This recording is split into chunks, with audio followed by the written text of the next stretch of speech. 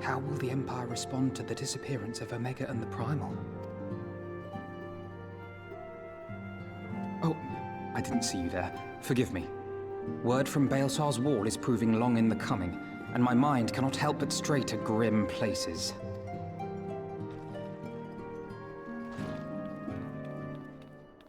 Alphino, a message from the Alliance. It's about time. Pray summon the others at once. Yes, sir.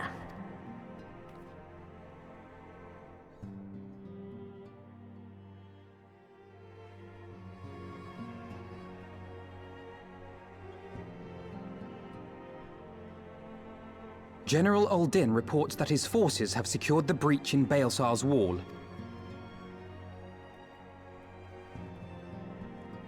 And what of the Primal and Omega? There is still no sign of either at this time. He writes that they will begin a more thorough investigation shortly. And, as expected, he wishes to petition the aid of the Scions of the Seventh Dawn. As expected. The Alliance's decision to capture a part of Baelsar's wall is open to interpretation.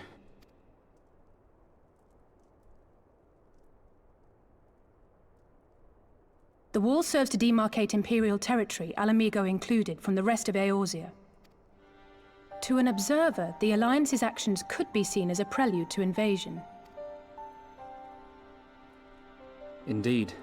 And the Alliance leaders have no wish to be branded invaders. You're saying they won't fight for Ala Mhigo? Even after everything that's happened? Not without the consent of her people, no. Make no mistake, Lys. The Alliance is in complete agreement that the Empire must be purged from Eorzea. However, they will not set foot in Gyr Abania until they have formally secured the consent and cooperation of the Ala Mhigan opposition.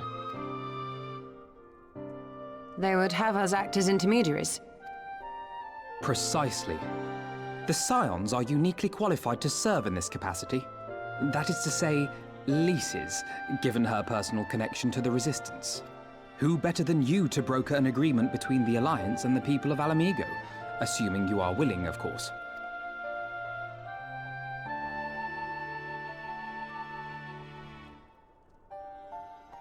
Of course I am! You know I'd like nothing more!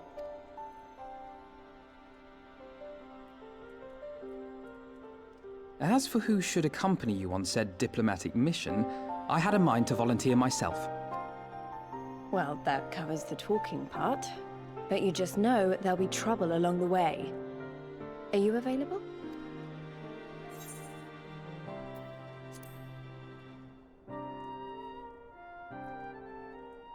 Thanks. It means a lot knowing you'll be there. I too shall accompany you. Such endeavors are seldom hampered by a surfeit of healers. Good point. Allow me to offer my services as well. I have spent quite enough time here of late, so I'll be coming. But we will need someone to keep an eye on things. I trust you have no objections? None, my lady. Gladly shall I continue to serve as caretaker of the Waking Sands, and there keep watch for signs of primal and Ascian activity both. As capable as my learned friend undoubtedly is, there are some troubles that may prove too much for a single Scion, on account of which I mean to stay. It is settled then. Let us each see to our preparations.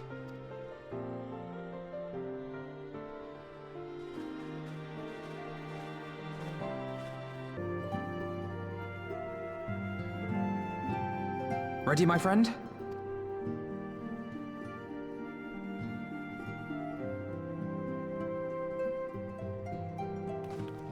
Well then, Tataru, I leave the rising stones in your capable hands.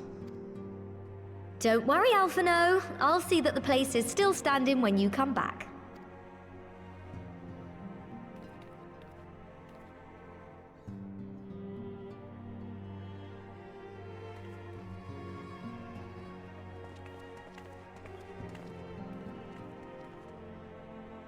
Mistress Y'shtola has unfolded all.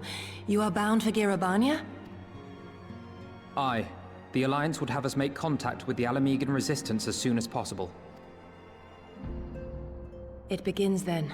As soon it shall in Doma, if the gods are good. 'Tis but a pity it must be now. I am sorry that we shall not be present to fight beside you in the battles to come.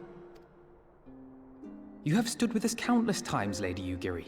Pray do not apologize. Then let us thank you instead. You and yours stood with us from the first, when we came to this land as refugees in search of sanctuary. Loath am I to think what might have become of my people, had you not extended to us the hand of friendship. We will never forget. This I solemnly swear. Much has changed since first you set foot on these shores. Revenant's Toll stands as a testament to that. I'm sure your people will manage in your absence. Indeed.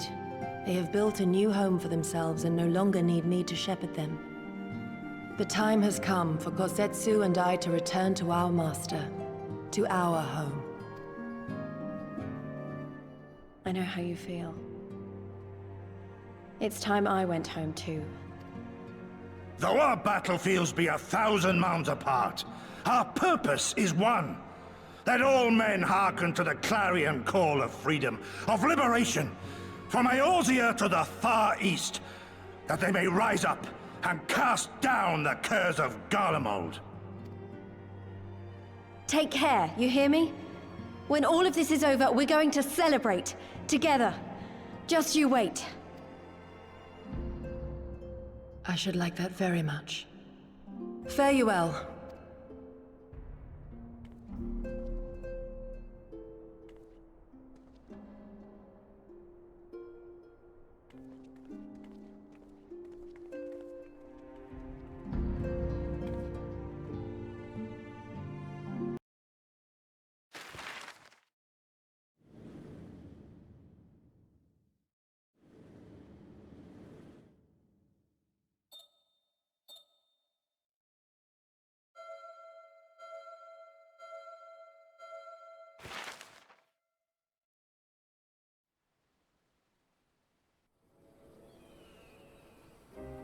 I remember crossing the border, standing in Girabania once more.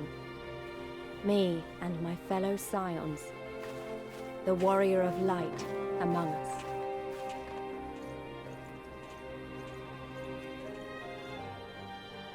Behind us, Baelsar's wall cutting the land in two. Freedom on one side, tyranny on the other.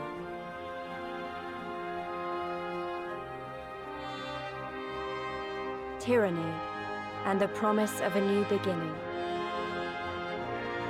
But one that could only be bought with flames and blood.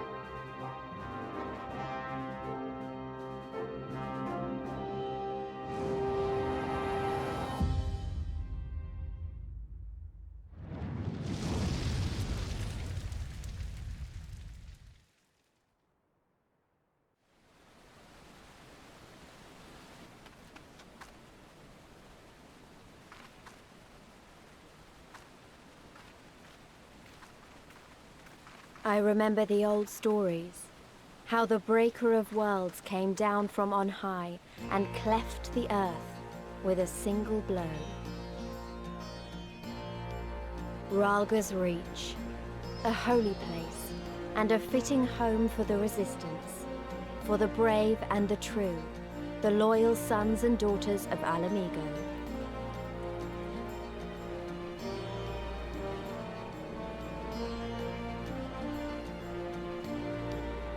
They were waiting for us there, men and women whose souls still cried out for what was lost, for what could be ours again.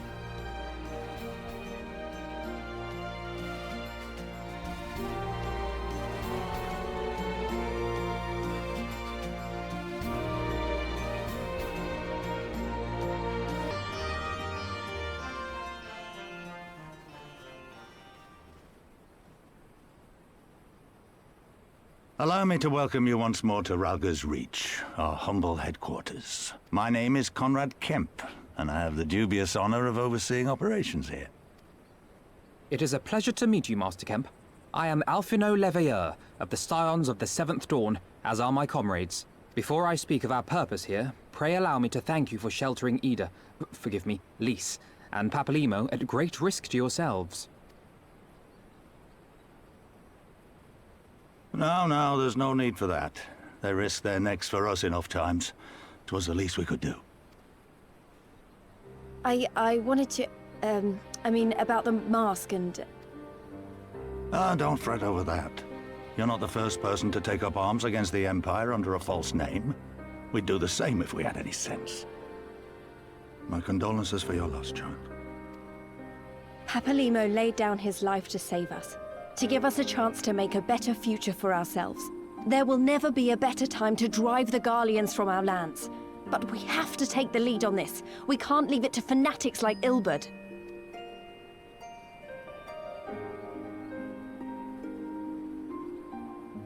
More than a few of our people were taken in by his promises.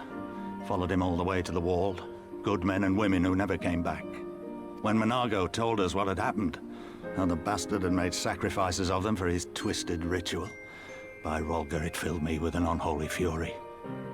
But what's done is done. Best we can do now is see that it wasn't all in vain. That is why we are here today, sir, to see that some good comes of this tragedy. On behalf of the Eorzean Alliance, we do hereby extend a formal offer of military assistance to the Ala Mhigo resistance. Do you now? Well, go on then. I'm sure there's more to it than that.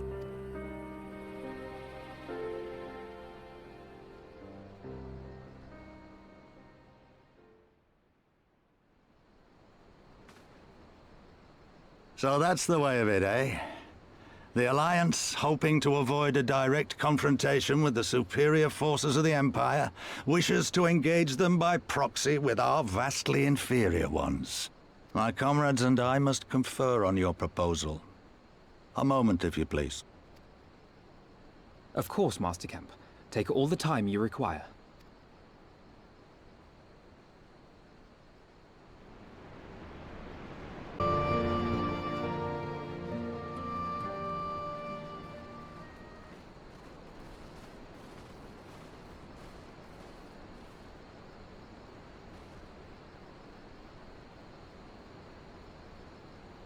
Thank you all for waiting.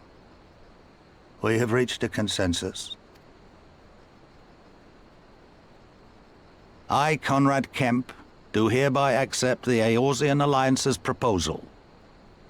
You must understand, however, that our cooperation comes with certain caveats. Those caveats being... I take no joy in this, just so you know.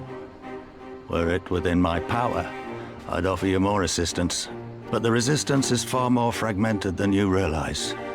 The men and women in my care belong to but one of many factions. Simply put, I can only speak for the people of Rolger's Reach. Now, I have every intention of appealing to the others, and I expect many will agree, but it will take time. And I cannot guarantee universal support. Understood. I shall see that the Alliance is under no misapprehensions as to your position. Much obliged. But that's not the whole of it. As you can imagine, the loss of those who cast their lot with the Griffin left us short on numbers. Some of our most trusted veterans died at the wall, and we've had to fill their posts with the young and inexperienced. Frankly, everything's in a right bloody mess. Oh, we'd be more than happy to help you get back on your feet. If we're going to work together, we'll be doing ourselves a favor. Well, there's no shortage of work to be done, that's for sure. We're in dire need of new blood, too. Ishtola and I could lend a hand in the infirmary. From what I saw, they could do with a few more healers. Very well. I, for my part, shall return to the Rising Stones. I'm certain there are others among the Scions who would welcome the opportunity to fight for Ala Mhigo liberation.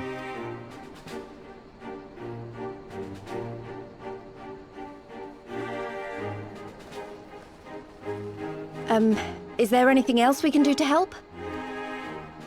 I had something else in mind for you, Lot.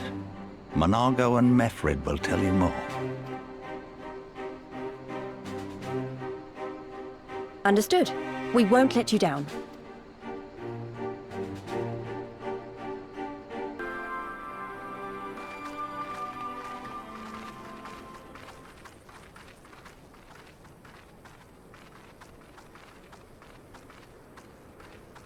It is good to see you again, my friends.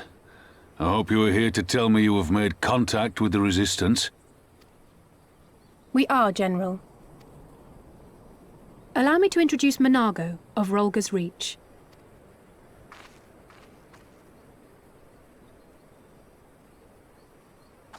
At your service, sir. And may I say what an absolute honor it is to stand before the Bull of Ala Mhigo. These are not the Blood Sands, girl. You and I are but soldiers on a battlefield fighting for the same cause. As you say, General. On behalf of Commander Kemp of the Ala Mhigan Resistance, I present to you our formal response.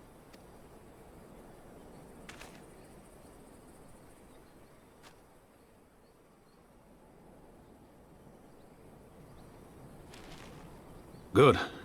I'm glad we've reached an accord. Though I was not aware you had suffered such losses. Aye. Some of our finest took part in the Griffin's doomed assault, and we've been struggling to find new recruits ever since. The massacres cast a pall over the whole Resistance, and many who might once have been open to joining us have since thought better of it. After all of the Griffin's false promises, one can hardly blame them. They have no desire to give their lives for a lost cause.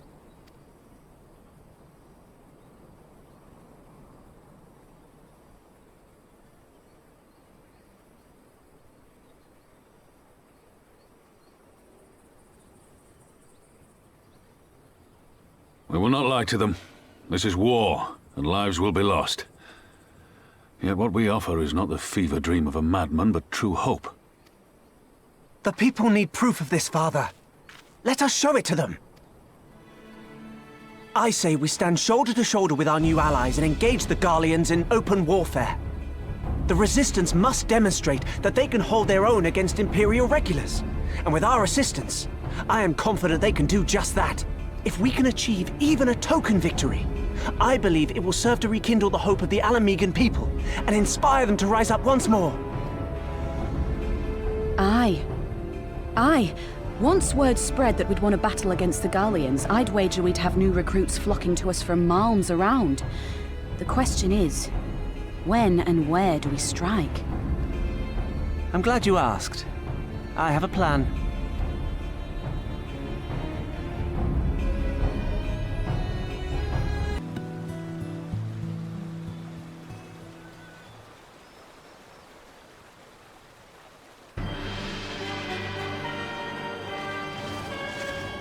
Things looked grim for us after Cartano, didn't they? Oh, how they doubted us. Yet here we are, right as rain, with fancy new toys to put through their paces.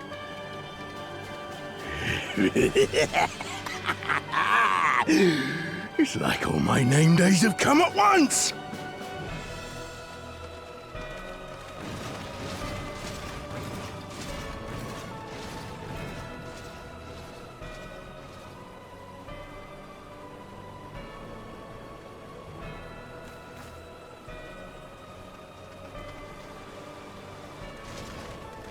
Well, well, well, if it isn't Garland's little troublemaker. I can't wait to see the look on Xenos' face when I bring him your head.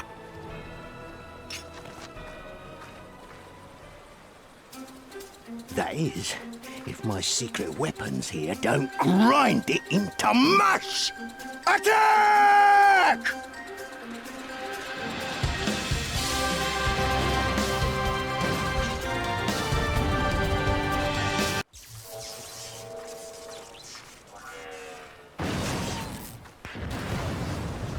Oh! Damn it all! Miracles of Magitech design, my arse! I've passed harder stools than these piles of scrap. You'll pay for this! Mark my words, the next time we meet will be the last!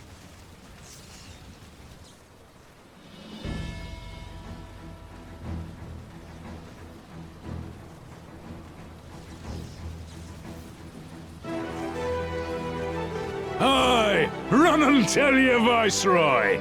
The day belongs to Ala Mhigo! Yeah! Yeah!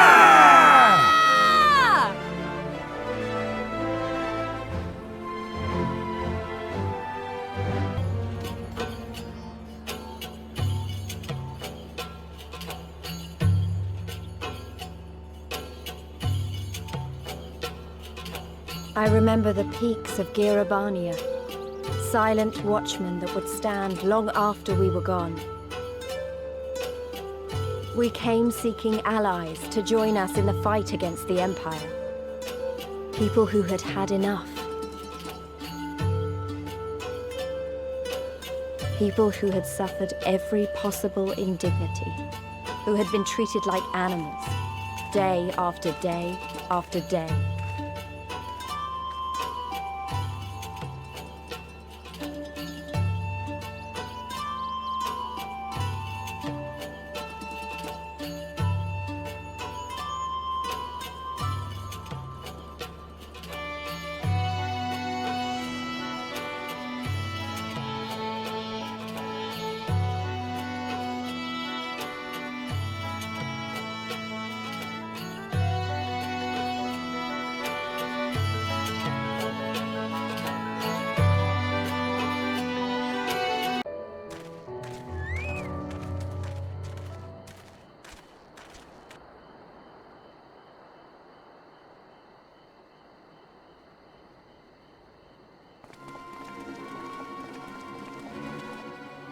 Are they Imperials? Worse. Skulls. Listen, Lys. Whatever happens, stay hidden and do not intervene. Understood? What? You there! Halt! You know you shouldn't be here. Explain yourself.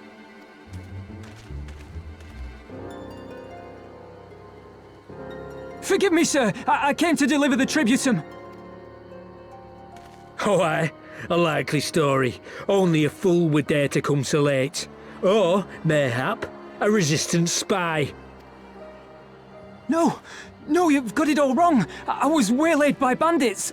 It's not my fault. I said halt!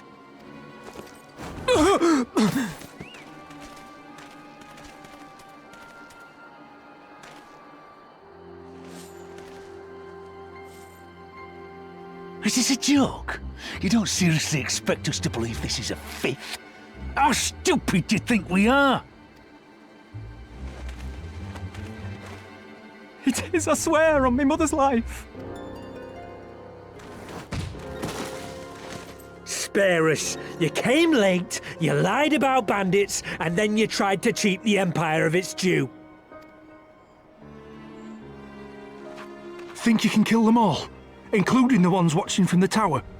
Even if you did, others would come for him and his family. You'd be condemning them all to a life of hard labour, assuming they didn't just execute them, that is.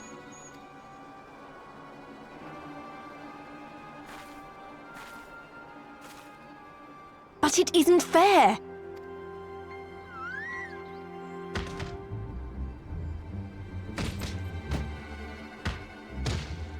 It's your bloody fault we're stuck out here patrolling this god's-forsaken wasteland. It's your fault I have to listen to people go on and on about how Ala Mhigans can't be trusted. I've worked and toiled harder than any man. I'm a citizen, goddammit! And what are you? A stupid, stubborn little dog who'd sooner bite the hand that feeds him and pine for the good old days. That's enough! Lord Xenos is expecting our report.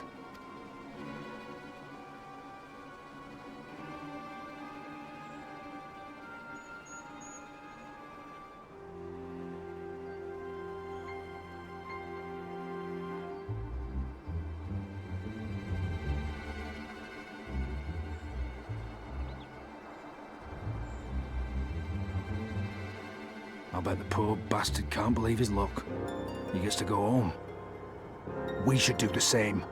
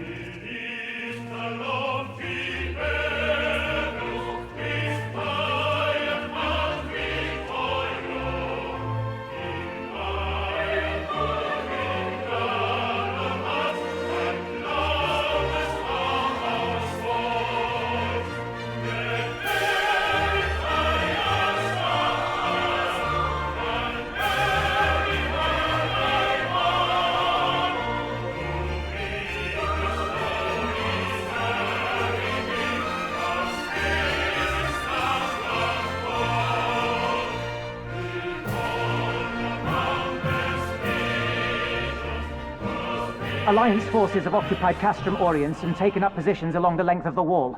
Our patrols have engaged their reconnaissance parties on site, but there have been no significant exchanges, save one. A unit tasked with field testing prototype Magitech weapons was attacked. The weapons were destroyed, with the unit sustaining near-total casualties. Near total? Go on.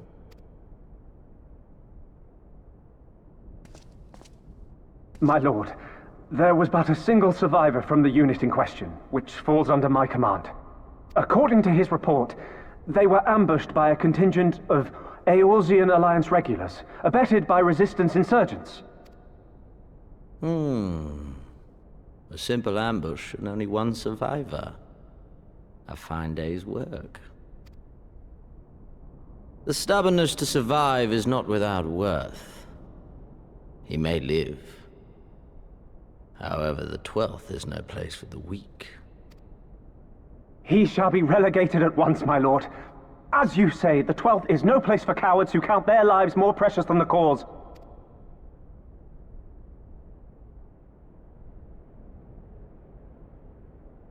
Indeed, indeed.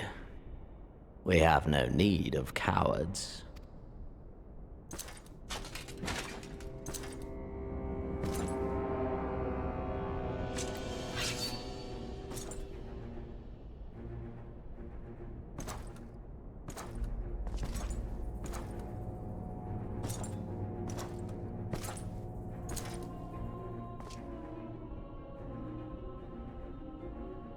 My lord,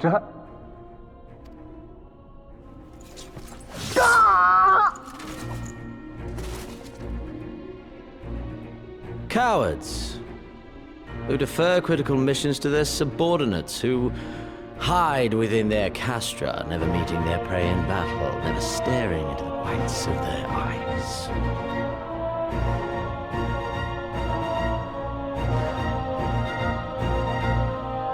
Why? When confronted with a heretofore unknown icon, did we surrender the wall to the Alliance? Because my honored father, in his infinite wisdom, has not seen fit to grant us leave to march on their lands. Accordingly, we have extended an invitation to our neighbors. Gir Abania is where we shall host them. The field upon which we shall enjoy the sport of kings. Patience is paramount. Cornered animals may have spirit, but they are ultimately predictable and very poor sport. But if one dangles the promise of freedom before them while nipping at their heels to stoke their passion, then things become interesting. It is a delicate dance, one which asks much of my hounds. And so I put the question to you, my fellow huntsman. How shall we deal with these savages?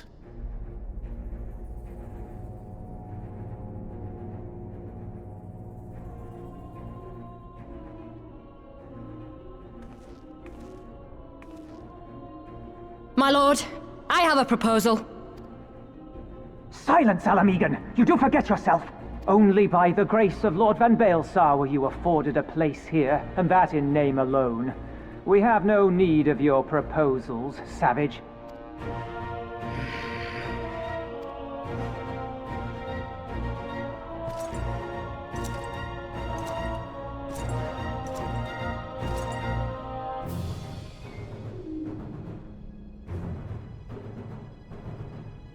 This savage yearns to hunt her own.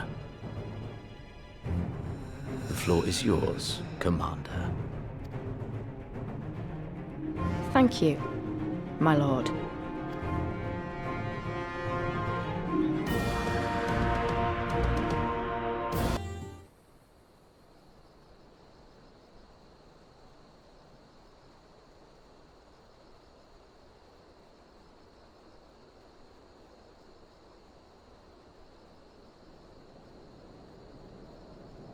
Excellent.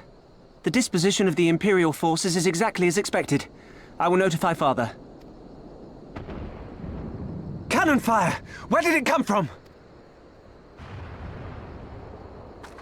Smoke! There! Is that... Oh gods, it's Rhalga's Reach.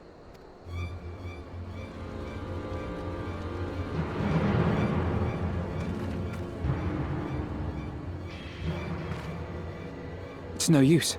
I think someone's jamming our communications. You don't think... Could this be part of a coordinated attack? Too early to draw conclusions. We must abort the assault and return to the Reach at once.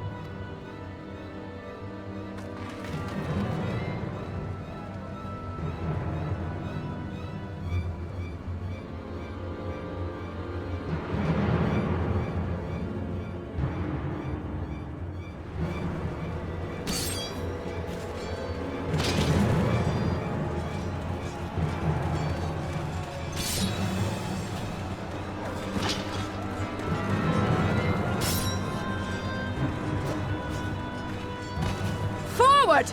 Forward! Give them no quarter!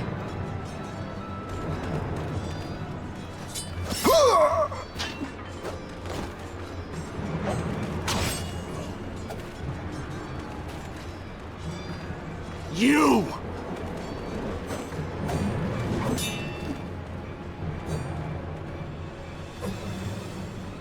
Traitor!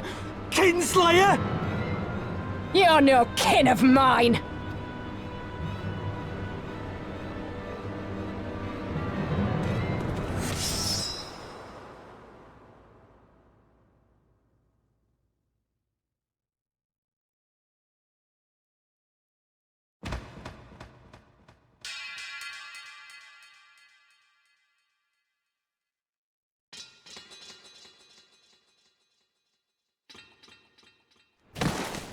Mefred!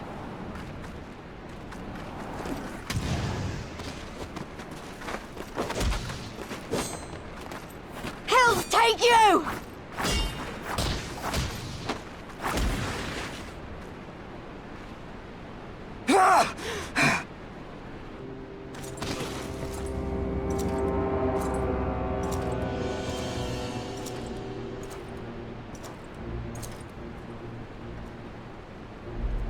Well, well. Stand aside, Pilus. This one has promise.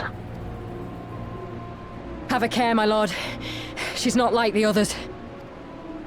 Do not disappoint me, girl, or I will kill you.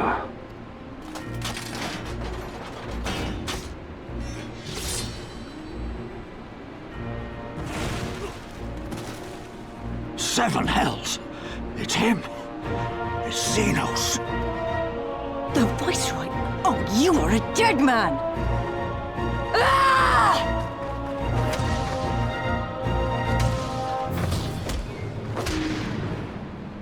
So spirited, and yet so empty.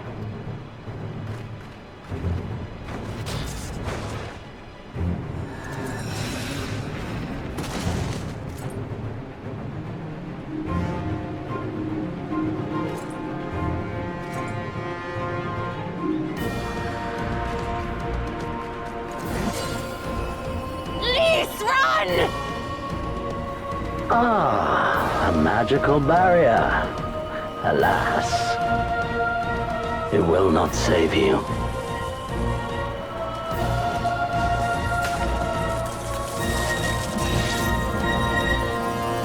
How? Yashola! Hold the line, Byrolga! Hold the line!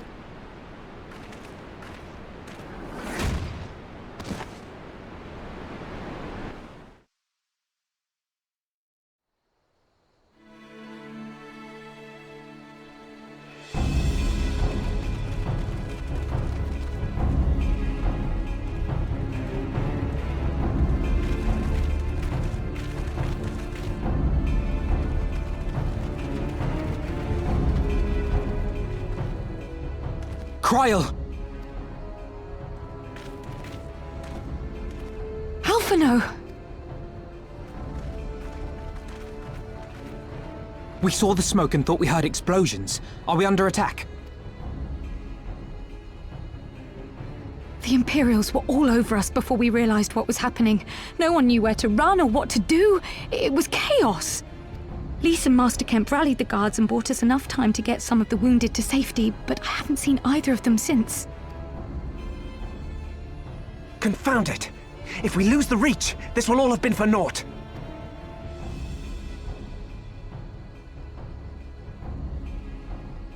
Arenvold, can you escort these people to the wall?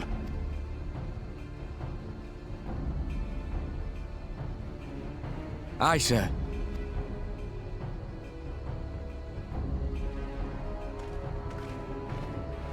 Our place is at the Reach. We must offer such aid and succor as we are able. Saving lives is now our paramount concern. If we can hold back the Imperials until Father sends reinforcements, we may yet turn the tide.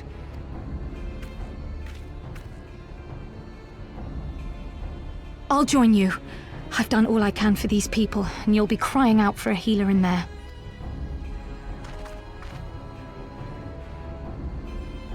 I fear you're right. Come, there is no time to lose.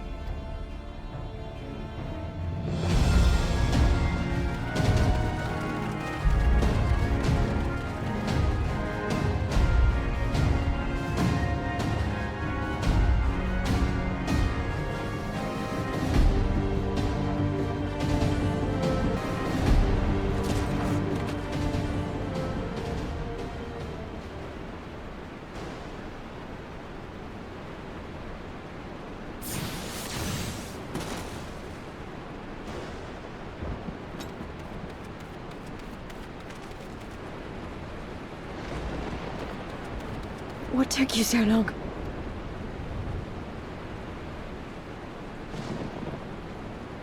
Alphino, I need your help!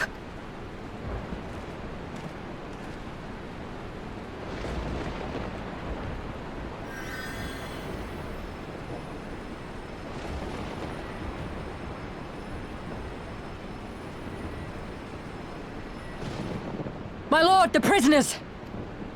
See to your men, Pylus.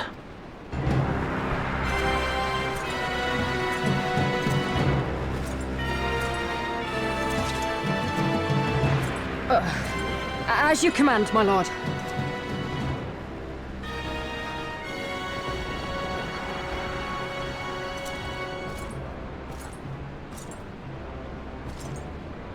Your friends were a disappointment. But you will entertain me, will you not?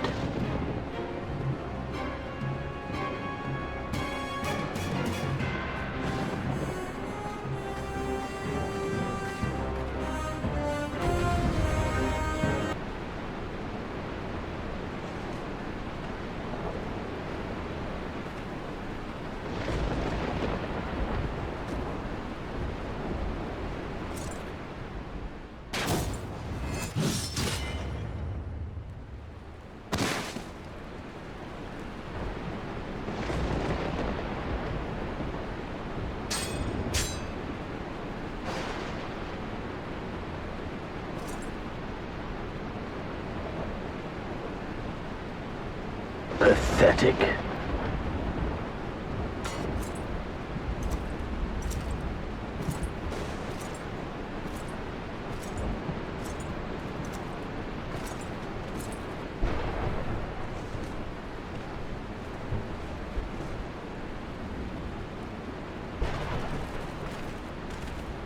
Seven hells.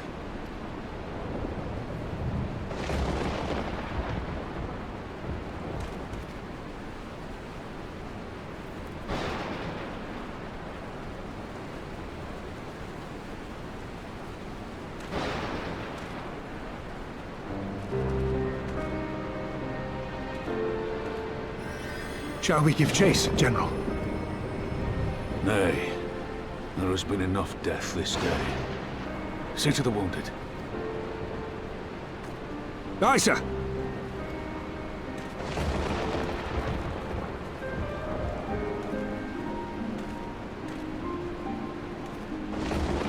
You all right, lass?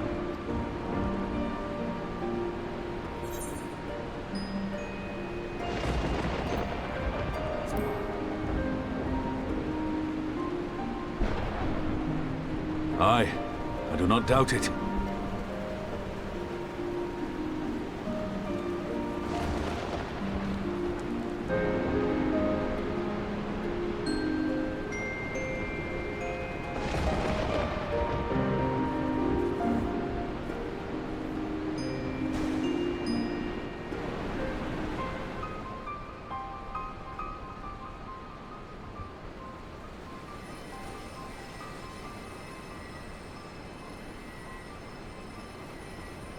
Don't you die on me, Ashola! Hold on! Don't worry, it's going to be all right. Alphino, Master Kemp is all yours. Understood.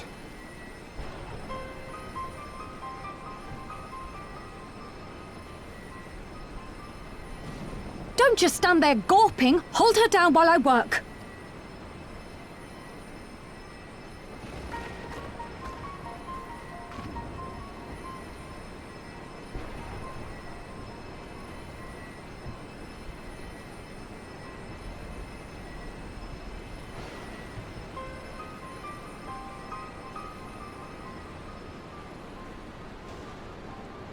The worst is past, but without the proper facilities, I can do no more. Master Kemp too would be better served in the infirmary. Let us take them there without delay. Give us a hand, would you, Lise? Of course. I know you must be exhausted, but there will be others who need our help. Leave these two to us and look to the other wounded.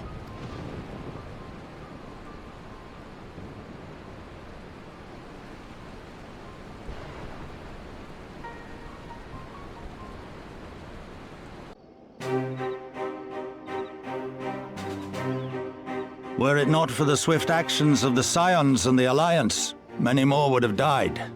You risked your lives to save ours, and for that we thank you. There is no need for thanks. We are allies, are we not? Aye, just so. Let us not dwell on this tragedy, but look to the future. The future?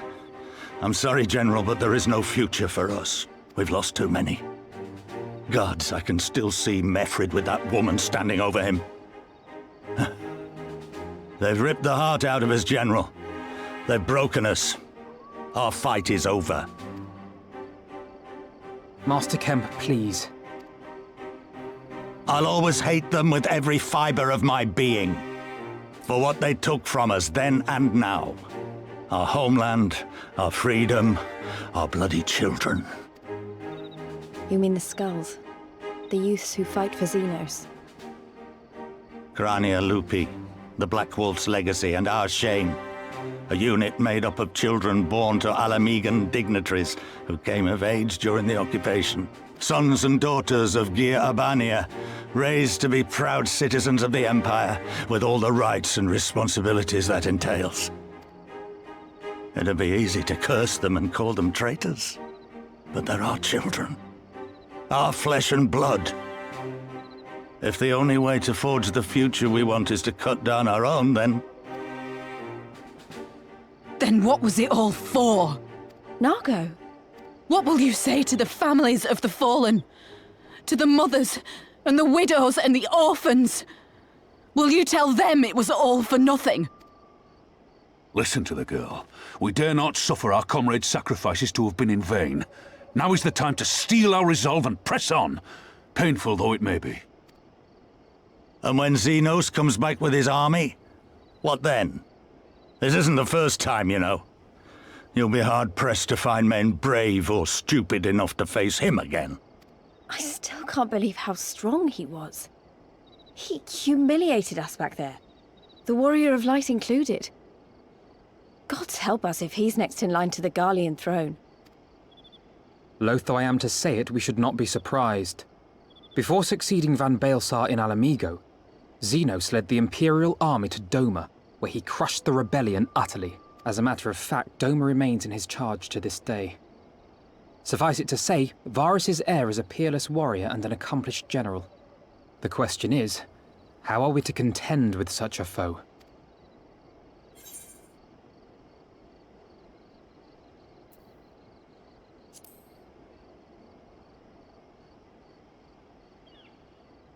Interesting.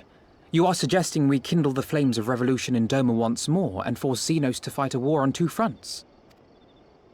For that, there would need to be someone left to fight on this front by the time you got back. Look, I'll not deny the plan as promised, and I feel for our brothers and sisters in Doma, truly I do. But I fear we lack the strength to see it through. Have faith in your people, Master Kemp. Them and the Scions. Hold fast, rebuild, and when all is in place, we shall defeat Xenos together. If you're going to Doma, I'm coming too.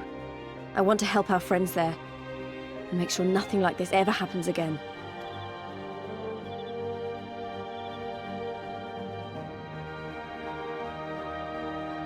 Give us the time we need, and we will give you something far greater.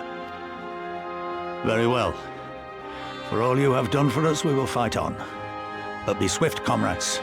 Ala Mhigo has suffered enough.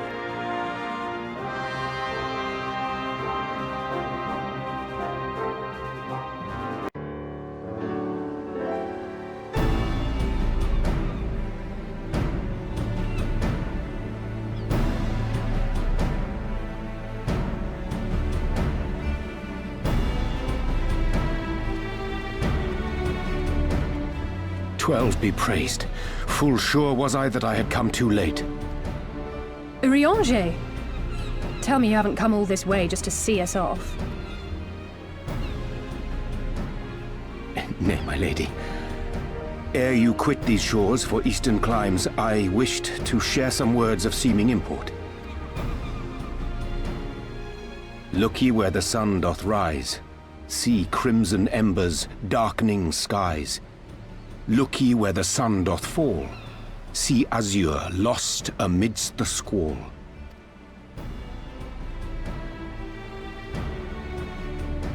Well, that sounds suitably foreboding. Another one of your prophecies, I presume? Of far eastern origin, aye. It is mine earnest hope that this ancient wisdom may serve to guide you on your journey. For what dangers lie in wait for you upon those distant shores are yet beyond my knowing.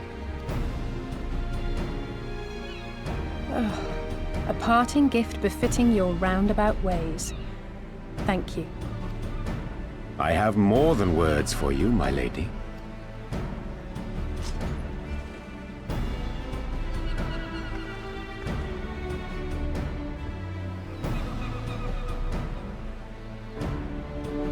It's beautiful. Is it for me? Though undeniably powerful, your ethereal blade taxeth you greatly in the wielding.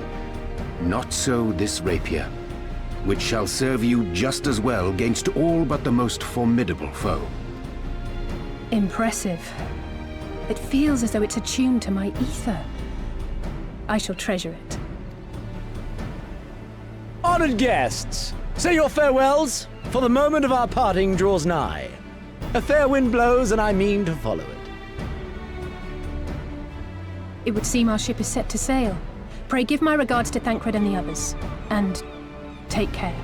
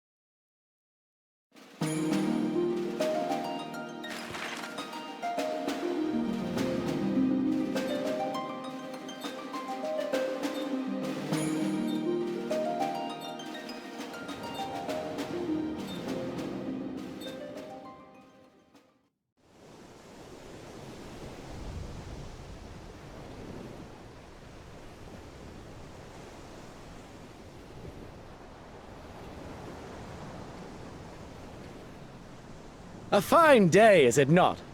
Fair winds and following seas. The Misery is enjoying herself. Nevertheless, it would not do for you to spend the entirety of our voyage above deck. Let me show you to your quarters.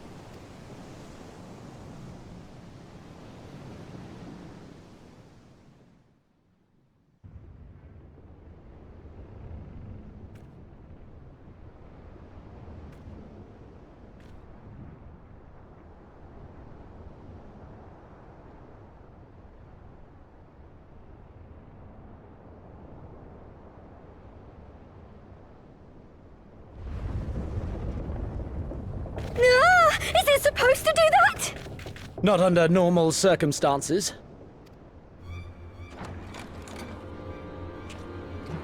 Captain! You're needed on deck! Something queer's afoot. The winds died down, the waters went still, and all of a sudden, we were dragged off course. Dragged? By what? Can't rightly say, sir. But some of the lads are muttering about seeing things in the water. Things that shouldn't be there. Oh, for the love of... If you will excuse me a moment. Actually, might I persuade you to join me? Loath though I am to admit it, I have a bad feeling about this.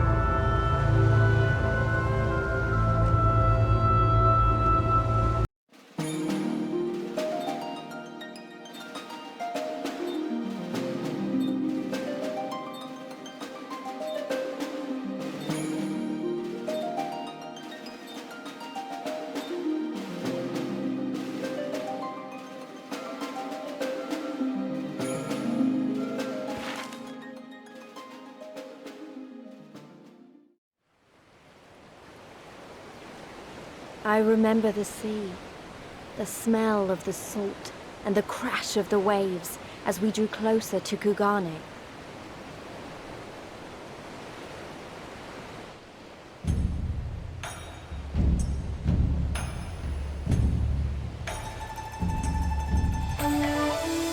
The only port open to outsiders in Hingashi, across the Ruby Sea from Othard, from Doma.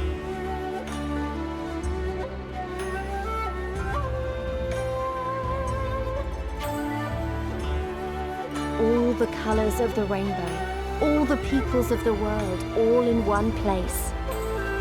I wish you could have seen it.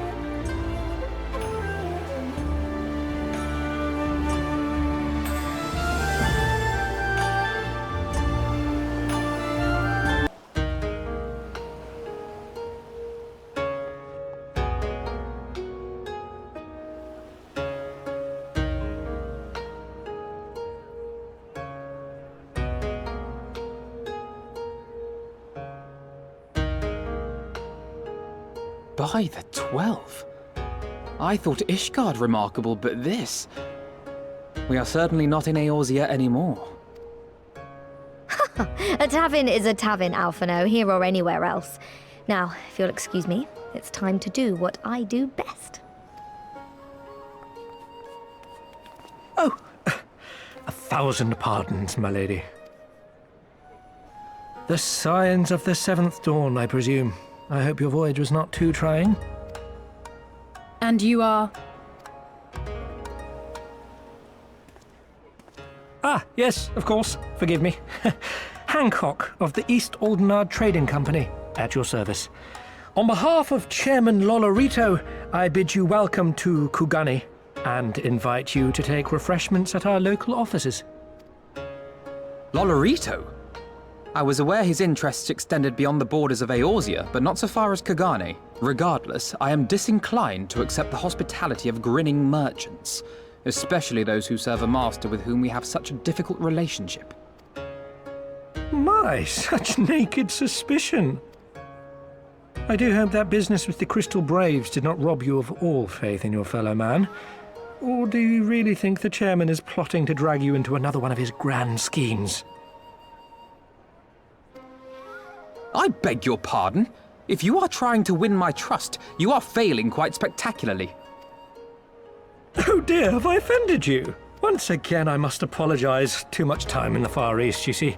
One is compelled to talk in circles round everything here, and one finds oneself longing for the invigoratingly candid speech of the Uldan markets.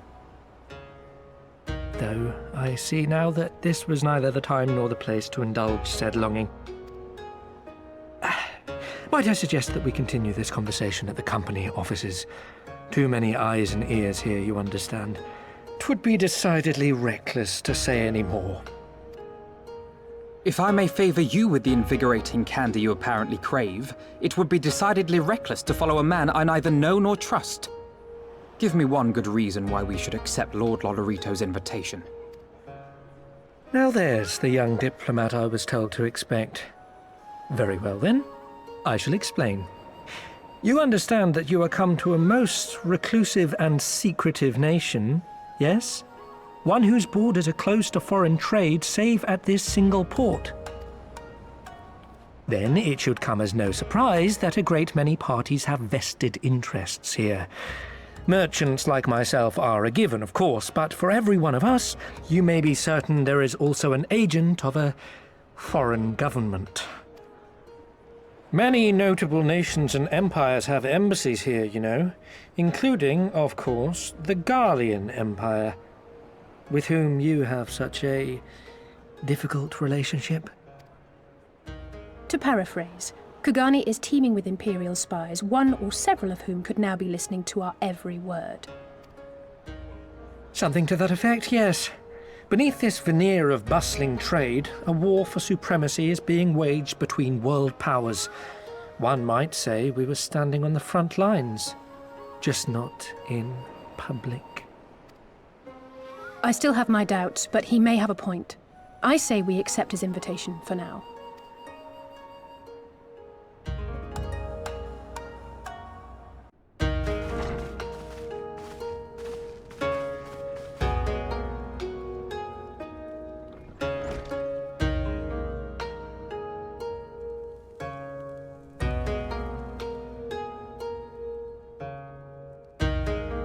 Our thaumaturges took great pains to ward these walls against all manner of surveillance. Where business dealings are concerned, we do not compromise on confidentiality. You may avail yourselves of these offices for the duration of your visit. Come and go as you like, and know that you may speak freely here. Your offer is most generous, but I will not enter into any agreement which would leave us beholden to you or your master. A legitimate concern. Allow me to clarify, then.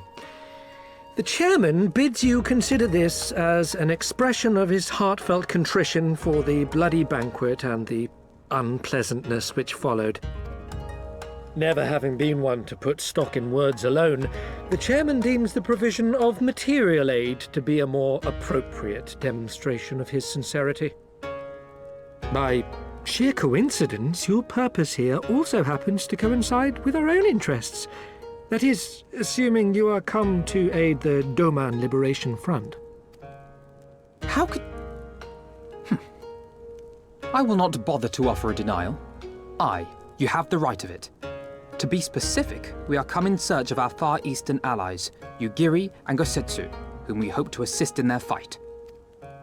The Auri Shinobi and the Rugadan Samurai? Then you will be pleased to know that they have both come to Kugani. Are you sure? Quite. They came here aboard a company vessel, you see. However, they encountered difficulties securing passage across the Ruby Sea. The Ruby Sea? Sorry, I've never been any good at geography. Forgive me. This calls for a map.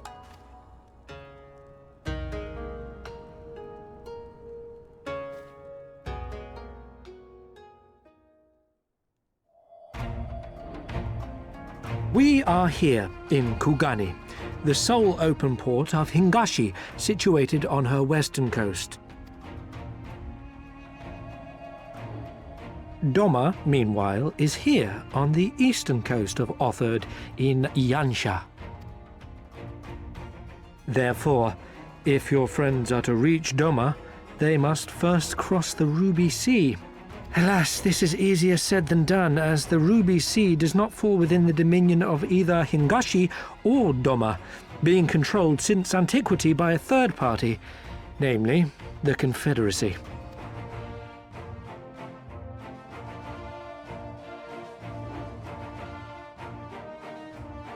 Said maritime collective is known for the consummate skill of its sailors, and for demanding that any vessel entering its waters pay a toll referred to as the Ruby Tithe.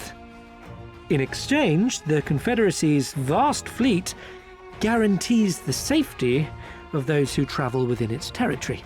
Now, as I'm sure you are aware, Garlemald conquered Doma some 25 years past, at which time the Empire saw no value in controlling the Ruby Sea, and thus did they turn a blind eye to the activities of the Confederacy.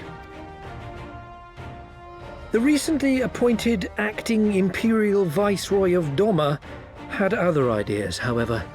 She has formally condemned the Confederacy and declared that any who recognize their authority shall be branded enemies of the Empire. Bowing to this pressure, Hingashi severed ties with these toll-takers and forbade the payment of the Ruby Tithe, prompting the Confederacy to make it known that any merchants choosing to sail the Ruby Sea would do so at their peril.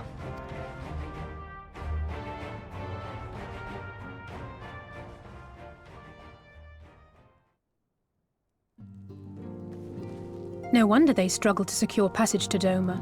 What captain would risk such a journey given the circumstances? I'm told your friends were not so easily deterred from their course, but I know not whether their persistence bore fruit. I say we follow in Yugiri and Gosetsu's footsteps and attempt to secure passage to Doma for ourselves. We will need to cross the sea in any case, and we may learn something of their whereabouts in the process. And should we find that they are still in Kugane, we can make the journey together. In that case, I have some information which may be of use to you. No quid pro quo, I assure you. The chairman was most insistent that I aid you to the best of my ability.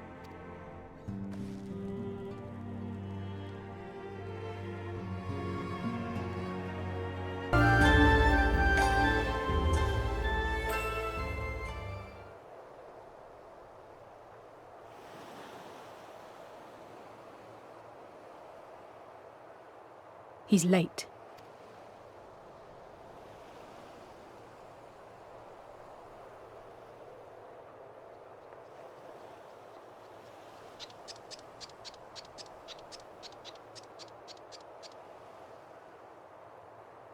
Endless and most sincere apologies to you and yours, yes, yes. This way, quickly now.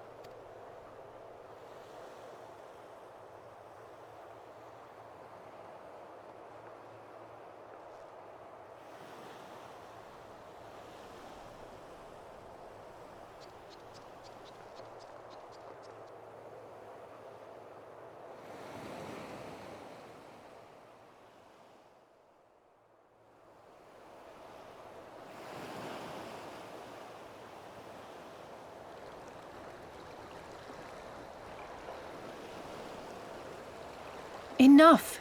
Where are you taking us? Where is the ship?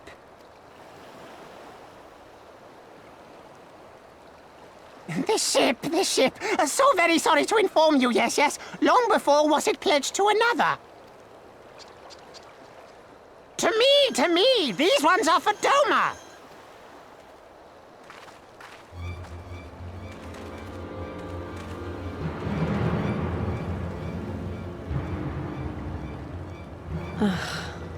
I knew it couldn't be this simple.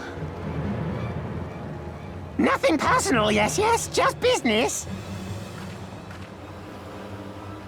Then business is about to take a turn for the worse.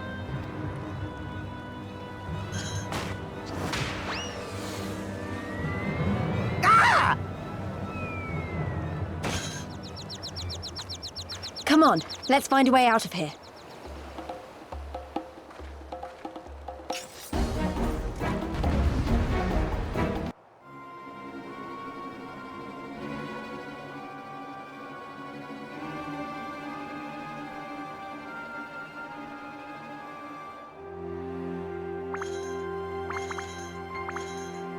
Stay hidden and quiet. Understood?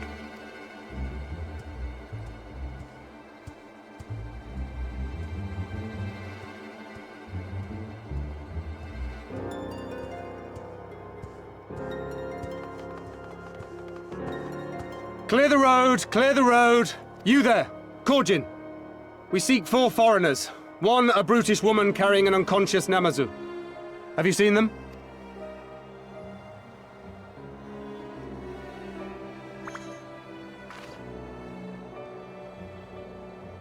For foreigners, you say? Ah, yes! Very rude they were, making no apology as they barged past. They went that way, I think. Many thanks, good sir. With me! They cannot have gone far.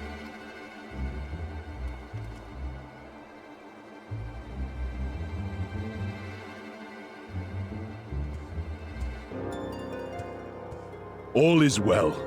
The Sekisei Gumi will not return this way for some time, I should think. You are of the East Aldenard Trading Company, yes? Come with me. I know a safer way.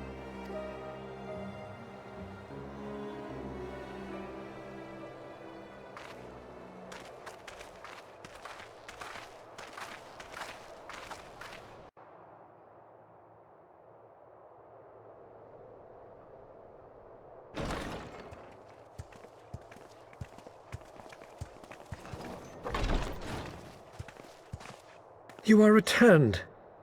And with guests, I see.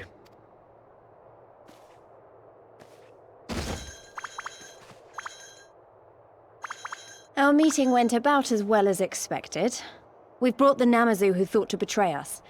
When he wakes up, we'll see what he knows about Yugiri and Gazetsu. Well done, you. When I saw the Sekisei Gumi out in force, I did begin to worry, but I see my fears were misplaced. Actually, if it weren't for Soroban, we might not have gotten away. 'Twas my pleasure. Yet I must ask, Soroban, why would you deceive the Sekisei to help us, foreigners of whom you know naught? Why, out of the kindness of my heart, is what I would like to say, but my motives are not so pure.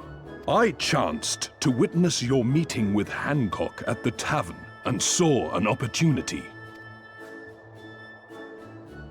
An opportunity? Like many, I came to Kugane as a trader to make my fortune. Korjin of the Red may serve the Empire as mercenaries, but Korjin of the Blue walk a different path. Regretfully, most here would rather not meet our gaze, much less do business. So I seek the custom of those less predisposed to dismiss us outright, namely the East Aldenard Trading Company. Quid pro quo, is it? Well, there is no denying that we owe you a debt. What say you, Hancock? Will you consider doing business with our entrepreneurial friend here? Rest assured, Master Soroban, that in matters of trade, the company does not discriminate. We would be honored to hear your proposal. I promise you will not regret this, good sir. Ah, yes. You sought passage across the Ruby Sea, did you not? I have a ship you can use. You do? Well then, far be it from us to refuse. You have our deepest thanks. And you mine.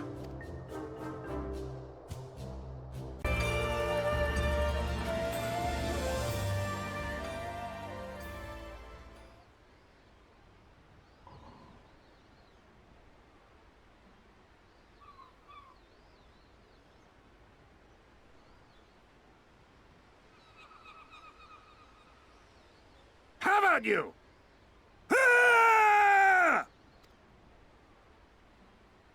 Was that? That was Gazetsu. I'm sure of it. He's in trouble. Lise, wait!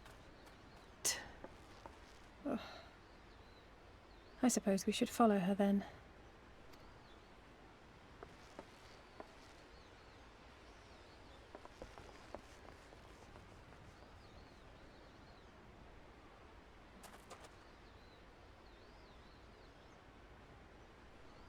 Victory to the samurai!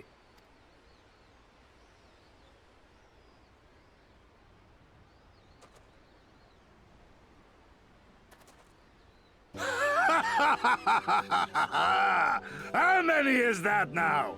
10 in a row?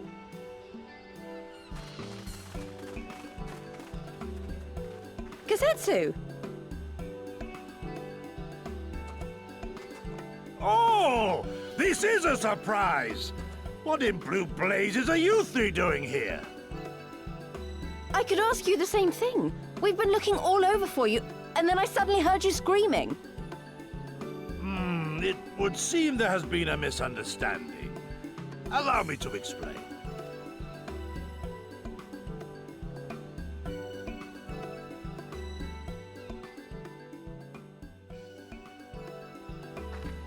So, in summary, you started a brawl with some off-duty Imperial soldiers and were subsequently arrested by the Sekisukumi, whom you somehow befriended and convinced to set you free if you could defeat a given number of them in single combat. 10 bouts for my freedom, aye. 'Tis but a pity you came too late to witness the last one. And with that, I'm free to go, yes? Our word once given may not be broken, but we pray you make every effort to avoid future altercations. Circumstances notwithstanding, my lord, we are honored and grateful to have witnessed firsthand the skill of a Doma samurai.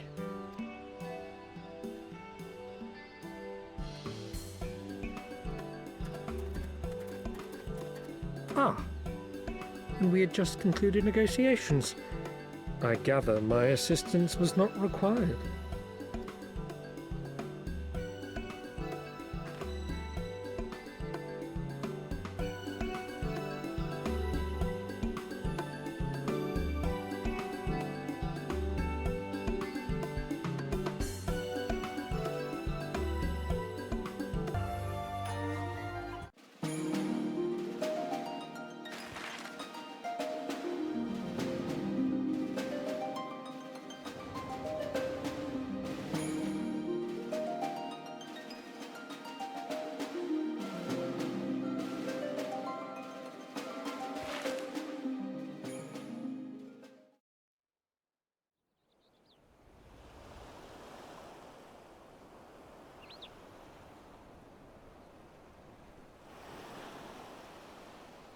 I remember the water, how it turned crimson in the morning sun.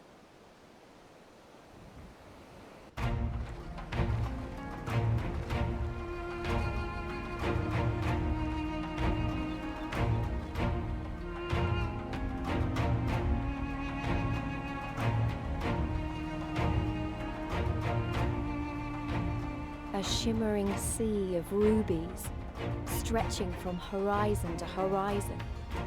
You could almost believe it went on forever. But beyond that red expanse lay a land in turmoil. On the shores of Othard, our Doman brothers struggled in vain.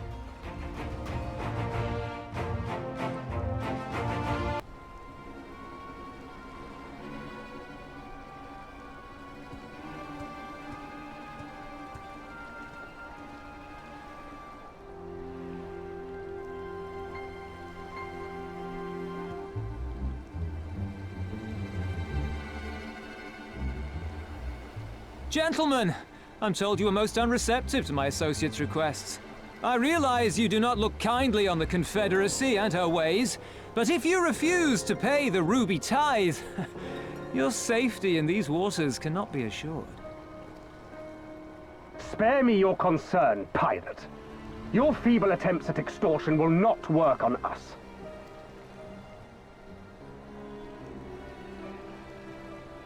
You remain at large because we allow it. Because you are such insignificant little pests that we see no need to swat you. But if you wish to risk the ire of the Viceroy, by all means, fire upon an Imperial vessel. Give us a reason to bring the full might of the Garlean Empire to bear against your pathetic fleet. Bastards!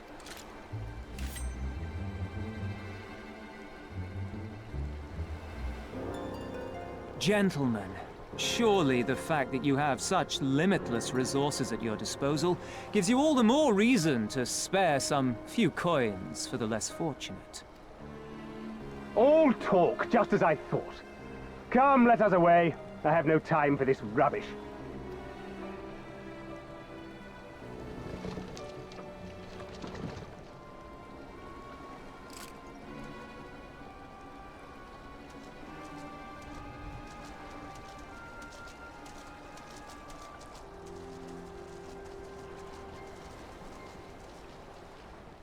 We're all the same to them, aren't we? Savages to be ruled or slaughtered.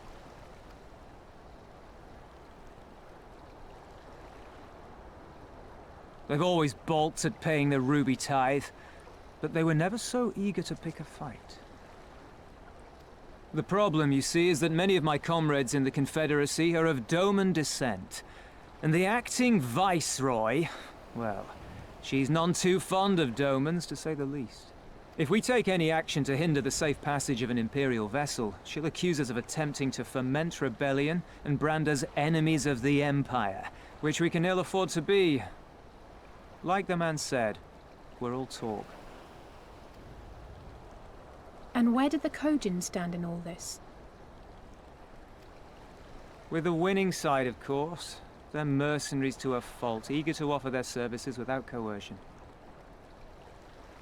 The Shellback could tell you more, though something tells me he would rather not.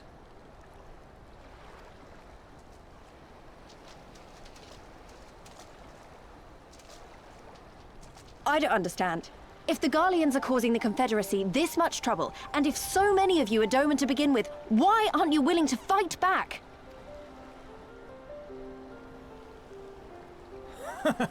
Spoken like a true friend of the Doman Liberation Front. If you're planning to rouse us with noble words and grand promises, don't bother. We all know what the Imperial Army can do. Compared to them, we're boys with boats. Besides, what ties a man may once have held to his home are forsaken upon joining the Confederacy.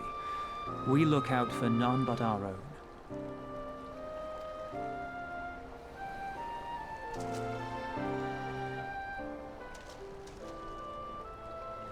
Be that as it may, our livelihood is under threat, and the captain will need to decide soon whether we're to go down in a blaze of glory or bow and scrape for crumbs from the Emperor's table. All while our friend the Viceroy continues her purge of Doma's radical elements. I believe she's holding court in one of the fishing villages even as we speak. That she-devil! Her perfidy knows no bounds! She must be stopped! Come, let us find Soroban and put us here at once. Tell the others that these ones have paid. We all have places to be.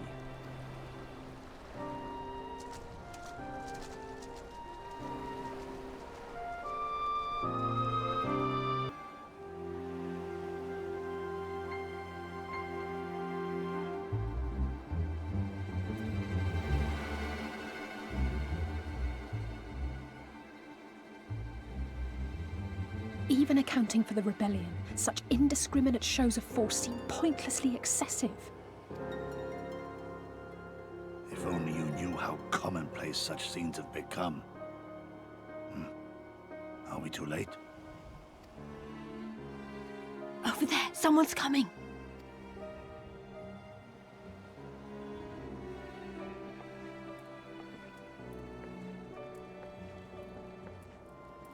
It is she, sworn enemy of Doma, of my master. The traitor who sold her homeland to the Garleans. Yotsuyu. The Viceroy herself. And look behind her. Isn't that...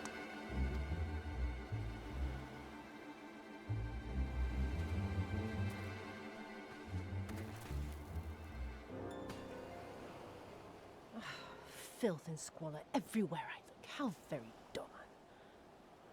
What I wouldn't do for a drink.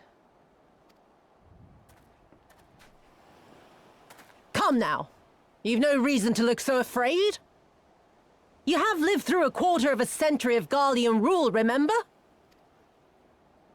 'Tis better to bend with the wind than stand tall and be broken. Therein lies hope. Therein lies freedom. I come before you today seeking affirmation. A heartfelt declaration.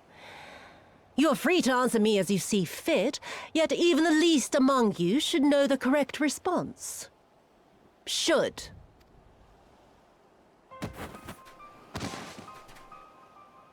A resident of your village, one of your neighbors, mayhap your friend, was detained by the Kojin this morning.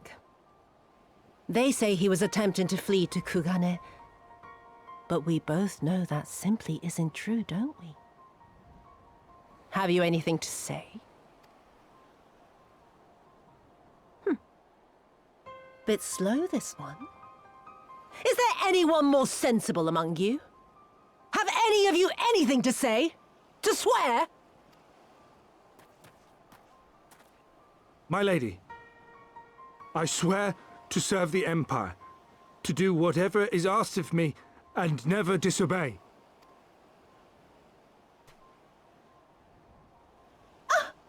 Well said, that man. Of course, it wouldn't do to simply take you at your word.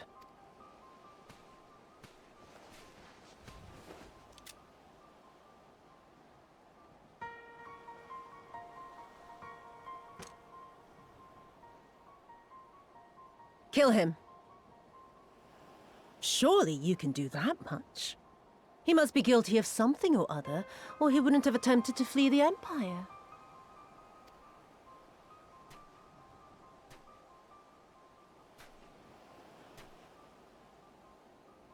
I have a family. Kami, forgive me. Kami, forgive me.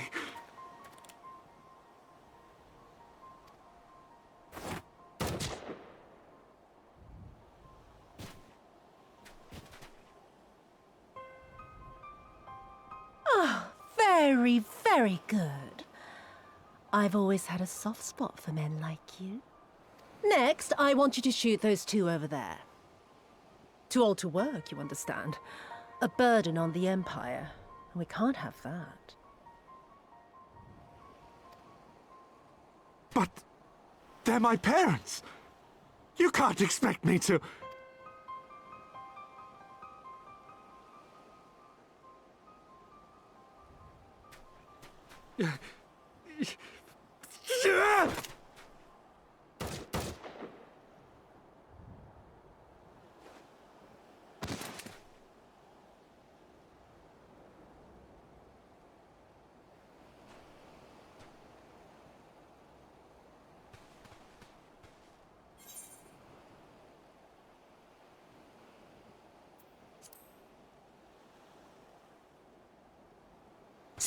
And think for a moment. If you go charging in now, every one of those villagers is as good as dead. We must consider the wider picture. If we act recklessly, we risk alerting the Garleans to our presence here, making it that much harder for us to work with the local rebels. To say nothing of the reprisals ordinary civilians would be made to suffer. Open your eyes, girl. They are already suffering. Let me go. I am putting an end to this madness. I will approach the village alone and identify myself as a former leader of the rebellion and a known fugitive. They will wish to detain me until they are certain they have learned all I know. Use this time to make your plans. You saw what those monsters did to the villagers. Who knows what they'll do to you, assuming they don't kill you where you stand? We live and die at the pleasure of the Kami. My fate is in their hands and no others. If it be of any comfort, I am no stranger to chains. You can't expect us to stand idly by as a comrade goes marching off to his death. And this is nothing like Kugane. Nor is it like the Reach, Lys, or the Wall. Let him go. Hold out for as long as you can, but remember, noble sacrifices are to remain an absolute last resort. I wish I could say it won't come to that, but only the gods know how we're going to get you and the others out in one piece. A miracle, perchance.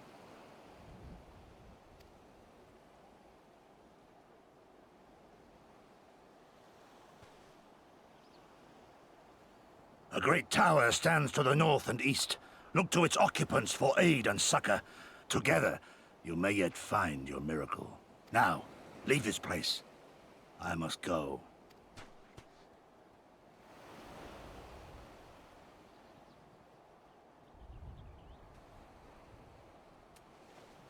Oh. Another idiot like all the rest. I'm beginning to think it may be something fundamental. Something intrinsic. Something quintessentially Doman to ignore the simple truth. You can't do a damn thing if you're dead.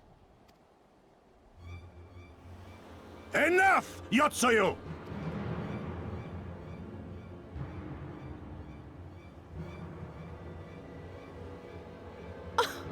Well now, this is a surprise. Hear me, Yotsuyu! Cease this farce, here and now, and I shall surrender myself to you. Refuse, and all shall answer to my blade.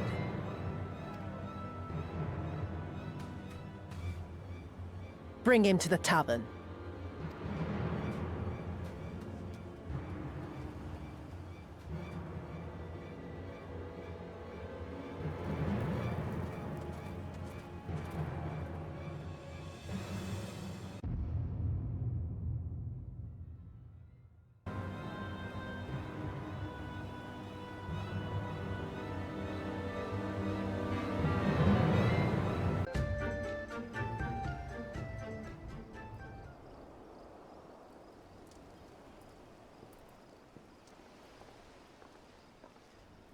Our most compassionate acquaintances return.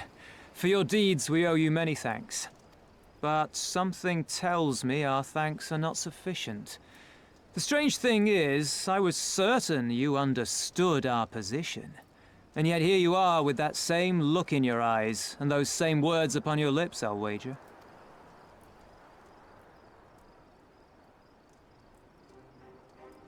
I speak only the truth. The Confederacy will not be spared Yotsuyu's wrath. You have always known this, that one day you would have no choice but to stand up to the Empire. I say to you that day is today, and come once more to ask that you join us in the fight. How convenient that recent events should lend such credence to your claims. Tell me, do death and destruction always follow in your wake? They had no part in it, Tansui. You know this. We all know this. They came and took our Doman brothers. They will torture them for her sport.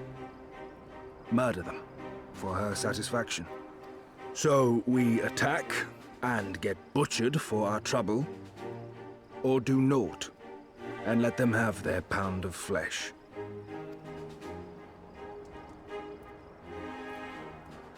If this be our choice, I say we suffer the ignominy. We endure. We survive. There is no better path. Until the day our enemy is grown weaker and we stronger, there can be no retribution. We will wait for a sign. Such is the judgment of the Confederacy. So that's it then. You're just going to abandon them to her. They'd die for you, you know, for the Confederacy. They would die for you, but you wouldn't even think to risk your lives for theirs.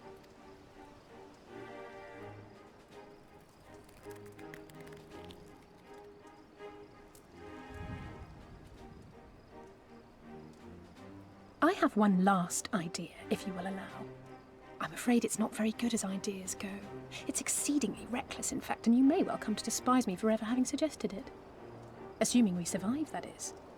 The question being, do you trust me?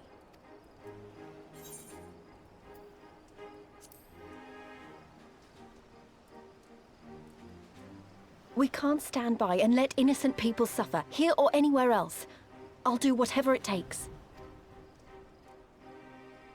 Then let us roll the dice. If it's a sign you want, we shall give you one. One rousing enough to make you drive every Garlean out of Isari without a second thought. You are wary of invoking the ire of the Imperial forces stationed in Doma, correct? Know then that once we have rescued our comrade and freed Isari, we mean to liberate the nation as a whole. You will doubtless require assurances that we are capable of achieving this, and that is only fair. Accordingly, we shall demonstrate our seriousness by depriving the Garleans of a key ally, the Kojin. What, the three of you, just like that?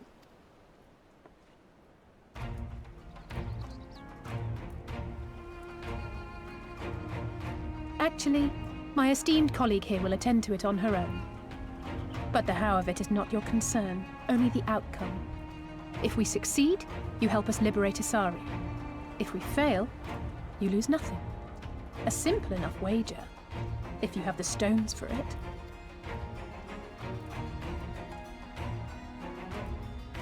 The little miss does make it hard to refuse, does she not?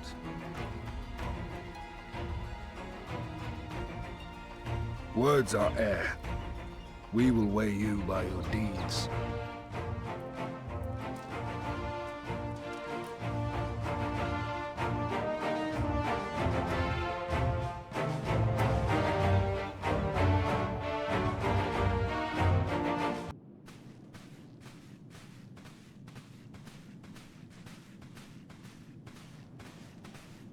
Is that light I see up ahead?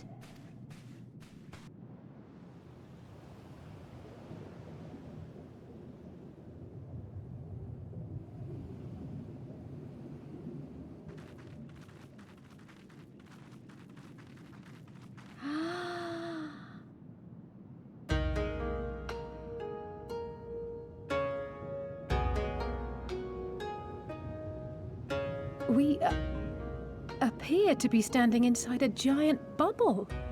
By the 12, I think we're on the seabed.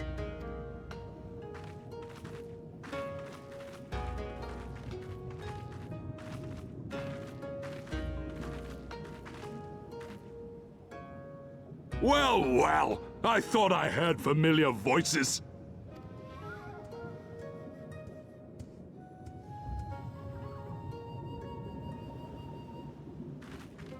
Soroban, what are you doing here? What a curious question. I live here. Then this is the home of the Blue Kojin. Just so. I bid you welcome to Tamamizu.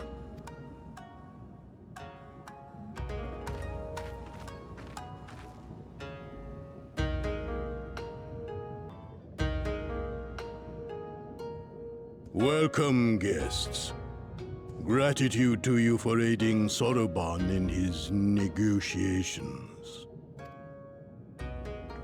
We thank you for your hospitality, honored elder. Pray forgive me my brevity, but I wish to discuss an urgent matter.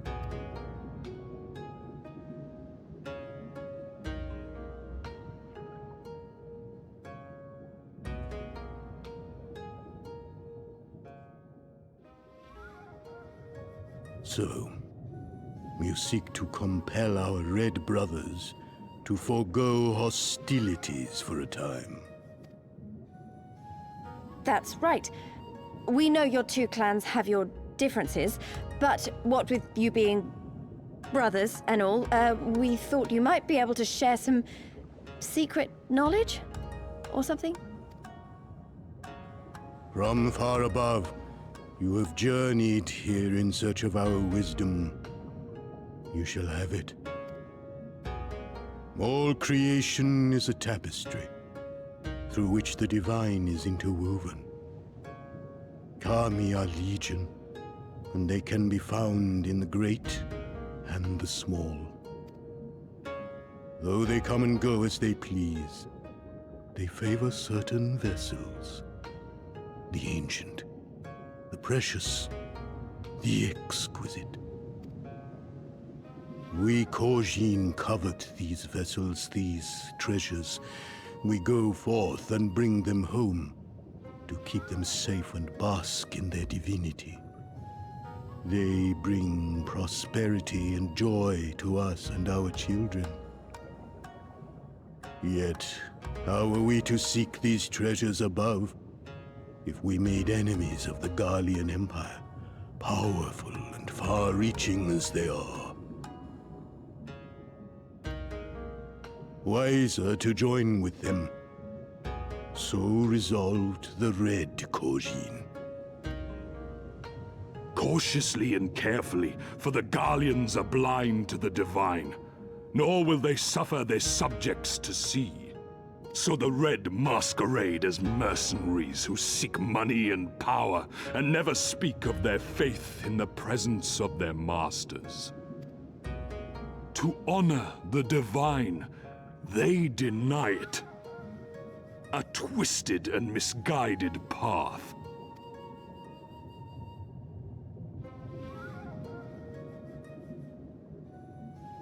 Aye, aye. Kami will not abide such foolishness. This they shall learn to their sorrow. While our Red brothers live by the sword, we Blue Kojin uphold the old ways, engaging in trade and valuing peace. Alas, men distinguish not between our clans, and judgment for the doings of the Red falls unjustly upon the Blue. Thus do men grow more and more reluctant to deal with us, denying us our treasures. This cannot continue. On that point, we are in agreement. You are willing to aid our cause, then? There is a way that the Red may be driven to retreat into their shells. But to share with you this knowledge is to reveal secrets of the divine. Assurances must first be had, trust forged, a bargain struck. Well said, Elder. In great crises is great profit to be had. Delight not overmuch in such things, Soroban. Now, tell our guests what must be done. As you wish. Well, I've no idea what we've gotten ourselves into, but so far so good, right?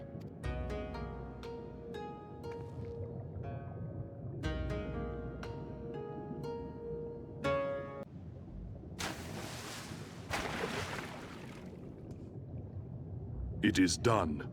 Your offerings have been given to the sea.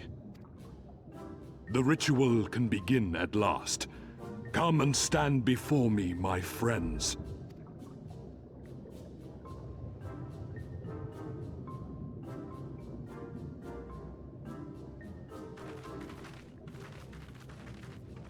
Yes, yes. Listen to my words, and let all else wash away. Listen to my words, and feel them flow into your heart.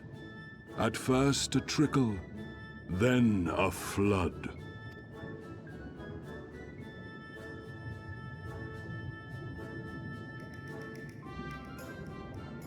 O Kami of the fathomless waters of the fallen, the ascended, the flowing, and the becalmed, caretakers of the shallows and of the depths, receive of us our meager offerings, cleanse these ones of earth and stone, and grant them your blessing, that they might drink deep of the divine.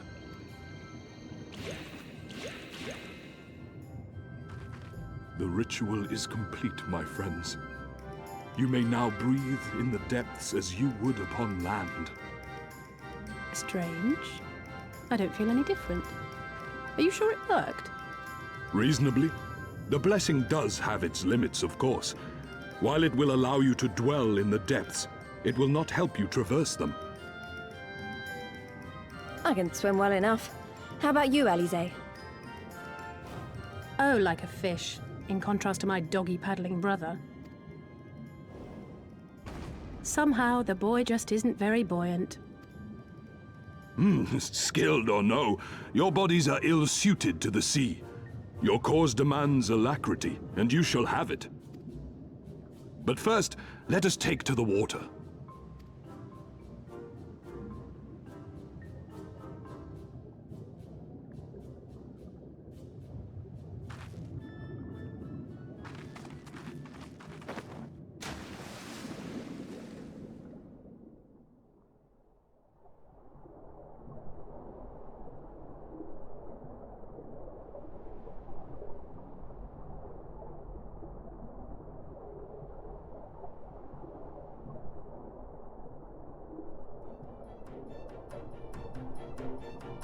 Incredible. I could swear I was breathing air.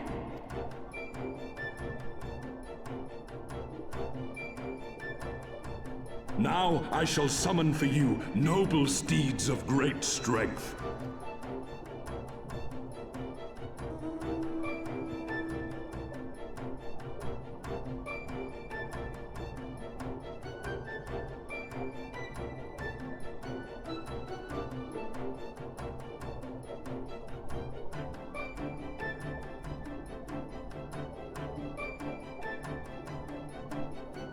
Wow, look at them!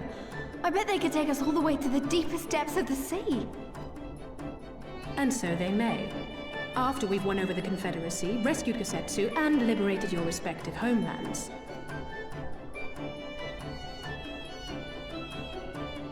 Should you become parted from your steeds, return to me, and I shall call them again. Take care, my friends, and may the Kami speed you on your way. We'll find that treasure in no time. Come on!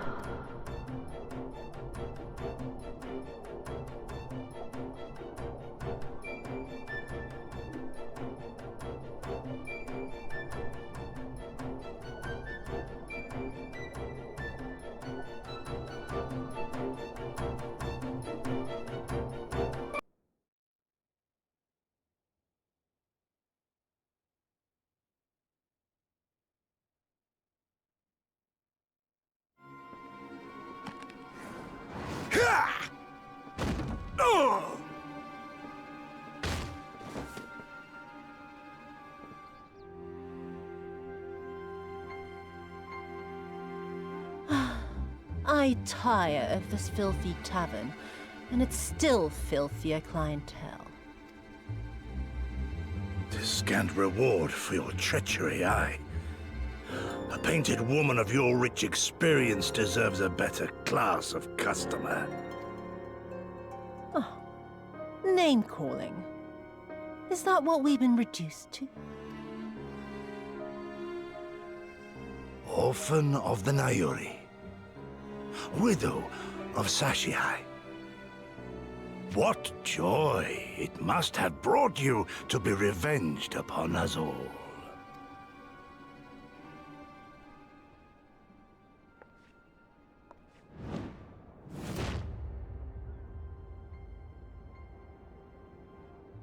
not enough. Not nearly enough. My appetite for your agony is as an abyss. Bottomless. Insatiable. Before you die, you will cry and beg and prostrate yourself upon the earth. You will crawl on your belly through the muck and the piss and debase yourself for my amusement. All of you.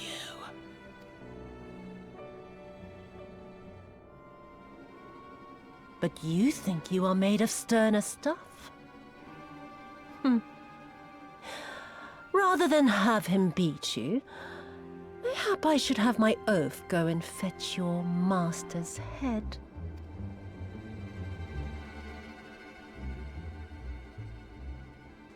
Oh, poor, poor Lord Cayenne.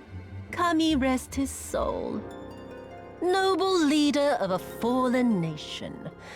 A fine puppet he made for the Viceroy. For a time. 25 years he was content to serve his masters as a dog.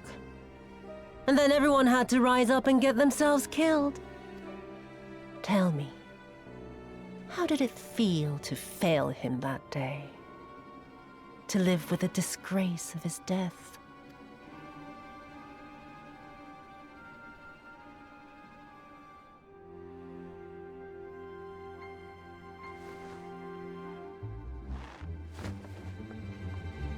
Not that you were a stranger to living with disgrace, of course.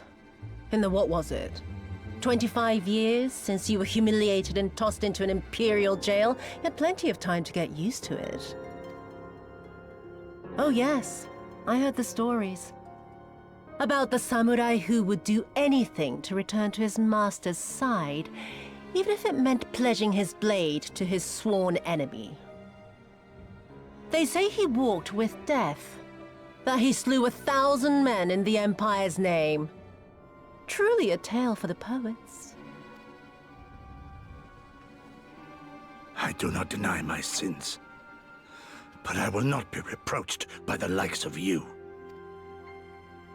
Oh, I mean not to reproach you, but to praise you. You're a survivor, samurai. Just like me. So, let us not dwell on the past, you and I, and instead give thought to the future. To wit, I would ask you again to help me resolve this vexing matter of Doma's missing heir. Living or dead, it makes no difference, really. But the Garleans are most insistent that we put this problem behind us. And I know you helped him flee. So tell me, what became of Lord Hien? To my dismay, the details escape me at present. Mayhap your dog could jog my memory. Get on with it, and mark me, brute. There is no limit to how far you can fall. Of all the bloody stupid... Oh!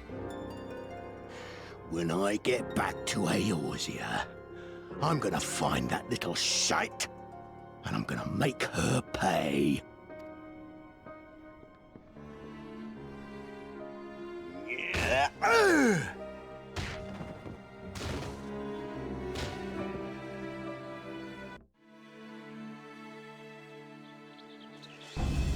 Thieves! Thieves! Come to steal our most precious treasures! You will pay for this sacrilege! That's the spirit! Now don't be shy. I'm more than ready for another round. Seize them!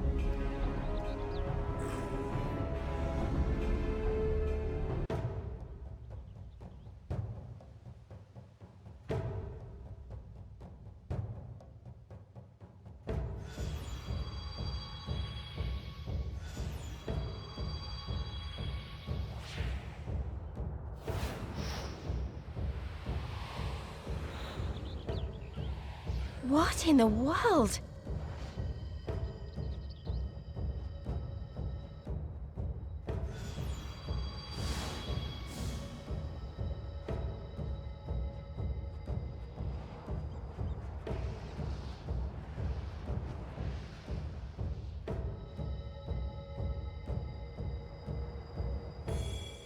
Who hath made us whole? Hark! A great kami stirs.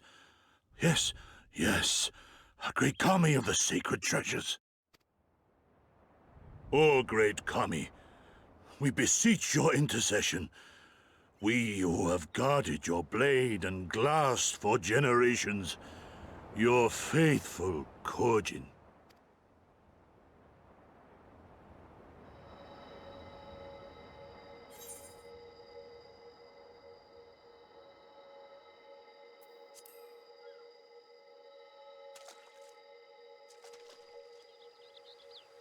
Thou didst freely deliver our jewel unto thine enemy's own treasure vault?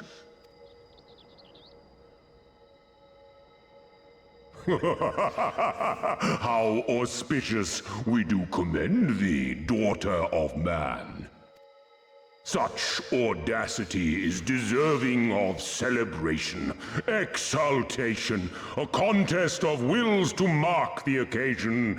Let lines be drawn, let sides be chosen, and for their loyalty we shall stand with the caretakers of our greater part. Oh, perfect. A contest of wills, just what we need.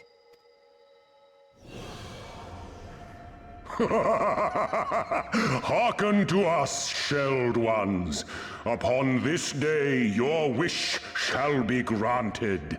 Curse neither your fate nor its executor, children of man, for we are of the divine, of both heaven and earth, the ringing silence, the raging calm. All riseth and falleth at the whim of capricious fortune. Assume your marks upon the stage and embrace the coming chaos.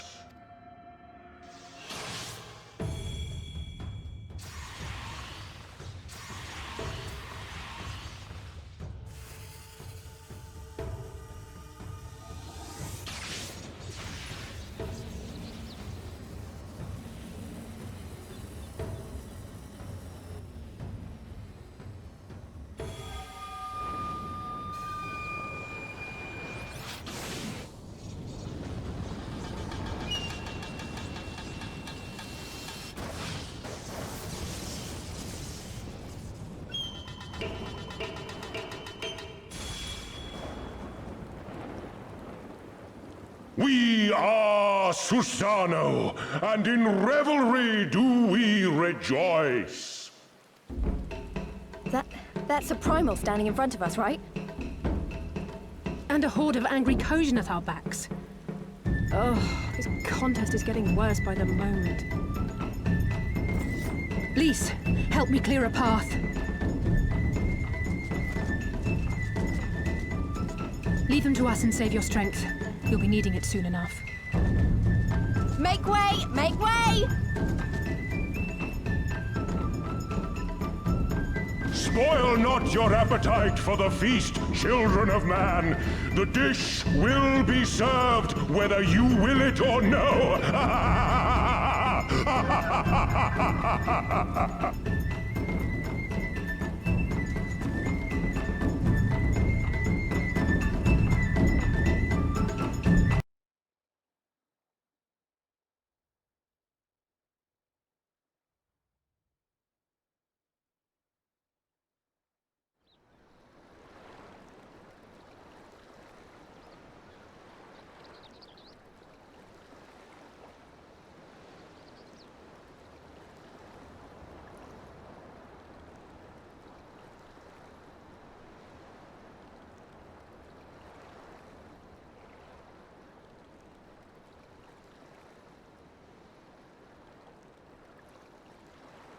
Nary a peep from the shellbacks, sir.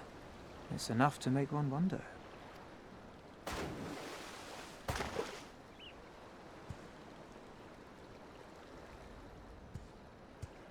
The Red have sounded the alarm. The Isle of Zeki under attack. Fierce fighting in the stronghold. The vault breached by outsiders, and strange tales from deep within. All this the Red cannot ignore. Even now, They abandon their posts and flock to the Isle. The Garleans are powerless to stop them. I'll be damned they did it. Well, Captain, wagers notwithstanding, I dare say we will not have a better opportunity to drive the Imperials from Asari and rescue our men. On the other hand, naught was put in writing, but if your mind is made up, then that is that.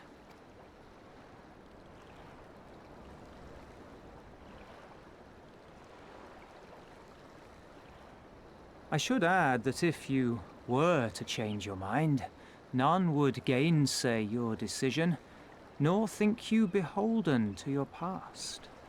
Nor would anyone begrudge you a spot of revenge into the bargain. Like the little miss said, we knew this day would come.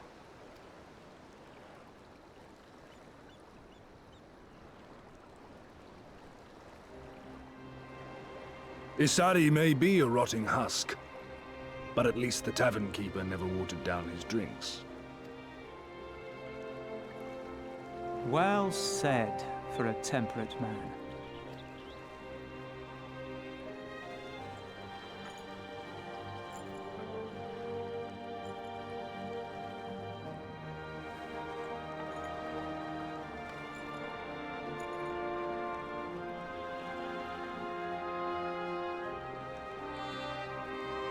Hear me, comrades! We made a bargain with the Eorzeans, and I mean to uphold our end of it. I mean to remind the Garleans that this is our sea, that all here belongs to the Confederacy. All that is theirs is ours for the taking, and take it we shall. We will strip them of everything they hold dear.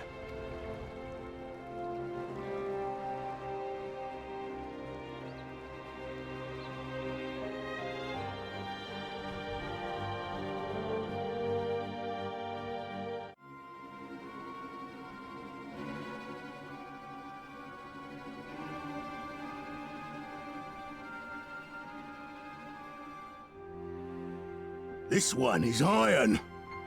My hands will break before he speaks. Kami, give me strength.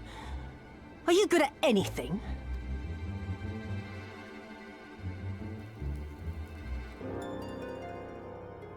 I had hoped this might prove more productive than blind inquiries, but I see you are determined to waste my time. Very well.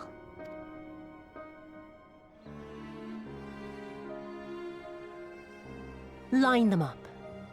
Kill one for every question he refuses to answer.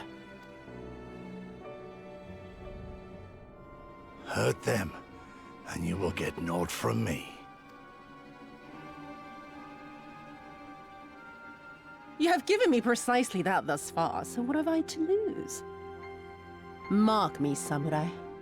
I will find Lord Hien, be it with your help or with your heads.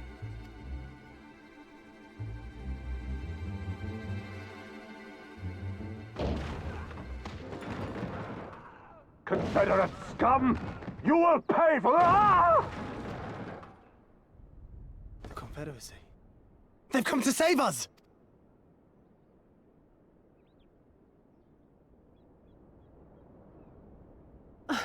And this after I took such pains to cow them. Even pirates have their pride, I suppose. Enough to march to their deaths, no less.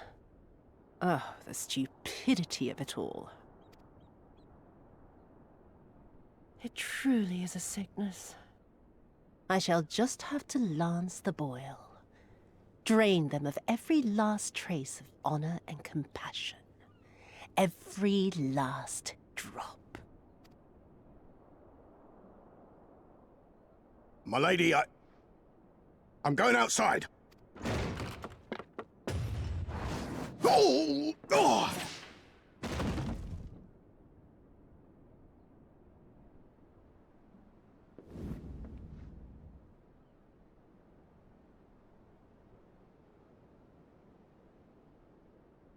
The Kami are not finished with you yet.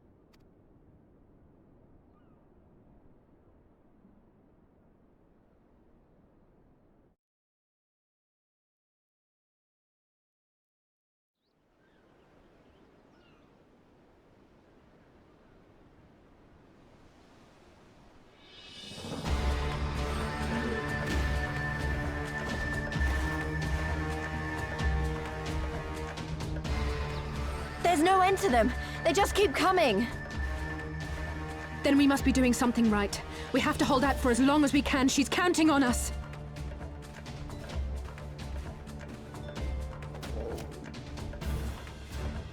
Susano is slain! Slain by the Shellless One!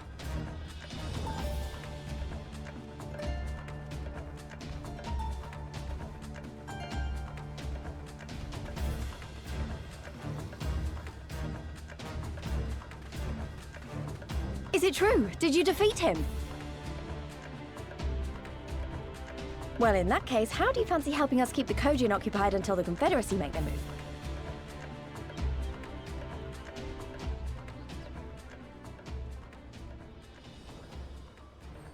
Speak of the devils, that's coming from Isari. I think we've done all we can here. Let's withdraw and make for the village. Right. Although, they don't seem keen to let us go.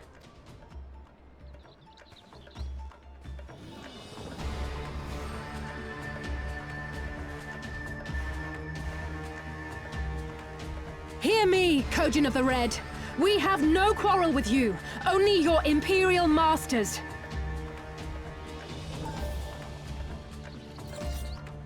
No more blood need be shed this day. I pray you let us go in peace. You dare speak to us of peace? Your flesh will feed the fishes, thief! Attack!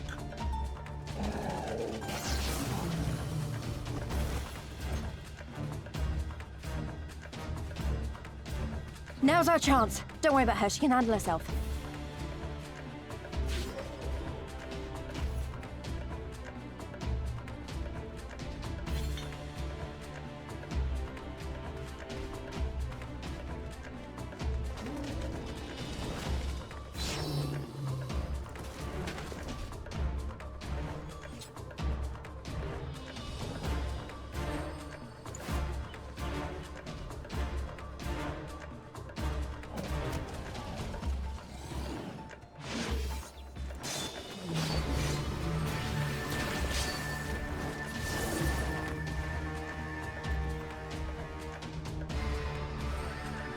I can't let you take all the glory, can I?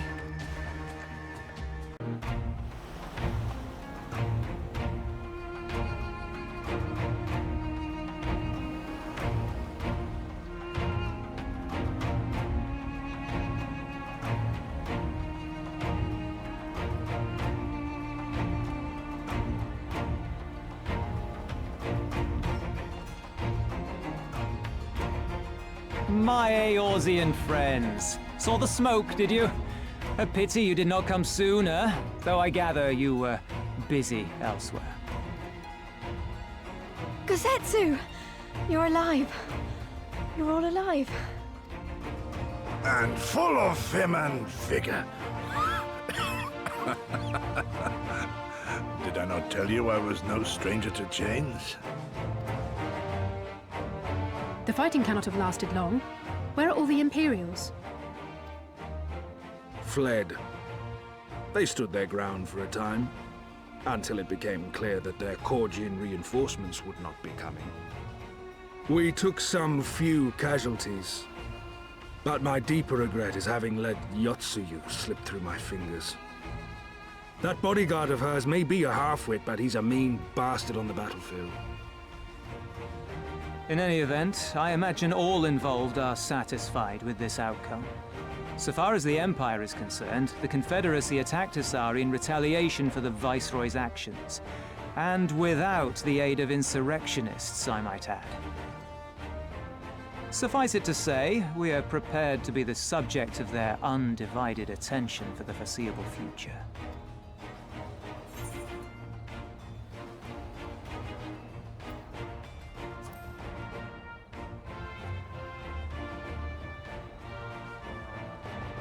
Nor you.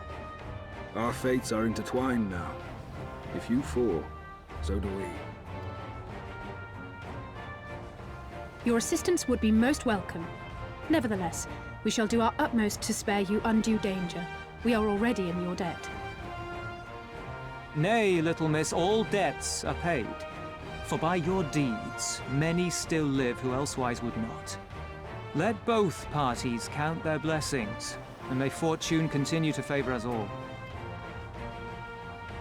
You still seek to bring freedom to our people, then? You will go to Yansha? I have faith that our allies yet live. Once we have found them, we will plan our next step.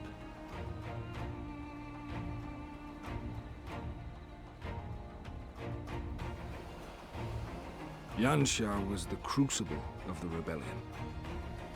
What happened here pales in comparison to what Yotsuyo did there. Remember this. Fear changes men. Have care in whom you place your trust.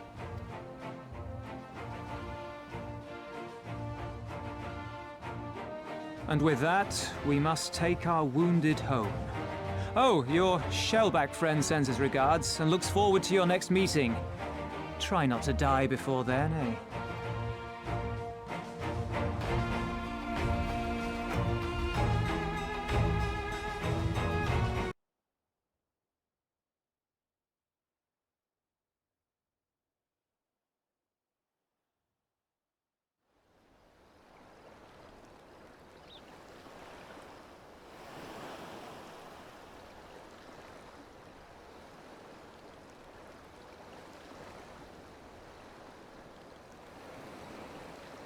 We cannot rest here for long. This place is not safe. Mayhap nowhere is, if thieves can breach our vaults. Nevertheless, it is our duty to protect these treasures, and we shall not fail for want of effort. So, this is why you abandoned your posts. And without a word of explanation at that. Rather thoughtless of you, was it not? Lady Yotsuyo, pray forgive us our absence, but our home was under attack, our vaults plundered by outsiders. Did you even pause to consider the possibility that it might be a diversion? What is the point of contracting your services if you are not here when they are required?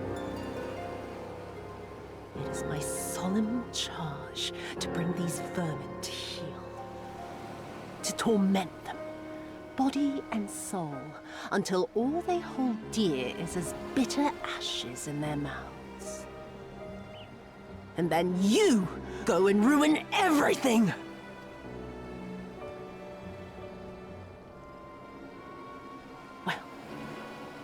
There's naught to be gained in belaboring the point. All that remains is to administer your punishment.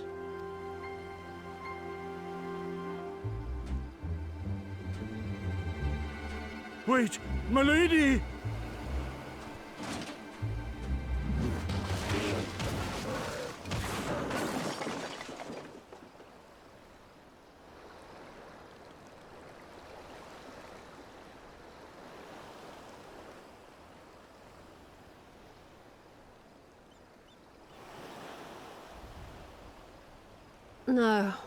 No, it's no good. There's just no joy in it. No release. There needs to be some investment. They were negligent imbeciles deserving of punishment, but it was hardly personal. 10,000 such Korjin could not satisfy me half so well as a single doman.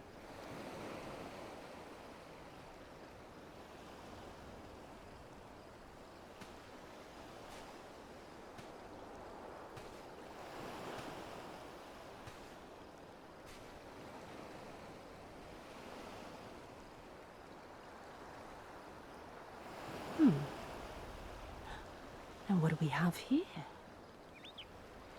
One of the vaunted treasures of the Red? The craftsmanship is certainly impressive. Mayhap we can use it to make amends.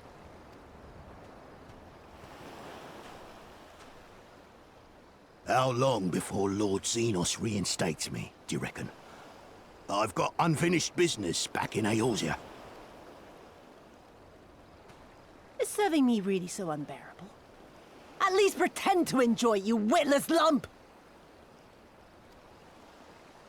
If you are so desperate to earn a way back to Eorzea, then be quiet and do as you're told. And bring that sword while you're at it.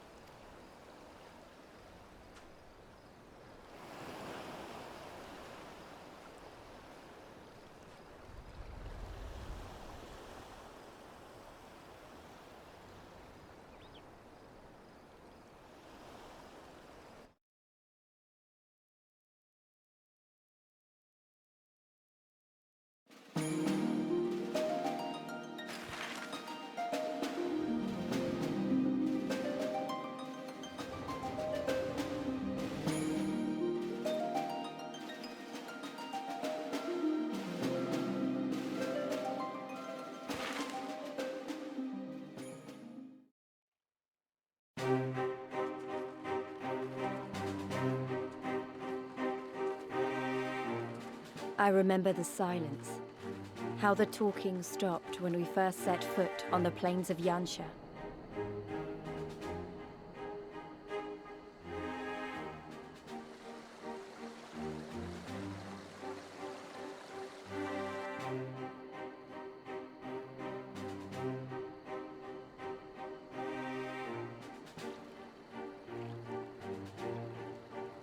Before us stood yet another wall, and through a great Magitech field we glimpsed Doma Castle. I'll never forget the sight, or the anger I felt that day.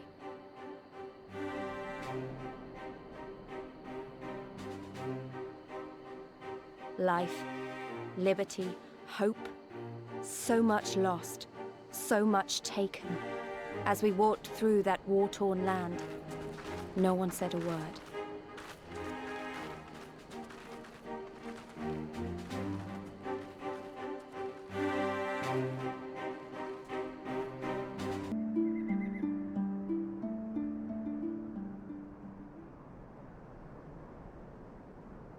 We may be in luck.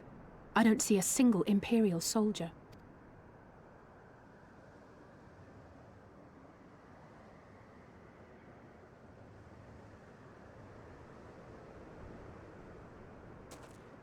Then there is no need to remain hidden. Let us go and greet them as friends.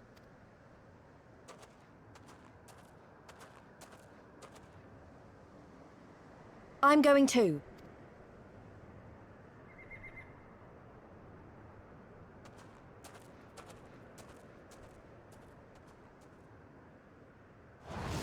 Good people of Namai, hearken to me. We come in peace and desire only information, to learn of recent events. Isn't that the General? Lord Gorsetsu, can we preserve your right? He lives.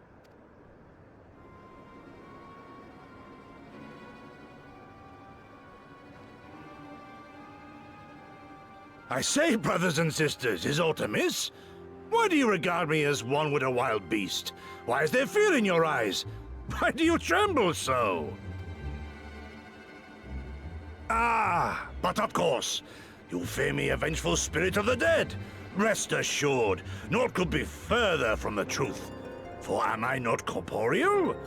Are my feet not firmly set upon the ground? What should we do? If they catch him here, you know what will happen. Of all the times for him to turn up, has the old fool lost his mind?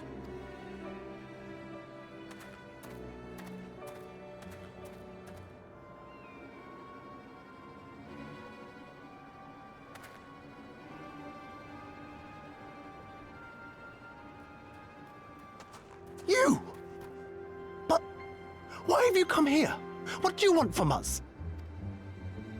I know not who you are to speak thus to your elders, boy, but mine only desire is to be received with the hospitality owed a humble traveler, not the fear and trepidation one might afford a wrathful shade. What you going on about? Actually, never mind, just come with me, now!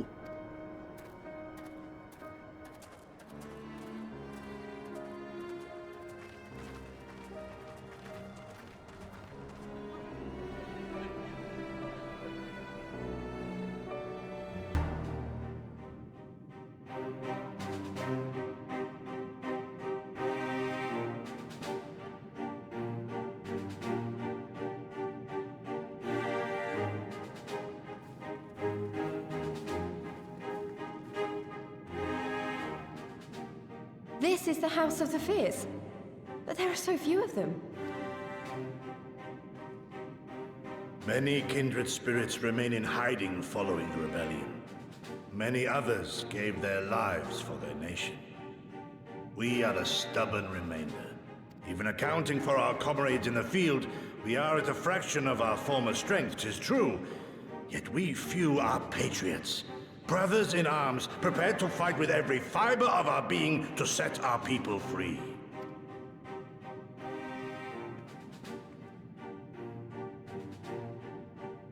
Ever are we hopeful that others will join our cause, but never did I dream that you would journey so far.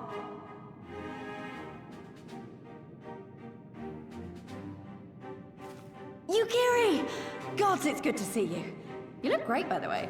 Have you been here long? I returned but recently, having concluded my mission. Oh, it is good to see you again, my friends. Did I hear aright? Your mission is concluded? Then you have found the young master. Ere we speak of that, I would know by what fortuitous circumstance our friends came to be here.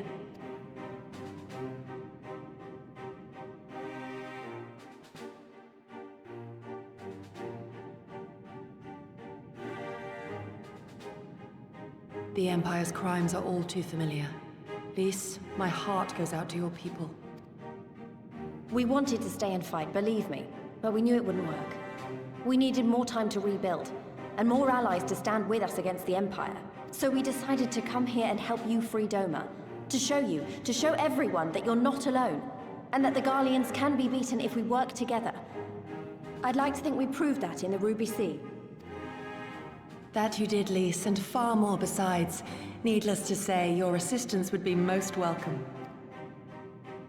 Hear, hear. Now then, Yugiri, you must tell me of your search for our master.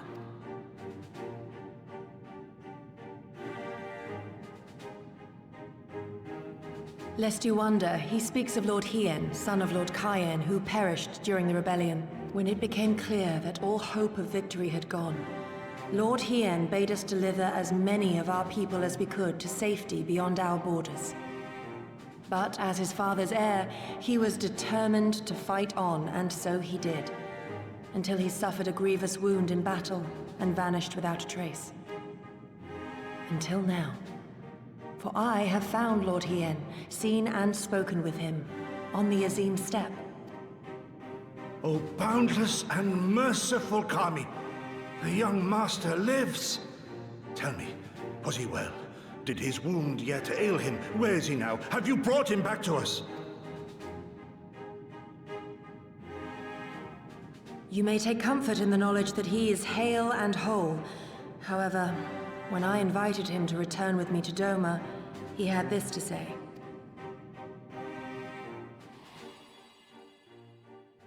If Doma yet thirsts for the blood of patriots and tyrants, I shall offer unto her my blade. But if she has had her fill of bitter draughts, I shall offer unto her conquerors my head. Thrice did I declare to him that no true son or daughter of Doma would ever accept such a sacrifice. But for all my passion, he would not be swayed. Learn the truth of her heart and return to me, he said. And so I left him.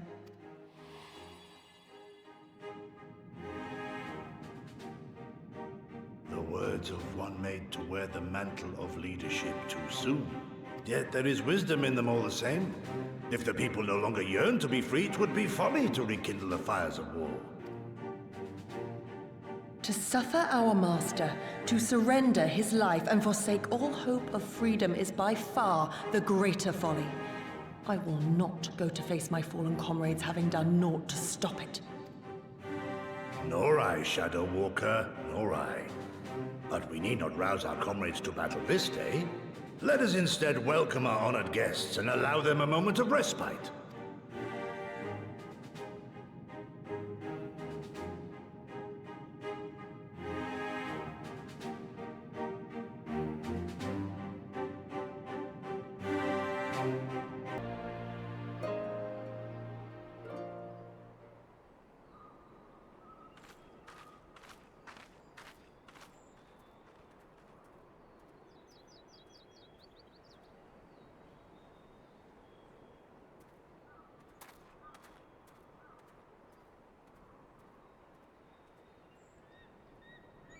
Imperials.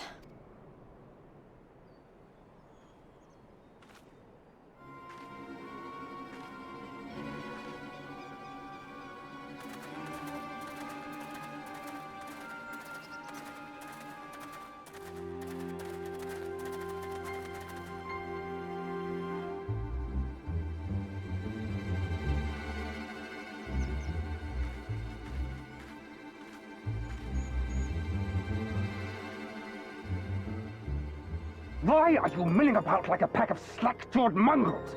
Form a line! Now!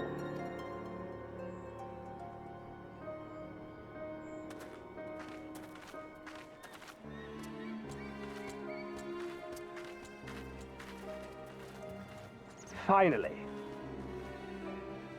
I come before you today to deliver an announcement of the highest import. So listen well. While on a charitable mission to Isari village, the acting Viceroy and her personal guard came under attack from Confederate forces. This brazen, unconscionable act cannot and will not go unanswered.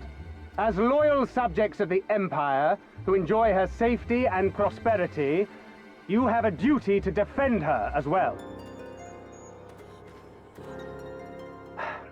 There is no cause for alarm. We have no intention of sending ill-trained fodder to the front line.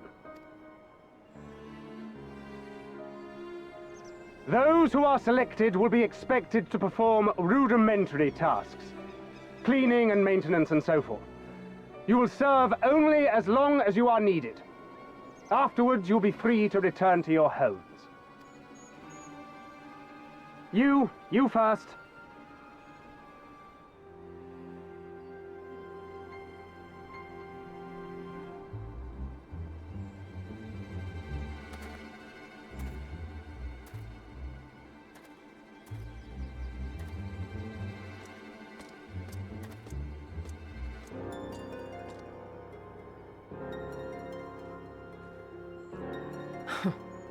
The Empire has no pressing need of cleaners. This is but a thinly veiled attempt to intimidate those who supported the Confederacy's actions, and isolate any whose loyalty they already suspect. And lastly, you. That should suffice for now. Don't worry. I will be back before you know it. Listen to the elders while I'm away, and do not play outside the village. Everything is going to be fine. I love you, all right? Remember that I love you.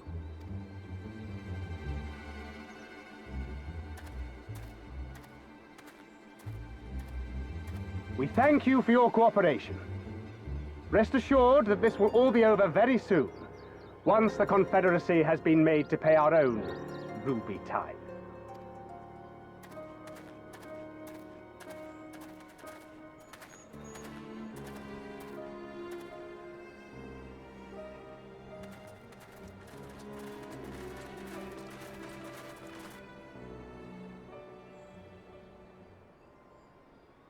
There's no telling what might happen to those people.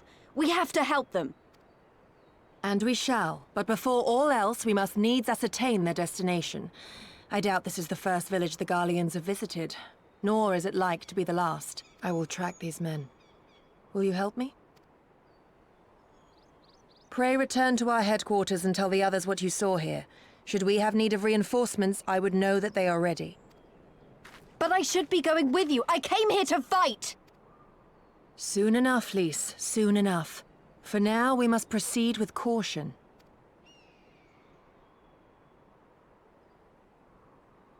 I know that, I do. It's just, when I saw them rounding those people up... Look, if anything happens, anything at all, you'd better call for us. I mean it, Yugiri. Anything at all.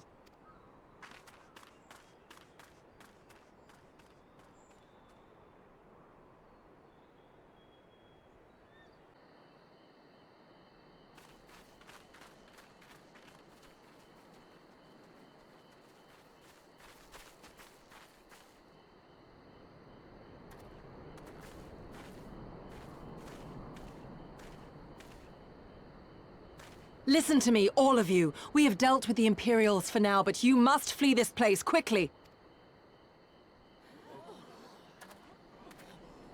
dealt with them? Oh no. You didn't kill them, did you? Are you mad? There's no escaping the Empire. Running will only make it worse.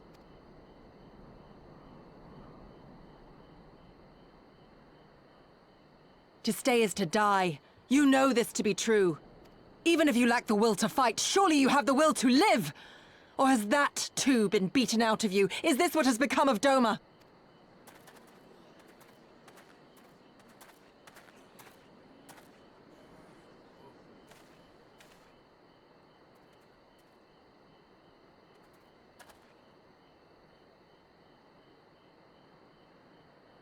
You were Lord Hien's retainer, trained to fight without fear and obey without question. Well, we're not. We're lost and afraid. We hate this, all of this, but we can't do a damn thing to change it. And trying will only make it worse. It's a pathetic existence, but it's all we got. And when people like you come here pretending it can be different, it doesn't help, all right?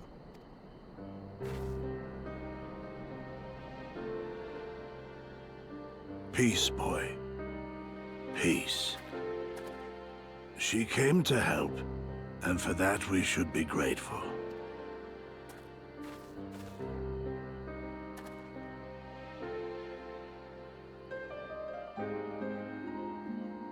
Elder, your face. We all have scars. Some too many to bear. Too many battles. Too much lost, our friends, our family, even our liege. We who survived are forced to bend the knee, to sell our souls and surrender our dignity. How are we to lift our heads when this shame weighs so heavily upon us? Your courage, your resolve, they are as salt in our wounds.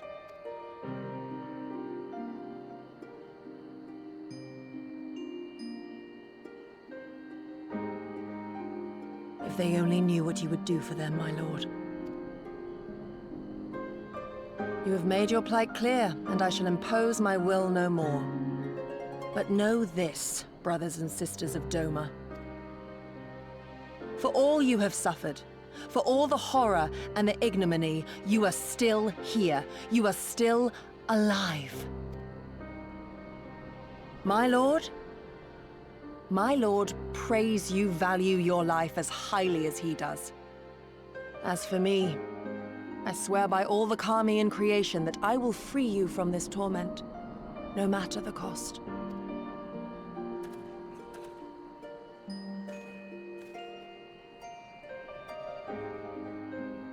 If the Imperials come for me, I will tell them we were tricked by an Ori woman. Tell them whatever you must, to keep your loved ones safe.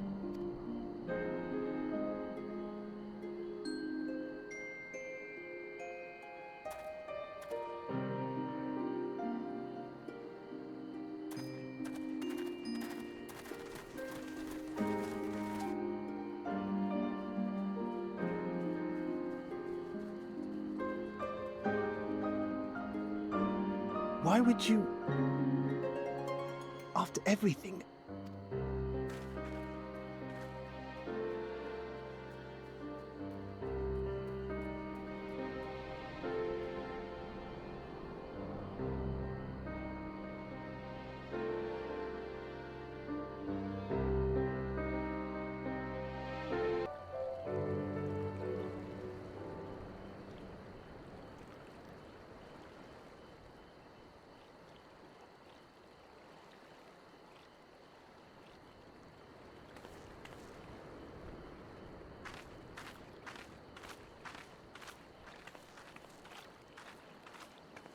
Forgive me for making you search.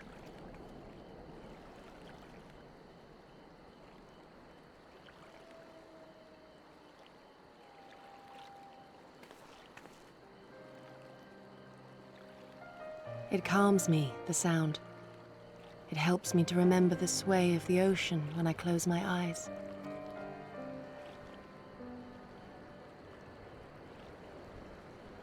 Despite the many great and noble things I said, in truth I am not of Doma. I was born beneath the waves of the Ruby Sea.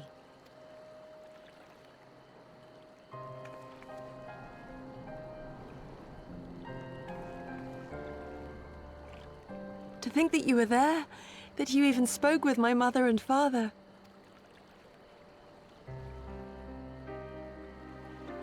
They are in good health, then.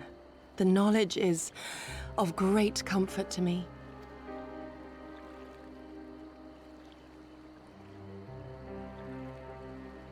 That I might have the strength to protect my home from the Empire, I left to learn the secrets of the shinobi. Day and night we trained, ever striving to exceed our mental and physical limits.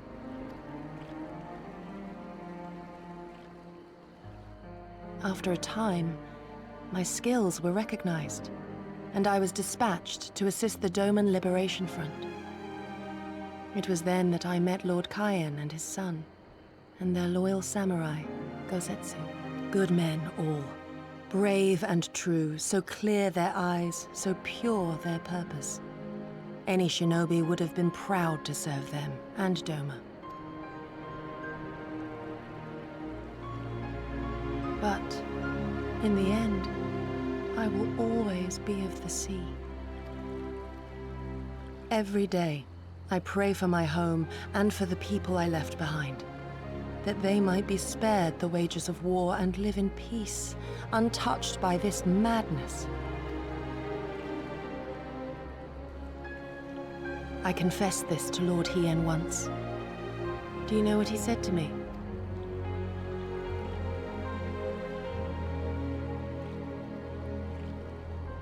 He said, "Good. We are better for the conviction of our allies, and draw inspiration from their example. What is weak alone may together grow stronger." Never did I lose faith in them. Even when all was lost and I led our people to Eorzea, I clung to the belief that our dream would one day be realized.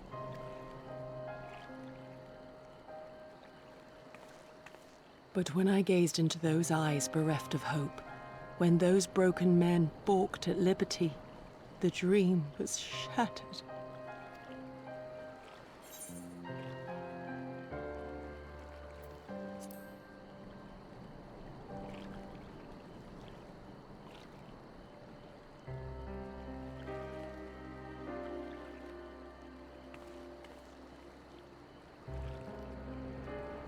That you remain resolute even in the face of everything we have seen. It heartens me more than you know. Thank you for standing by this naive fool.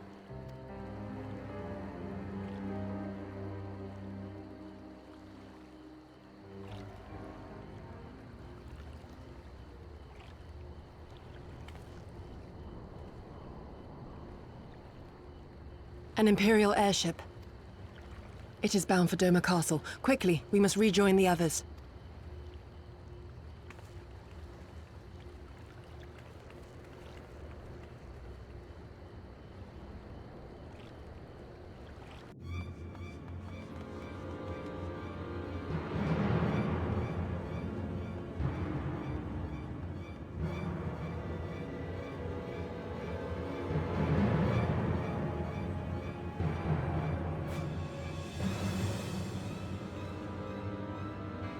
There you are. What happened? Are the villagers all right? We freed them, along with many others. Gosetsu, we spied an airship bound for the castle. Know you aught of it? Aye, that we do. The Crown Prince is come to Doma. We suspect this is a result of recent events in Girabania. Our defeat notwithstanding, there appears to be some concern in Garlemald that subversive elements may be rallying in other provinces. Though Yotsuyu governs Doma, Xenos remains the province's anointed viceroy, and it would seem he has come to assess the current situation in person. If Xenos is here, we must seize this opportunity and kill him. Would that it were so simple, Lady Yugiri. You may recall that we encountered Xenos at Rolga's Reach. We have seen firsthand what he can do. His power defies explanation. He faced the Alliance, the Resistance, and the Scions, and he defeated us all.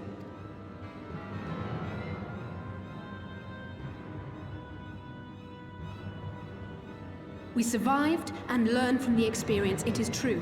But if we are to defeat him, it will not be through simple opportunism. We will require a flawless plan. We know his strengths. A prodigious swordsman trained from childhood by the finest Imperial tutors, reputed to be without equal on the battlefield, which is why we must not meet him there. Nay, we keep to the shadows, the domain of the shinobi, and thence we strike. You need only give me the chance. Were this but a matter of personal revenge, I would not presume to bar your path, for I myself crave that same vengeance. But to draw steel against the Emperor's son is a grave decision, and one that will shape our nation's future.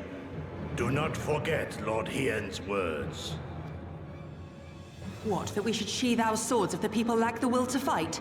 I will not squander this opportunity. If we do naught, our master's life is forfeit. Even should you succeed, Xenos' death will not win Doma her freedom. More likely, her doom. Can we defend our people against the Empire's retribution? We few against a legion? Do not be a fool, child!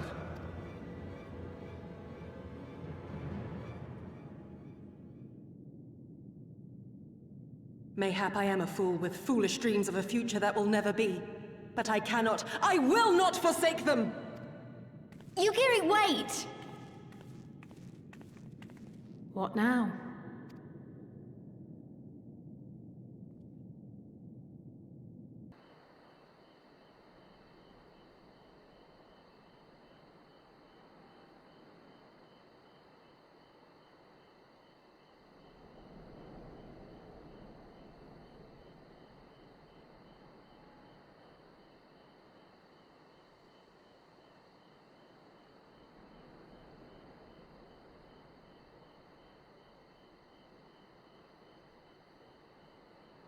He comes.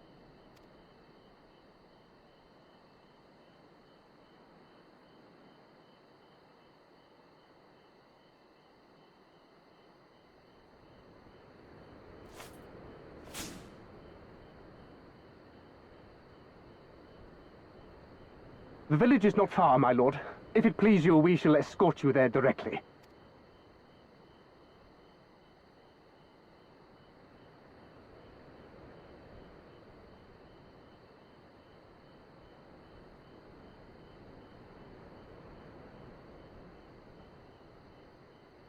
Less a province than a graveyard.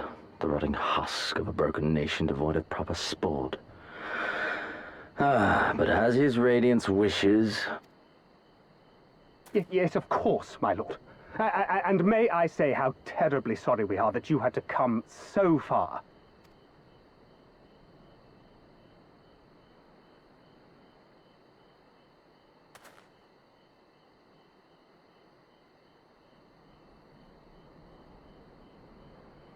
We labored long to sow the seeds of hatred, of fear, to train them as beasts. Now we shall see the harvest. Let there be savage beasts baying for blood, and not hollow-eyed prey cowering in the dark. Or there will be no joy in this hunt.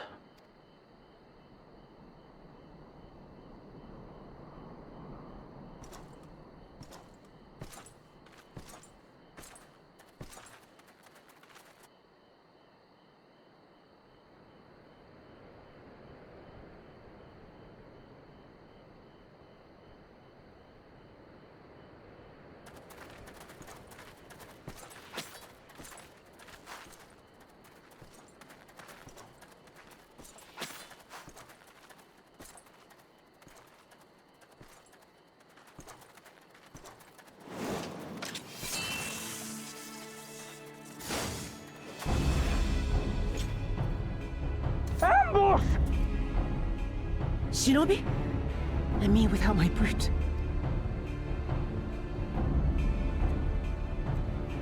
How weak you are. Is this the sum of your hate? This is only the beginning. For Lord Kyan! For Doma! Ah!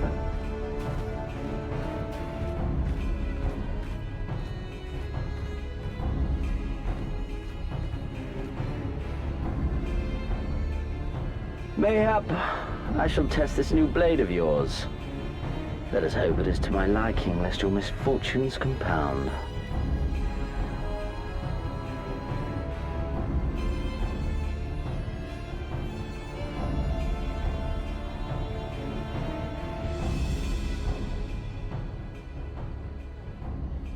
Then again, I am loath to expend such effort on the unworthy.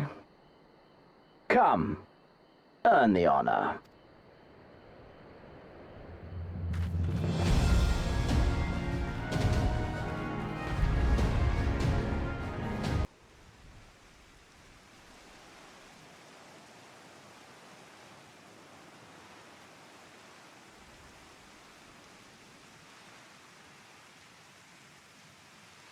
Ah, I remember you, Ala Mhigo, the champion of the savages.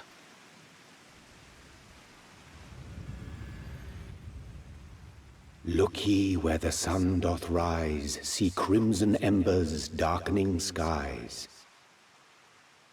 Look ye where the sun doth fall, see azure lost amidst the squall.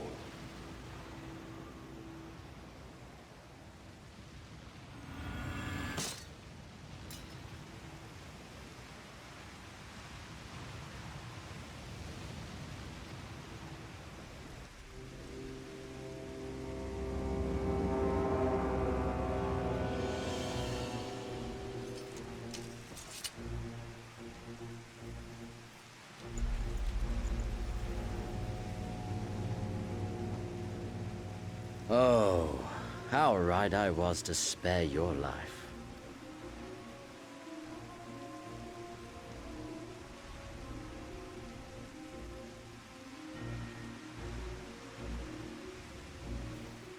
Hear me, hero. Endure. Survive. Live. For the rush of blood. For the time between the seconds. Live. For the sole pleasure left to me in this empty, ephemeral world. Live!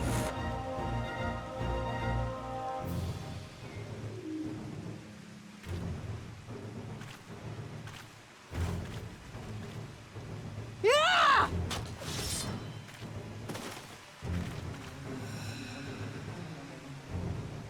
You are not worthy.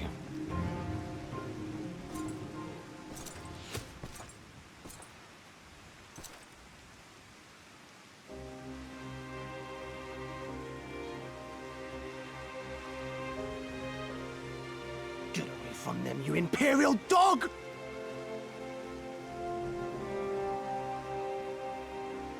No, don't. You must flee. We're not going anywhere, do you hear me? We're not running away! What you're doing is stupid and reckless, and I never wanted any part of it, but here we are! I've spent my whole life hating myself. For every time they made me beg, for every time I held my tongue to protect the people I love. And then you came along and reminded me of all the things I never said and never did, and it was even worse. I would have given anything to forget, to walk away, but I knew I'd never be able to live with the guilt. So we came, all of us, for you, for ourselves, for Doma!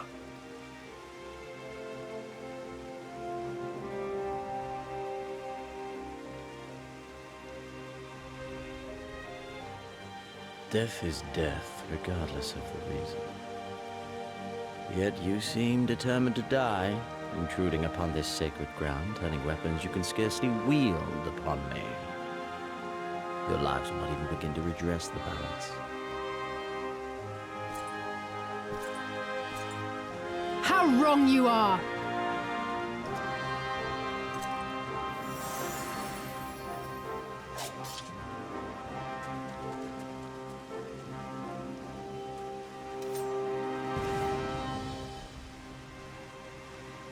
Go, now! Gusetsu, see to Yugiri. Hey! I can't see a damn thing. Someone stop them!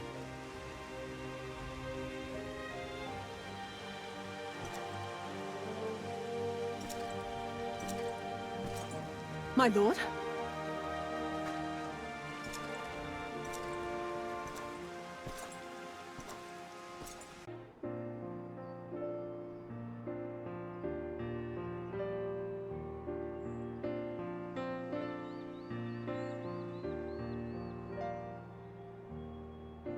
How are you feeling, my lady? Much the better for my comrades' ministrations and your most generous hospitality. You need not worry. Good. If there is anything else we can do for the two of you, anything at all, just ask.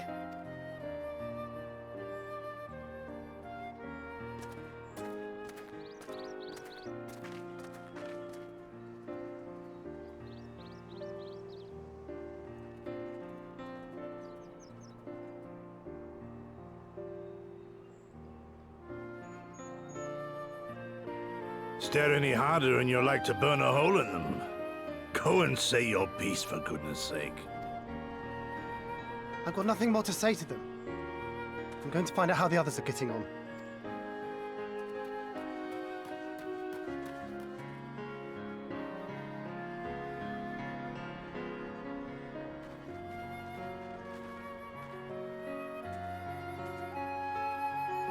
Gosetsu, Mistress Alize, I owe you an apology.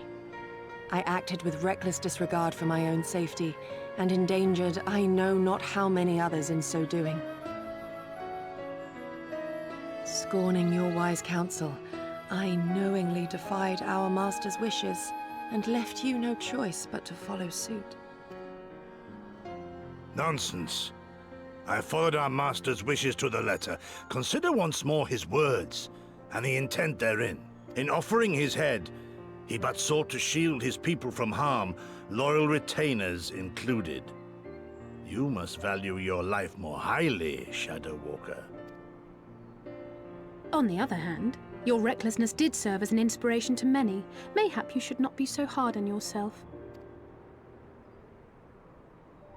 In any event, if you must apologize profusely, it seems only right that you expend as much effort thanking the one person who supported your plan from the first. That it does. There are no words which will suffice. But thank you.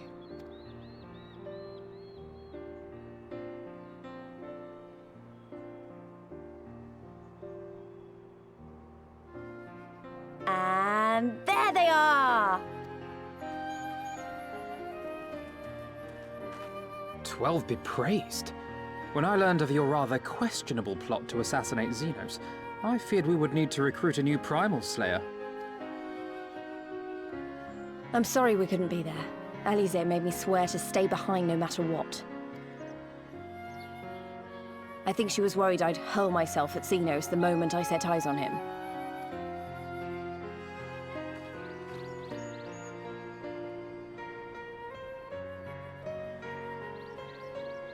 What?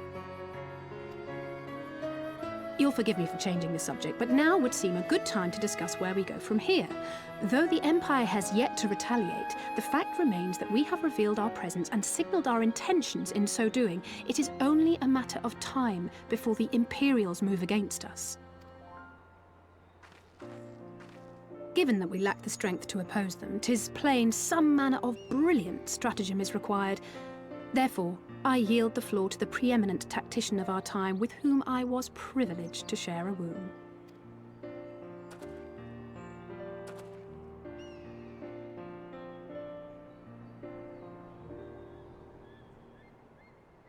If you insist. While in Kagane, we debated a number of approaches and were eventually forced to concede that we cannot look to the Alliance for aid. Even were it possible to ferry sufficient forces and materiel from Eorzea in a timely manner, such a massive undertaking would not long escape the attention of the Empire. It would be a miracle if our ships reached the shore. Fortunately, according to Tataru and Hancock's intelligence, the Empire has withdrawn most of its forces from Doma in the past year, leaving her relatively unguarded. That being the case, a popular uprising, spearheaded by the full might of the Doman Liberation Front, may feasibly be sufficient to threaten the seat of provincial government, namely Doma Castle. 'Twould be rather easier said than done, of course, but I have seen worse plans prevail. Then we must needs meet with Lord Hien and convince him to return, for there is no surer way to inspire our people to rise up as one. He desired proof of his subjects' conviction, and they have provided it, through no less a deed than openly opposing Xenos himself.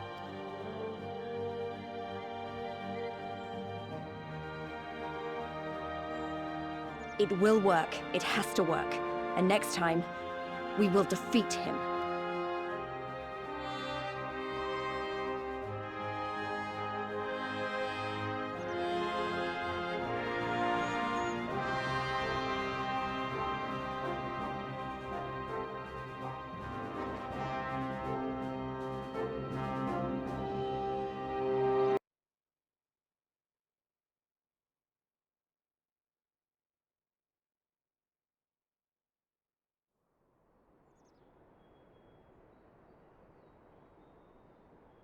I would expect no less of Bahamut's conqueror.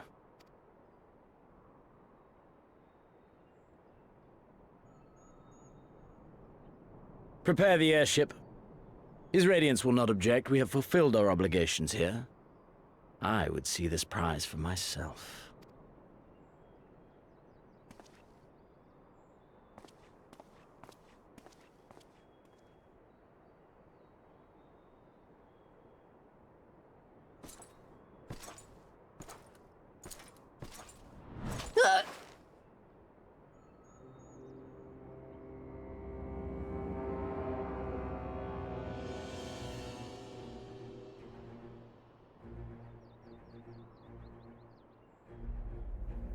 Do you understand why I appointed you to act in my stead?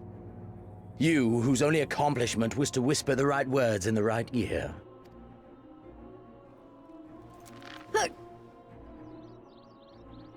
Because of your petty hatreds, they render you the perfect instrument to bleed your kinsman of hope, to make an example of Doma, such as was ordered.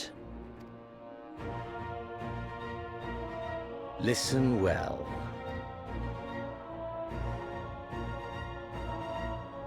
If you yield Doma to the rebels, you will not be given another chance to beg forgiveness.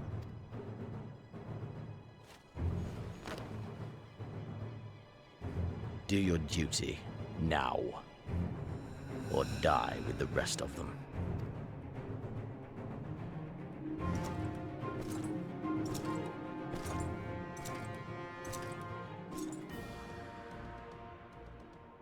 Are you all right, my lady? That was uncalled for. Oh!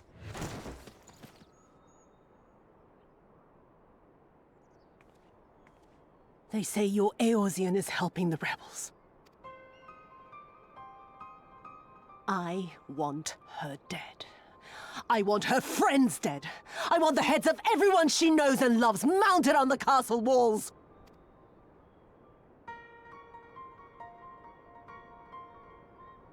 You mean I can finally go after her?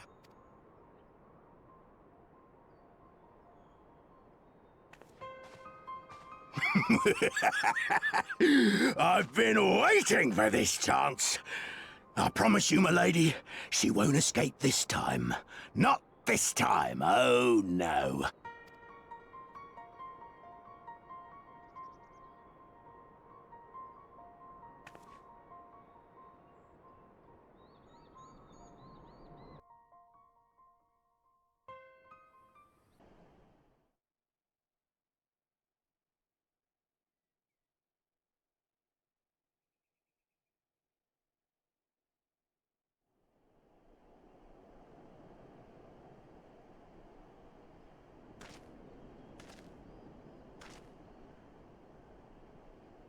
Aye, this is the place.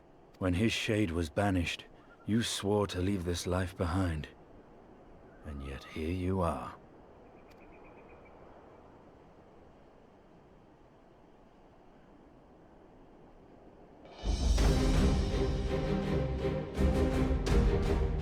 Yet, if this be the work of the eyes, what choice do you have but to end it? Or so the boy would say. Damn you, Alphano.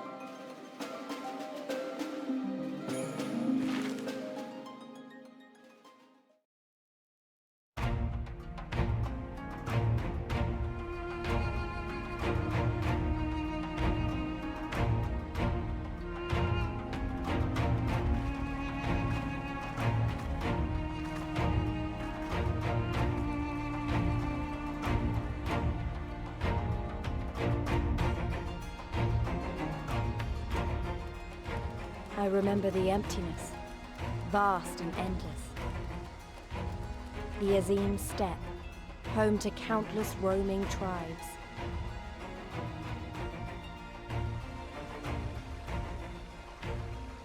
A sacred land, watched over by elder gods. Here, we would find Doma's salvation. With the wind at our backs, we walked on, in search of hope, in search of him.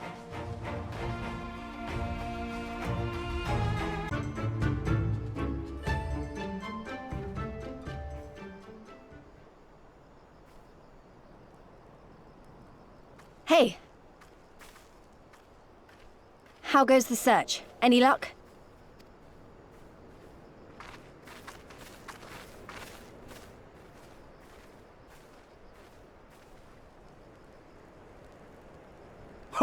What fortune to meet a friend of the young master! Well met, Cyrena. If you have an inkling as to the current whereabouts of Lord Hien, we should be most grateful for your assistance. Oh, please! It is I who should be grateful. Hold! What is this? I came first, you second!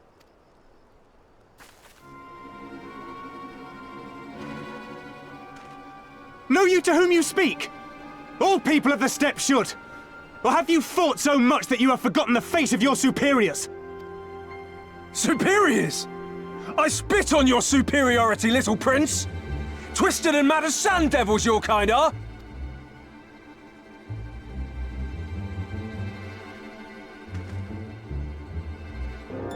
Those two don't seem to like each other very much. Those boys are of the Oranir and Dothal, the two strongest tribes. The children of Azim are destined to rule, so they declare to all who will listen. Their word is law. For now, grand, flamboyant fighters, but deadly, very deadly. He prances as a horse, as do his brothers after their many recent victories.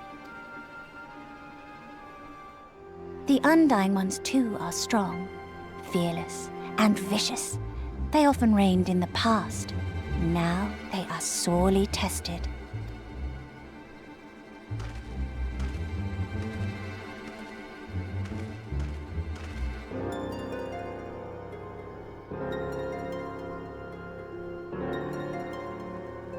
Ah, the master of the markets. He is Castir.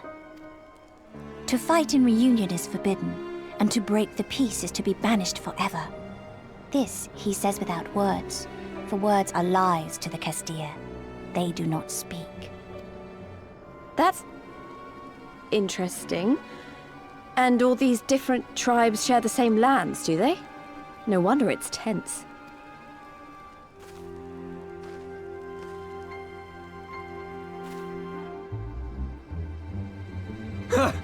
I shall look for you on the field at the Nardum. Mark my words! As shall I.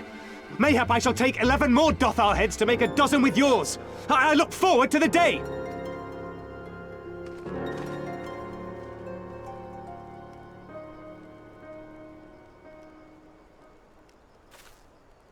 The dispute will be settled at the Nardum? A great battle held on the final day of the Sahan San. During this time, all bonds of hierarchy are broken. All Zayla are equal and free to prepare for the fight. The tribe which triumphs in the Nardum rules until the next Sahan San, which in these lands is now. Ah, so that is what they call the custom. I presume your tribe will also be taking part? Not all seek the Dawn Throne. Some are satisfied with their lot. Others, like the Castir, have reason to remain neutral. Them all are lambs among wolves. Long were we content to remain apart and live quietly, but... Never mind that. You seek Hien, yes? I know where he may be.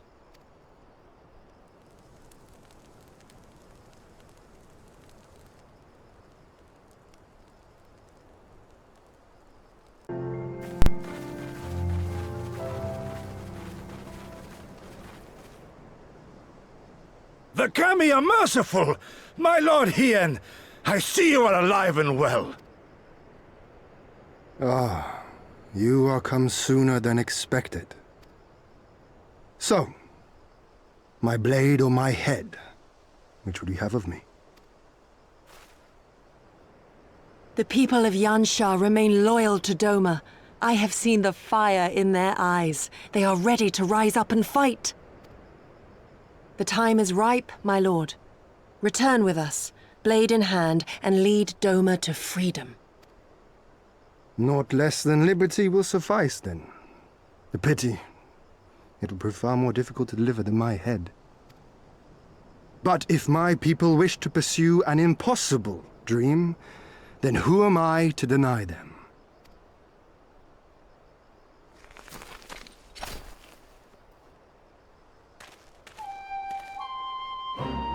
You, Giri! Go-Setsu!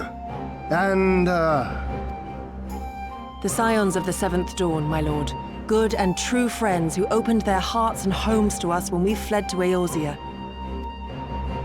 Far across the sea they have journeyed to stand with us in the fight for Doman liberation. To oppose the Empire, as they have in the West, where they are lauded as heroes for their many deeds. Say no more, Yugiri. Say no more. I observed how you helped Cyrena, to whom I am deeply indebted. For that and for the aid you provided my people, you have my deepest gratitude.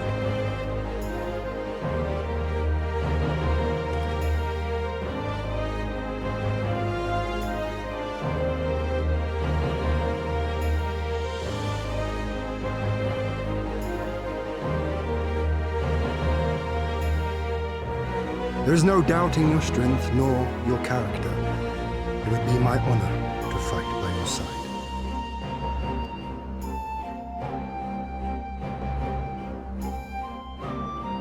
So, what of Doma? Arise, my friends, and tell me of our home.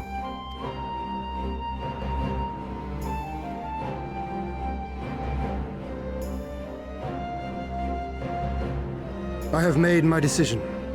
You, Giri, I bid you return to Yansha and take charge of our forces in preparation for my homecoming. As for our esteemed guests, I would ask that you remain here with me. I sense you will be a great help in the coming days. Your will is my command, my lord, but how much longer do you intend to stay? Oh, only until I have won the contest? I mean to return at the head of the Zayla army. You mean to participate in the Narden? Have you a better idea? Consider how soundly we were defeated before.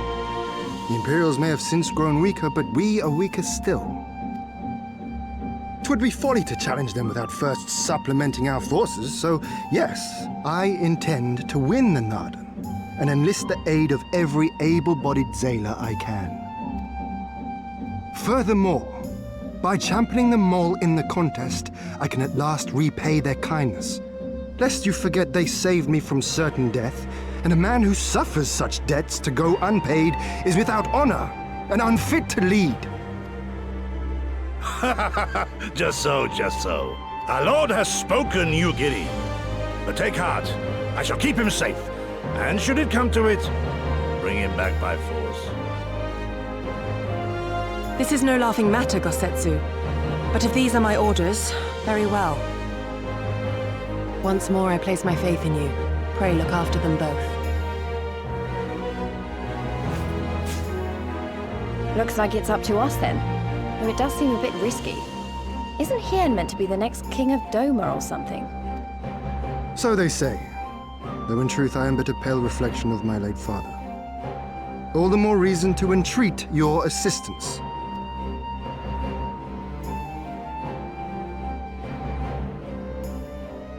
For ours is an impossible dream. To set in motion a revolution that will rattle the very firmament and shake off the yoke of the most powerful empire in the world.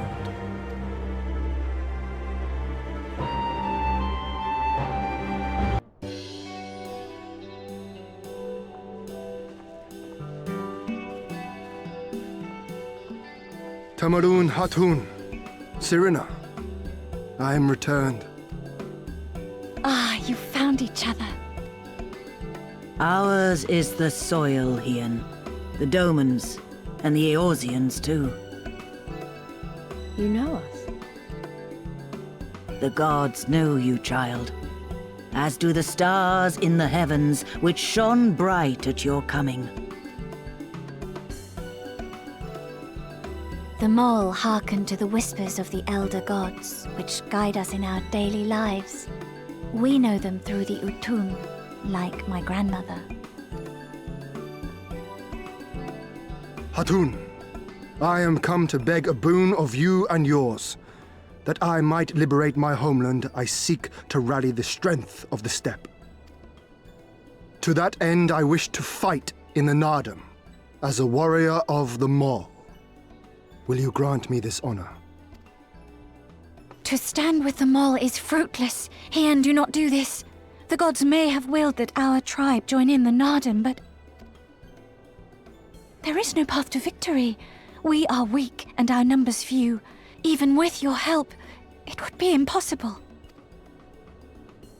I thank you for your concern, Cyrena. But it is precisely because of the seeming hopelessness of your cause that we must needs cast our lot with you. Were we to join hands with a more favored tribe, our victory would inevitably be attributed to them, and no one would follow me to Doma.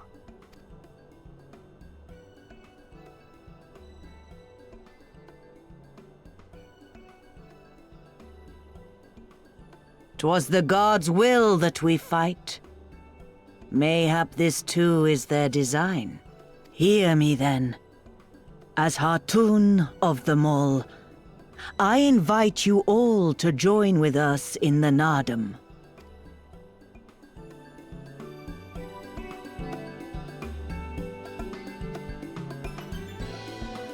Will you look after them? Come with me, friends. There is much I would show you.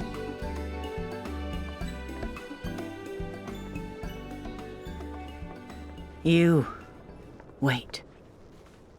I would have words.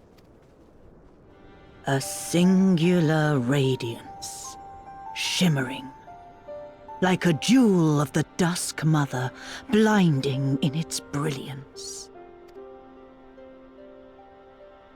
Stars flicker and flock to you.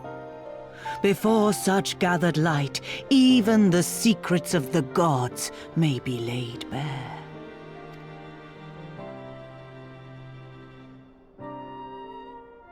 Some are fated to rise in grace and glory, others to falter and fade, though not from memory. Both will be your strength and salvation come the end.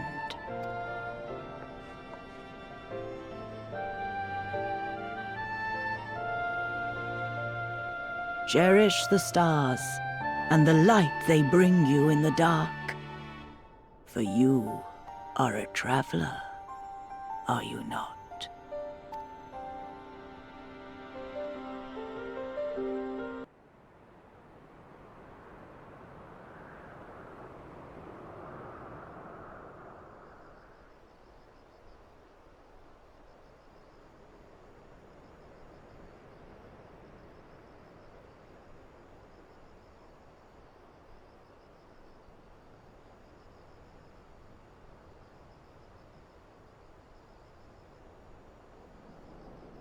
She needed the rest. To come so far and carry so much.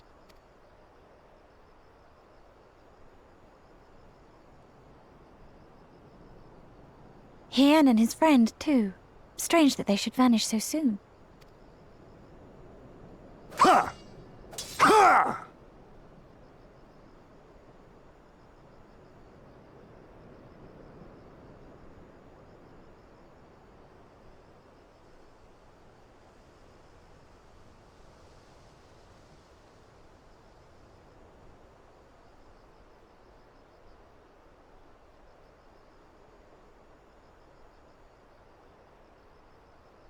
Not troubled by your old wounds, I see. Nor you by yours.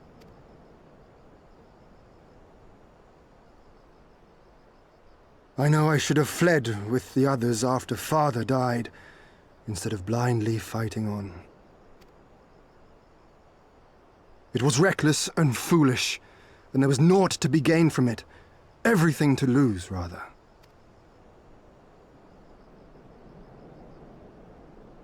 We know no path save the one we walk. I myself am in no hurry to meet those who have gone before. Not while I have still to make amends. Well said.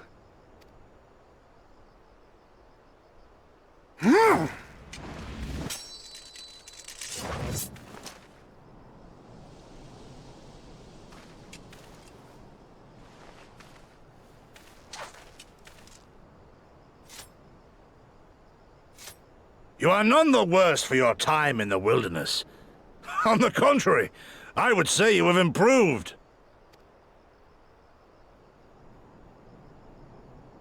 Come now, your victories still far exceed mine. Or have you forgotten all the times you trounced me as a boy?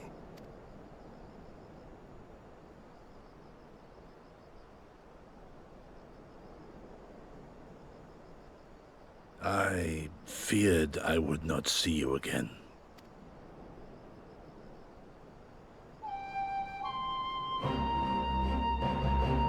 A life so fortuitously saved should be spent wisely.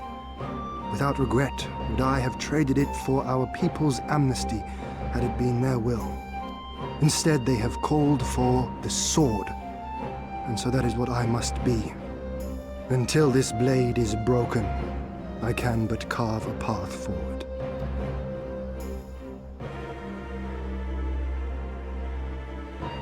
Were you truly so concerned for my well-being? You never showed it when we used to spar.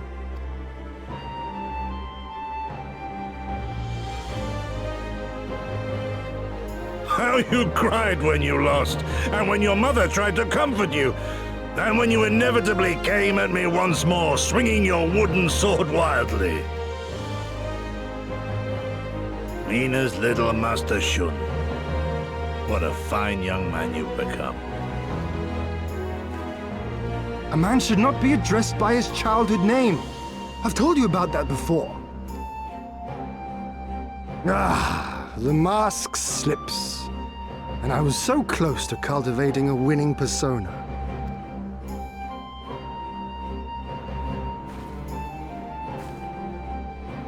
There will be opportunity enough for putting on airs after you have returned in triumph to Doma. Now is the time to show our true character.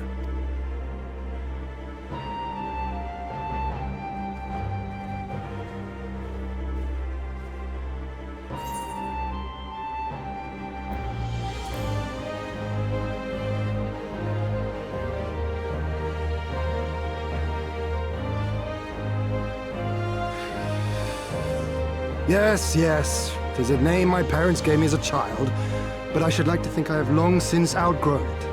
But as you seem determined to bring it back into use, I believe a match is in order. If I win, you will be honor-bound to divulge one of your darkest secrets.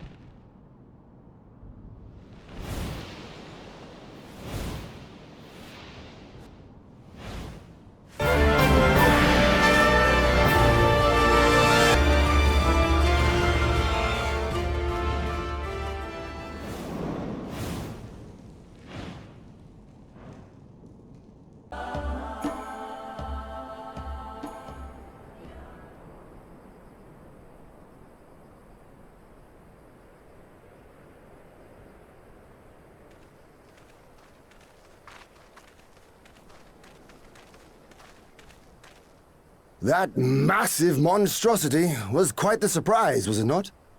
Who knew that the steppe held such secrets? And with that, there is naught left to prevent us from taking part in the Nardum.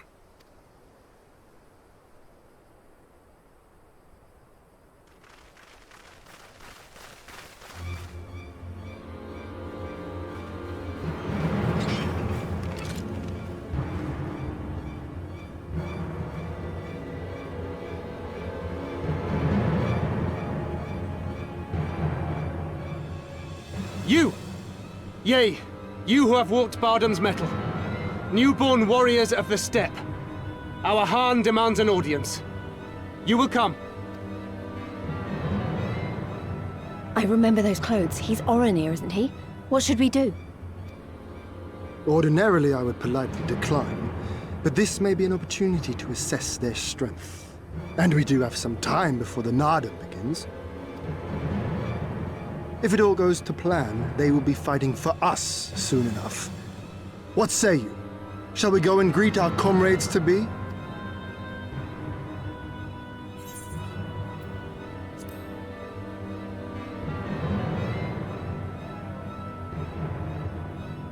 Whatever happens, we shouldn't keep Cyrano and the others waiting. Let's be ready to make a swift exit, all right?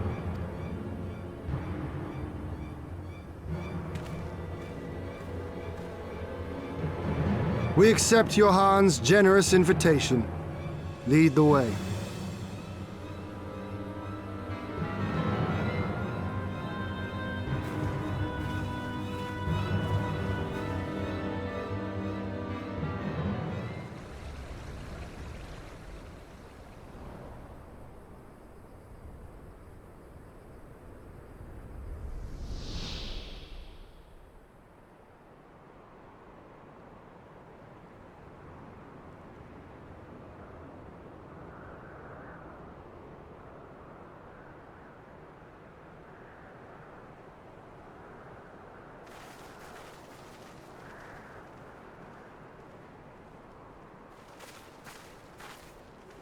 Two banners.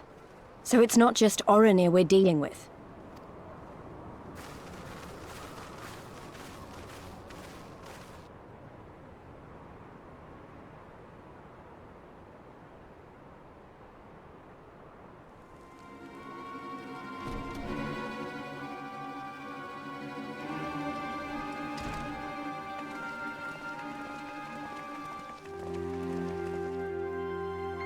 Most radiant Brother Magni, we have brought the ones you seek.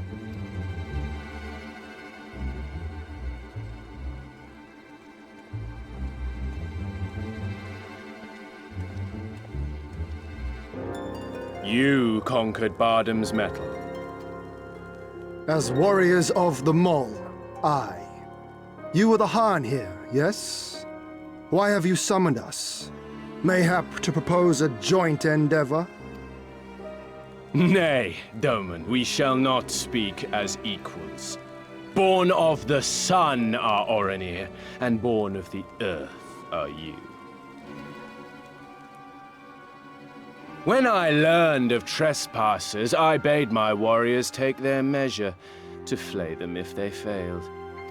But if by the grace of Azim they should survive their trials and emerge anointed, then bring them hither to pay tribute.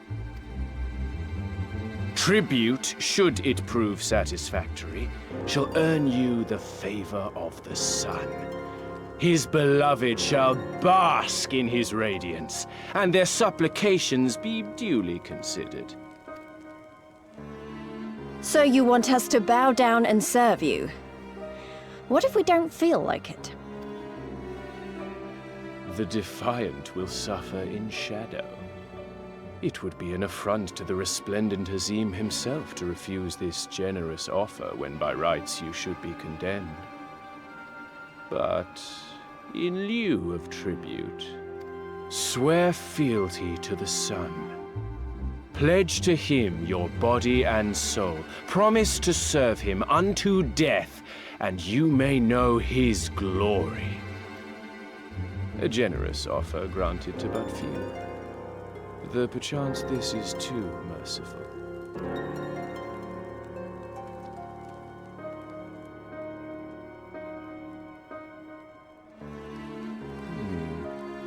It seems our brothers of the Bodiga want you. The men only. Like the Borlak and women. Though you know them not either, I'm sure. No matter. All you need know is that you will serve, one way or another.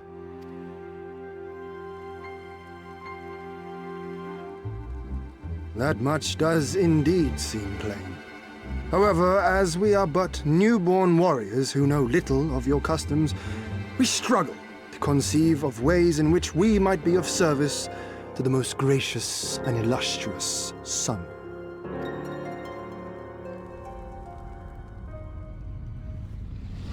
You make mock of us, Doman.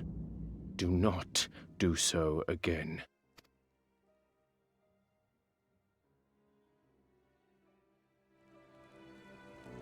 You will be given a task. It will be difficult. You will carry it out. When you have accepted this, you may ask me what it is.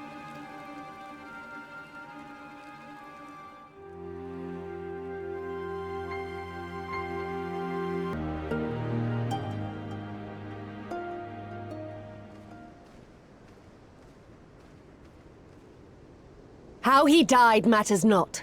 Gessa was a great warrior. He will return to us in time. Not soon enough, Hatun. The Nardum is nearly upon us. Mayhap we should counsel restraint until after. I do not understand. If Gessa is dead, how should he return? Silence! You come to spy on us, knowing naught of our ways. We know you are fearless, and that you are called the Undying Ones. That is true. None are braver than the Dothal, for we do not fear death. With death, a warrior must dance boldly, fearlessly, for thus does his soul burn bright. Then, in death, his soul shines white, exalted. The flesh rots, but the soul endures. And ere the seasons have turned, so he shall return. When he is glimpsed in the eyes of a newborn, he is blessed with the same name, that he may grow into a great warrior once more. You mean to tell me these newborn babes and fallen warriors are one and the same? Madness!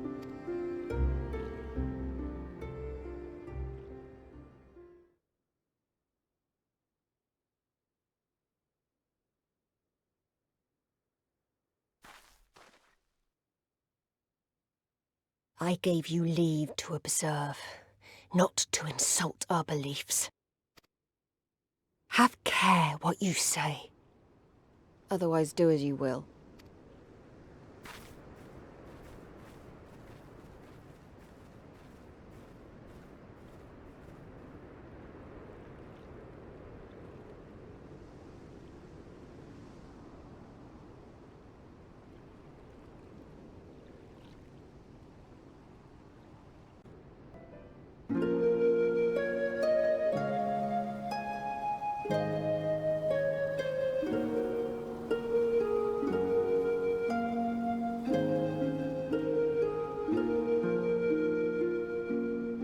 Left for the vultures. It seems an insult to the man.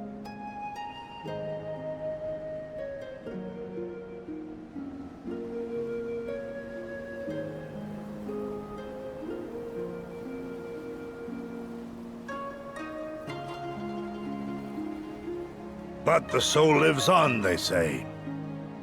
These bodies, no more than empty husks, returning to the earth.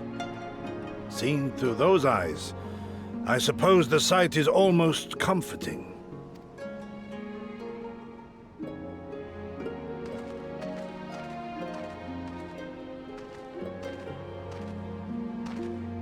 Pardon me?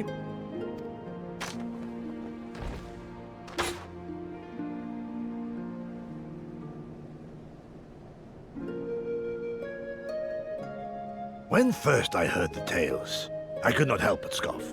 Another queer tribe, I thought, with still queerer customs. Yet having borne witness to their rites, I cannot deny there is a certain logic to it all. A samurai will die for his lord without hesitation or regret. But this is not because he delights in such sacrifice. It is because he has faith that his death will serve a higher purpose.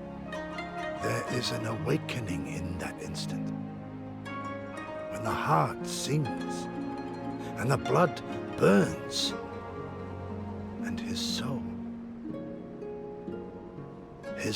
finds peace.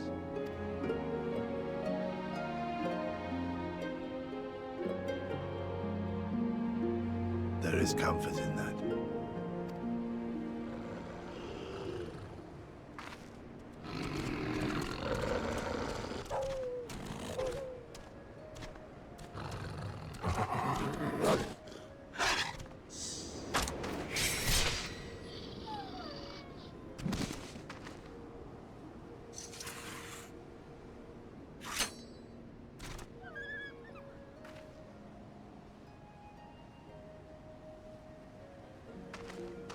Nay, we dare not permit ourselves that luxury, my friend, tempting though it may be.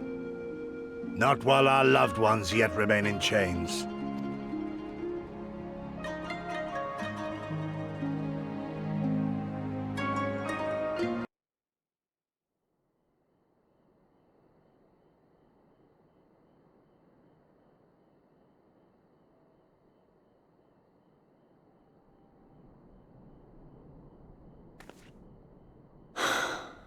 Well, if there is a way out, I can't see it. Shame we didn't learn much before they locked us up. 'Tis little wonder the Orenir won the last Nardum. These people leave naught to chance. Hien, I've had something on my mind for a while, and now... In Ala Mhigo, where I was born, I found it strange that for all the people who supported the resistance, there were just as many who didn't. But then we came to this part of the world and met with the Confederacy and lots of ordinary domans, and almost every single one of them seemed content to just put up with things, no matter how bad they got. They all had their reasons, of course, and it's not like I don't understand them, but the thought of it made me so angry. After everything they'd been through, everything the Empire had done to them, how could they not rise up?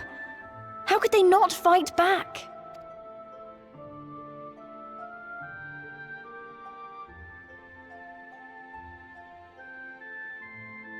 People are pragmatic creatures at heart. They hold on to hope only until they taste true hardship. Then comes fear and regret.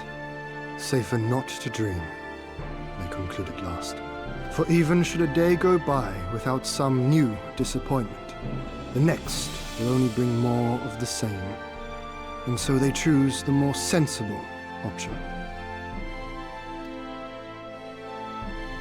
They learn to abide the indignities and injustices, the pain and the shame, to accept them as normal. Such is the lot of most men. One cannot expect to spur them to action at a moment's notice.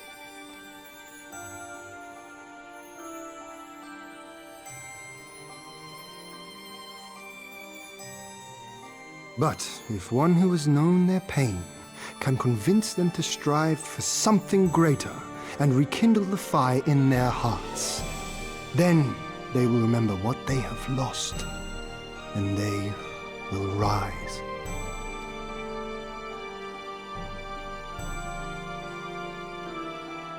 I had someone like that once. I didn't know who I was or who I wanted to be, and He risked his life to show me the way. Then honor him by doing the same for others, with all your might and main.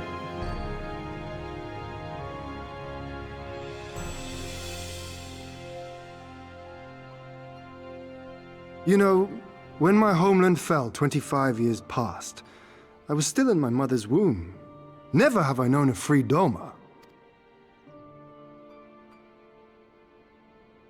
But my father did, as did many of my fallen comrades, as do many of my people now.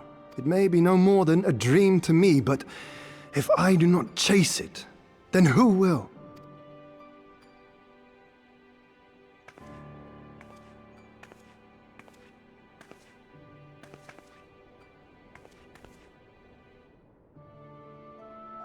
The way you carry it all, you're just the same. As you? Oh, no, not me. Definitely not me. I meant the Warrior of Light. Out there, somewhere. Doing what needs to be done.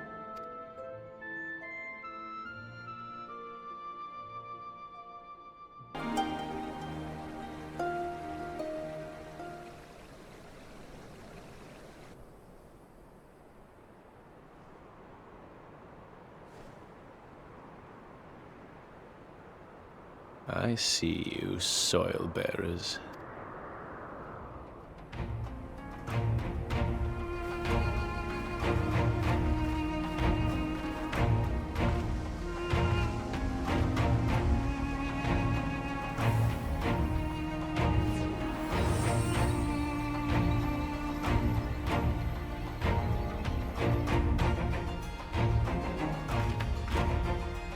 The soil has been scattered, and the steppe reborn!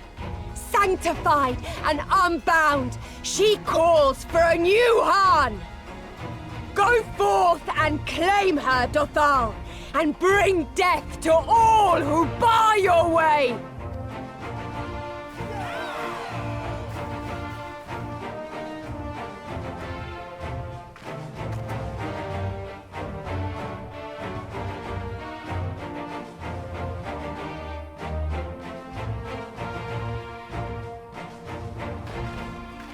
It begins, Grandmother.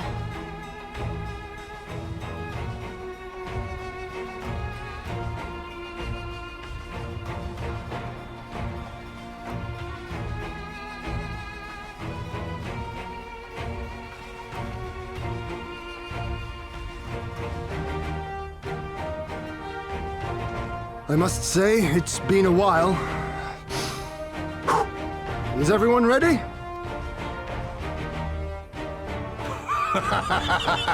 A samurai is always ready! You shall remember this soon enough once I have taken to the field.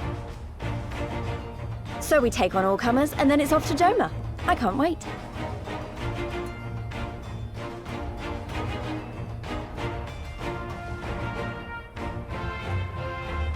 Thank you, my friends. Upon the soil of one and all shall our deeds be inscribed.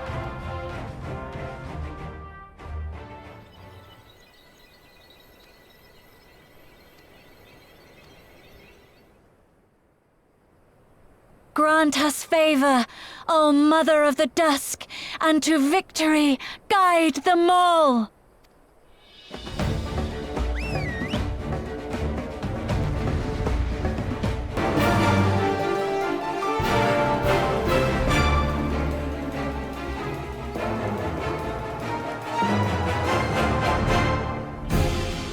The steppe has spoken. Then the Han is... We have won. The Maul have won. The Dawn Throne is ours. We did it. And you, my friend, you were magnificent. Magnificent and, not a little terrifying. What a strange tale this has become. To think I suffered them to live.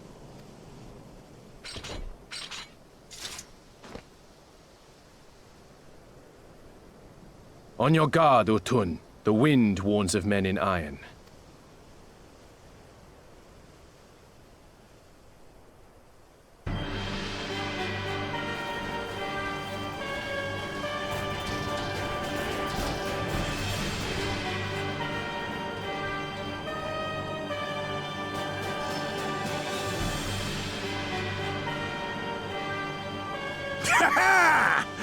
I thought I'd find you here, Eorzean! Dearest of all my enemies! Today's the day I finally get to kill you! And then they'll give me a shiny medal and my choice of posting! Bloody perfect it is! Well, go on then! Kill her! Kill them all!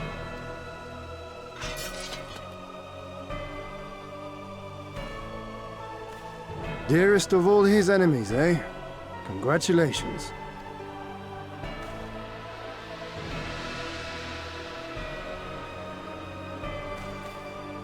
Hearken to me, honored warriors of the steppe! Our enemies intrude upon this sacred ground! Have you yet the strength to oppose them?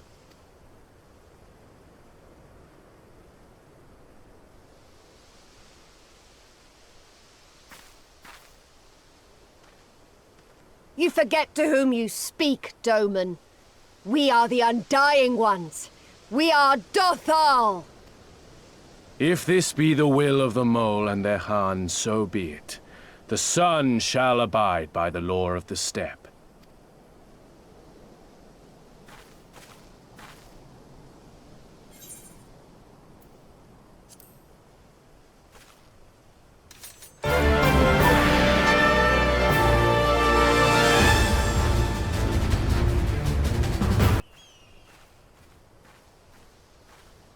Impossible! She was there for the taking! What do I have to do?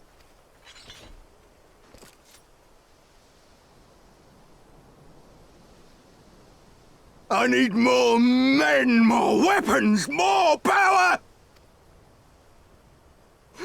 Ah! As if we'd lose to the likes of him. And we're only gonna get stronger. Stronger and stronger, until we're strong enough to take back everything they stole.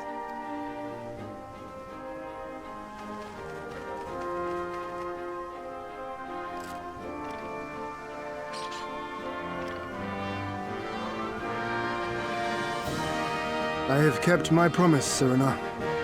They are yours to command. Oh, yes, of course.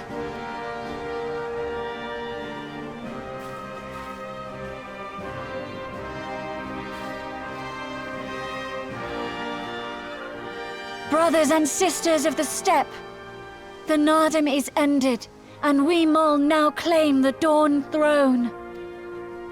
No demands shall we make of you, save these. Heed our comrades' words, and honor the law of the steppe.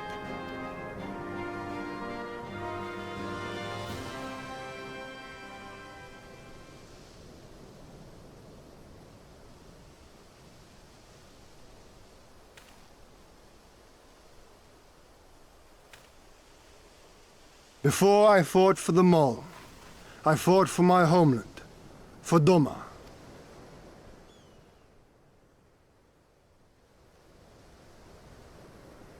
To Doma, would you have us go to fight your war and win your freedom?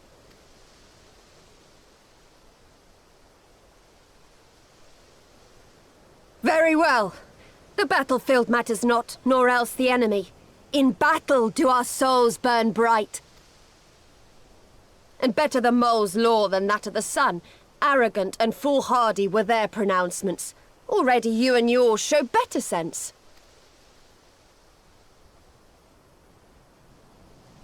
The sun shall answer your call, Doman.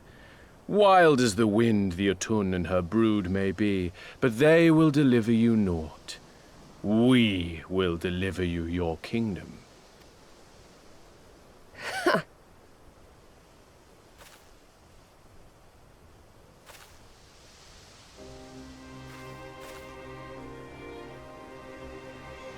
Weak and few as we are, the Mol will fight for Doma too, if you will have us.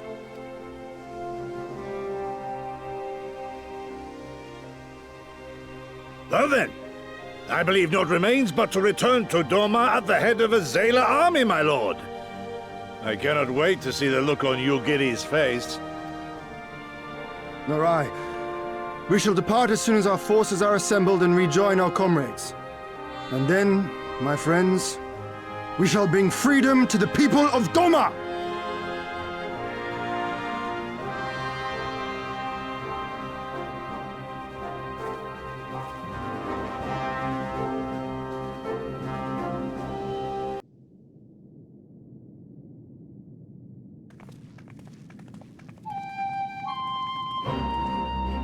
Brothers and sisters, pray forgive me my absence.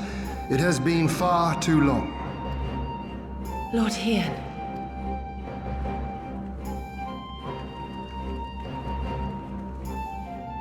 Gosetsu told us of your trials and tribulations on the steppe. Would that I'd been present to witness your victory, my lord. Our victory, Yugiri, owed as much to each of my stalwart comrades as it did to me. Now rise. I will not suffer this excess of formality any longer. Alphino and Alize Levieux, I presume. I'm told we owe you much. It is a pleasure to meet you both. The pleasure is ours, Lord Hien. Though we were born and raised a world apart, our values are one and the same. Freedom, justice, liberty. Each of which Doma shall soon enjoy once more. Hopefully. I understand you have brought an army. Indeed. The Zayla tribes of the Azim Steppe have pledged their military might to the cause. Good. We, meanwhile, have secured the support of the Confederacy and a not insignificant number of your countrymen. The Blue Kojin, too, have expressed a willingness to join the fight, provided you agree to certain trade agreements following the liberation of Doma. The shinobi will render what aid they can. However, Suino Sato refused to answer our call. No matter. What forces we have amassed far exceed my original expectations. You have my thanks. You should know that Xenos departed Doma not long after you left to find Lord Hien. We know not the reason why, but it would seem he was eager to return to Gir Abania. What? Have you heard anything from the Resistance? There hasn't been another attack, has there? Tataru assures me they are quite well. You need not worry. If anything, this turn of events would seem to be to our advantage. But there the good news ends. Yotsuyu retains her position as acting viceroy, and we have reports that the garrison at Doma Castle is preparing for a massive operation. We suspect that the Empire's attempt to eliminate you on the steppe may have been a prelude to a larger effort to purge the remaining pockets of resistance within Doma.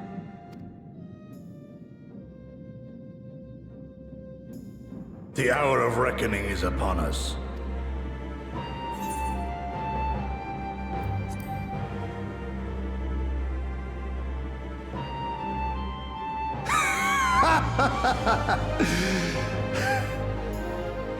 The Khan has spoken, and I, for one, am not inclined to argue.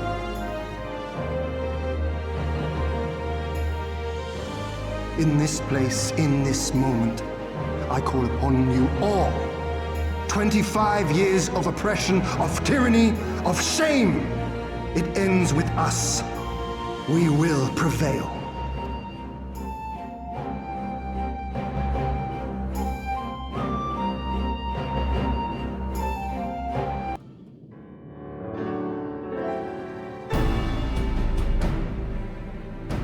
If all are in agreement, I will outline my plan to retake Doma Castle. First, Lys and the Doman Irregulars will conduct a series of raids against Imperial targets throughout the surrounding area, with the aim of drawing the garrison's attention. Shortly thereafter, our Zayla allies will launch a surprise attack on the castle's airborne defenses.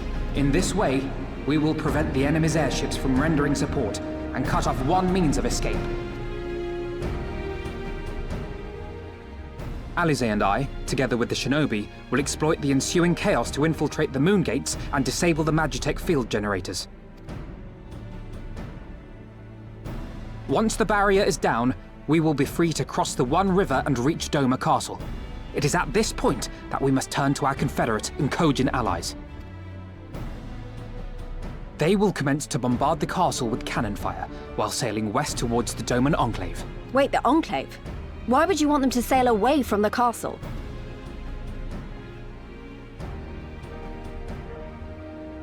Because the Enclave is home to countless civilians. Once pressed, the Imperials may well think to take them hostage, and I would fain forestall any such attempt.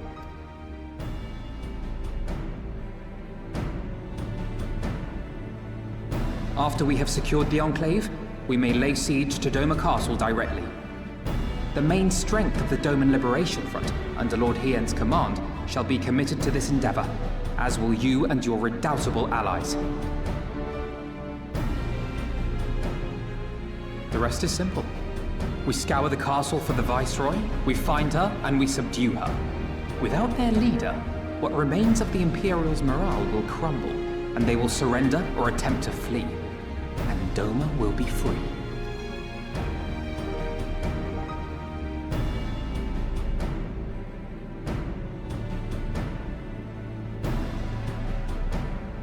Your thoughts, Lord Hien? If any points were unclear or gave you cause for concern, I should be glad to go over them with you.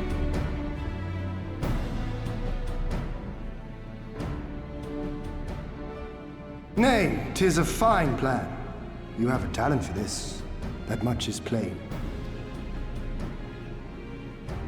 We shall carry out Alphino's plan to the letter. Time is of the essence, as you know, so let us each see to our respective preparations. Carry on.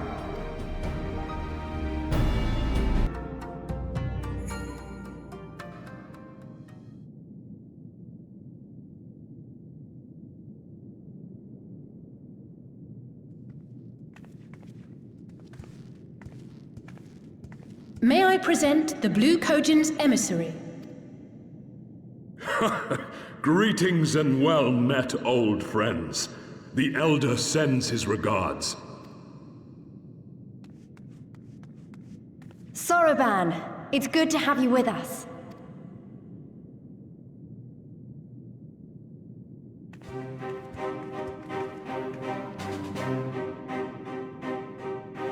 If, you might humor me.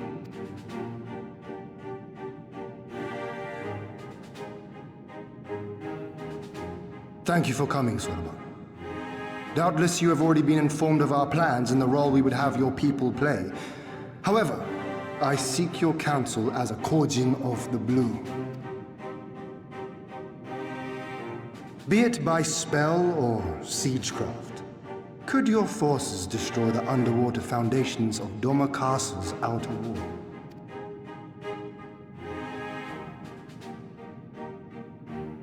Explosives coupled with a few incantations.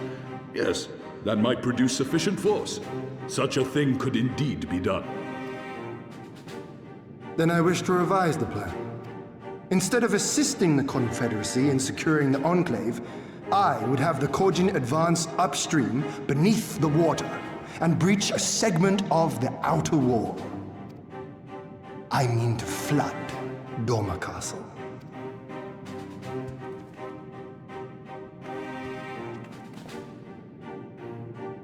My lord, the castle is a sacred symbol, the very heart of our nation.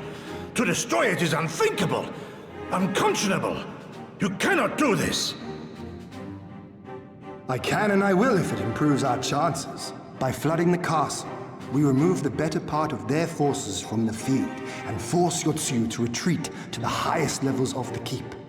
Tell me that is not a worthwhile trade. But my lord, that castle was entrusted to you by your father, and his father before him. I say to you again, it is the heart of our nation. Stone walls do not a nation make, my friend. Her people do. And as long as we yet live, we can rebuild. So let us only think of this battle, of victory here and now.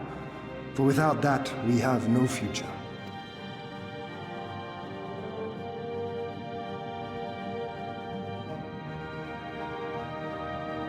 I see that you are resolved, Lord Hien. and I would not presume to gainsay your decision. I will inform the Elder of your revised stratagem, and instruct our sappers to make ready. Our preparations are all but complete. Once we receive word from our Korjin allies, we shall set our plans in motion. We shall fight, and we shall prevail.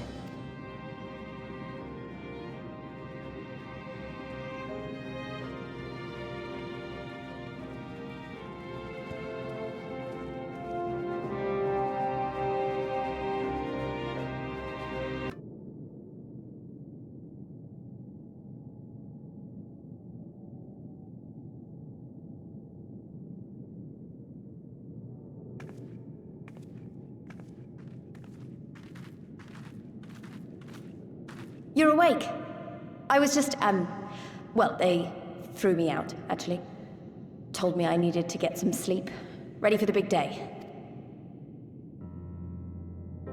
Not long now, eh?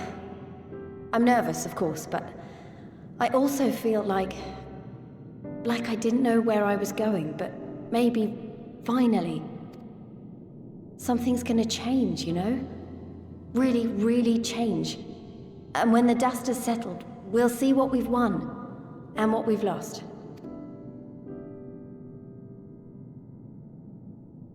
I'm going to give it my all tomorrow.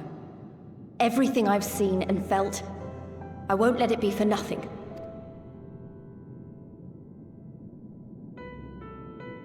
Right, off to bed. Don't want to overdo it, and neither should you. Oh, but before you sleep, you should look in on Elfino and Alize. Quietly, of course.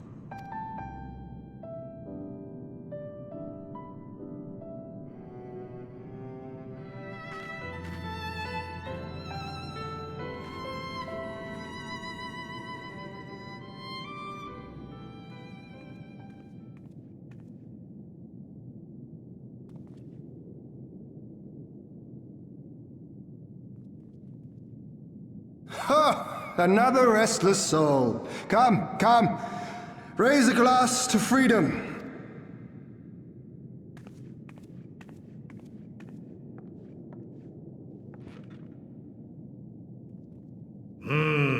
Good. Good. I should be interested to know her thoughts on the matter. Ah, that's enough, Gosetsu. You'll not convince anyone with your drunken ramblings.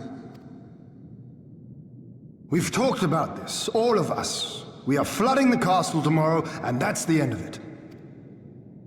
I know.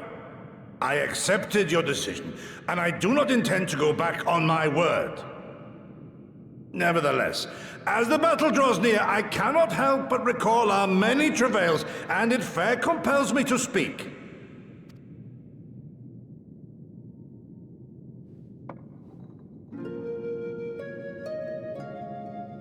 In all my time serving as a leader of men, there are two failures which haunt me to this day. The first, a defeat at the hands of the Empire 25 years past, and the subsequent imprisonment of your father.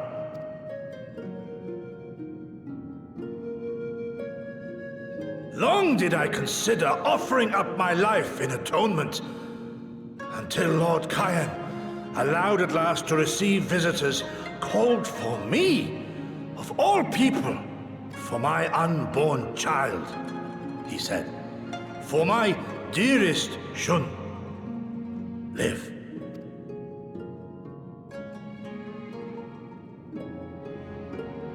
My second failure, of course, was the betrayal of that selfsame command. When in the rebellion I failed to protect not only Lord Kayan, but Lord Hien too. That I yet live, having known such disgrace, is an affront to the Kami themselves.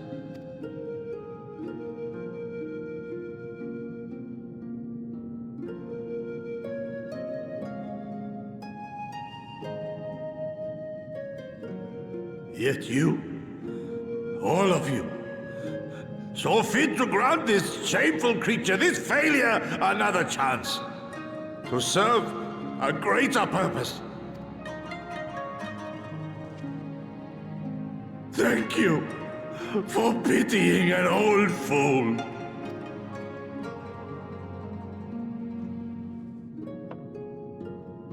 Now, it is far too soon for that. Save your tears for the morrow. You may be sure we will have ample cause to shed them, be they for joy or despair. Even that sounds morose. We who yet walk the path should not think too much on the destination. When the hour arrives, we shall welcome what comes with open arms.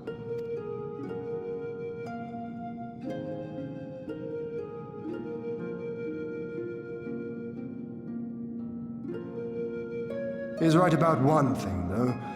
We have you and yours to thank for this chance. All debts will be repaid. On that you have my word. But first we must live past tomorrow, no? If you've no intention of sleeping, you giddy, you may as well join us.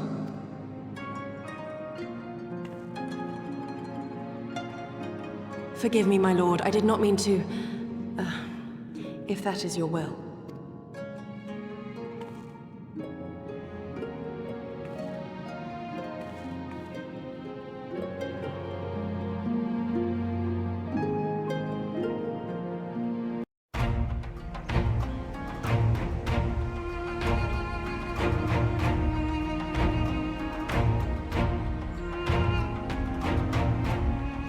Understood. Wish us luck.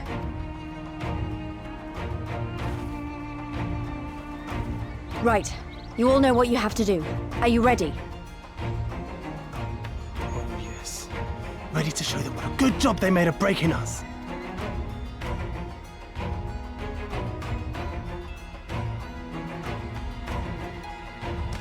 Then what are you waiting for? Move out!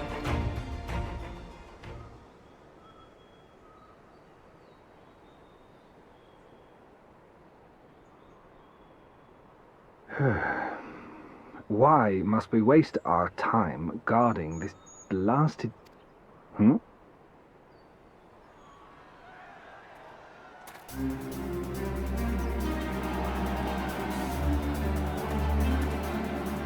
Sound the alarm! Fluminus is under attack! Armed insurgents have breached the perimeter! We need reinforcements!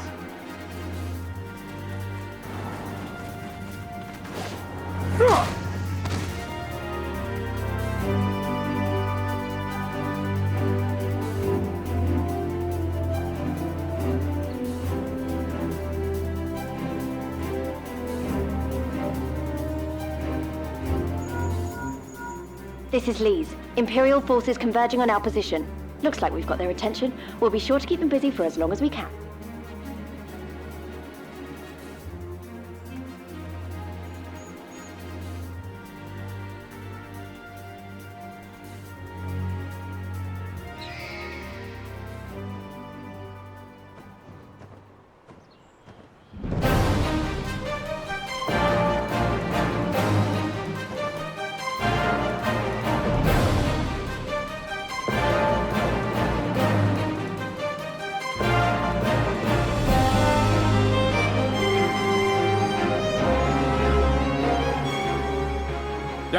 War!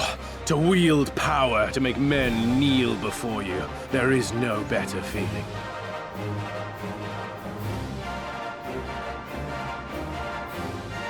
A pity I must share this pleasure with a feral dog of a Dothal. Preening, Oronir! You fear that you will put the sun in shade! Those are for you. Go, claim your prey.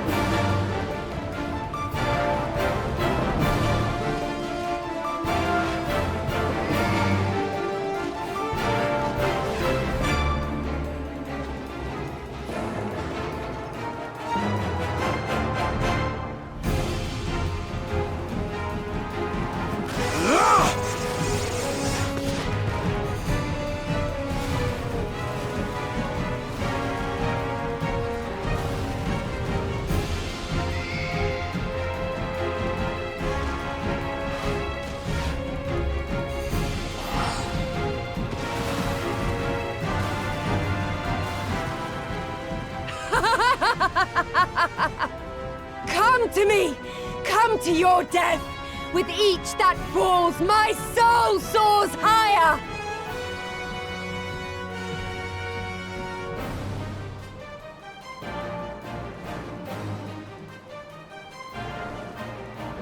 Swiftly, brothers! Fall not behind! Make an offering of their steel to Father Azim!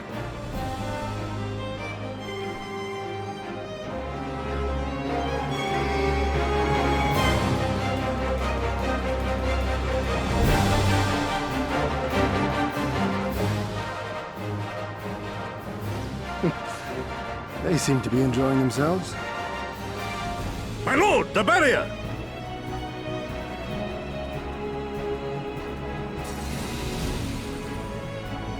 That it should fall so soon! Truly, our allies seem determined to surpass each other.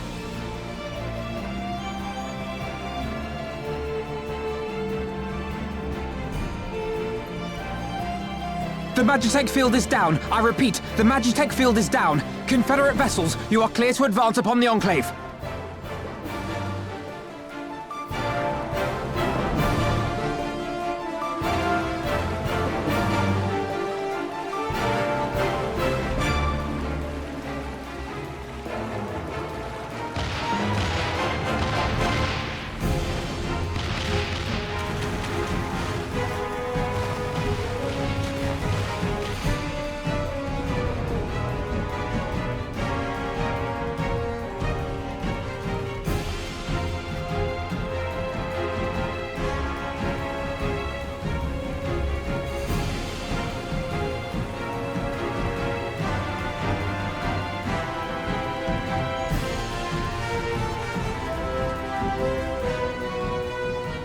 The wall is breached. The Kojin too will not be outdone. Our allies have set the stage. Now we must take the castle.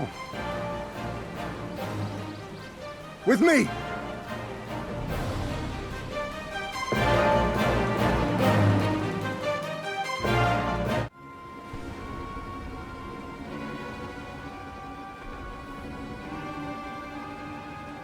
My lady, the riverside wall has been breached. The lower levels are already flooded and the water is still rising. So I gathered.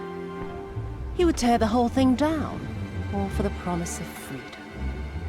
A noble sacrifice, or the last desperate flailings of a fool. Speaking of which, how fares my brute? The procedure was carried out as instructed by Lord Aulus. By all indications, it was a success. Is that so? Then he may yet be of some use. Devotees of vengeance should rightly pursue their cause unto the bitter end, don't you think? Their hearts aflame with passion until the last few embers fizzle and fade, leaving naught but ash. The Viceroy's orders were clear. If Doma falls, none shall be spared his wrath. Tell the men to fight as if their lives depend on it. Because they do. As you command, my lady.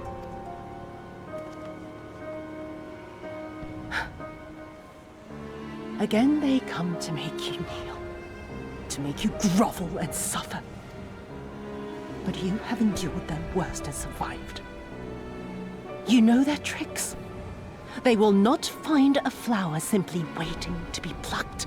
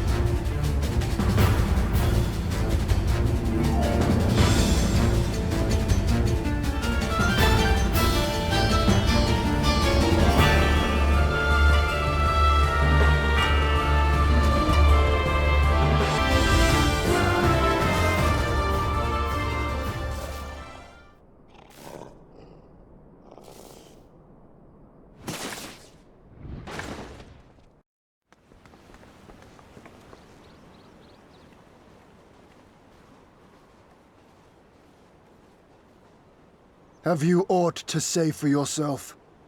For what you have done to our people? Your people? My people, he says. The precious lordling beloved by all come to confront the wicked witch.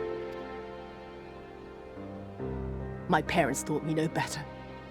They worked me from dawn to dusk like an ox or an ass or some other beast of burden. Until, that is, my brother spied a chance to transform the family fortunes. And so I was married to a vicious old drunk, who beat me as he pleased. And when I pleaded for help, I was told to grin and bear it. For the family, for him, for everyone's sake. They pretended not to notice, but they knew. They knew! What did it matter? I was nothing to them. Less than nothing. I wasn't of their flesh. I wasn't a fellow Domon. I wasn't even a person. I might just as well have been dead.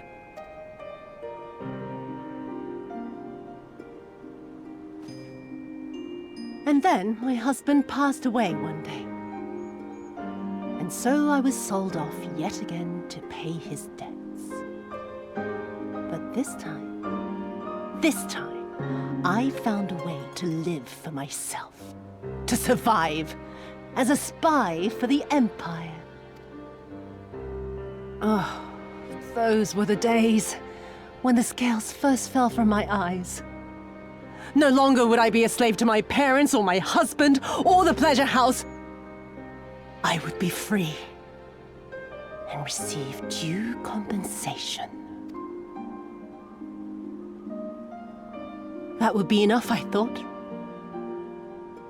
Until I saw a Doman in the road, beaten and broken. And my heart skipped a beat.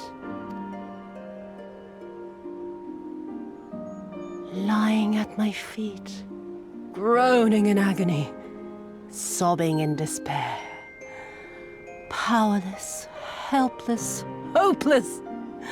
A vision forever seared into my soul. Oh! There was nothing I would not do to feel that joy again. To bend this cruel, twisted world to my whims.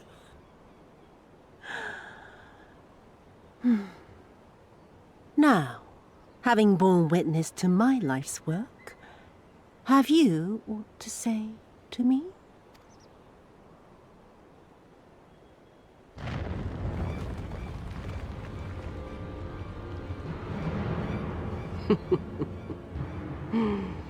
"'Twas kind of you to lend me your ear, my lord. But now it is time for us to conclude our little tete-a-tete with a final game of chance. Who shall stand, and who shall fall? Let the die be cast." This was her plan from the first, to bring the keep down on our heads!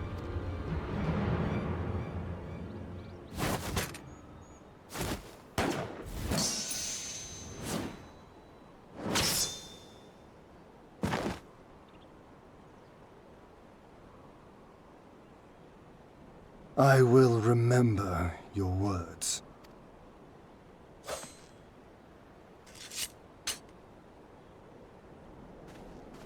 We must flee. Order our forces to withdraw.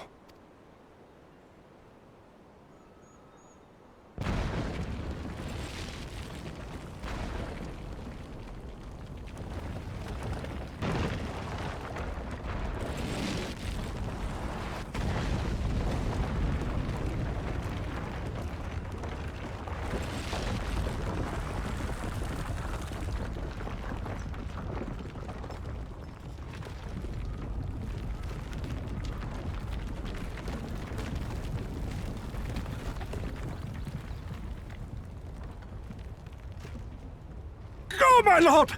While you still can! I cannot hold it forever! No! We will not leave you behind! Do your duty! Deliver Lord Hien and the others to safety! Now! Forthwith! I shall manage on my own!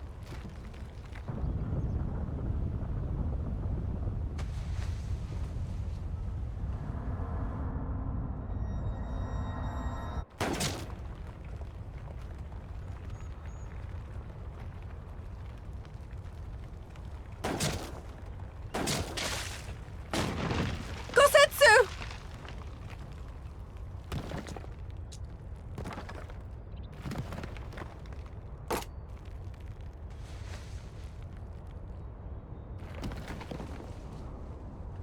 No. No one leaves. Not you or anyone else.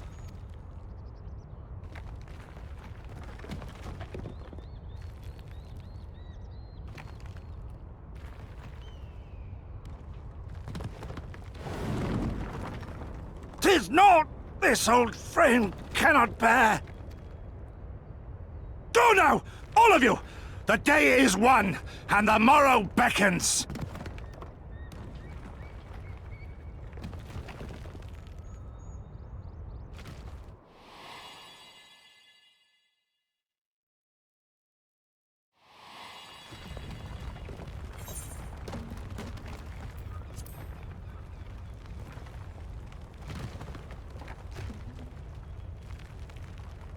Nay, thank you for granting me new purpose and a measure of peace. Gosetsu.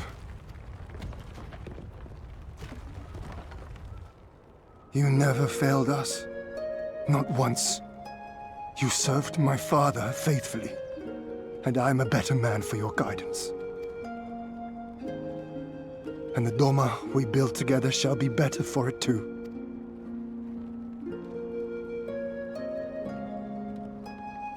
Be proud, my friend.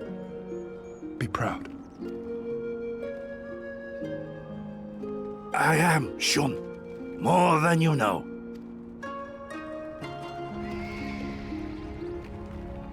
Hien! Hien!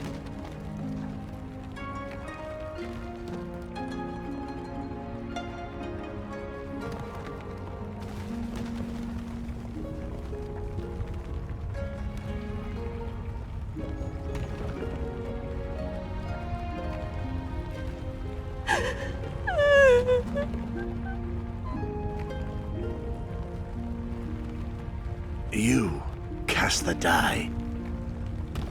Gambling was never my vice.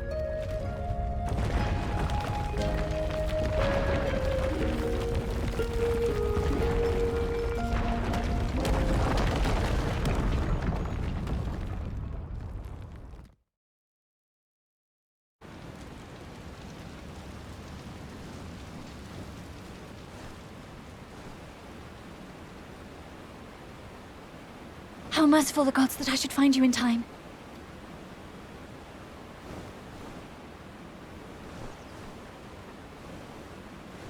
Kosetsu? We must turn back now before it is too late.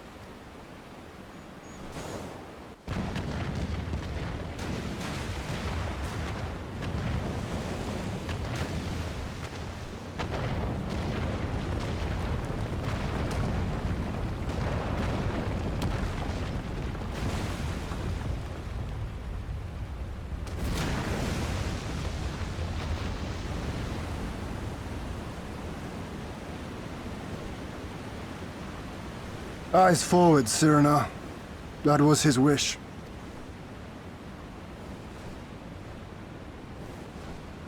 I will deliver you to safety. The others are waiting.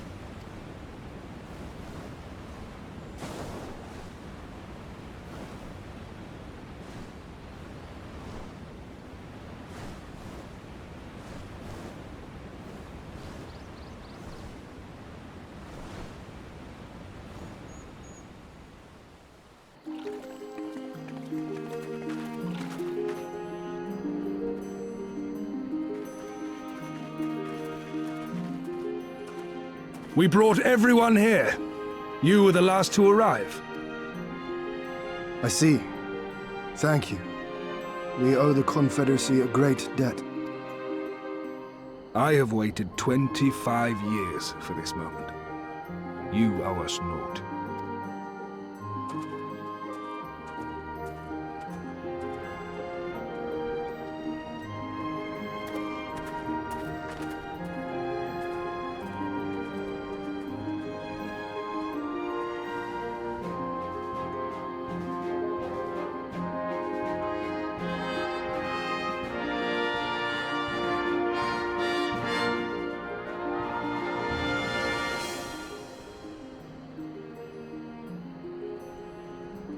Look!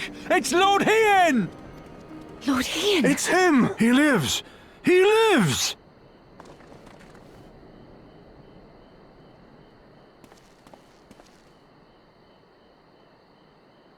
Some few words of encouragement would not go amiss, my lord.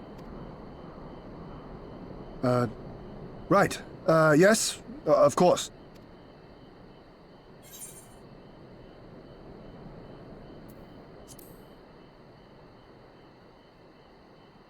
Forgive me. This is rather more daunting than I had anticipated. But you are right. I must be strong. Wish me luck.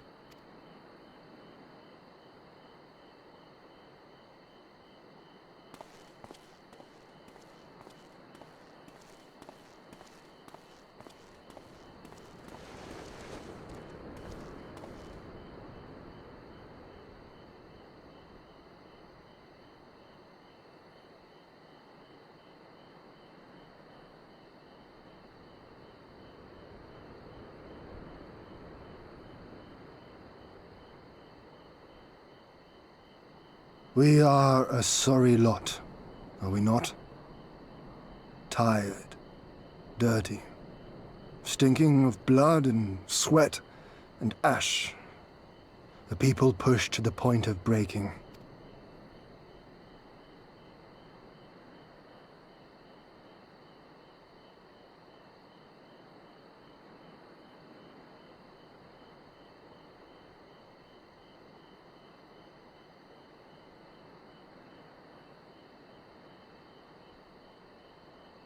And yet, we won.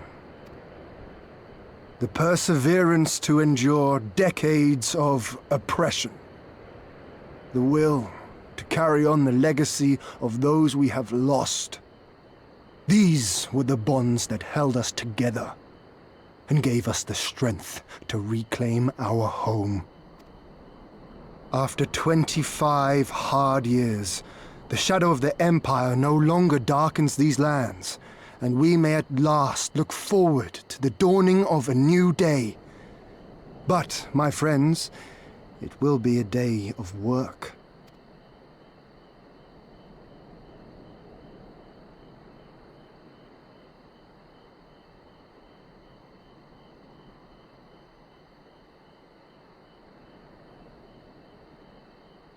So I ask you, have you yet the strength to stand?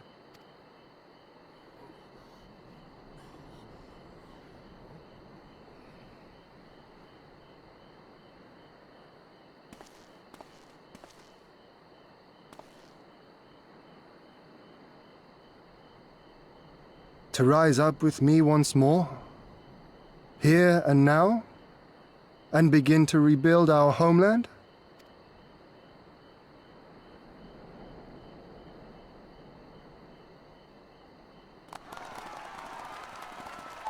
Lord Hien! Doma! Doma!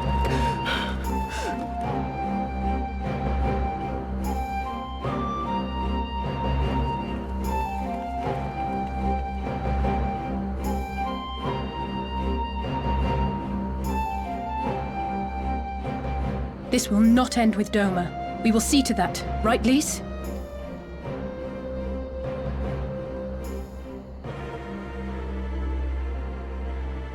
Right. Indeed, this is but the beginning. The tide is turning, and it shall soon bear us back across the seas and onward and to the next battlefield.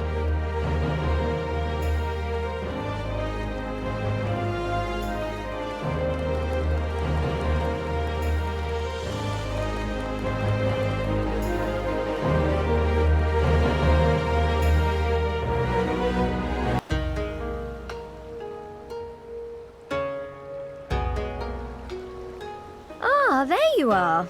All packed and ready to go? To the best of my knowledge, yes. Apologies for the wait. The task of tying up loose ends invariably takes longer than one allows. Happily, however, all now seems to be in order. Then there's nothing left to do but to board the ship. Do try and enjoy the journey, won't you? It may be your last chance to rest for a while. That would depend on the good captain's choice of route. As ever, Tataru, I pray you take all due precautions while making your inquiries. Better to avoid the local authorities altogether than risk a repeat of our Ishgardian episode.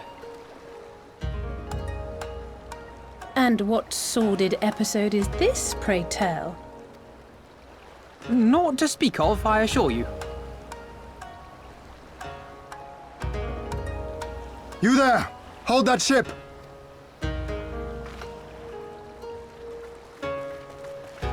What are you two doing here? Shouldn't you be in Doma?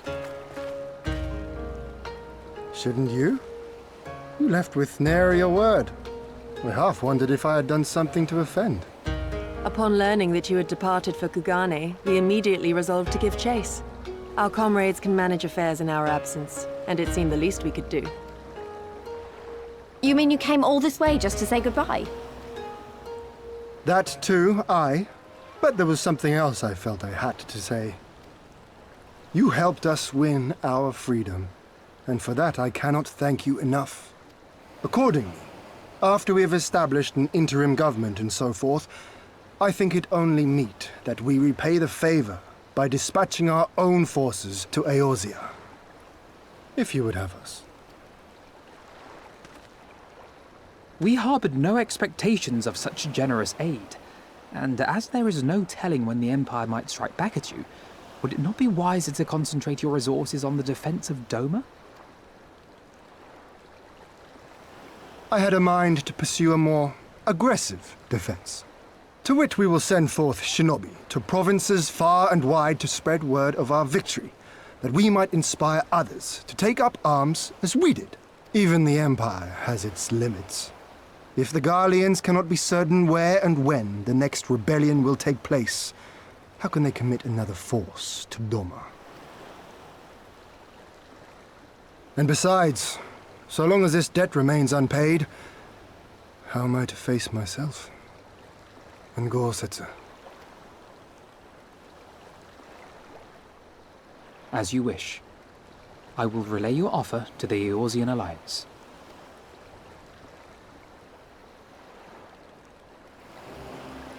All of Doma is counting on you to finish what we have started. You have it in you, Lys. To seize the future you want. Never forget. I won't, Hien. Not your words or anything else. Everything that led us here, that will drive us forward, I'll carry it with me always. And that's a promise. I will hold you to that. Go with them to Eorzea. Tell their people of our triumph and of our pledge to stand with them. By your leave, I shall pave the way for our new alliance.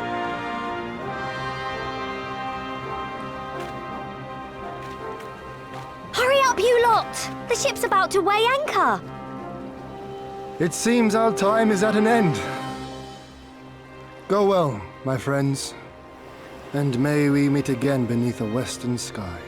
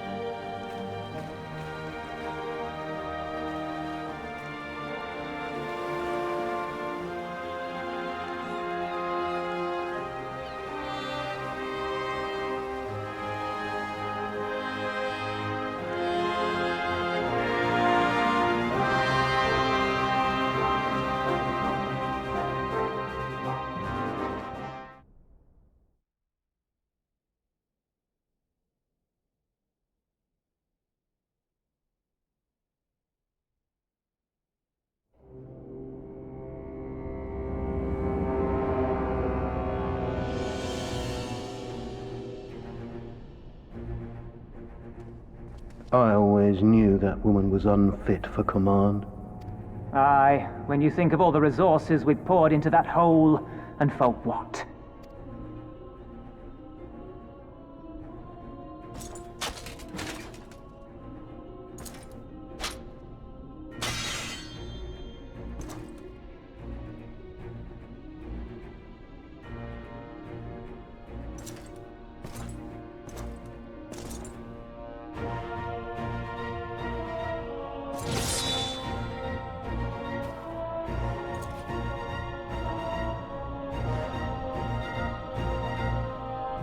The beast yet lives. Mayhap it is time I sharpen my claws. I wonder, will you walk into my parlor once more?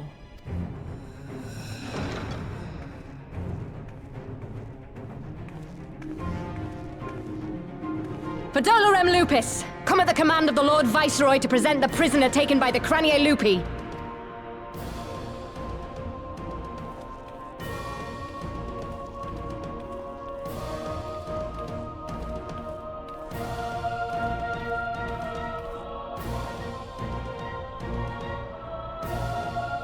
Xenosier Galvus, I presume.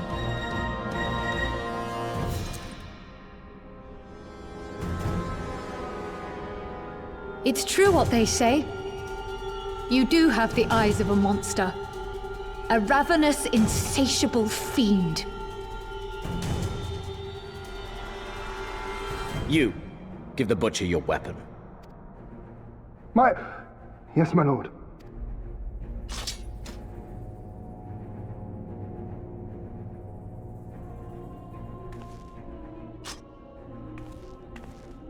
My lord, this is... A reward given in recognition of your service. I trust it will prove more capable than its former owner.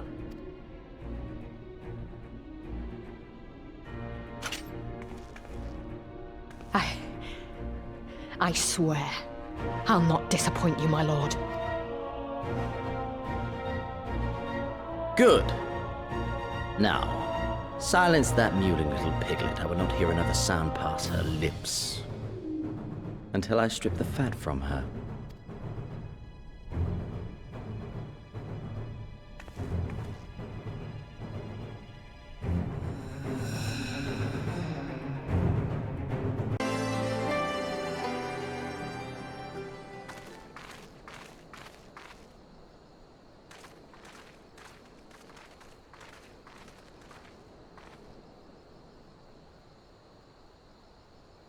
Pray, join me in welcoming our Scion allies, but recently returned from their mission to the Far East. We have been most eager to hear a first-hand account of your time there, eventful as we understand it was. Very well. Allow me.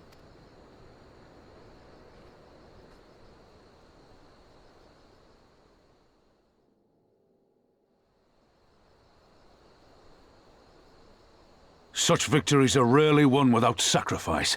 But the prize is worth the price. Doma, free after all these years.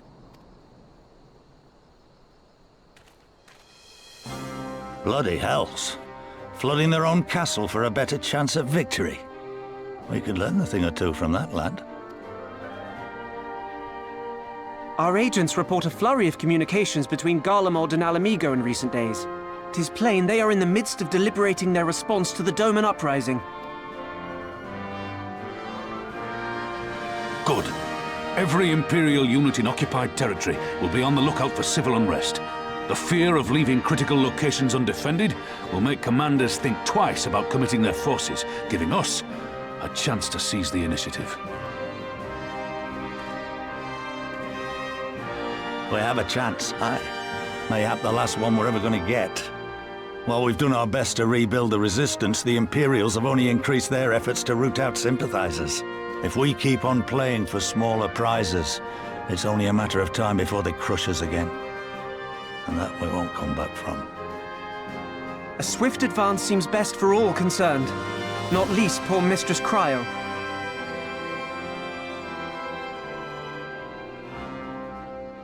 Then let us waste no more time. The campaign for Ala Mhigan liberation begins now.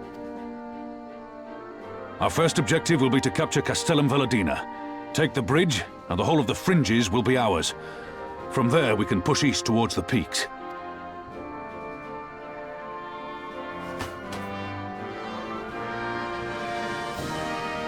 I named this operation Rolga's Beacon. For as Rolga once sent his star to guide our ancestors to these lands, so too shall it see us home.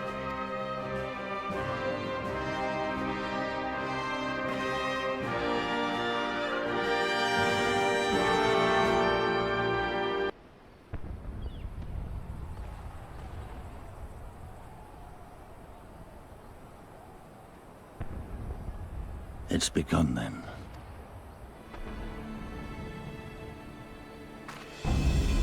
Good. It's the waiting that drives me mad. Standing around, knowing what's to come. I'll never get used to it.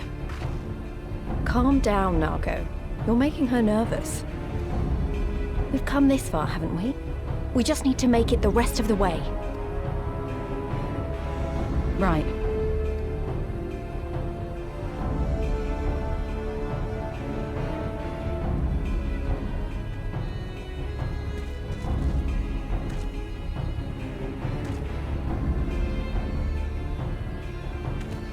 Looks like the bastards went for the bait.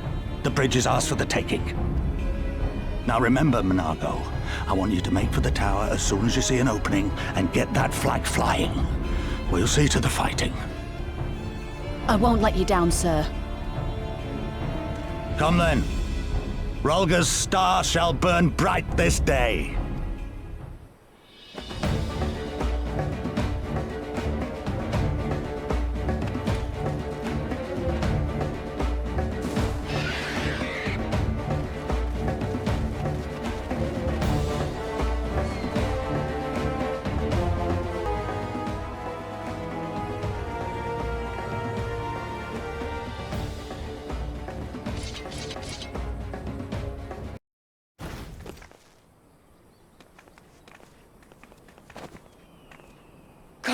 Damn you! No more running! No more hiding! Let's finish this!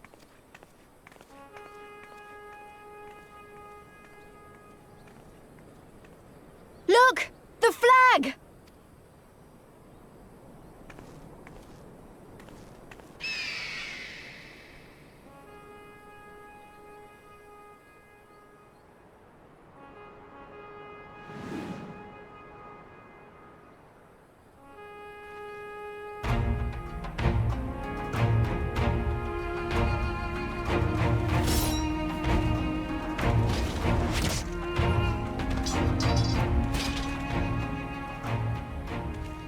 The bridge is ours! Ala Mhigo! Ala Mhigo! Ala Mhigo! Yeah!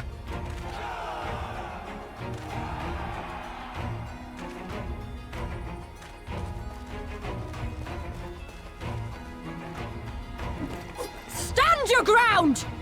It's not over yet! Damn it!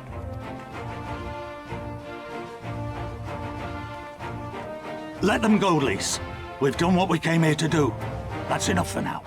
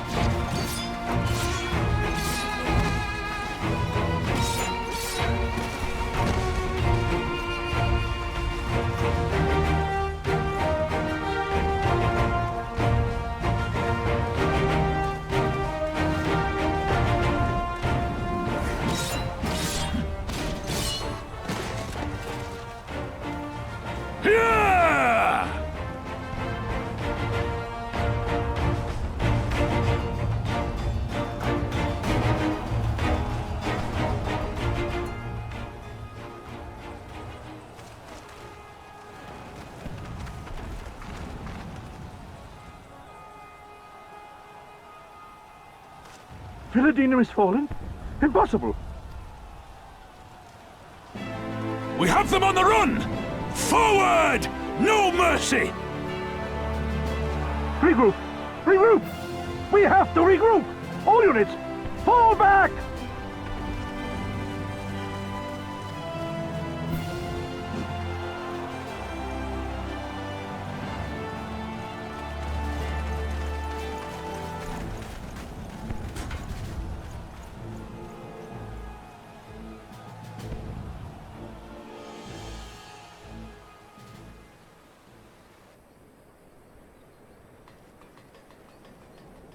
Commander, the 4th cohort has been routed.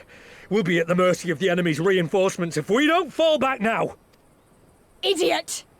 We have the stronger force by far. Don't be taken in by their tricks. Or would you rather tell Xenos you lost to this rabble? No, but if the snakes betray us in the confusion, we'll have no way out. I'm begging you, Commander. Give the order, or we'll all die here. As common traitors who drank of muddied waters. For all the good it did us. Skulls with me! The day is theirs, and so is this bastard bridge. Someone bring the snake.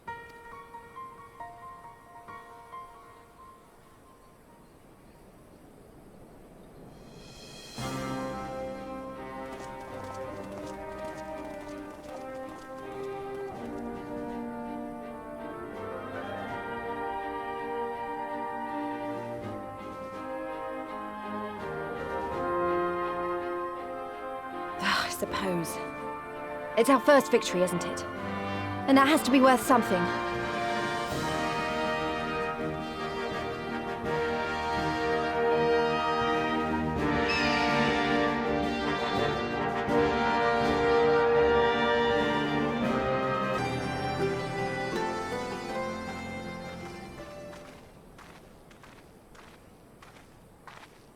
Ah, you've come. Welcome, friends, to my village. My home.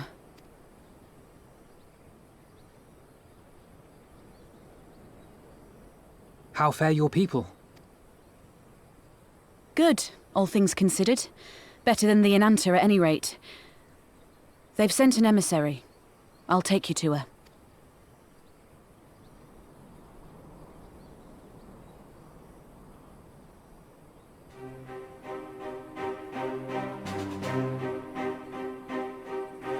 We're here to help. Will you tell us what happened? Aye. It began with a quarrel between the Imperials and the Kaliana. The Kaliana are another Enanta tribe. The strongest and the most influential. Unlike the Vera, they want no part of our troubles. They swore fealty to the Empire, and were content to remain within their borders. Just so. The Kaliana forsook their pride in the fight and yielded to Garlemald long ago.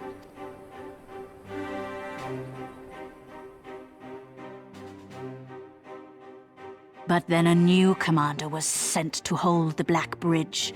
She demanded the Kaliana surrender a hostage, this butcher. Fordola. It doesn't make sense, though. The Vera are the ones working with the Resistance. Why would she threaten the Kaliana? Because she is ignorant like all Imperials. She knows not the difference between Kaliana and Vera, nor does she care to learn. I see. All Fordola knew for sure was that the Resistance would come from the west. She reasoned, therefore, that if the Enanta on the east bank turned their coats, she would be trapped. I take it the Kaliana had no choice but to oblige her.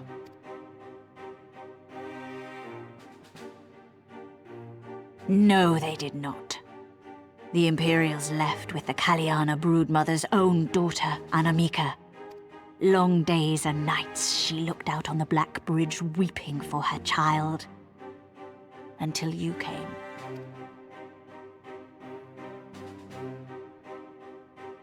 The broodmother knew at once which way the winds would blow. She and her warriors met with the fleeing Imperials in the road and demanded that her daughter be returned.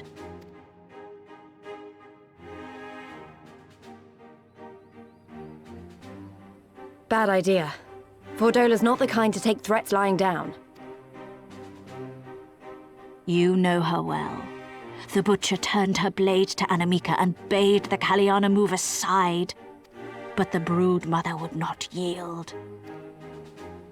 I know where this is going.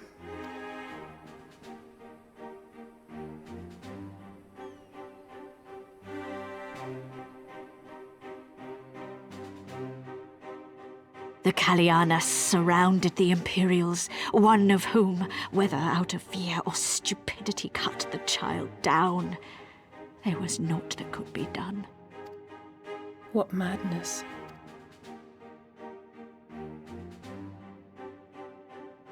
The true madness was yet to come. For in her despair, the Kaliana broodmother cried out for her daughter to be restored to life. She beseeched Sri Lakshmi's intercession. She summoned a primal then and there?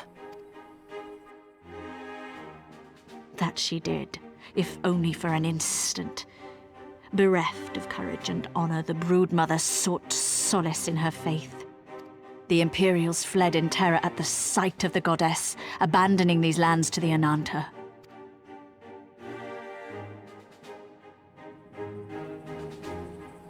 Now the Kaliana bid us make pilgrimage to pay proper respects.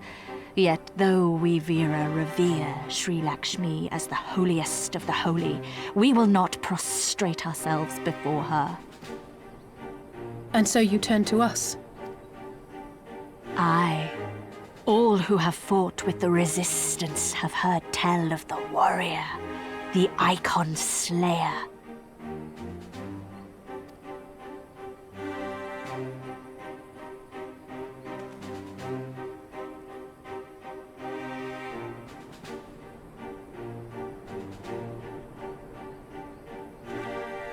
I believe we have heard enough. Inconvenient though the timing may be, if a primal has indeed been summoned, we can scarce afford to ignore it. We must needs discuss how best to resolve this situation.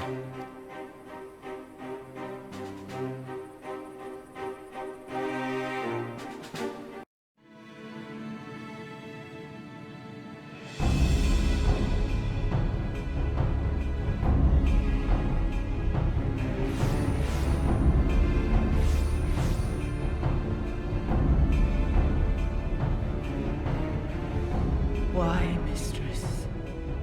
Why does my Ala Mhigo slumber still?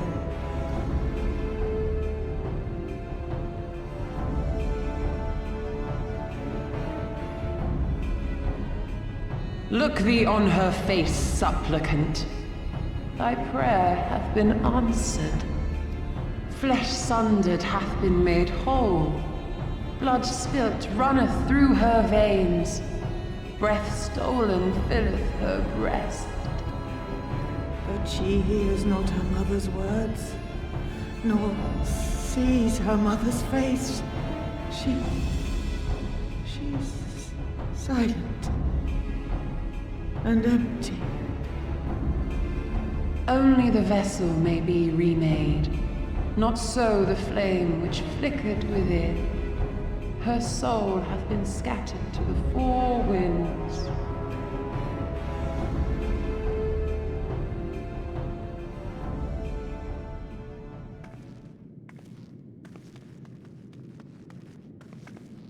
Now do you see her promises for what they are? Alize, have you gone mad? Mayhap I have, but I refuse to stand by and watch yet another tragedy unfold. Who intrudes upon this sacred ground? Imperials, thirsting for blood! No! We come not to shed blood, but to save you from the false god who would lead you astray. I understand how you feel. I do. You loved her with all your heart, but when the moment came, you still couldn't save her. The anguish, the anger, I know it only too well. But I also know where this path leads. To embrace a primal is to condemn yourself to an endless cycle of despair. You will never know peace. A worm-eaten heart may find peace and serenity in service, in beauty and grace. This had never been my promise. Naught else. You tempt them with visions of things that can never be and leave them bereft and wanting.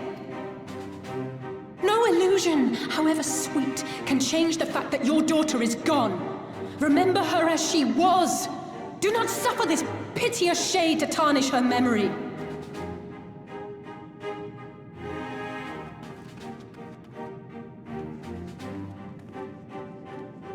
For every prayer that Primal answers, it'll demand payment in kind.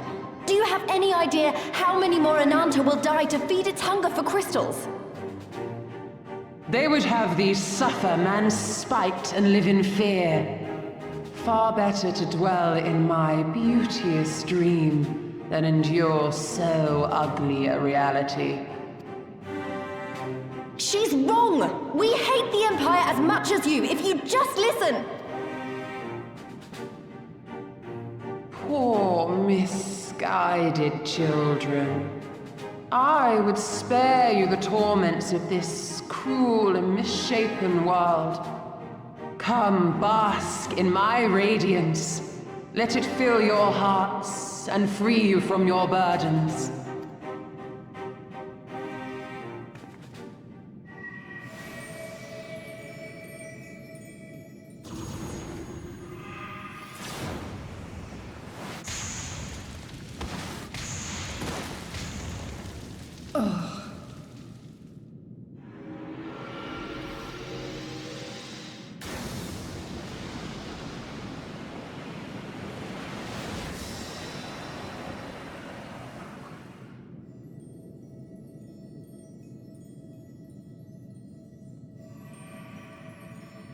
Abide in misery then, fools.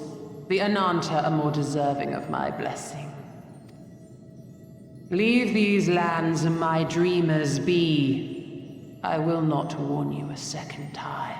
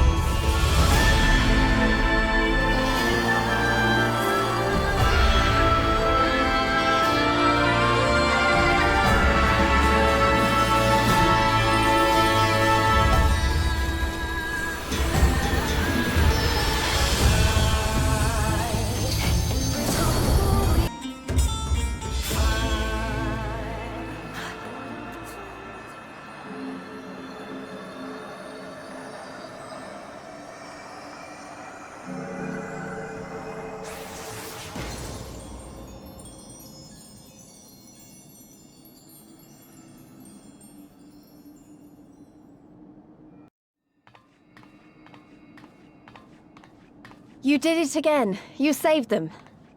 I just wish I could have been more help.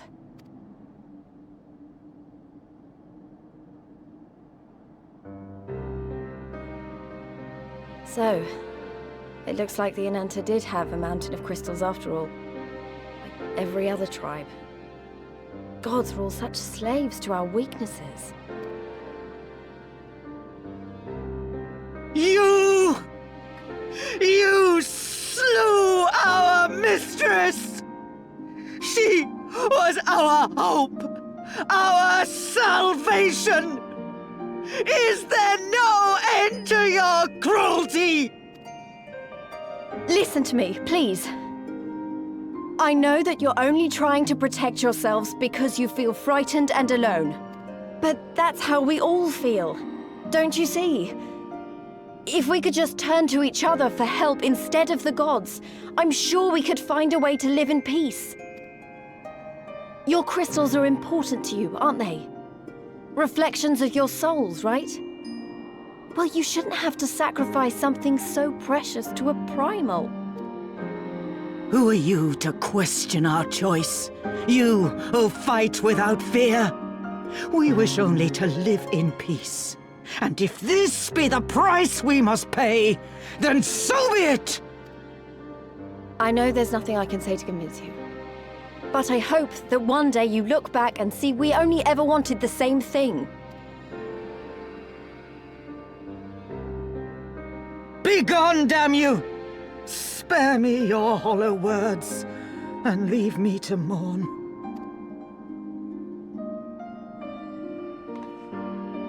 I'll go. But it doesn't mean I'm giving up.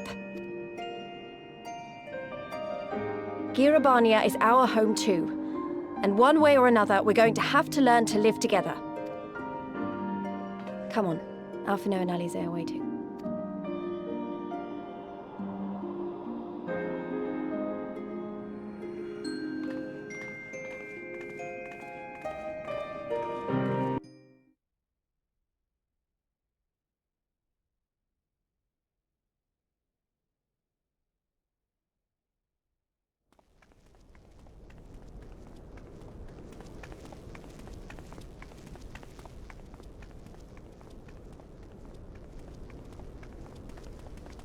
Ah, the savage returns, and with her tail firmly between her legs, beaten by beastmen, I hear.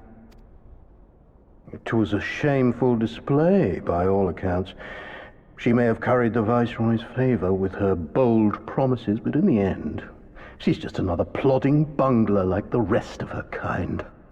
Strange. You would think him a better judge of character. Then again, I hear she's not averse to a more physical mode of persuasion. I thought she rose through the ranks rather quickly, but no longer. If only she had been content with her lot, she might have lived to see the morrow.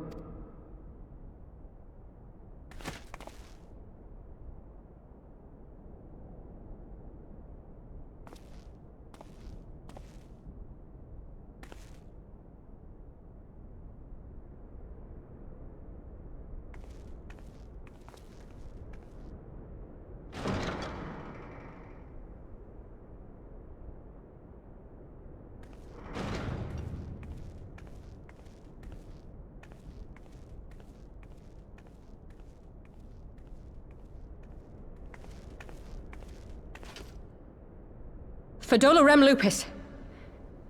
Commander of the Crania Lupi, reporting as ordered.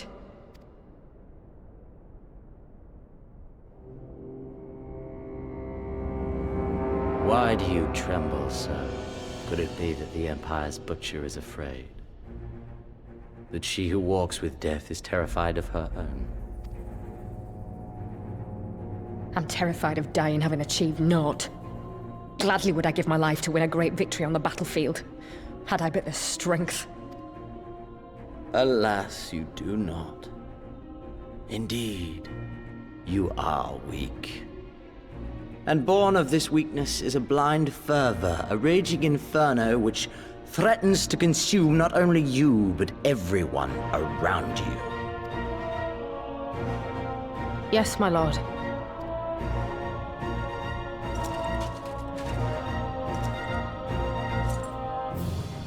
You were defeated by the Resistance on several occasions.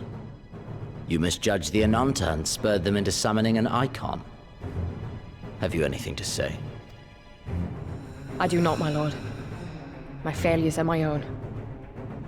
I am prepared to accept your judgment.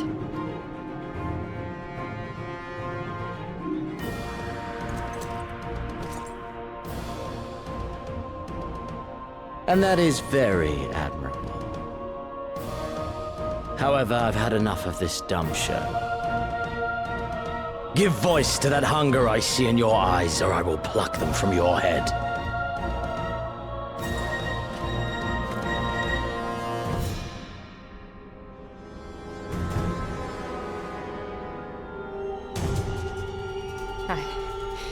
I want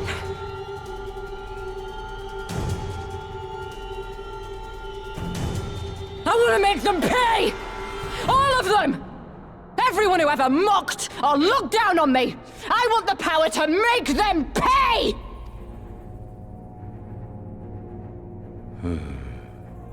Very well. Then I shall give you a chance. A chance to transcend your mortal limits. Assuming, that is, you are prepared to wager your life for such power. Transcend, my lord. I came here prepared to die. Tell me what I must do.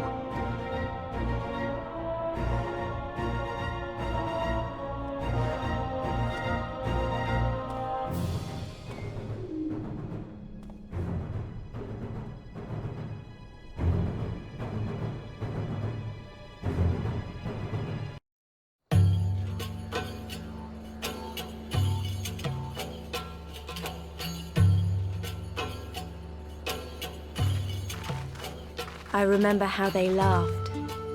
Alliance and Resistance soldiers, eager for battle, trading jokes as we marched east towards the peaks. Beyond this last line of defenses lay the locks and the city. Breaching it would be no small feat. But we beat the Imperials back, just like that. And we liberated a village, the first of many.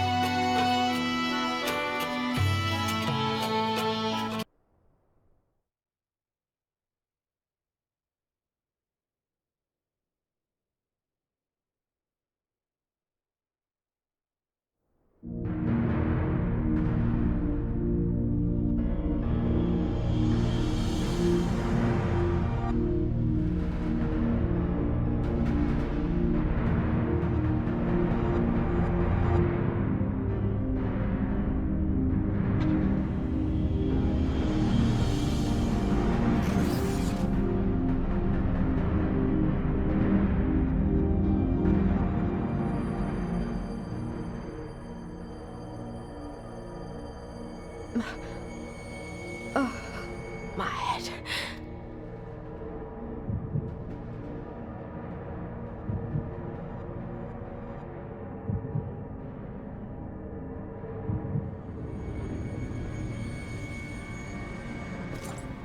Let us see. So, she lives. Impressive. Or merely lucky, though that too may prove a useful trait. My lord, what have you done to me?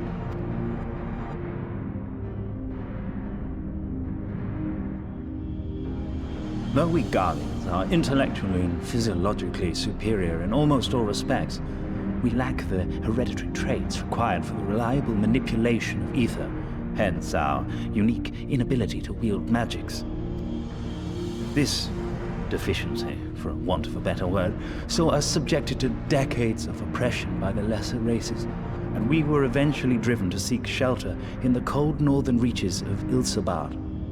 Fortunately, said region was replete with vast deposits of ceruleum, which proved instrumental in the development of Magitech, a revolutionary technology conceived to compensate for our disadvantage. It was with Magitech that we grew strong, that our nation became an empire. Yet, ultimately, this was an extrinsic solution to an intrinsic problem.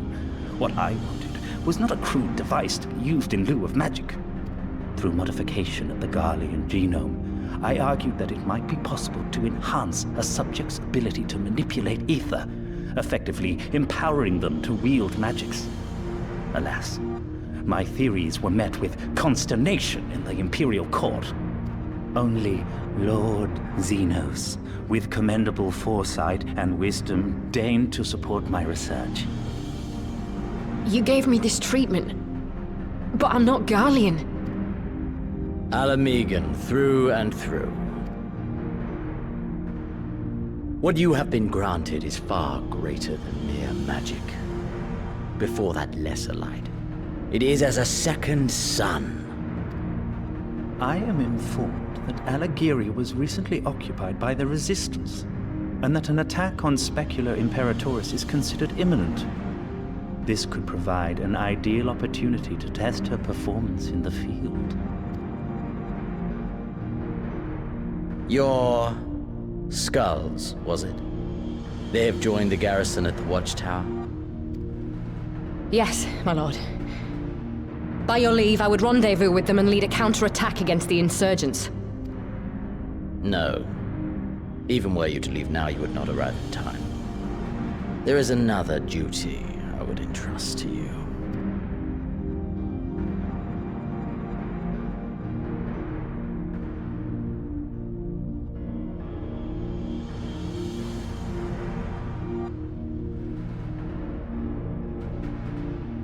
Found you.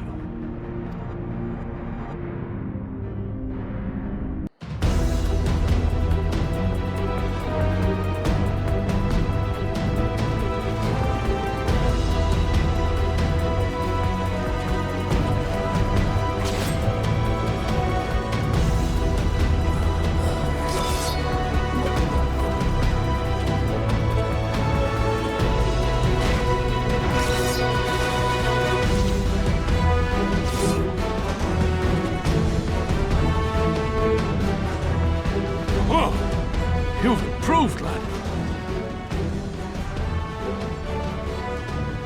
Come now, father. You lured the fool onto my blade, and do not try to deny it.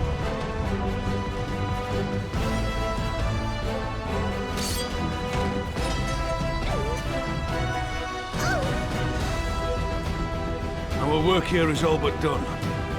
What of Conrad and his men? They are for the main tower. The Skulls have offered fierce resistance thus far, but Conrad seems to believe he can convince them to lay down their arms. Then we will tend to the stragglers down below. With me!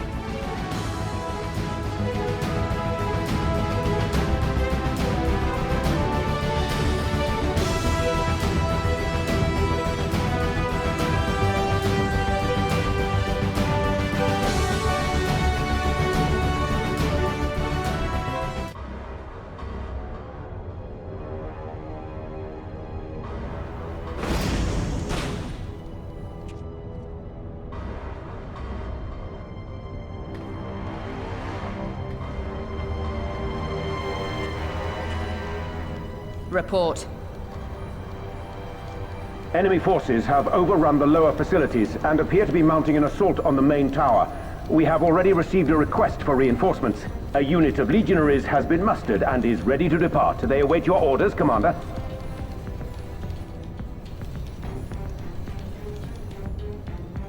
Stand down. Commander? Tell them to stand down. Commander, if I may, our people, your people are still in there. They will be slaughtered. You think I don't know that? I want nothing more than to help them. To lead the bloody charge. But I have my orders. Lord Xenos said no reinforcements. He would have us use the main cannon to destroy the installation. What?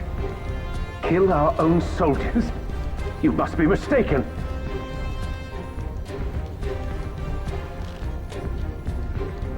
Mayhap you'd like to ask Lord Xenos yourself.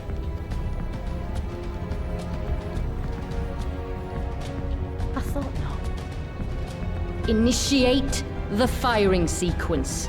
Wars are won on the backs of the dead. Theirs and ours. There is no truth but this. We must remain firm and resolute and always, always do our duty. Give the order.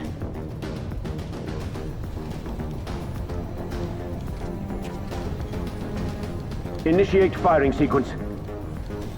Aye, aye. Initiating firing sequence. Release safety locks. Deploy main cannon.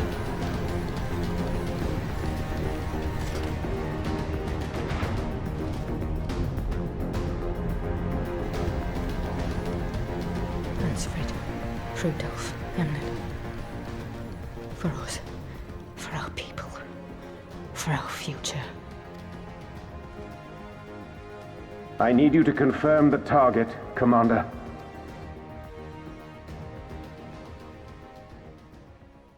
Specula Imperatoris, main tower. Fire when ready.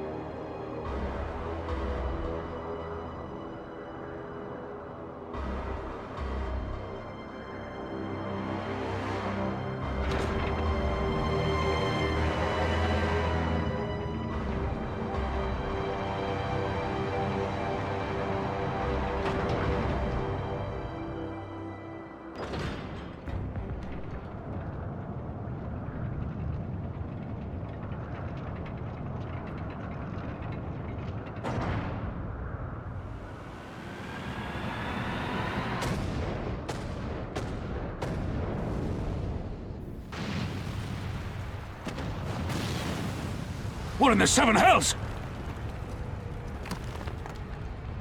Long-range artillery. Those treacherous bastards. Their people were still fighting. Full retreat! Now!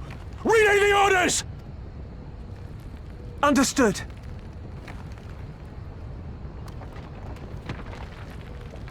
All forces retreat! I repeat, all forces retreat!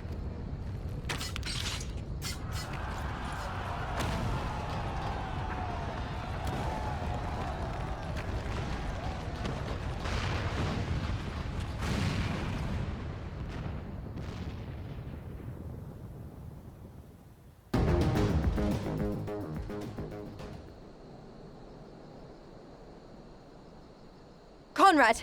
Conrad, speak to me!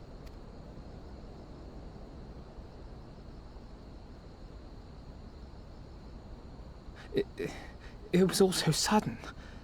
Conrad had just convinced the last few skulls to surrender when we heard the bang and everything started to shake. We carried the survivors to safety, but Conrad's...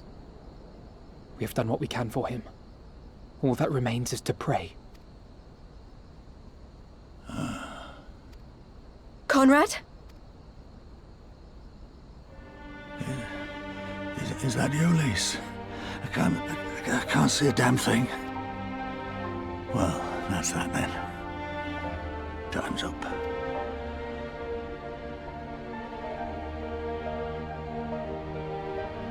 What are you talking about? You'll be on your feet before you know it! It's all right, Lise. I've lived long enough. But listen, I want you to lead the resistance in my stead. Don't say another word! You'll recover. We'll recover. We'll bring freedom to Ala Mhigo together.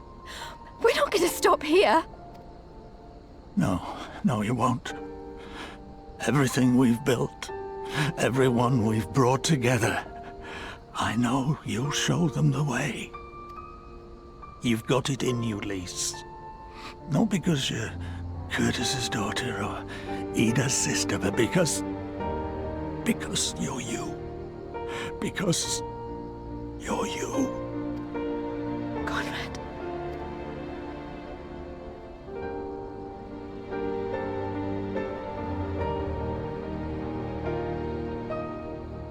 Lead them to victory.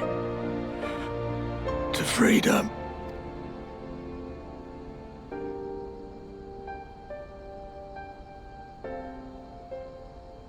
I will, Conrad. I will. I promise.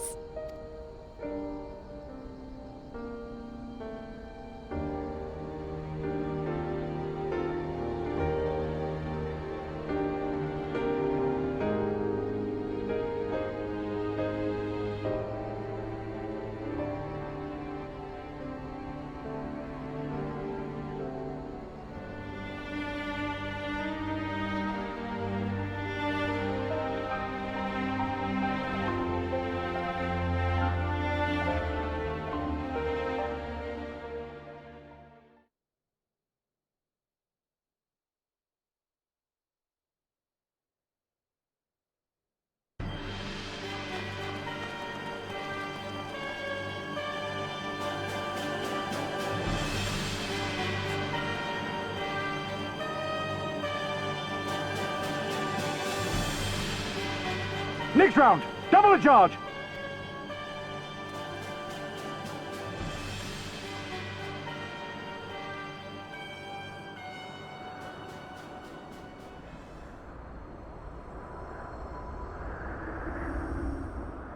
Come, Nidhogg.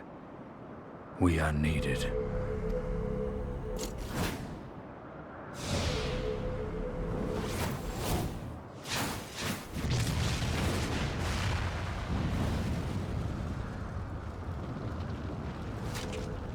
That's the cerulean pipeline!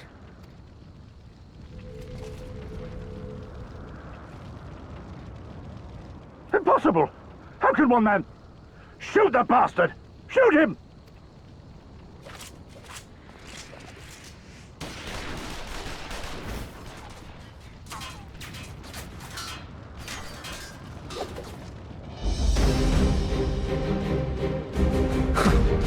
My lance has slain far greater beasts.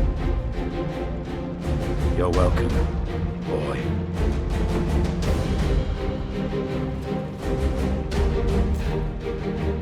Notify all units! I want that intruder found! And get the engineers to fix my bloody cannon!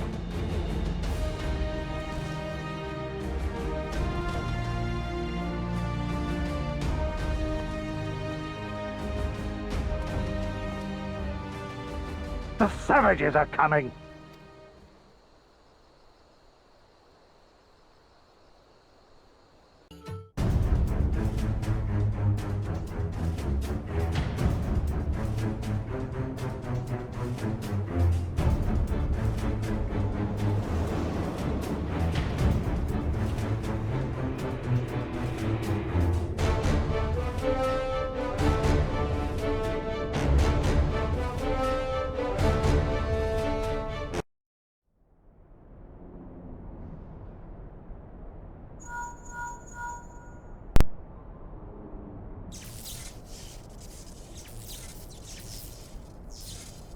Understood. We're on our way.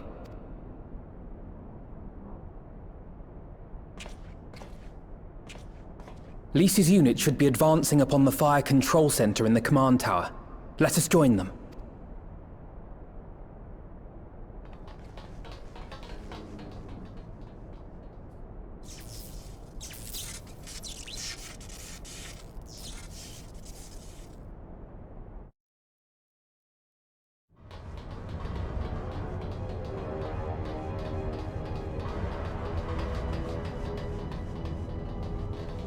Lys! Thank the 12 you're all right. And you.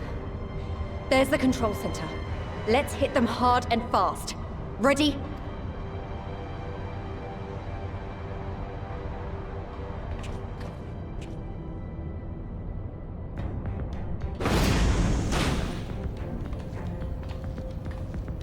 They're here!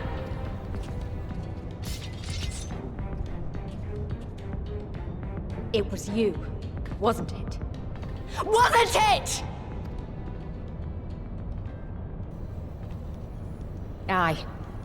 I gave the order to fire. It was over! The Skulls had surrendered, no one else had to die, and you killed them! Your own people! Your own comrades! You're right! I killed them. Ansfrid, Rudolf, Emlyn, all the rest, trained and fought with every last one of them. Good soldiers to a man. I gave the order that led to their deaths. And I knew exactly what I was doing. But why? Why would you do that? They died so that all Ala Mhigans could live free. That was all we ever wanted. We made a promise that we would do whatever it took so that one day the Imperials would learn to accept us. But everything comes at a price. And if you haven't got the means to pay, then you pay with blood. Service guarantees citizenship, but citizenship guarantees naught. It's not enough to do your part, oh no. You have to run faster, fight harder, kill more and more and more, and only then will you be equal. That's just how it is out here in the provinces. You buy your freedom with blood. There is no other way. Shut up! Shut your mouth! You don't get to talk about freedom! You killed your own! They trusted you, and you killed them! Murderer! Butcher! Traitor!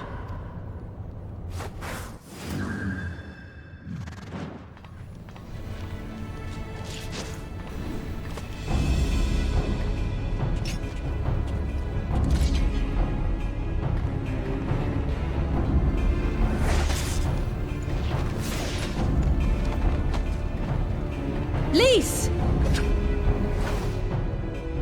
Gotcha!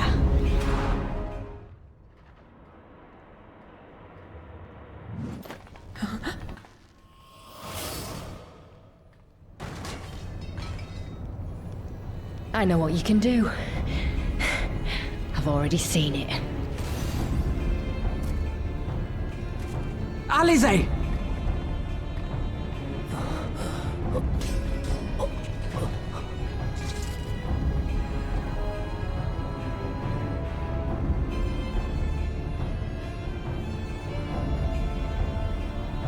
Even so, the odds are against me.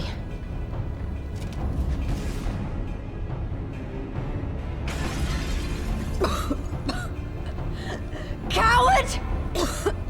Get back here!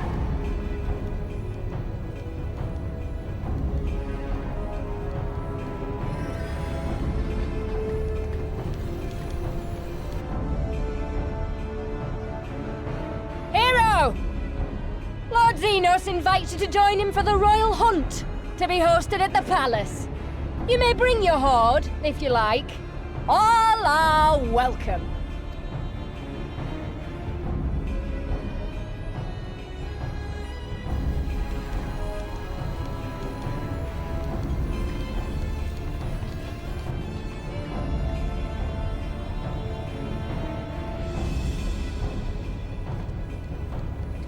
She'll be all right, but we'll need to carry her. Will you help me? Thank you. Lys, I leave matters here in your hands. Right.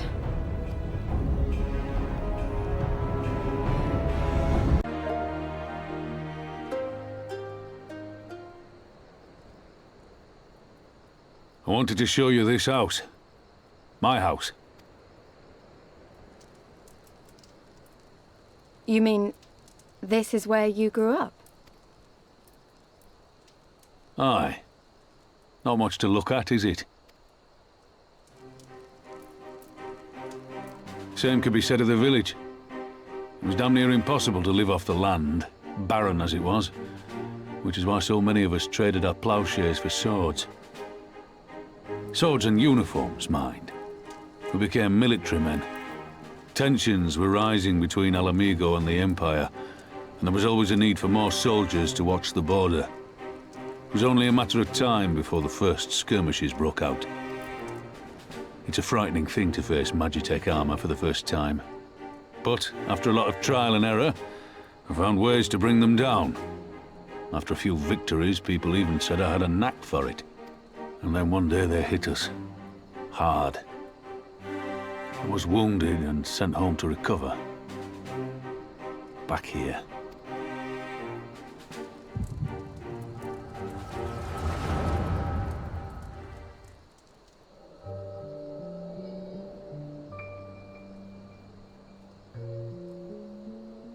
Will you remain silent for fear of the Mad King's vengeance?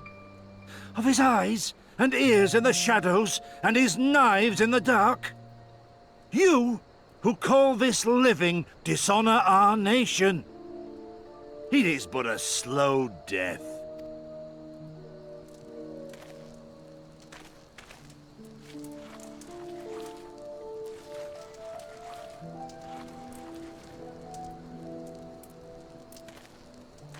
Liberty or death? Liberty or death! If this be your creed, then raise up your hands, raise up your voices! Together we will tear Theodoric from the throne! Together we will reclaim our freedom!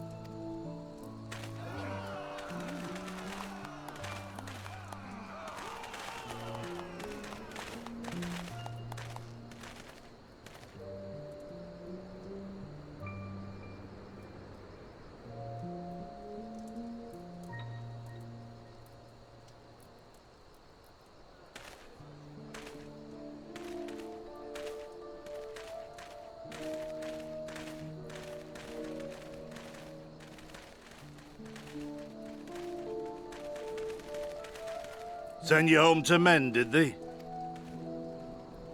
Aye, sir. Garlean's got the better of us. The chirurgeons say I'm healing well, so it won't be long now. Liberty or death, is it? Tell me, soldier. What do you think those words mean?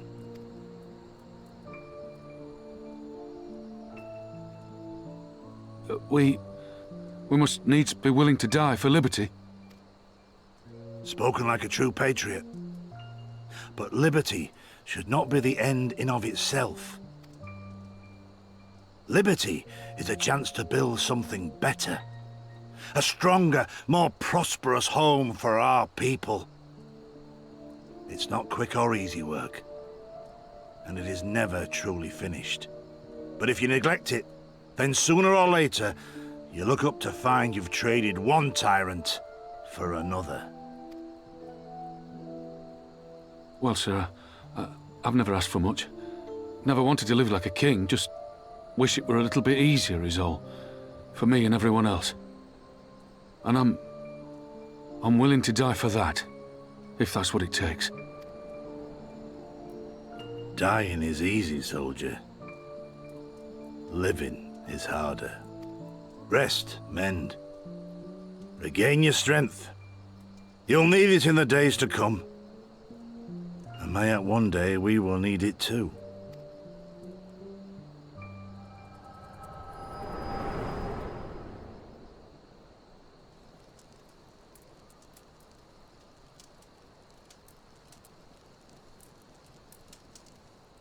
Conrad chose you as his successor, Lys, and I will not gainsay his decision. I have but one question to ask. Liberty or death? Those were Curtis's words and his creed. Will you swear by your father's creed before your comrades and the gods? Liberty or death. That's all you can hope for in war. Father understood that.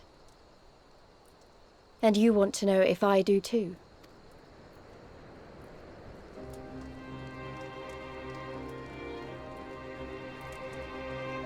I swear to you, here and now, I will fight until the end. Be it liberty or be it death. But the freedom we win must be for every Ala Mhigan, even ones like Fordola, though they may hate us, and the Enanta, though they may fear us. We'll fight, and we'll talk, and we'll find a way to make it work for all of us. Compared to all that, retaking our home will seem like the easy part. A good oath. And there is naught else to say. You are indeed your father's daughter.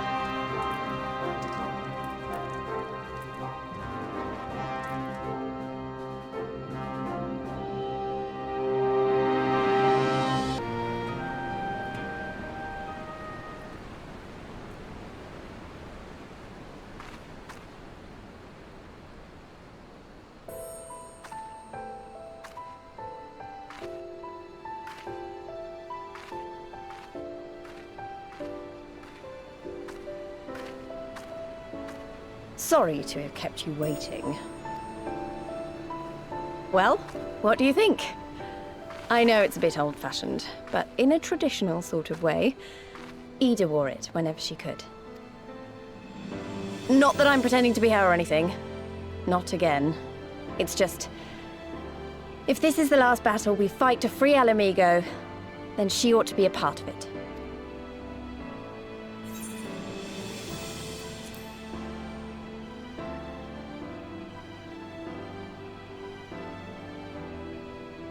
It's nice of you to say so. And a bit embarrassing. But mostly nice.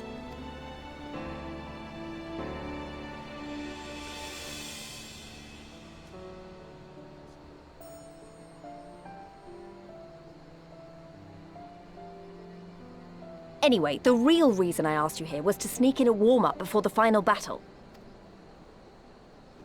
There's this place I know where monks used to spar as part of their training. Care to join me?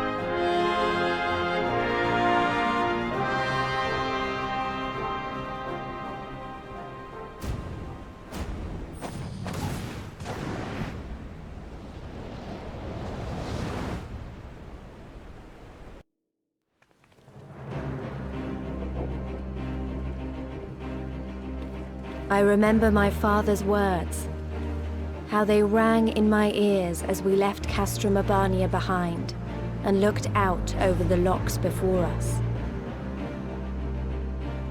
Comrades brave and true, they had come from all across Eorzea to stand with us, to stand against oppression and tyranny. 20 years the Empire had ruled us, but no longer. Liberty or death. Liberty or death.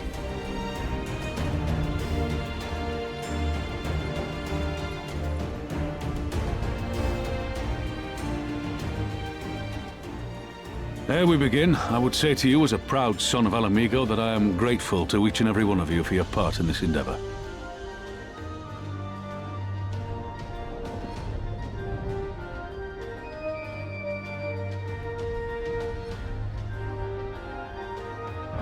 Now, to the heart of the matter. The enemy appears content to remain within the city walls and await the inevitable siege. Open conflict has been sporadic thus far. Whether Xenos is biding his time until reinforcements arrive, or attempting to bait us into a trap, none can say. We know better than to trust his word. Regardless, we can ill afford to present Garlemald with a chance to ready her legions. It would be in our best interest to press for a swift resolution.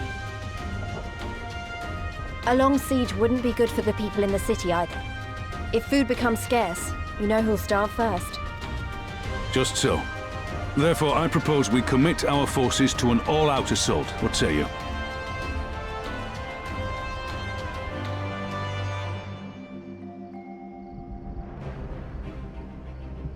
Twould seem we are of one mind. Then let us proceed to the how of it. The immortal flames will form the vanguard, supported by the archers and the conjurers of the Order of the Twin Adder, under the Elder Seedseer's command. Once the main host has cleared a path to the walls, we will bring forward the artillery of the Maelstrom and the Temple Knights. I would have your cannons pound the gates and punch a hole right through the middle of their defenses.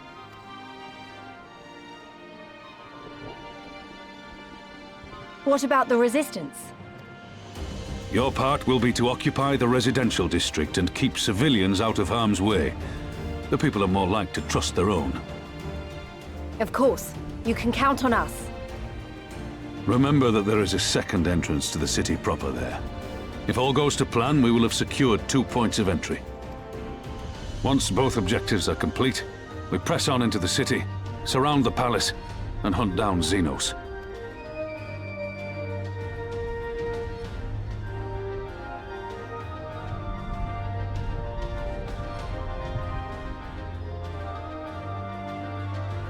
As for the Scions, you will be held in reserve as an irregular unit until we have more intelligence on your captured comrade. Kryle's rescue will be your primary concern, but I dare say we'll find a use for you once her freedom has been secured. Thank you, General. I pray we find her quickly.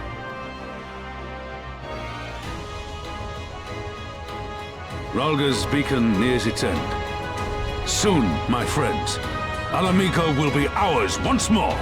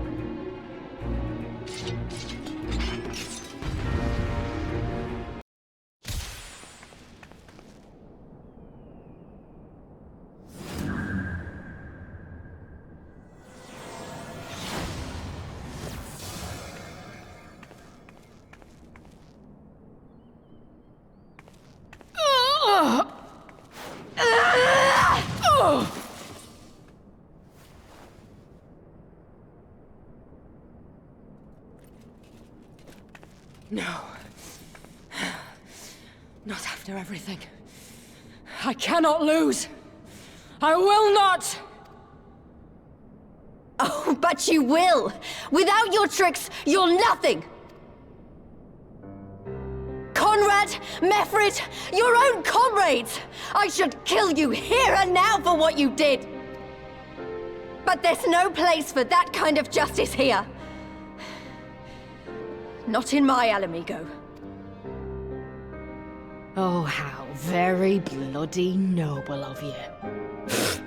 Why, you'll pardon me my sins, will you? After you and your freedom fighters come and tear down everything we've worked so hard to build? We were fighting for our people's freedom.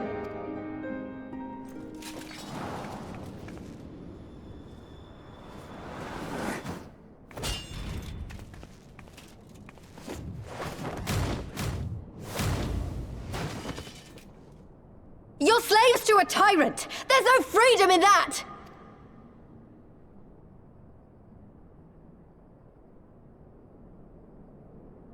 Now, my friend!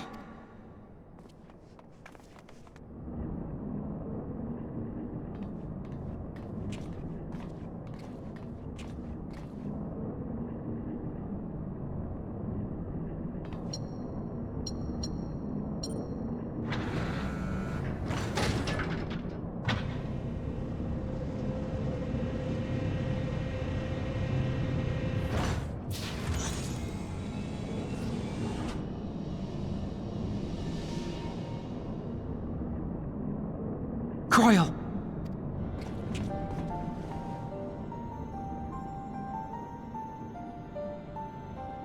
Alphino? I knew you'd come.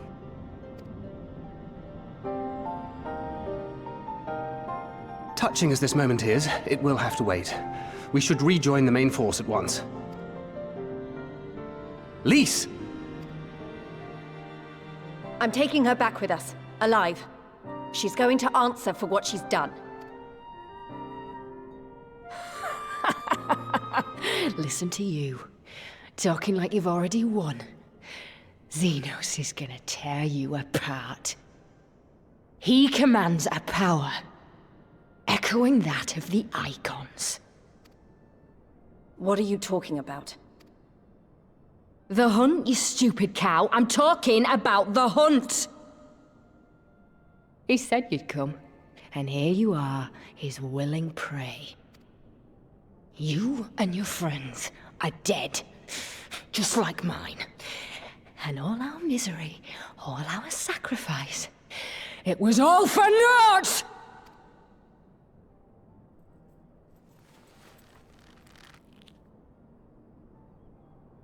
No! You're gonna live long enough to see us win our freedom. I promise you that.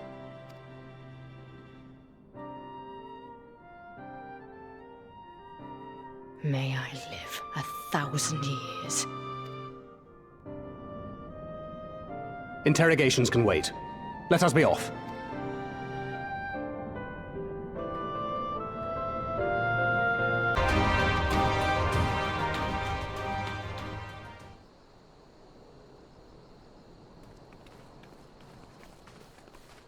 Ah, the heroes of the hour. Not content with securing the residential district, you gifted me an Imperial commander. What are you after, a medal? The work is its own reward, General. I must say, however, that Fordola's claims were not a little disturbing. What manner of power could Xenos have acquired that might equal an Icon? Might she speak of our missing Omega? Very possibly. The Empire's fondness for comparable Alagon technologies is exceedingly well documented. Have we made any progress with our own investigation? None. The search goes on in earnest, but Cid has thus far found nothing of note. Mayhap the Garleans beat us to it.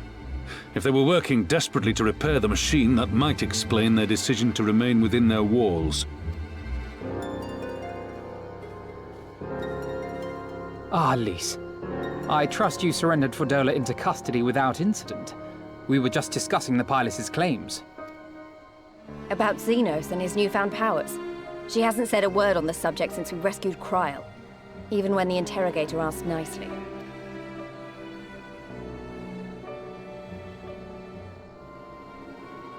Mayhap I can offer some insight into her claims, or at least into the facility and the experiments they conducted during my time there. Though my memories of the period are somewhat muddled, there are a few things I remember with painful clarity. Thancred told us only that Fordola had undergone some manner of treatment. Yes. It is a place wholly dedicated to the creation of enhanced beings, whom they refer to as the Resonant. As I understand it, the process aims to imbue a test subject with the qualities of an individual with demonstrated magical aptitude.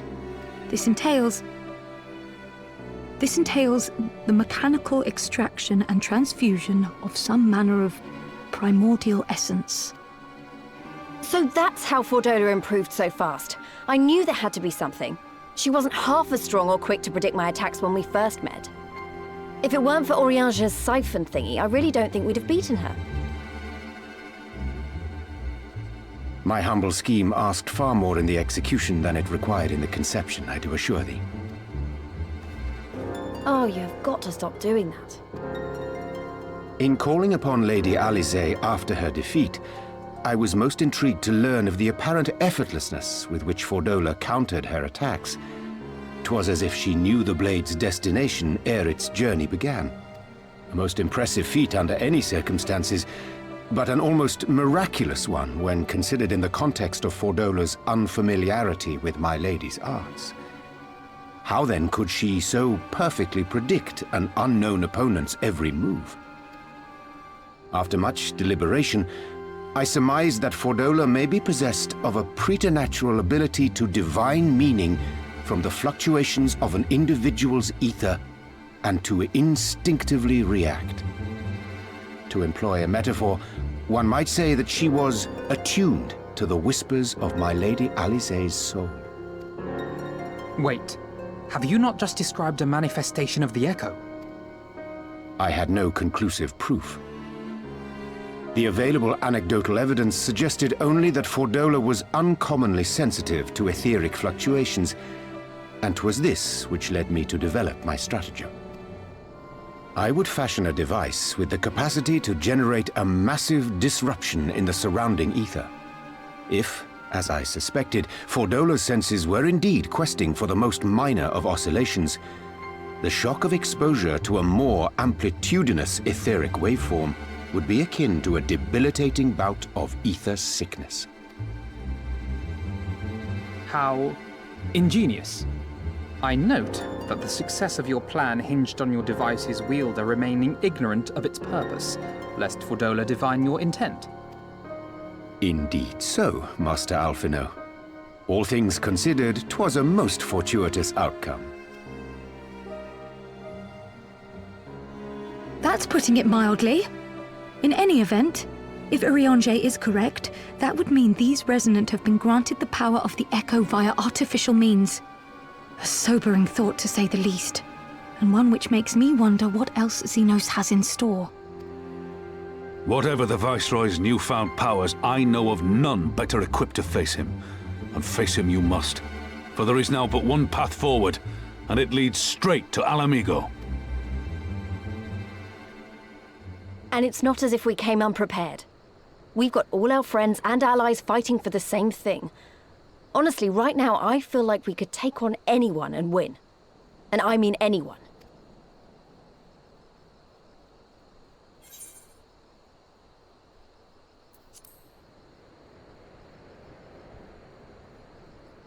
Exactly.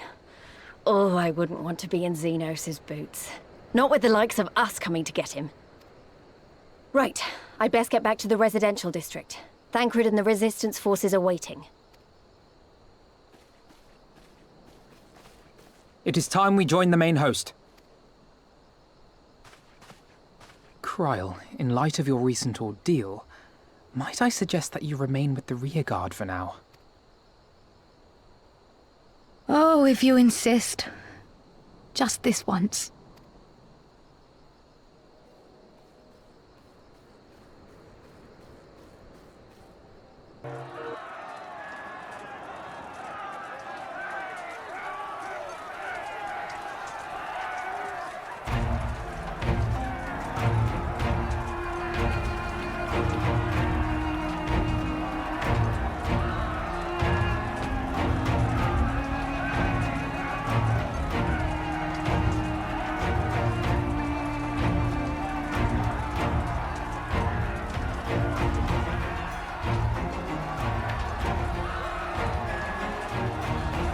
Ah, you are returned. Were your negotiations with the Wolfmen successful? The one they called the White was receptive to our words once we told him of Doma's liberation. They withdrew behind the walls to inform their brethren. If the gods are good, no blood shall be shed between our peoples this day. Hear, hear. Now, I think it's time we did something about those gates. Thaumaturges, forward!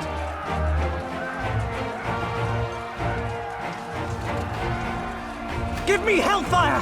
Give me Ifrit bloody inferno!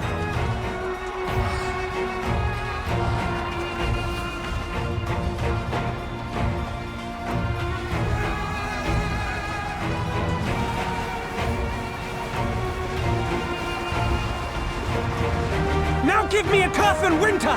Enough ice and snow to bury a behemoth!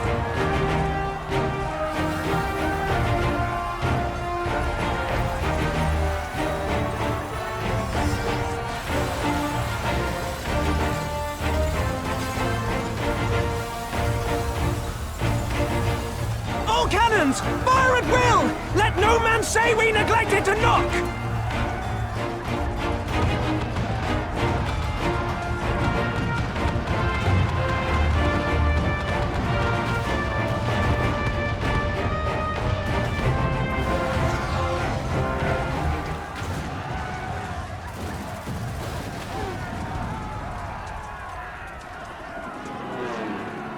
Damn that armor! We nearly had it!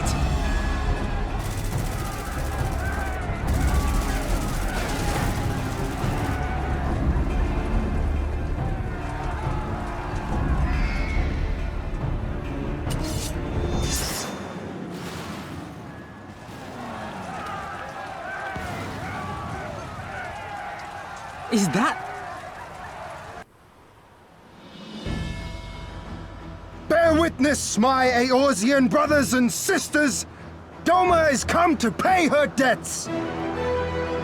Lord Hien! We will deal with the flying machines! Forward, my friends! For freedom and justice!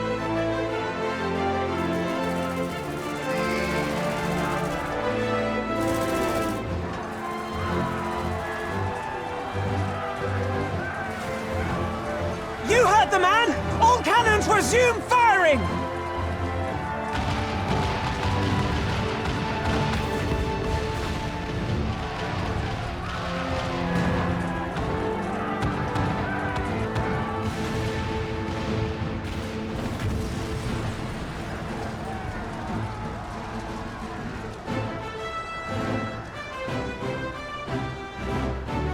We're through.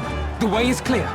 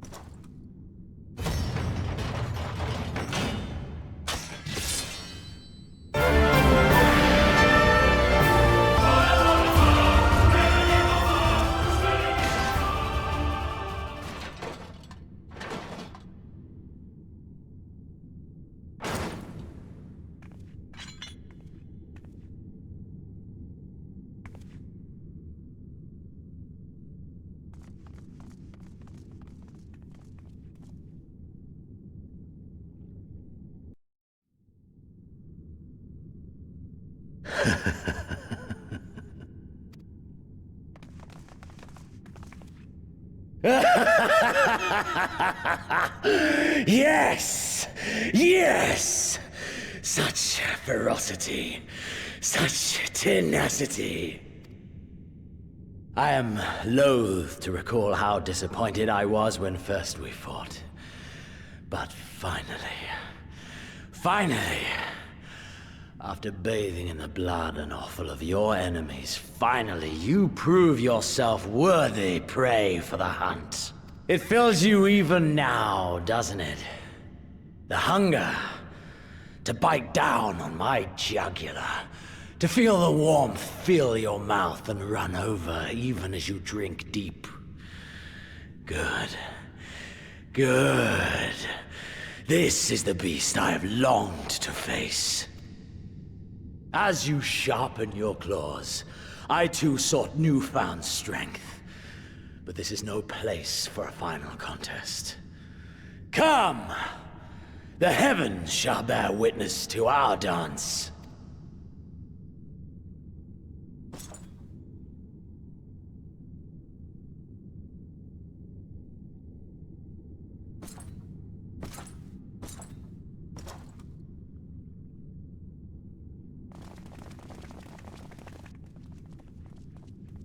Confound it! Go after Xenos, my friend. We shall deal with this.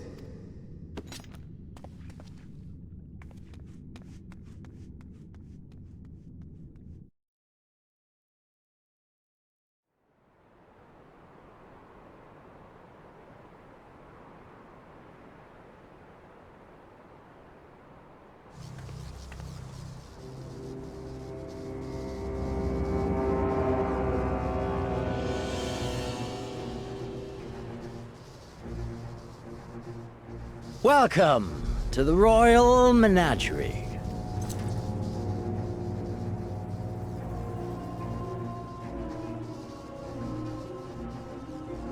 The King of Ruin built this place for his foreign queen. He kept it filled with familiar creatures from her homeland. They bored me all. This fine specimen, on the other hand, is simply divine.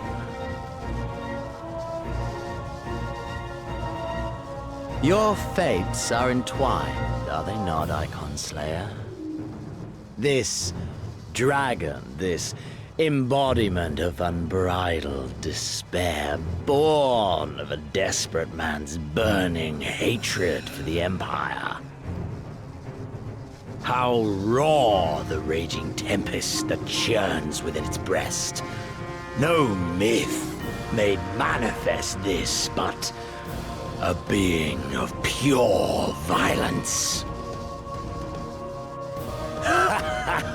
Mayhap you are the true architect of our design. You who fought the very soul of vengeance to the edge and watched him fall. You who let slip the Allegan hound to drive this icon into my arms. Oh my, have I said too much? Forgive me, this sensation is wholly unfamiliar to me. A question, then, and I should like very much for you to speak from the heart. If I were to stand aside, what would you do to this icon?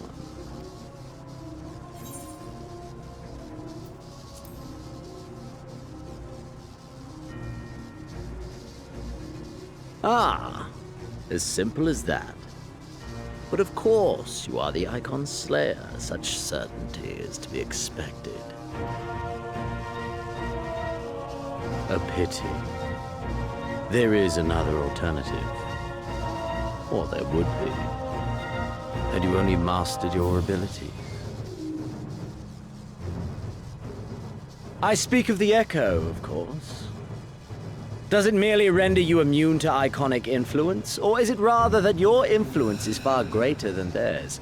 Granted, these implications are of no moment to a savage who thinks only of killing the beast before him. But when I read Van Belsar's reports, I immediately saw the boundless potential of the Echo. I saw how it could be instrumental in binding an icon to one's will. Hence my research and the resonant. and there was so much more. All icons must be exterminated, without exception. Such was the imperial mandate issued by my great-grandfather, after he saw firsthand the destruction wrought by one such being. They are a blight upon this star, he felt. And so he began his great and just crusade. Ha! 'Twas not justice which spurred his campaign, but fear! Fear of the icons! Fear of their power! Cowardice made them march forth to battle. Pathetic. Man should fight for the joy of it. To live, to eat, to breed. Lesser beasts snap and howl at one another for this. Only man has the wisdom and the clarity to embrace violence for its own sake. For we who are born into this merciless, meaningless world have but one candle of life to burn. I know you understand this. You and I are one and the same. Together, we could while away the quiet hours as friend and confidant, if you will accept me.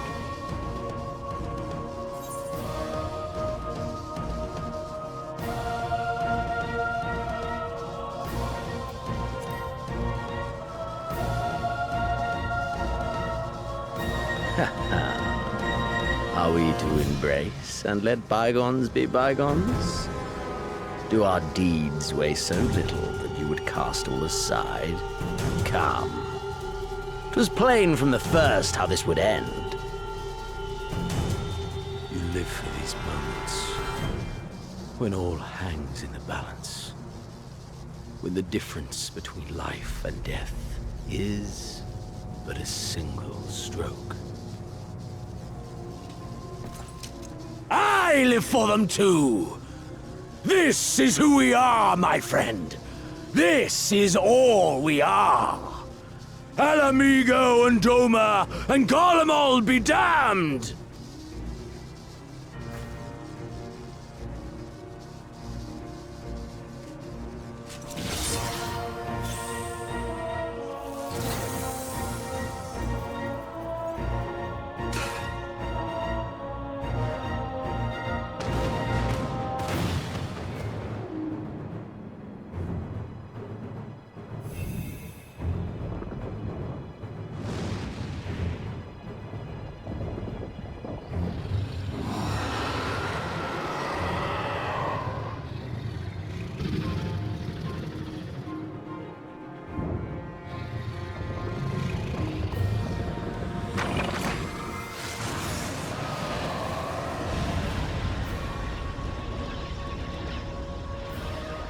We tower above the gods! You by your gift, I by my might.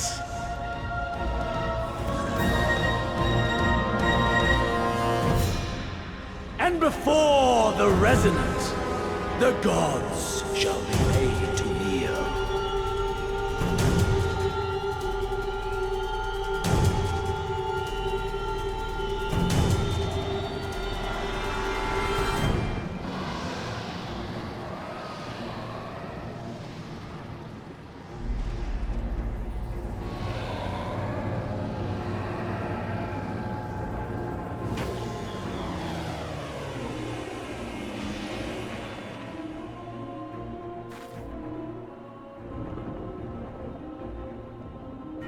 An ending to mark a new beginning.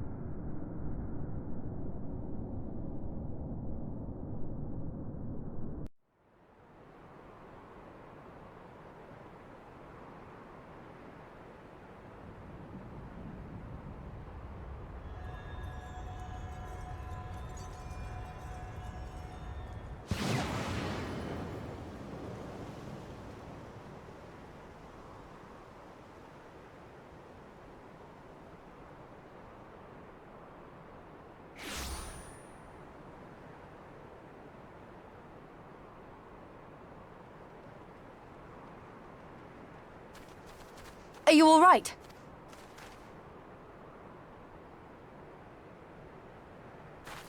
Xenos.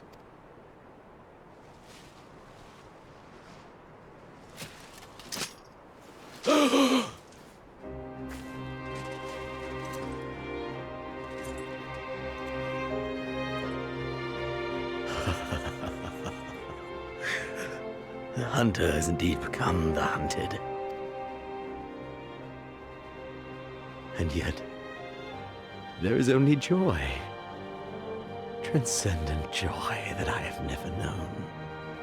How invigorating, how pure this feeling. Is that what this was all about? All the meaningless death and destruction, so you could feel something? Meaningless. Men die that others may live. Those who survive are stronger for it. Not that you could ever understand. To have stood upon this great stage of fools. To have played my part to perfection. Oh, this moment. Let it be enshrined in eternity. My heart beating out of time. So clear, so vivid, so real. So real.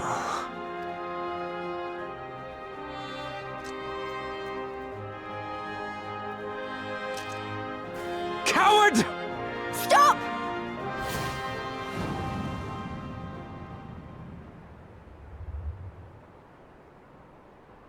Farewell, my first friend. My enemy.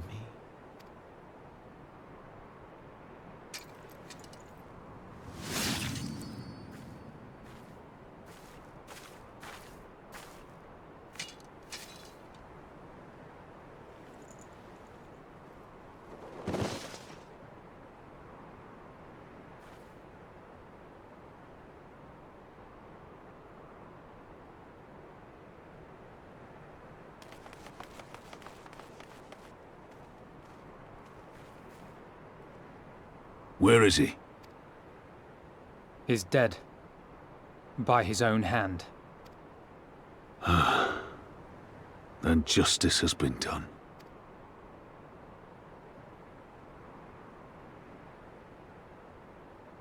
No.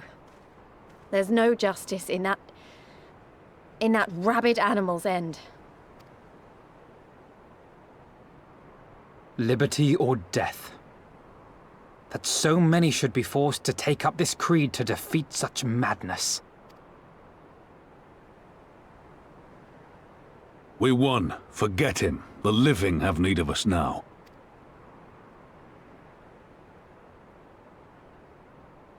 Stand tall, Lys. Now is the time to raise a cheer for all who fought for freedom. A cheer loud enough to carry to the highest heavens.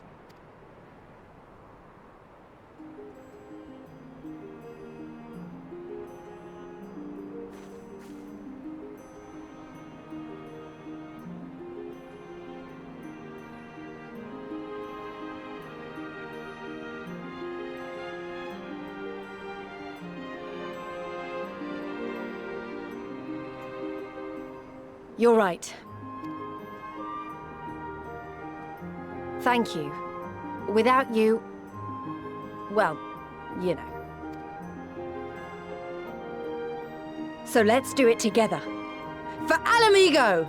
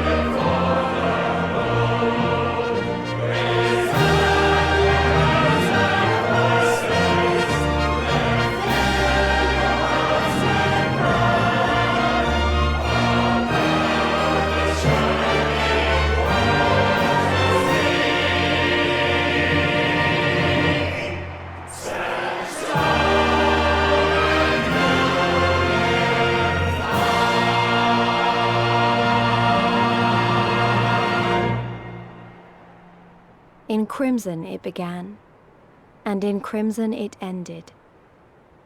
And then we were free.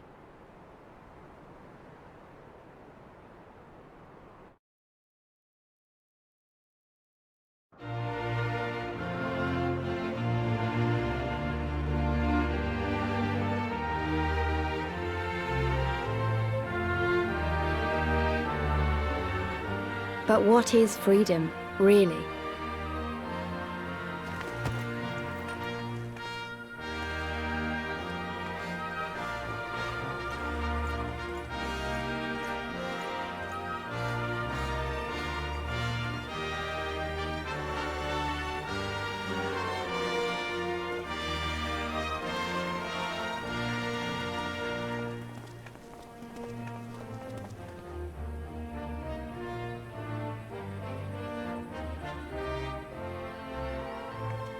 We may be free to live, to love, to grow old, to have dreams and desires, and to strive for them.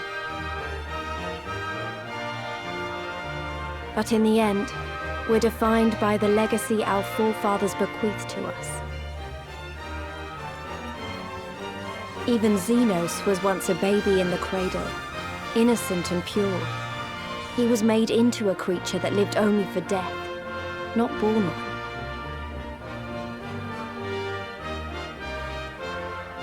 "20 years of Imperial rule have left Ala Mhigo torn and bleeding.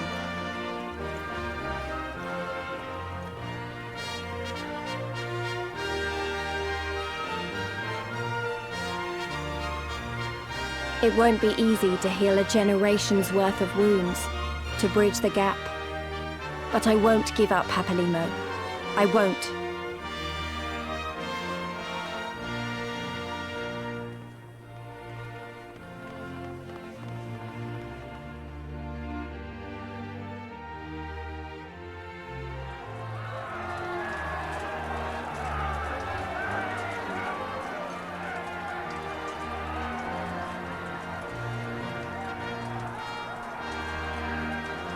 Because I remember the price of freedom.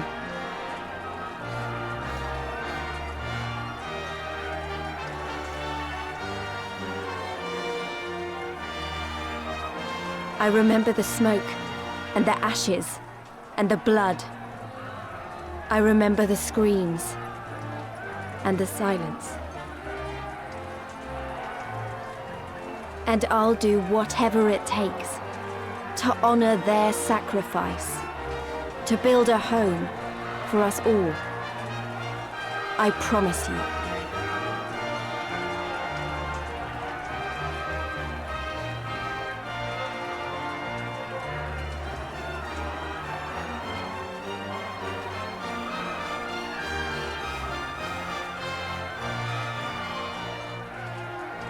This is the end.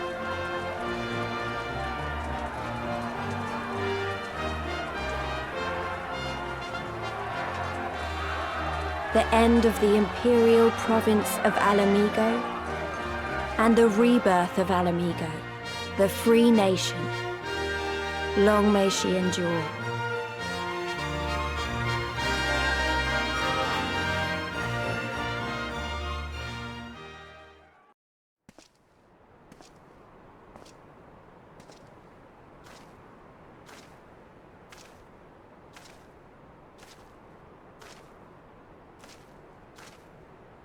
Well, well, well. What a fine mess we've made.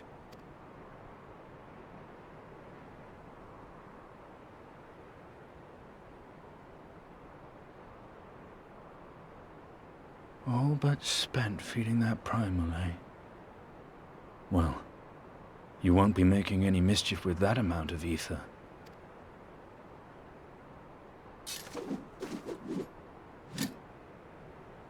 Still, better safe than sorry.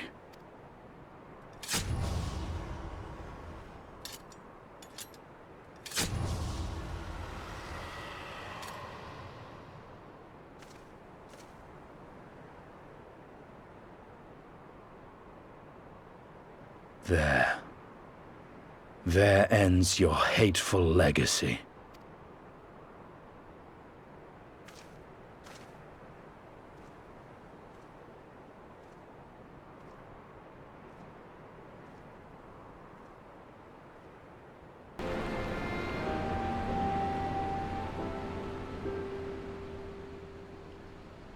We've been through a lot together, haven't we?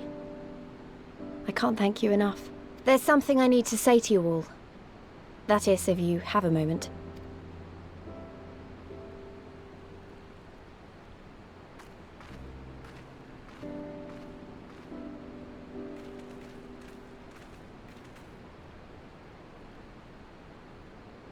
Good. You're all here. Good. Good. Thank you doesn't really suffice, does it? I'm grateful. Truly grateful from the bottom of my heart. But I know you didn't fight so hard just to hear me or anyone else say that. You fought because you wanted to help, because you believed it was right. Because you're Scions. Now, I'm obviously a Scion, but as Conrad left me in charge of things here, I also have responsibilities to Ala Mhigo. When I put it like that, though, I realized I couldn't even pretend to be impartial anymore. So it seemed best to make it official. As long as I serve Ala Mhigo, I can't be a Scion. It might be selfish and short-sighted, but that's my decision.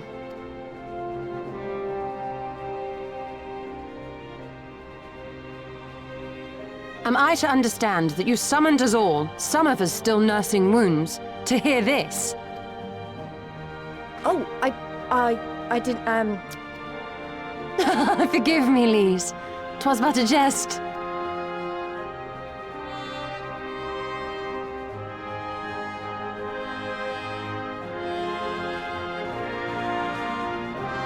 But this I say with the utmost sincerity. Scion or no, we are comrades. Now and ever after. Is that not so?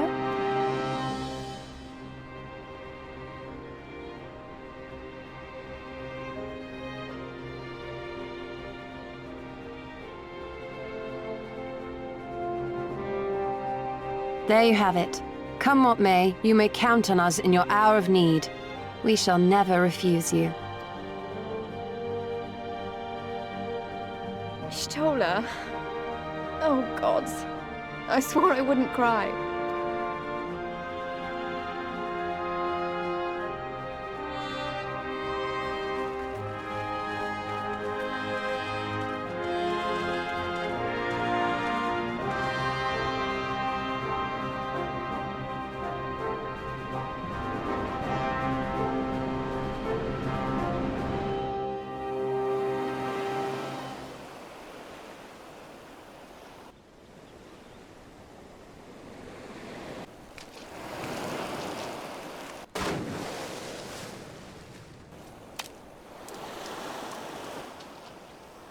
Come back here, you slippery little devil.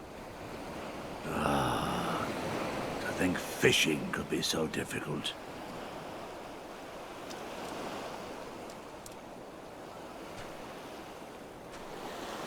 What greater proof of a man's lingering mortality than an empty belly? A fate worse than death. Fie on it. To have arrived at the appointed place and time only to survive by mere force of habit. Truly, the Kami are not finished with us yet. Oh, capricious fortune. How you test me with this wretched soul.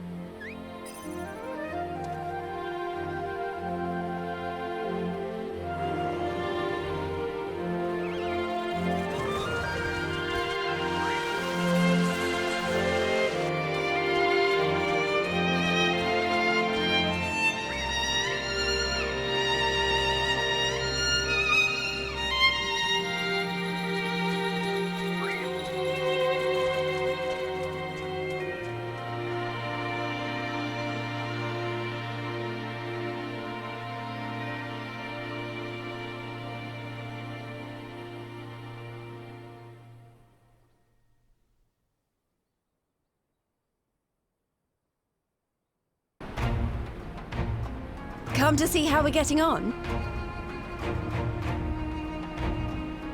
We've made good progress since we took back Ala Mhigo, but there's one big issue we still have to address. Leadership. The Domans had Lord Hien ready and willing to take the throne, but we've got no one like that here.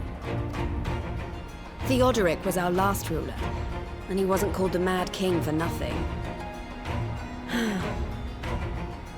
Suffice it to say, our people have had their fill of kings, which means we need to find a new way forward. If only it were that easy. Everyone and his uncle has an opinion. For the time being, we're just going to have to keep leaning on General Aldin and the Alliance for support, and see if we can't find a solution together.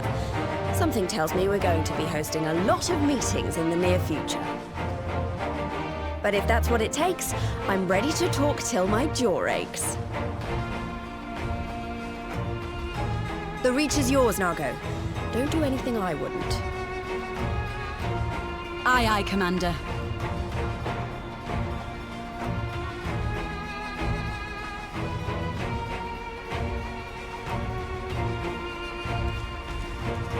Ah, there you are. I've been searching all over for you. Now, don't worry, it's nothing bad. That said, this might not be the best place to talk. Will you join me?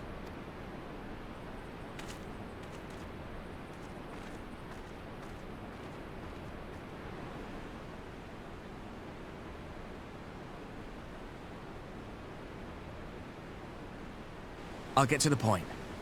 Might you be interested in a spot of adventure? After all, we were adventurers before we were Scions, were we not? After routing the Imperials and liberating Ala Mhigo, I reckon we've earned a bit of respite, don't you? And what better way to spend it than by returning to our roots? So, what say you? Shall we call on Alphino and go adventuring?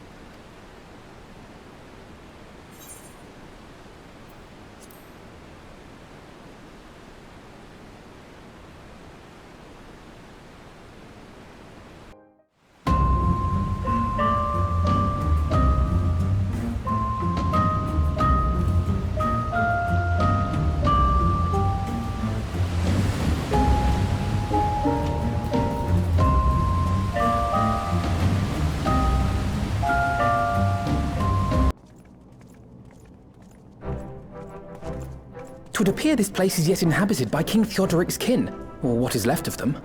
The work of terrible magics, I fear. Terrible, aye. But their misfortune is our fortune? Quite.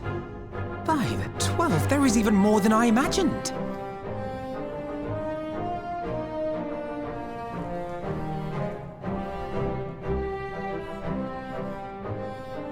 Oh, I can't wait to see the look on Lisa's face. Thanks for believing in me, you two.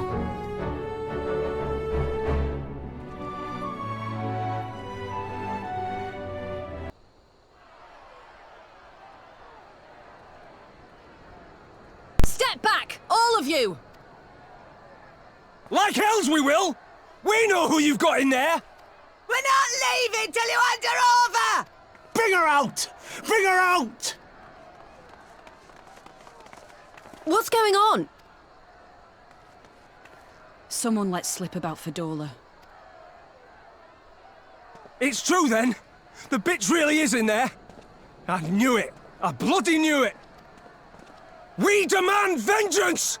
Bring her out! Today we butcher the butcher! Butcher the... Come on, you don't mean that! We'd be no better than the Imperials if you'd all just calm down! Calm down! That monster and her thrice damned skulls dragged my man from our home and beat him to death in the street! Aye! And my dad! That bitch has spilt enough blood to fill a lock! We all know her crimes. She's a traitor and a murderer. How many of your resistance friends have died at her hands, eh? And here you are, protecting her! So that's what all the fuss is about.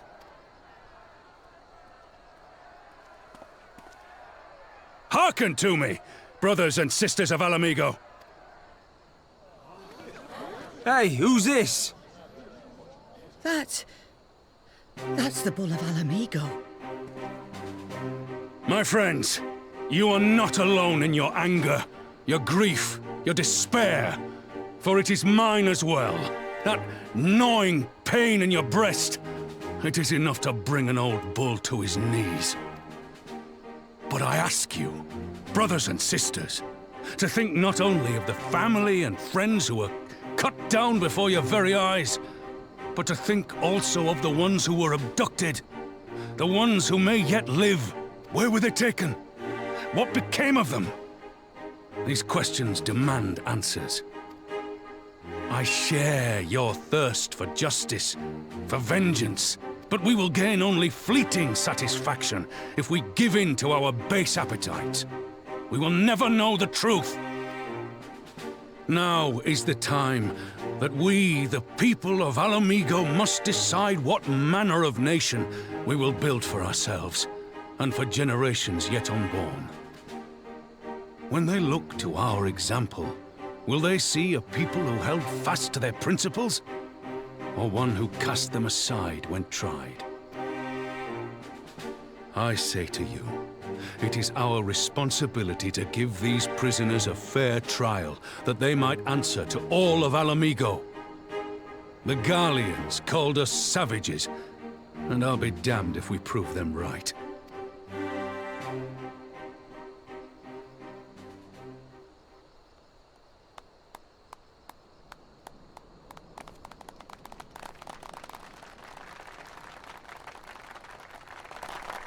I know you're right, I do, but I can't.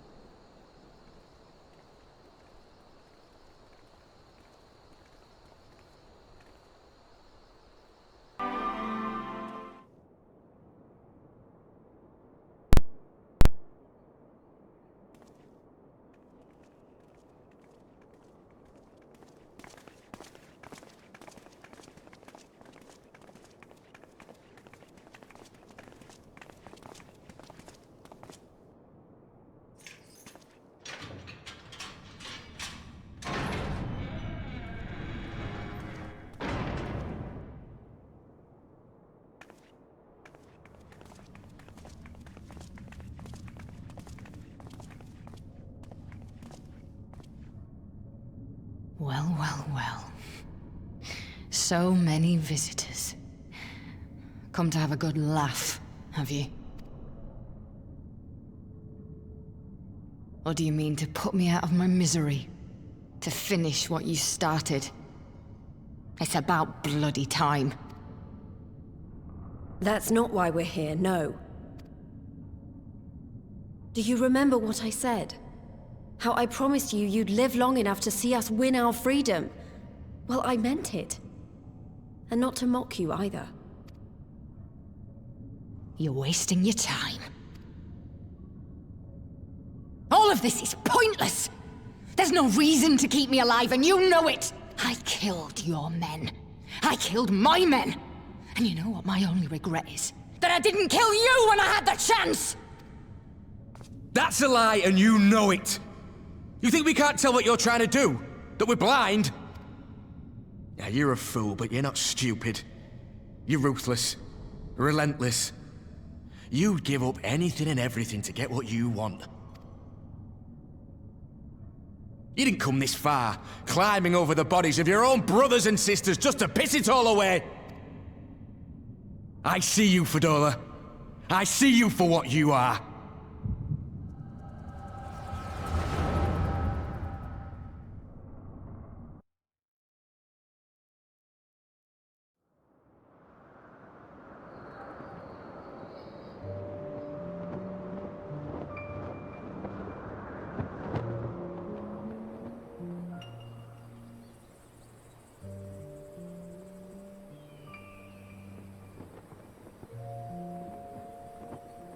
on, Fadola! We mustn't be late. The Imperial Viceroy will be attending today's banquet.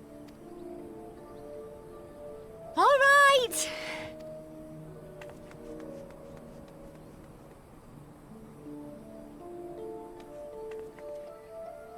Father, what's Lord Gaius like? Is he nice? Are you friends? There you go again with all your questions. Lord Gaius is a great and honourable man who looks after all of Ala Mhigo. He's very busy, and if we don't hurry, we'll miss our chance to see him.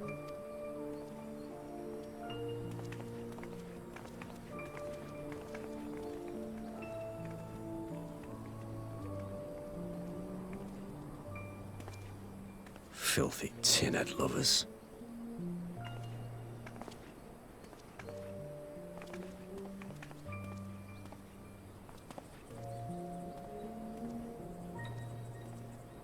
Father, what did that man call us?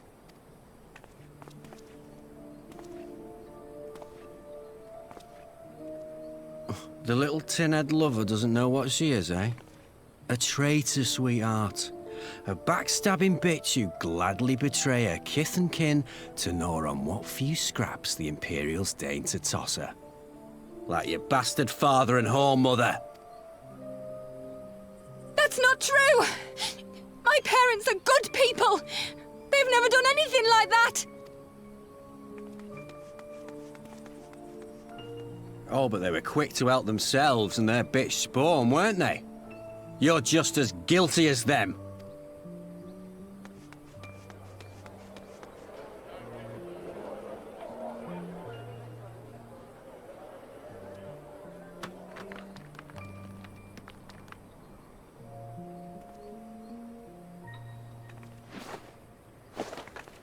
Fadola! Traitors!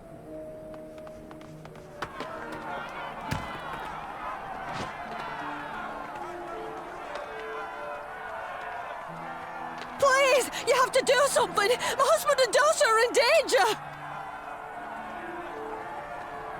Soldiers of the Imperial Army are under no obligation to intervene in the disputes of Arn. We're citizens! We have rights! Ah! Father, I'm scared. It's all right. It's all right. They don't understand, but they'll see in time. They'll see that this is the only way to survive. Traitors! Traitors!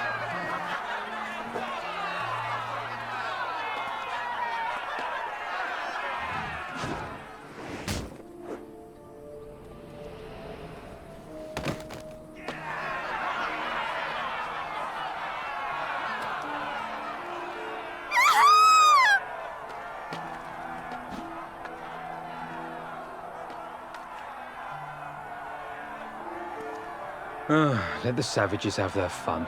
They'll be more compliant once they've tired themselves out.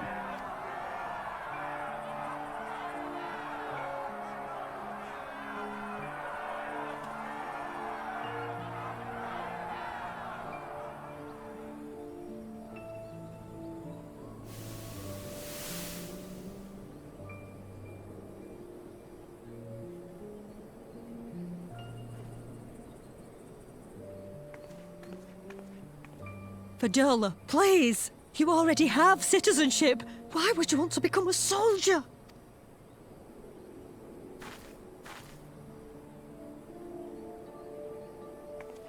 Oh, gods! What have you done to your face? Forgotten it already, have you?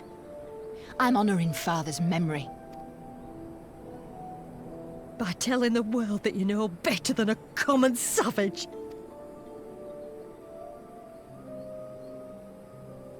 Am I though, Mother? Are any of us? Can't you see? Citizenship means nothing to them. If you're not a pure-blood Garlean, you're no different from any other savage. So I'll play the part. I'll join the Legion and I'll make them respect me. And when the mob see that, they'll think twice before throwing their stones.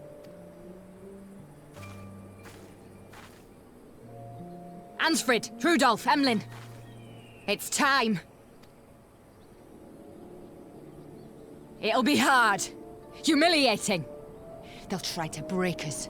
Send us crawling back to our own kind. But we won't, no matter what. We'll bleed for them, die for them if we have to. We'll do whatever it takes to be free!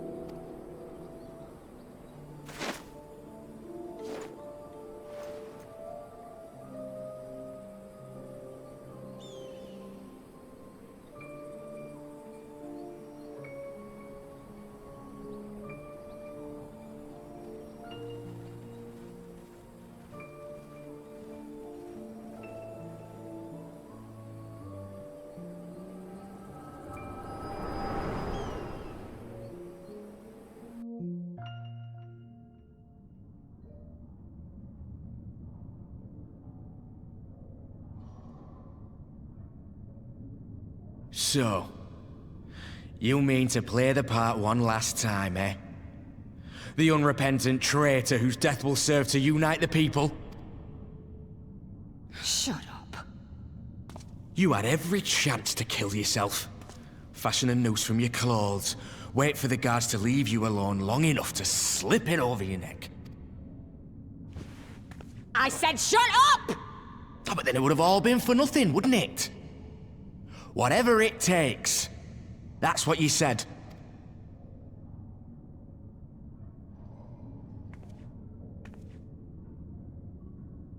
Been in my head, have you? Had a little peek at my past? And what? A few stolen memories tell you everything you need to know, do they? Don't you dare patronize me! You don't know a god's damned thing about the life I've led! The bastards that killed him. The bastards that let it happen. My father deserved better! I swore I'd do whatever it took to make them pay!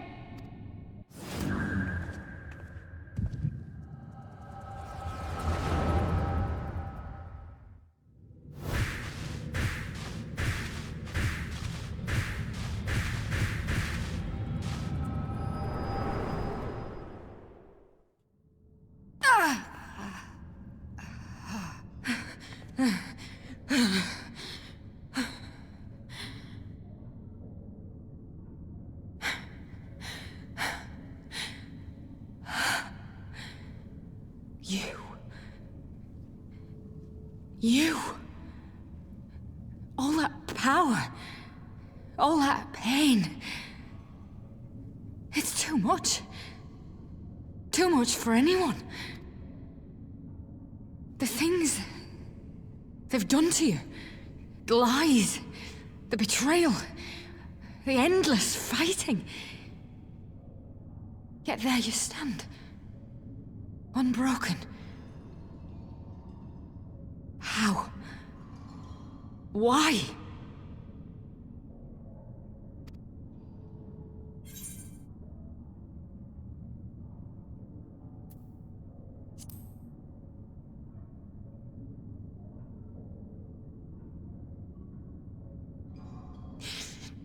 Damn you. Damn you all.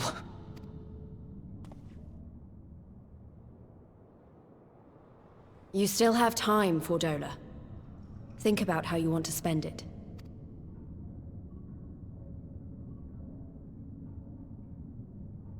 Let's go.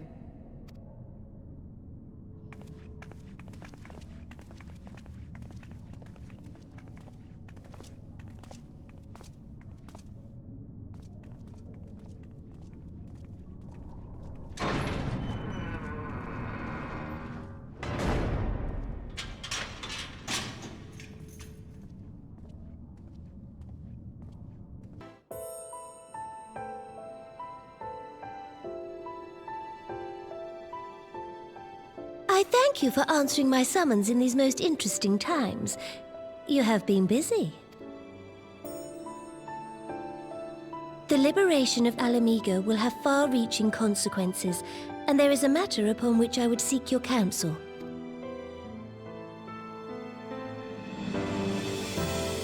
I speak of Rauban and his future. know the tale of his rise from penniless refugee to member of the Syndicate and General of the Immortal Flames. Yet though he has come to call Uldar home, it will never be his homeland. He is a son of Ala Mhigo. And now that she is free, I thought it only a matter of time before he sought my leave to return to her. Indeed, I had resigned myself to his loss. Suffice it to say, I was greatly surprised to hear him speak so lightly of handing over the reins in Ala Mhigo and retaking his place at my side. I will welcome him with open arms, of course. He is my most trusted advisor and my dearest friend. But I have known the man a long time, and beneath that steely gaze, I spied a flicker of doubt.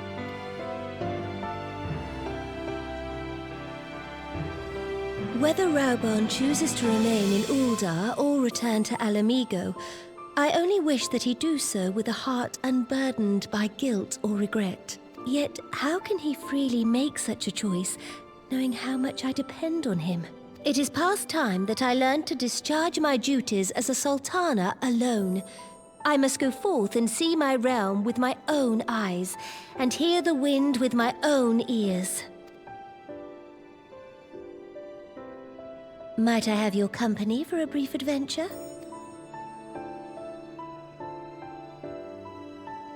Wonderful. Allow me a moment to change into something a touch less conspicuous, and I will join you outside.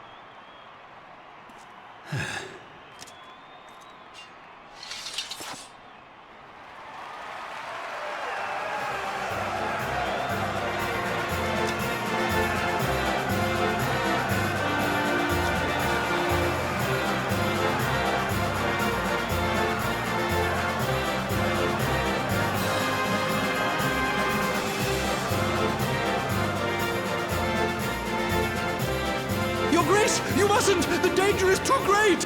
Please, Your Grace, come back! I beg of you! It seems you're the one who needs looking after, Master Sham. Raubahn! Your Grace, I have kept the promise made. So you have, and in turn, so too shall I keep mine. With your winnings, you have become one of the 6 most wealthy souls in all Uldar, and so, as tradition dictates, Raubahn Aldin, you have earned yourself a seat on the Syndicate. May your new station garner you still greater glories. I am honored, Your Grace, and vow to serve with every fiber of my being from this day till my last.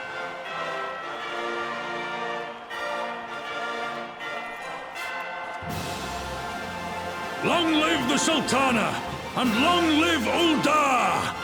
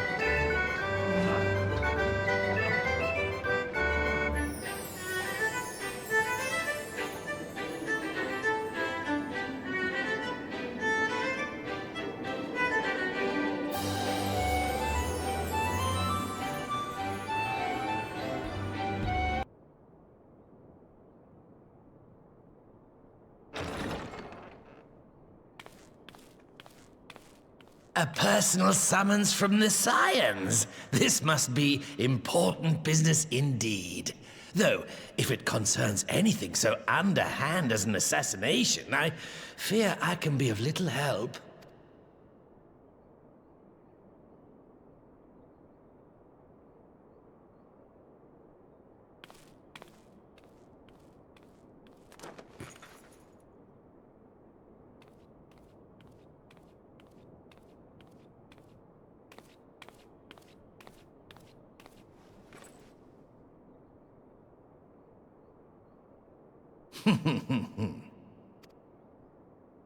You have made your point. 'Tis indeed unsettling to find oneself seated across from an impassive mask.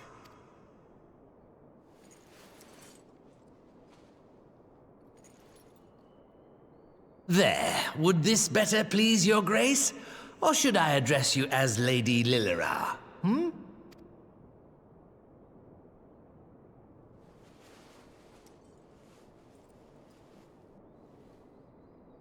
Nay, the deception has served its purpose.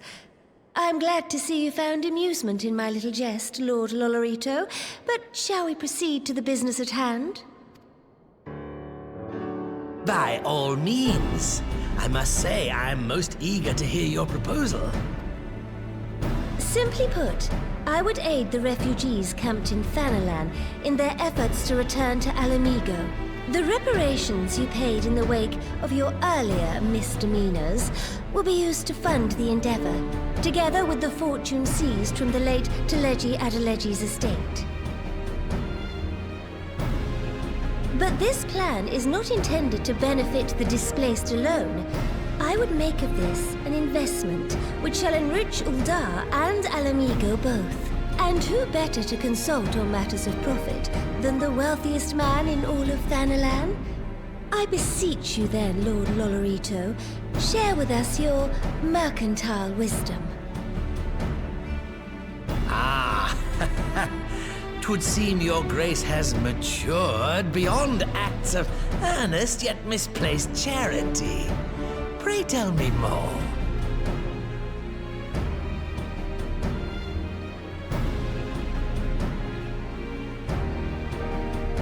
To summarize, in return for facilitating the repatriation of refugees and assisting in the establishment of new industry in Ala Mhigo, you ask that a proportion of all subsequent profits be promised to Uldar. Huh, I am impressed, Your Grace. 'Tis an elegant solution, albeit one lacking certain crucial details, specifically which industry and where. How swiftly you identified the weakness in my plan, just as I knew you would. Your travels have taken you across the length and breadth of Gir Abania, and you know the land far better than I. Which of the settlements you visited would best provide a home for our refugees? Which has the greatest potential to flourish, given the appropriate investment?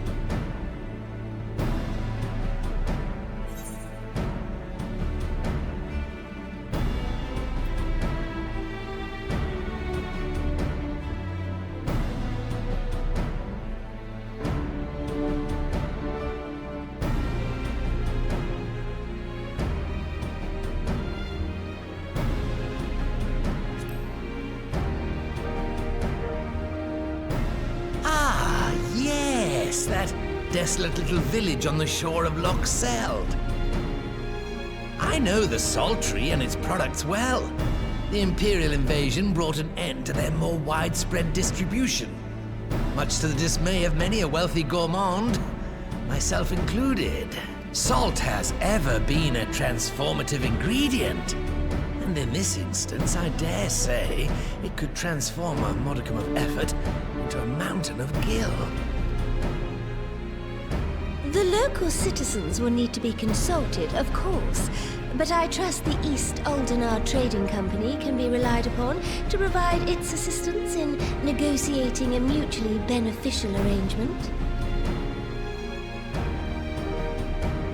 Naturally, Your Grace. I shall dispatch representatives well versed in the extraction of this white gold, and wring every last ons of profit from its production. The Loch's bounty will contribute to Ala Mhigo's enrichment, whilst easing the burden on the bull's aching shoulders, just as your grace desired.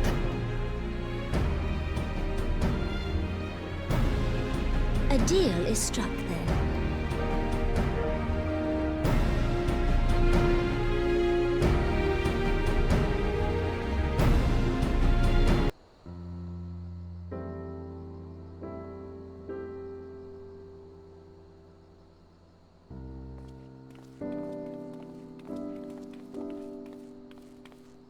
Apologies for the wait. People are screaming for the butcher's blood again. No sooner have we broken up one mob than another forms. Thankfully, all have been amenable to reason, thus far. But it is no concern of yours. We must speak of the men Arenvald and his comrades apprehended in the peaks. By their uniforms, the captives were first judged to be Imperial troops. But after further investigation, their true identities came to light. I dare say you remember Yuyuhasi and Laurentius, the fugitives who conspired with Captain Ilberd in the Crystal Brave's betrayal. Aye, well, it would seem they followed him all the way to the wall. It was they who orchestrated the slaughter of the resistance fighters prior to the Griffin's infernal ritual. Were it in your hands, how would you punish these men?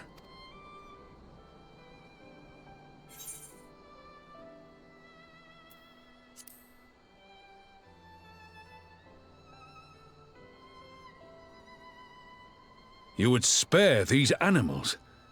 Yours is a more merciful brand of justice than mine. In any event, I thank you for your honesty. When the time comes for the Alliance to pass judgment, I'll see that your opinion is heard. Well, that concludes our business here. But there is more I would say. Walk with me.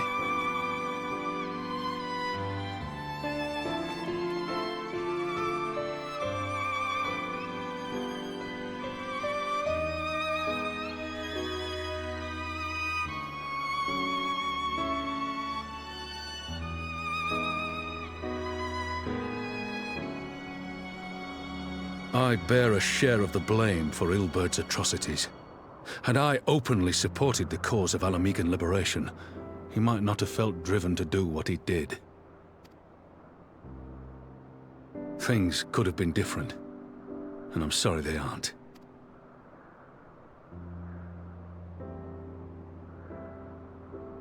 But even after all that has happened, my homeland is free. With the Scions and the Alliance at their side, my countrymen have reclaimed what many thought lost forever. Under her new leadership, I have every confidence that Ala Mhigo will emerge from the shadow of the Empire and rise once more to greatness. Which means my work here is done. Soon I will return to Uldar and take my place at the Sultana's side. Father... I'll not deny there's a part of me that wants to stay. The same part that contemplated renouncing my rank and joining you as a wandering sellsword. But I pledged my blade to Nanamo, and I will not betray that oath. Is this truly what you want, Father? It is. Ever has my sword been hers to command, and ever shall it remain.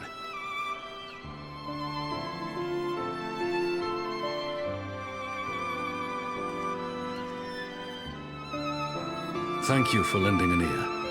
When all the rest are clamoring for me to stay, I trust you'll send me on my way.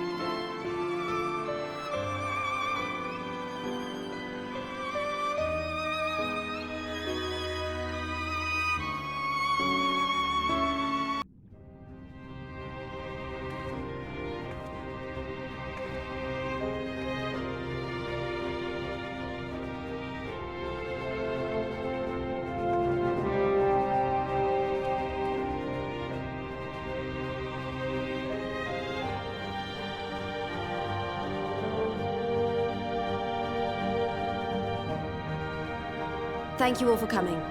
I am Lys Hext, and I speak for the Resistance. Among you are village elders, refugee leaders, envoys from the Enanta and the Kikern. You've come from every corner of Girabania to help decide the future of Ala Mhigo. But before that, I want to ask you a question. What was the first thing you noticed when you came in?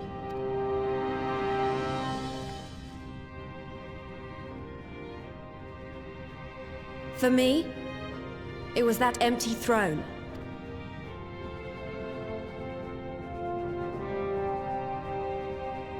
It has no one to sit on it now. No viceroy, no king. Would any of you like to take their place? Or should someone else sit there? Then let's sit here in a circle, as equals, and I hope, as friends.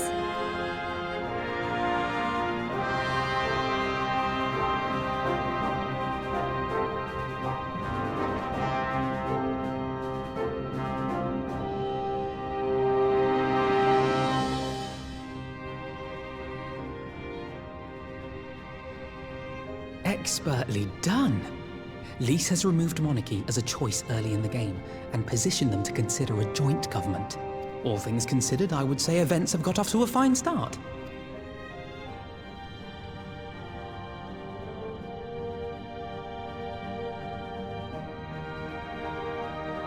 And that is Alagana's stance on the matter. Thank you, Ragenfrid. Another vote in favor. Next, let's hear from Shanti of the Kaliana. Tell us, how do your people feel about the idea of a republic?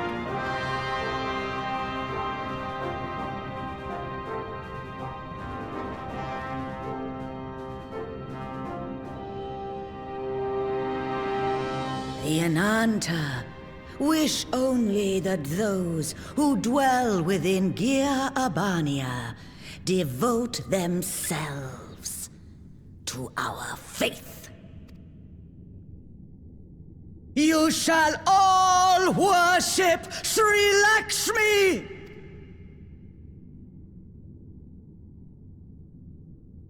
Lady of bliss, grace us once more with your beauteous visage!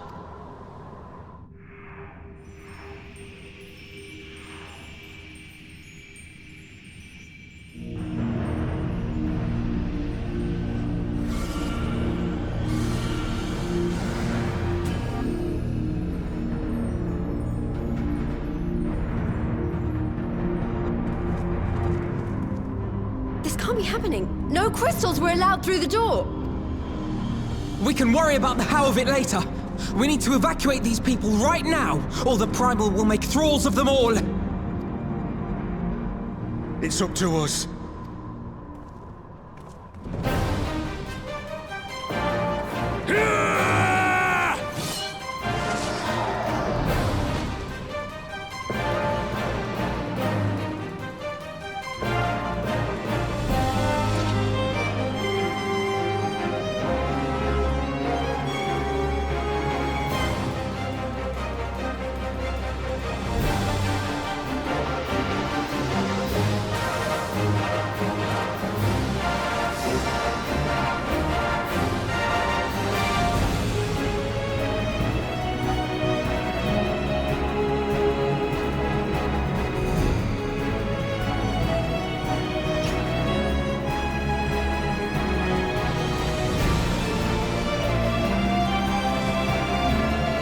Damn it!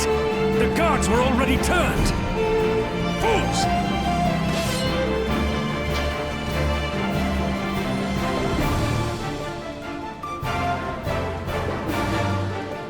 No, you don't! The Kaliana would see us all enthralled.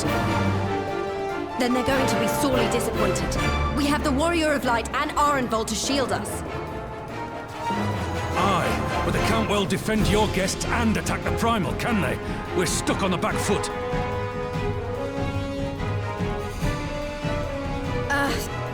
All right, I think I have an idea. Keep these people safe, General. I'll be back as soon as I can.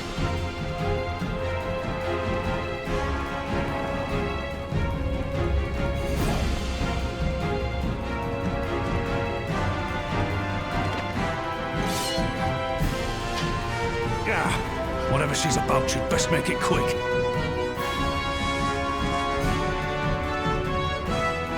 Come then. Who will be next to die on my steel?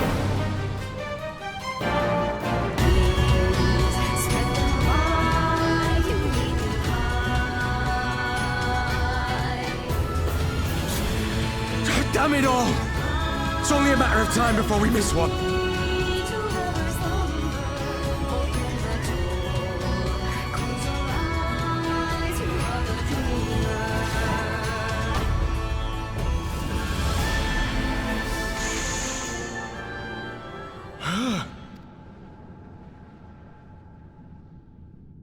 What of it? Do you want to kill this thing or not?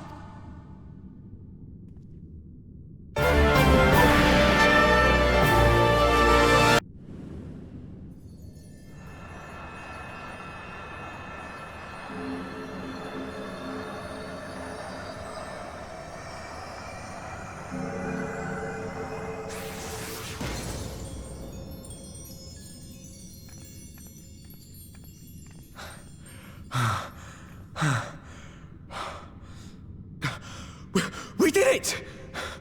We beat her!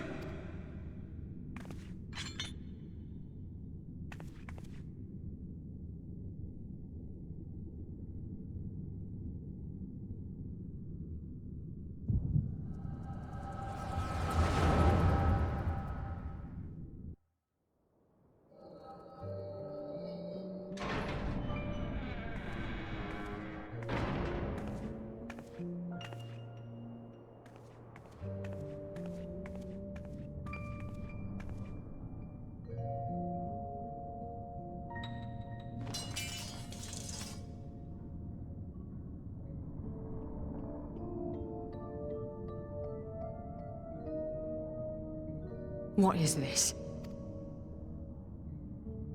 I'm only gonna say this once.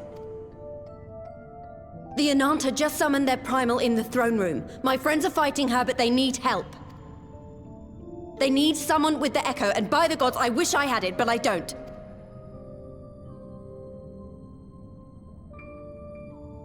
I told you before that you still had time, but things have changed. I need your answer now. You can end it like Xenos, or you can fight for Ala Mhigo. Your choice.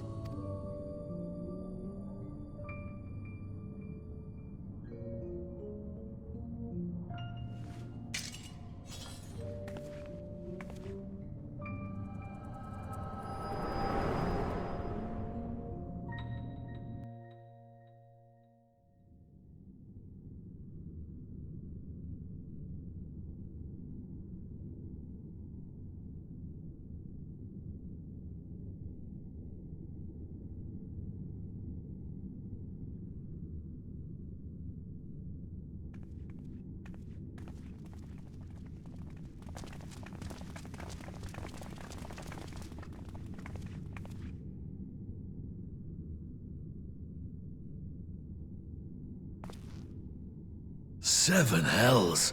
It's her, the Butcher.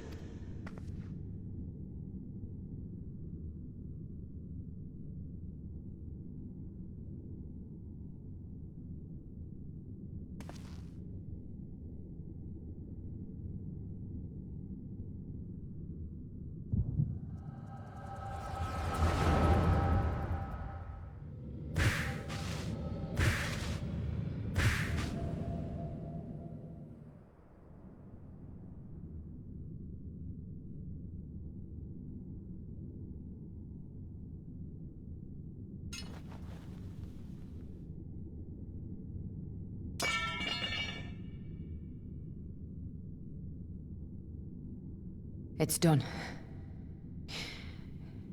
Take me back to my cell.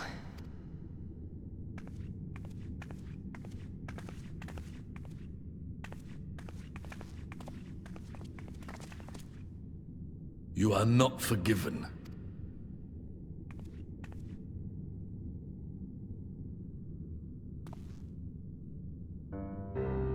Not you.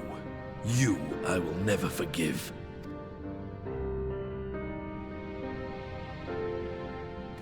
but I will thank you.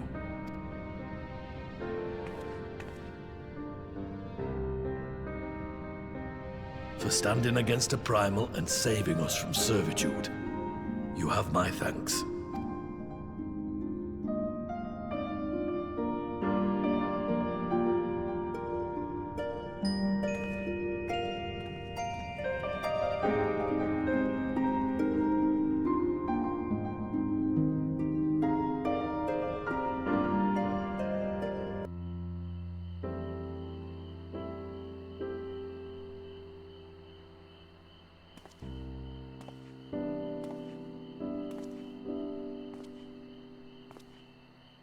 A fine spot to contemplate the heavens.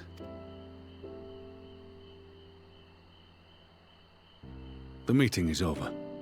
The envoys have chosen to instate a government model on Ishgard's House of Commons, a ruling body of representatives elected by the people.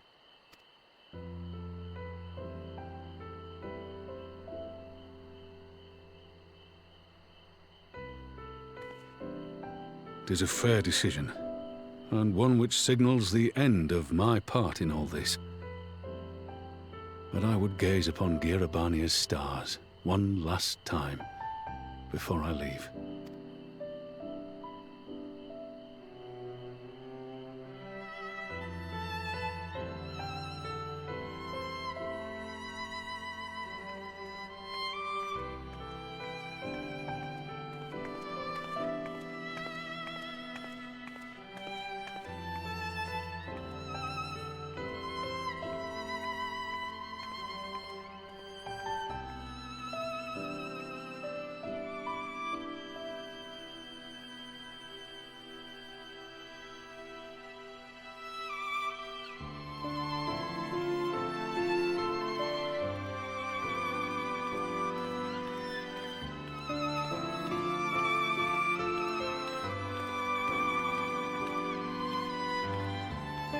Forget something? Your Grace, there was no word.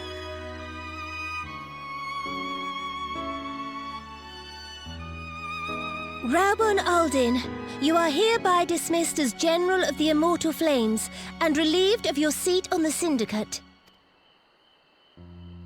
But, Your Grace... Raubon, I am no longer a child. Stay here in your homeland. Work with your brethren. Rebuild Ala Mhigo. You desire to stand alone. I understand, but remember what happened. I remember full well the consequences of my naivety, and thus did I consult at length with a most trusted advisor ere I embarked upon this course. A most trusted advisor? And what of me? Am I no longer deserving of your confidence? What trust can there be between us when you withhold the truth from me? Did you think me oblivious to the anguish in your eyes when you spoke of returning to Uldar?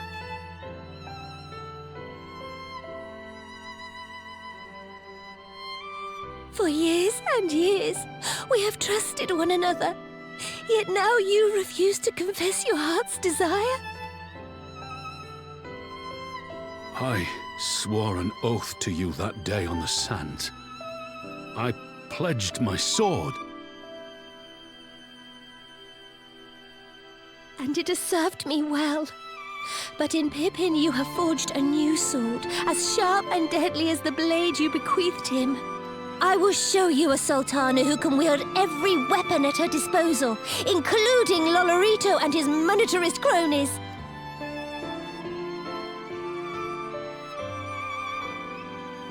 So follow your heart, please. You are home. You are free.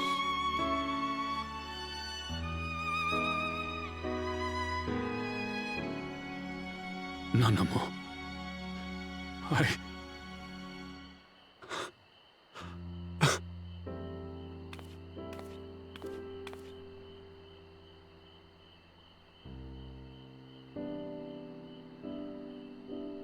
Smile for me, Raubon. I would have this parting be a joyous one.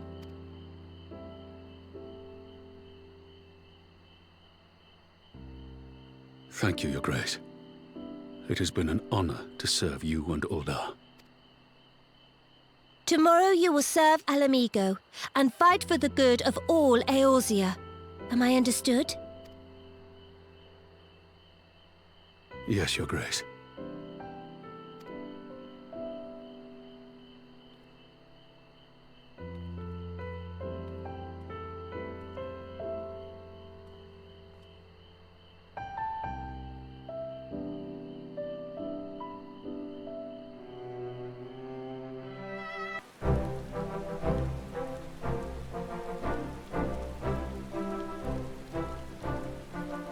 Thanks for shielding us from Lakshmi, you two. If you hadn't been there, the rest of us would be worshipping her by now. You're kind to include me, Lise, but we both know who did most of the work. I could scarce keep track of the battle, let alone land a telling blow. No shame in admitting it. The Warrior of Light has put far better men than me in the shade.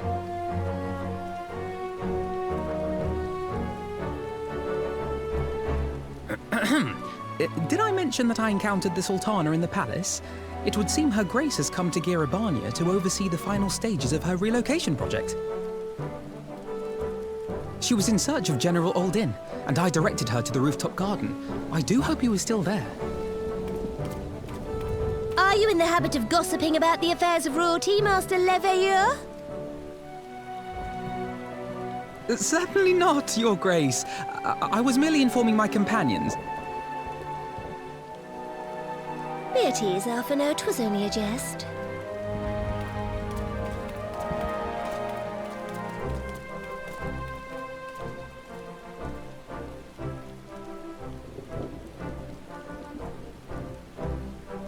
But I must yield the floor to Raubarn.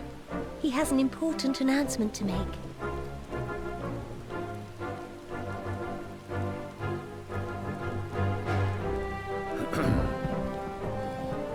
As of yesternight, I have been relieved of my post in the Immortal Flames and the Syndicate both.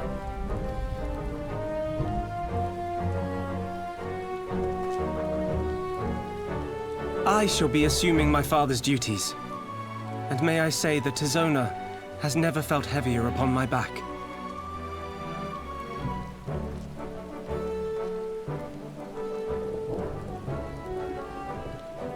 Twould seem I am in need of employment.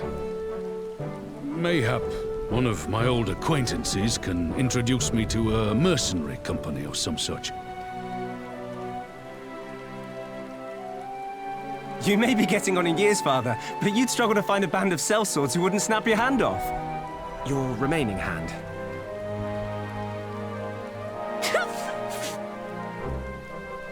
Yes, the bull of Ala Mhigo need not be put out to pasture just yet.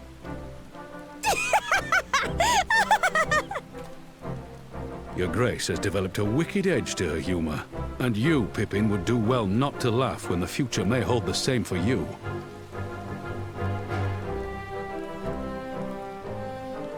So, does this mean you're staying? Aye. That seems to be the way of it. I would be glad to aid you in rebuilding our nation, if you'll have me. If, he says. Welcome home, Raubarn.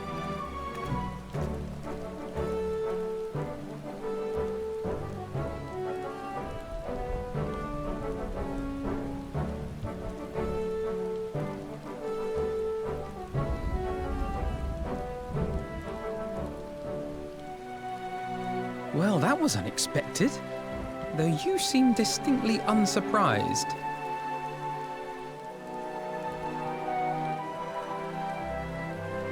Either you are more astute than I give you credit for, or I'm losing my touch. In any event, one thing is certain. Ala Mhigo will rejoice at the homecoming of her dearest son.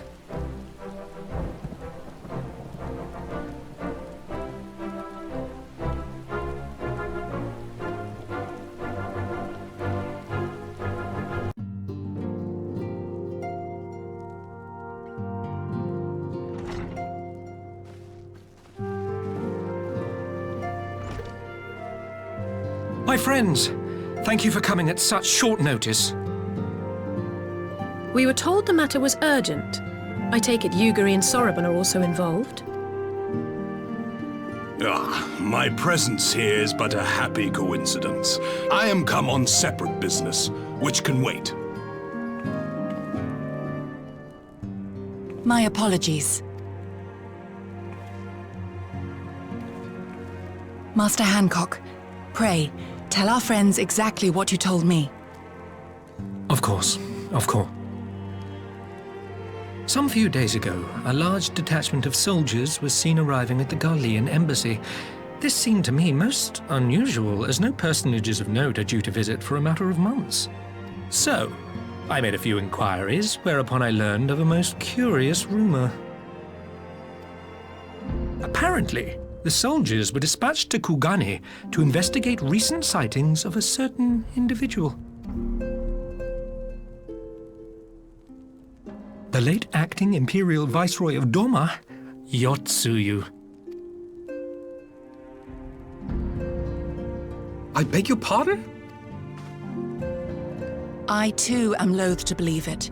I saw the keep come down on top of her. We all did.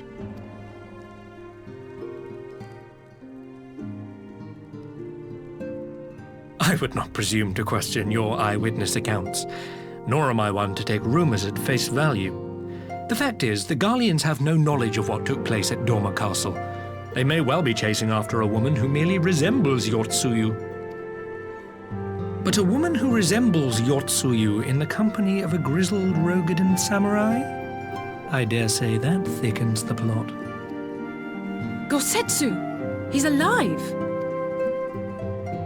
While I've no conclusive proof, I thought that such a possibility warranted your attention. Have you informed Lord Hien? Well, I think we'd all like to believe the old bear survived. Indeed. While I dare not give myself wholly to hope, I will not deny that I have prayed for such a miracle ever since that fateful day. But regardless of my personal feelings, if the Empire has seen fit to pursue these rumors so vigorously, we can scarce afford to ignore them. I am bound by duty to ascertain the truth of the matter. Will you join me in this quest?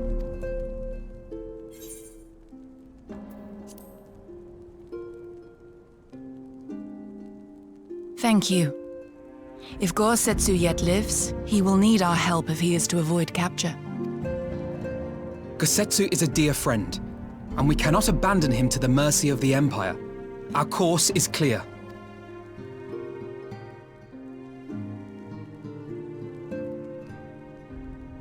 Hancock, is there aught else you can tell us? Alas not, but I have taken the liberty of employing one of the finest informants money can buy. You shall have the latest intelligence on the Garleans' movements, and more besides.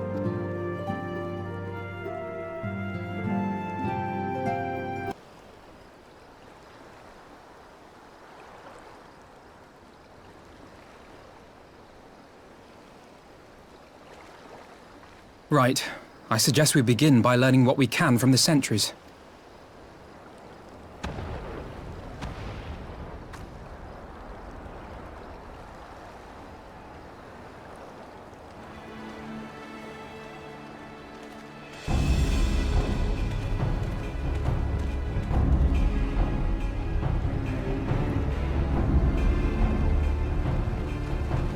What's going on out there?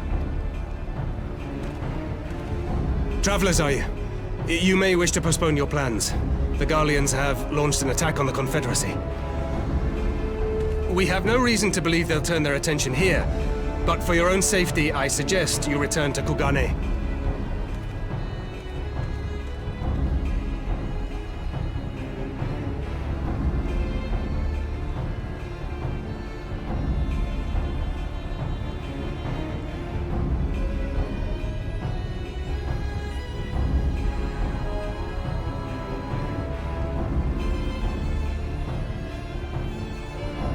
The Garleans bear no love for the Confederacy, but with Doma lost to them, why would they attack? Unless...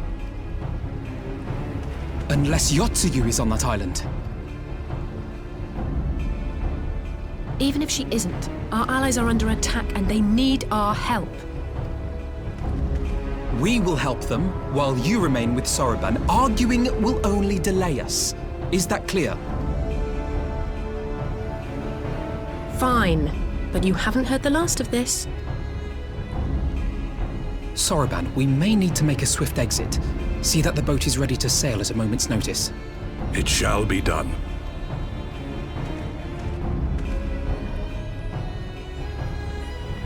What, and you're going to swim there, are you? 'Tis the quickest way, and you may rest assured I've been practicing. Yeah!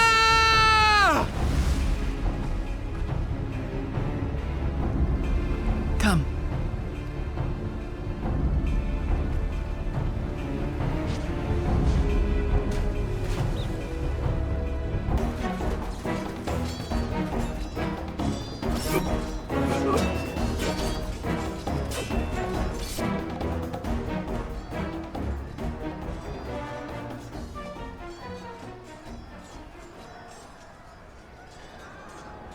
Lady Yotsuyu, we're here to rescue you. Please, come with us. Stay back, Tsuyu.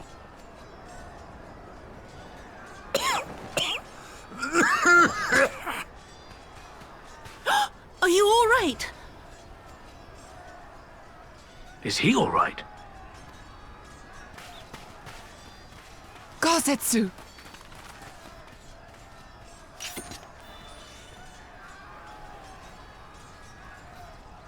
Damn it, we took too long. Change of plan, eliminate hostiles! All forces, attack!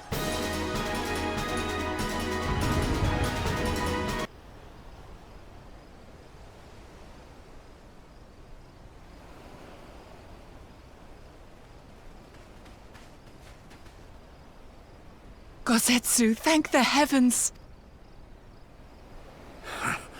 Yugiri, my friends, the Kami were kind to guide your steps this way. It's over. The Imperials are retreating. I suppose we have you to thank for that.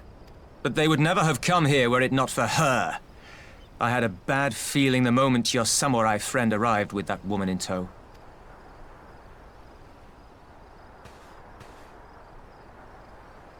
Do not be afraid, Tsuyu.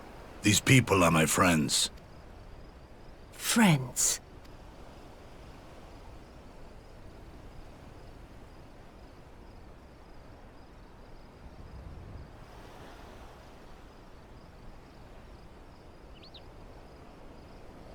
Forgive me, but at the risk of souring the mood, I believe you owe us an explanation. You may start by telling us what happened at Doma Castle. Of course. I'll not begrudge you that. As you know, we were trapped inside the keep when it collapsed. But even as the roof crumbled above us, so too did the floor below. We were swept out into the One River, where we would surely have drowned had a stout wooden door not chanced to float by, offering us a raft of sorts. Exhausted, we drifted out to sea, at the mercy of the tides, which saw fit to dispense us on a desert island. She was with you the entire time? Aye. 'Twas her kimono which saved her from Hien's blade, believe it or not. Some Garlean witchcraft in the weave. But it offered precious little protection against the fall. Though she survived, she awoke bereft of all her memories, and speaking like a child. A trick, surely. That was my first thought, aye. And I contemplated cutting her down and being done with it. Contemplated it long and hard. Yet the Kami saw fit to deliver us from certain death. 'Twas their will that we survive, both of us, together. And together we shall go before our master. He shall be the one to judge. Judge what? She's your prisoner, old man. Do with her as you will. Call her Tsuyu, or whatever else tickles your fancy. 'Twas a name given out of necessity whilst on the road. Nothing more. As you say. But remember this. Our people suffered much at that woman's hands. When the time comes, I trust you won't let emotion blind you to what needs to be done. You have my word. Well, I must be going. I have an unholy mess to clean up. You should be on your way too, before the Imperials decide to take another tilt. Oh, and we'll overlook the tithe this once. You're welcome.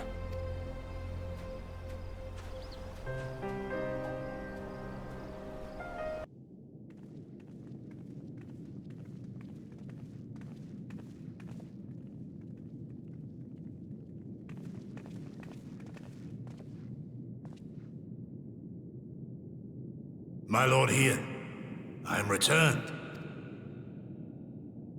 Save your tears for the morrow. For we who yet walk the path should not think too much on the destination. When the hour arrives, we shall welcome what comes with open arms. And welcome it you did, even as the keep fell down around us. At that moment, in your smile, I spied a shred of hope. One which I have clung to ever since.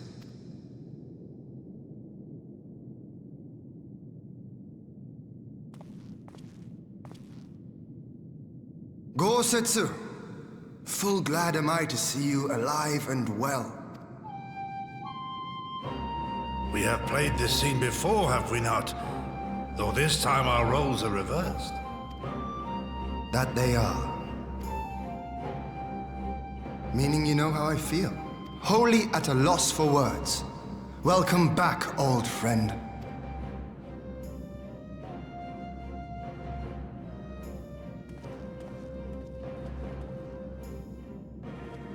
Now then, though we rejoice at your return, it seems you have brought with you certain complications.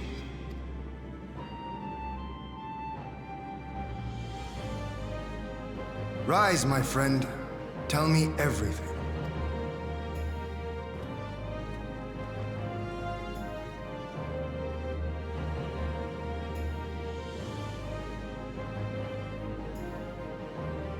The Empire is bold indeed to send a token force to engage the Confederacy. As acting Viceroy, Yotsuyu would have been privy to Imperial secrets. The Garleans will not soon give up the chase. Nay, it will end with her capture, or her death.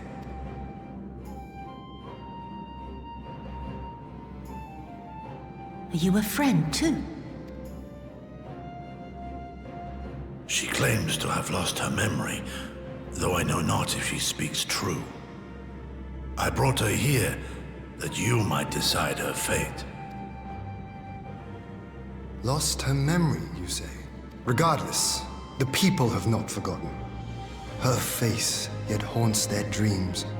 She cannot roam free. We will hold her here for a time. Place her in Jufia's care, with the express instruction that she is not to be seen. Yes, my lord. Come. No, I don't want to. Don't let her take me away!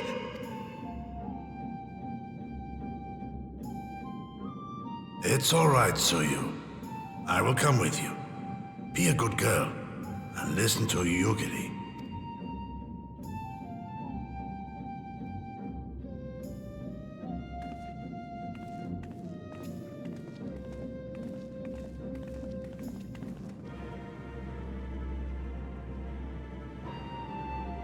From a hound at his throat to a puppy at his heel.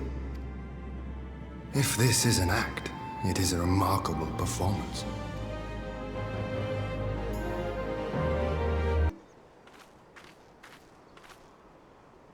Ah! By the Kami! Your Lord Ian! Leave me! Leave me, I beg of you. Say nothing of this. I was never here. There you are.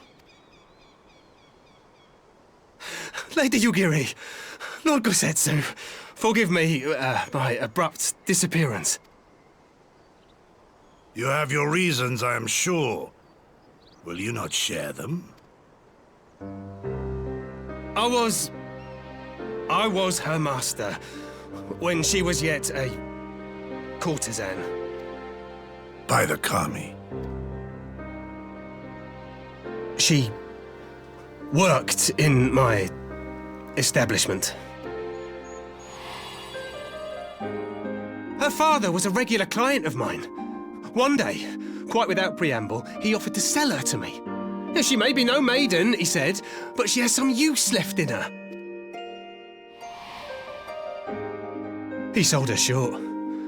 When I first beheld her, I was struck by her beauty. And yet, behind her eyes there was an emptiness. It was as if she had given up on life. She seemed more a doll than a woman. It was no profession for her. But I knew she would be popular. And so it proved. Men flocked to drown themselves in that cold, bottomless gaze. The rest you know. She became an Imperial informant, and for her loyal service won the office of acting Viceroy. While you came to serve the Liberation Front. 'Tis said that the atrocities Yotsuyu committed were driven by vengeance. If so, I bear part of the blame for creating the monster she became. Joining the front was meant to be my atonement. But the truth is, I am a coward, whose only thought was to escape her wrath. Then as now. I see. Then I shall recommend that you be assigned to a new post. I trust you have no objections, Yugiri? None. It would not do to leave Yotsuyu in his care. I am in your debt.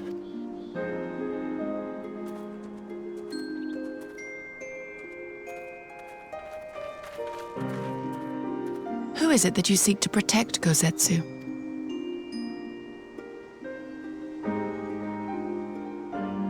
Idle musings. Pray, pay me no mind.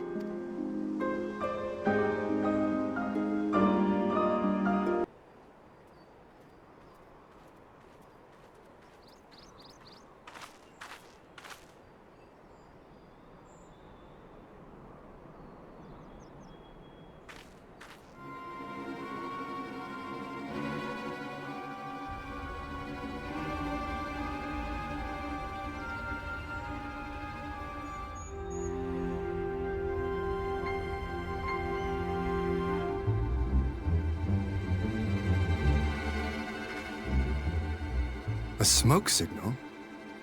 Thoughts, Yugiri? In former times, such signals were used to announce the coming of an emissary of peace. In Doma, at least. But could that truly be their intent? Who can say?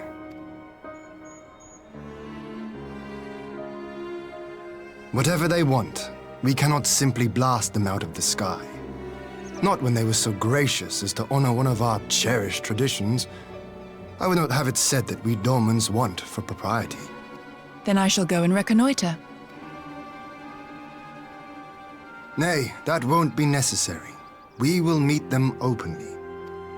I would welcome this student of Doman history in person, whomsoever he or she may be. As you wish, my lord. I shall arrange for a signal of our own to be fired in answer.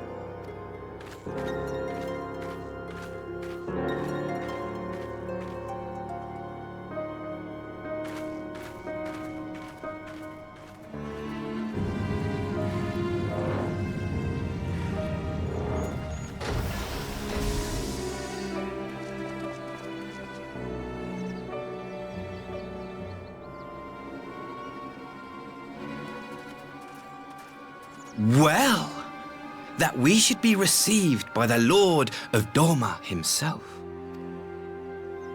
I but afford an emissary of peace the courtesy he is due. Welcome to Doma, my lord. Ah, where are my manners? I am Asahi Sus Brutus, Ambassador Plenipotentiary of Garlemald.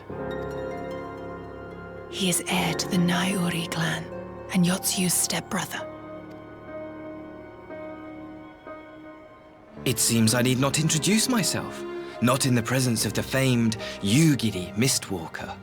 Your skills as a shinobi are known far and wide, my lady. It is true, the former acting viceroy is my sister. Yet, bonds of kinship aside, we have precious little in common. As will soon become plain, I come not to sow strife, but to end it. I am of the Populares, a collective which represents the interests of the common man. Long have we labored to bring about reform to the Empire's provincial policy. Happily for us, our master acknowledges the need for change. Indeed, His Radiance, Emperor Varys Zos Galvus, personally sanctioned this mission, granting me the authority to speak with his voice. To negotiate peace with Dorma.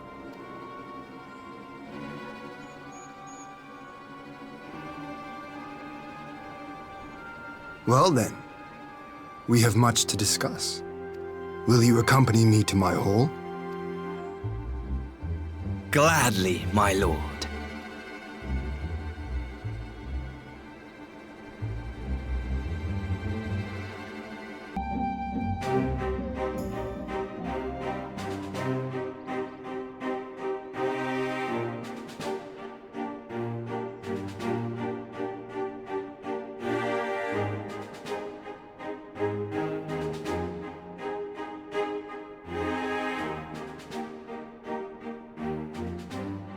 On behalf of my delegation, I offer you my humblest thanks. Never did I imagine that I would meet the gallant and noble Lord of Dorma himself, nor be welcomed into his magnificent hall. You'll forgive me if we forgo the pleasantries. You say you are come to negotiate peace. Unless I am mistaken, such negotiations are typically conducted between sovereign nations.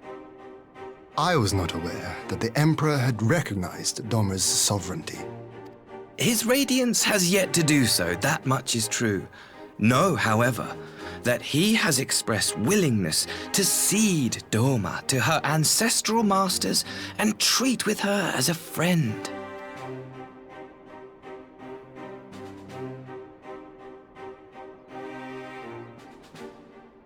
Since the days of Emperor Solus, the Empire has aggressively expanded its territory. While you may not agree with our founding father's policy of expansion, I believe there is room for discussion on the matter of his lifelong goal, to rid the world of icons.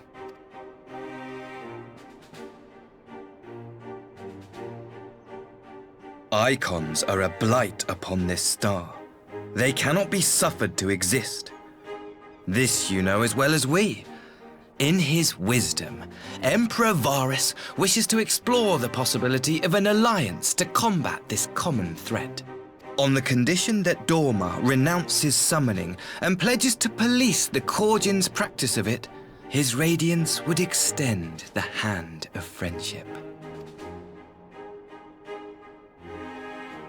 Dorma has never shown any appetite for summoning, and it should go without saying that we will address any threat to our people, icon or otherwise.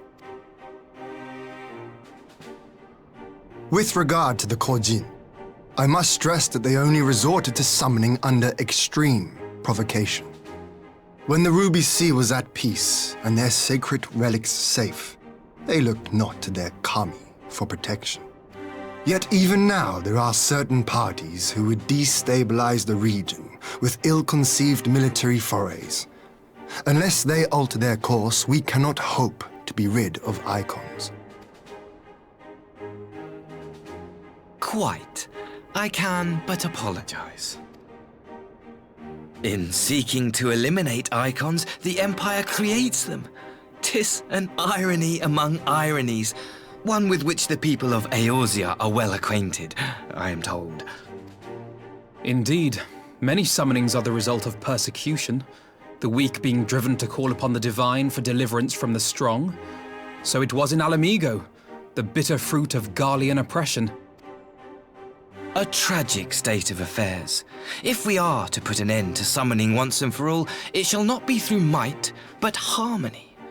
Yet we continue to repeat our mistakes, oblivious to the lessons of history. My comrades and I would change all that. We, Populares, have campaigned long and hard for a shift in imperial policy. And at last, the Emperor has seen fit to lend us an ear. Alas, there is a faction within Garlemald that would obstruct our every attempt at reform. A collection of pure-blooded Garleans who seek to consolidate their own supremacy. The Optimates. Lest you wonder, theirs was the hand that loosed our forces on the Confederacy. 'Twas a regrettable incident, one that flies in the face of everything we believe. And I swear to do all in my power to prevent a reoccurrence. That would be most welcome. But if I may speak plain, if the Empire itself is not of one mind, how can we be certain that any peace we negotiate will be honored? I cannot blame you for doubting us. Indeed, I should find it strange if you did not. And so, in the name of building trust, I would like to make a proposal. A prisoner exchange.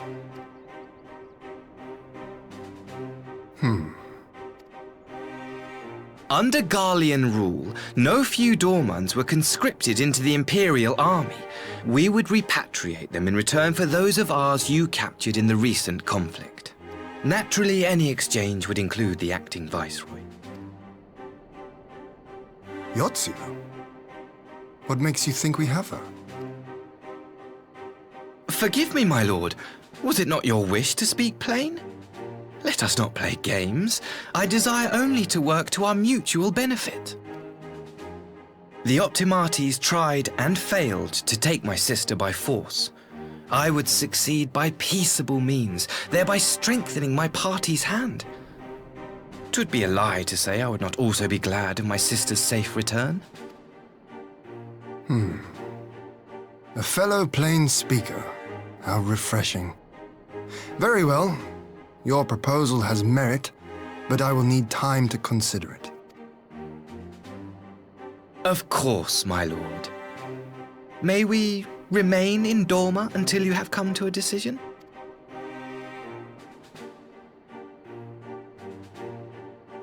You shall be our honored guests. Yugiri, I leave the ambassador and his retinue in your care. See that they are well looked after.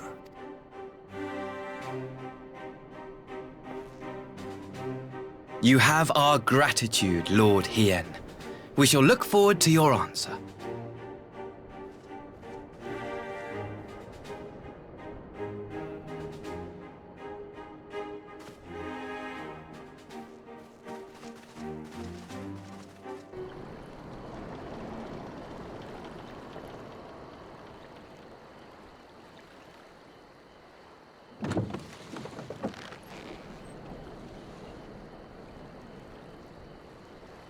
Get back!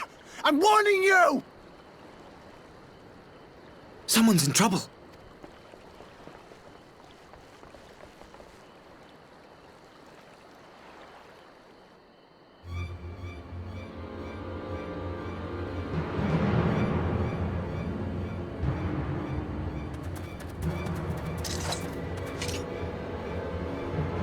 Are you all right?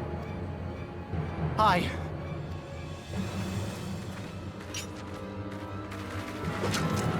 What do they want with you? Yuki, and you lot too.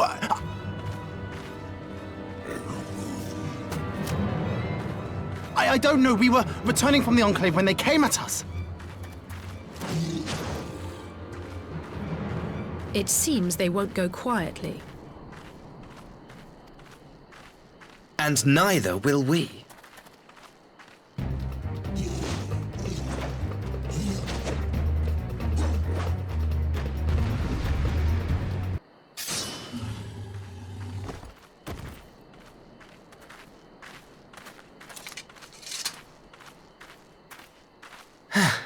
That seems to be the last of them.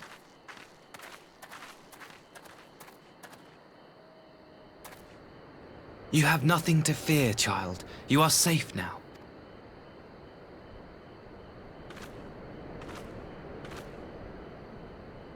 Thank you, sir.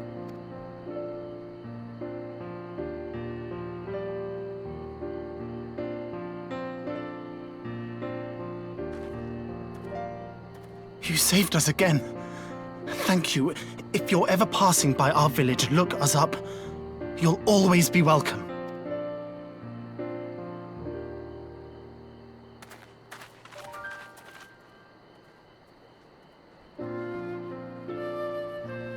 Thank goodness we arrived when we did.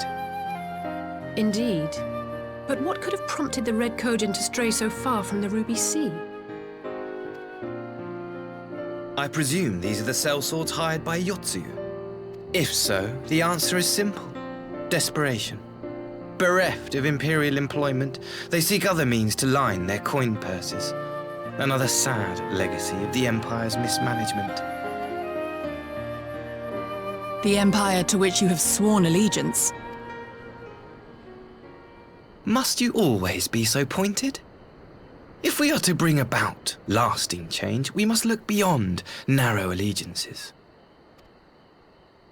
You have every right to doubt me, but in time, I hope you will come to see that we share a common goal. You and yours have fought fiercely to change the Empire from without, but if we are to end the cycle of conflict, the Empire must change from within. Am I wrong?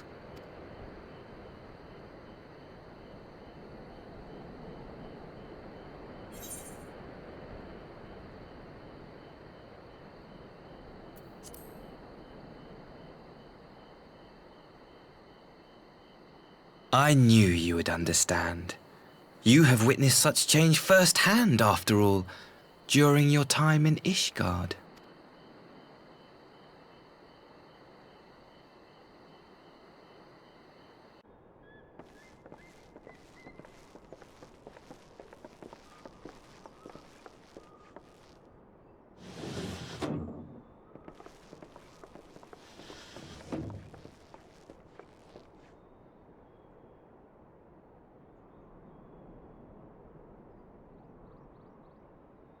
I had her brought here in secret while the three of you kept our guest company.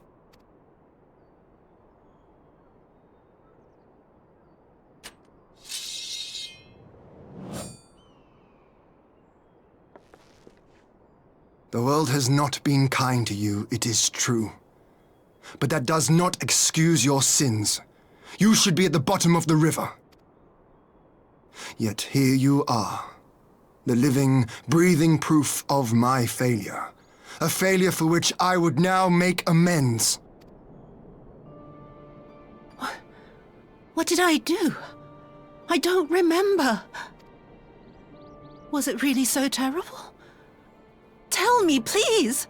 What did I do?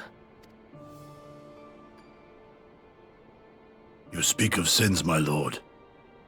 But at whose feet do those sins lie? With the soldiers who committed the crimes, or those who commanded them to do so? With both, I would say. For all have a conscience, and all must choose. But with no memory of who she is, or what she has done, what sin remains to be cleansed? You ask that I show mercy. I ask why the heavens saw fit to deny me my rest. Why Yotsuyu was spared not only death, but the bitter memories of her life. You truly think it the will of the Kami?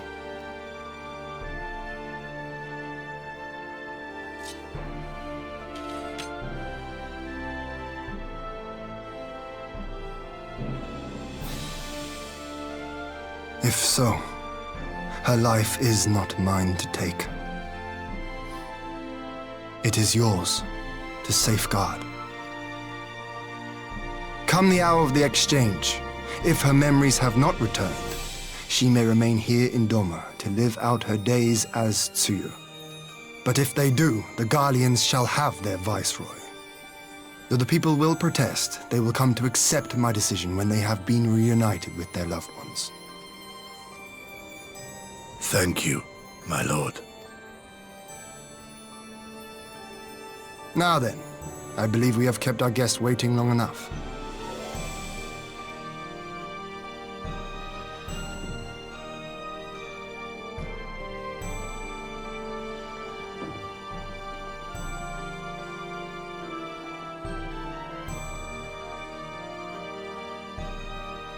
Did Gorsetsu not seem strange to you?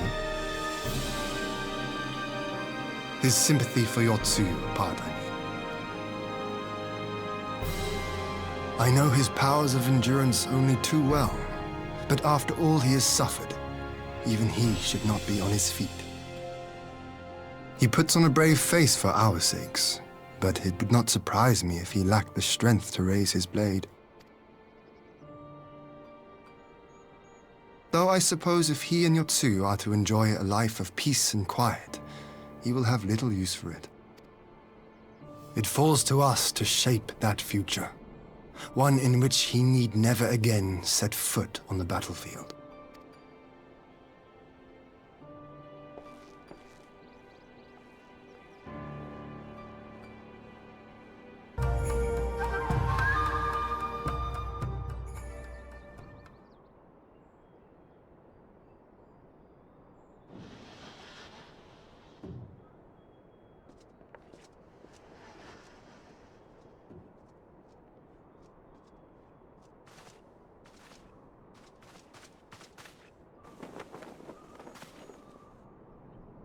My apologies.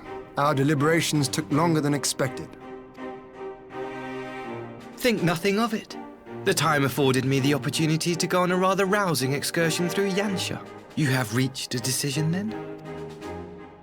We are willing to cooperate with you in combating the Icon threat, and also in the exchange of prisoners. Assuming you accept our conditions, of course. As you know, your sister is in our care. Due to certain complications, however, we are hesitant to release her into your custody. Complications? She was inside Doma Castle when it collapsed.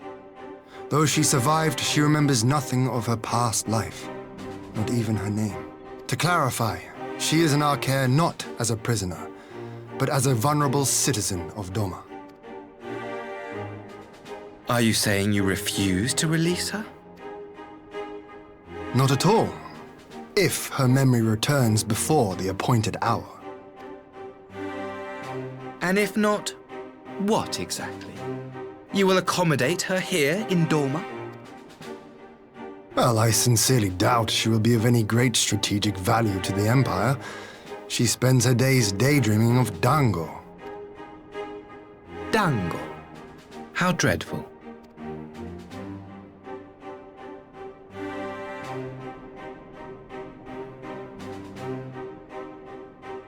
Very well. In light of our recent misstep in Sakazuki, it seems only fair that I show you the same understanding you have shown us. Though I do have one small request.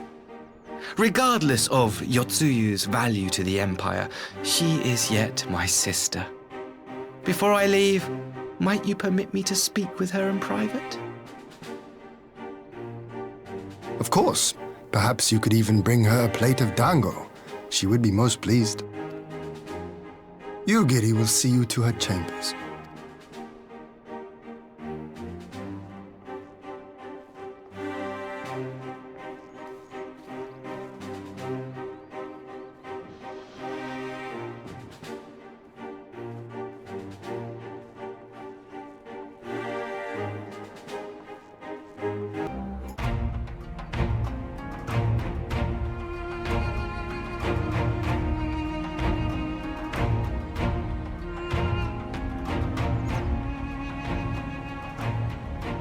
I wish you a safe journey. This has been a most enjoyable visit. I look forward to our next meeting. Maxima, would you take the others and see that all is ready for our departure?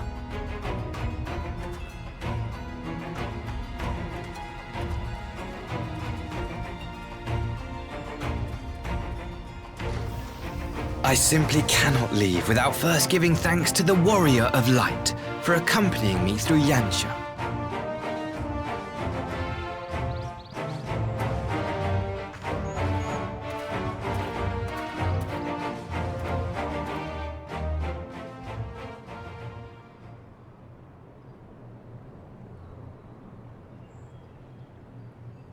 Mark me, savior of the savages. There will be a reckoning.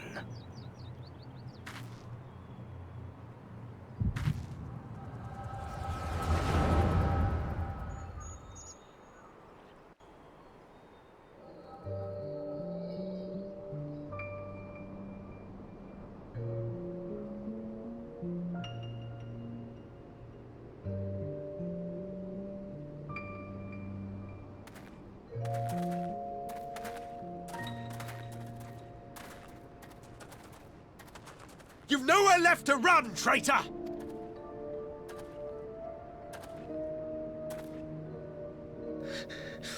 Ignorant savages! Killing us will avail you naught. For every Imperial you cut down, 1,000 more will come. Abandon this foolish endeavor and surrender. You may yet serve our righteous cause.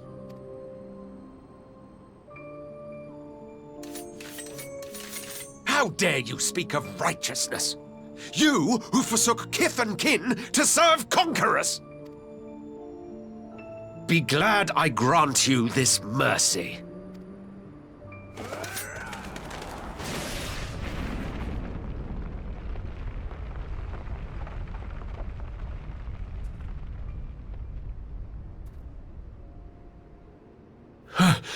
What in the...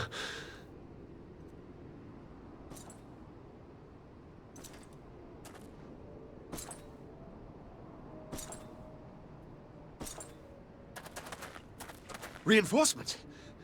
No, just one! Cut him down!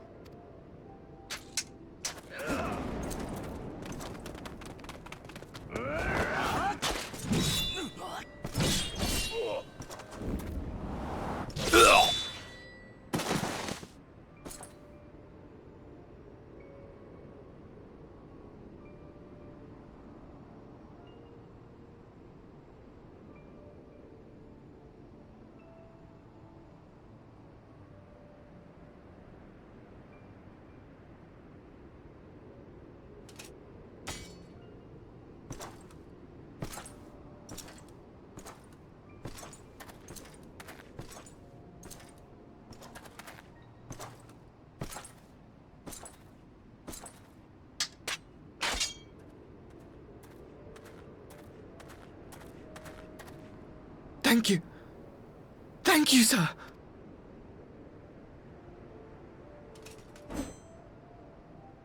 This one is promising.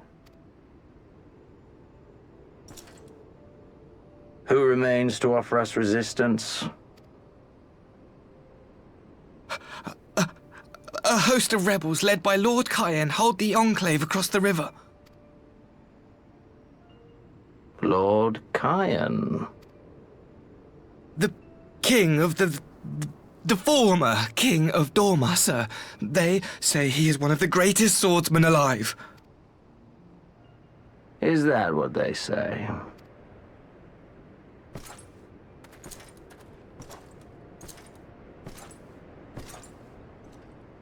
Who was that? Surely you jest. That was Xenos Galvus, legatus of the 12th, the crown-bloody prince. I heard he was strong, but that was frightening. That was Lord Xenos.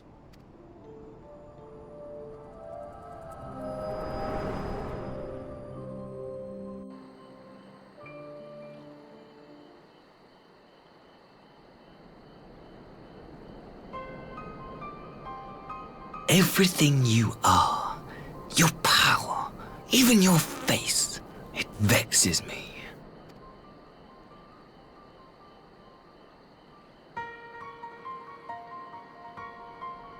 Go on. Lash out like the beast you are at an emissary and jeopardize the newfound peace between Dorma and the Empire.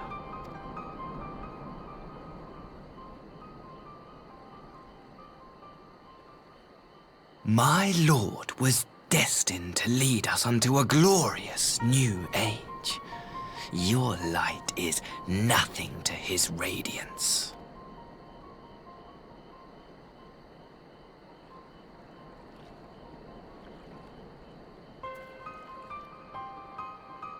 I will cherish this moment, lock it away within my heart, until the day we meet again.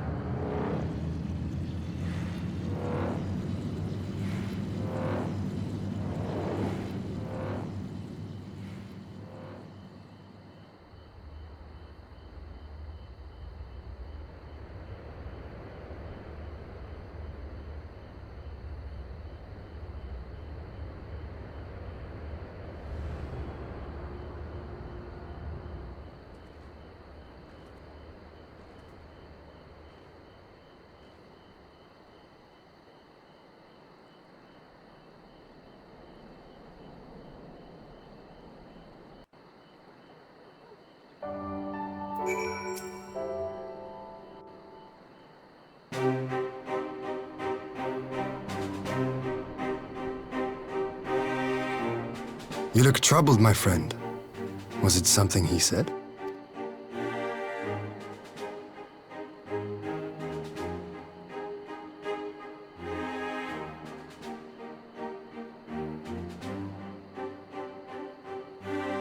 Of all the memories to witness. I had my doubts about him, but I would never have guessed he was a disciple of Xenos. My lord. Calm yourself, you giddy. I set no store by him or his enlightened brethren. But if by treating with them there is even the faintest hope, we might secure the return of our conscripted brothers and sisters, I must play this game. After the way I risked their lives in the rebellion, I owe them that much. My lord, you bear no blame for their fate. If not blame, then responsibility. They were prisoners, and still I chose to fight, knowing they could be executed in retaliation. But now we have a chance to bring them home. If it means bargaining with a monster, so be it. My lord. Besides, I think he likes me, which is more than some can say.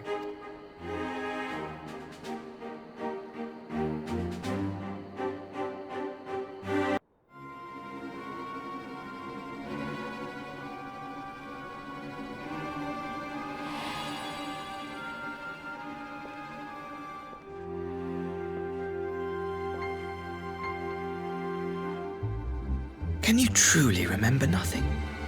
Nothing at all? Were we friends? Yes! We were good friends, you and I. In fact, I've brought you a gift.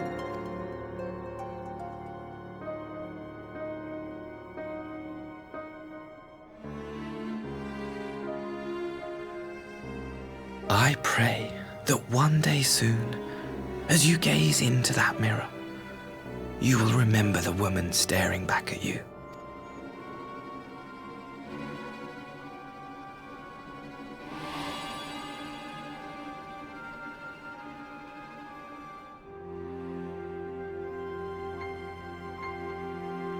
It's so pretty. Who are you? Who are you?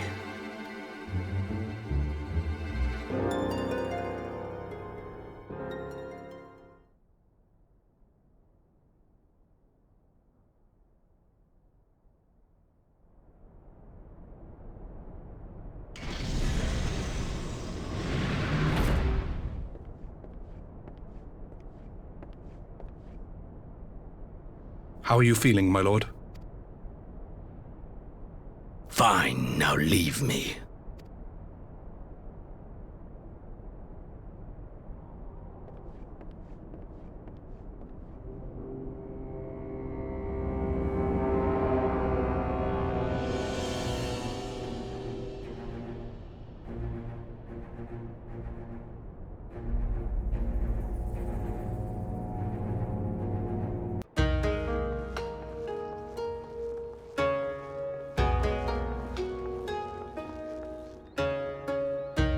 Open wide now.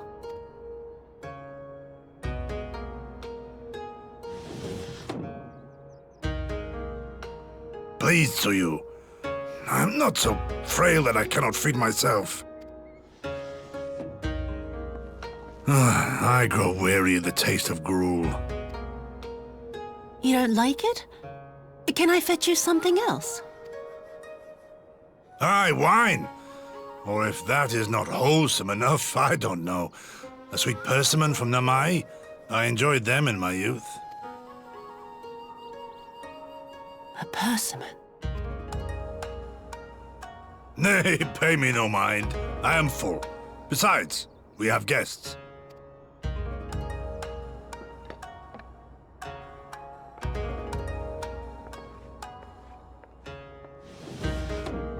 I hope we are not interrupting your meal.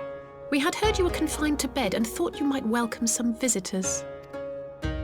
Confined to... a gross exaggeration. A trifle drained from my exertions, perhaps, but with a little rest, I shall be fighting fit again in no time.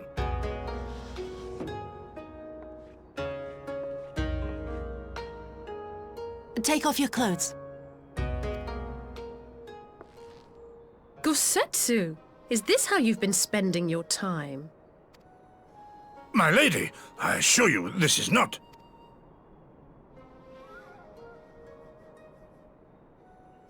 Off with them! We need to wash you. You stink.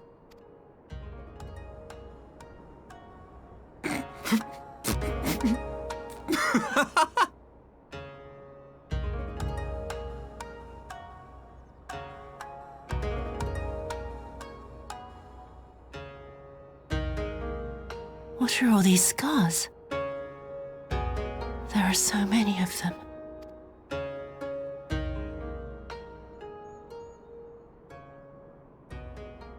A life of battle will leave its mark upon a man.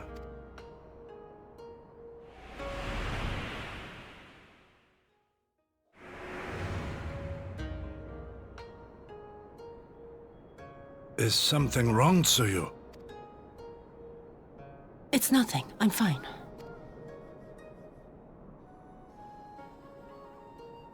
But leave me be, woman! I will not be fussed over like some newborn babe.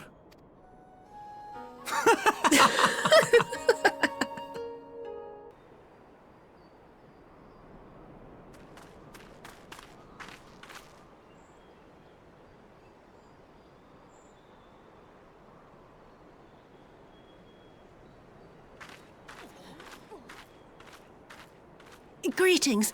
Might I have one of your... Wait! Please! I only wanted a persimmon.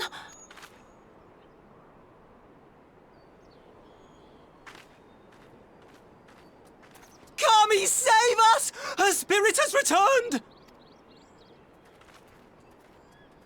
She's back from the dead to seek her revenge!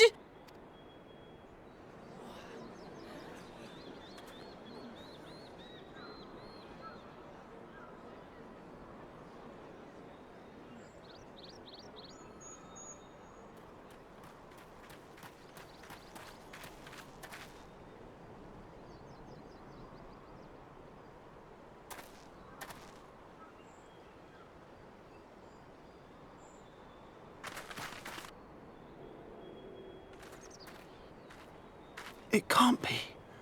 She couldn't have survived.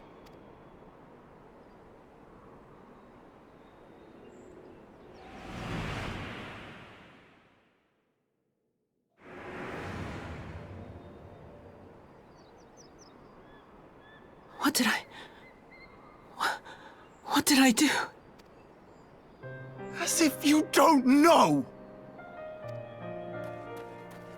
Good people of Namai, be at ease, I pray you. You have naught to fear.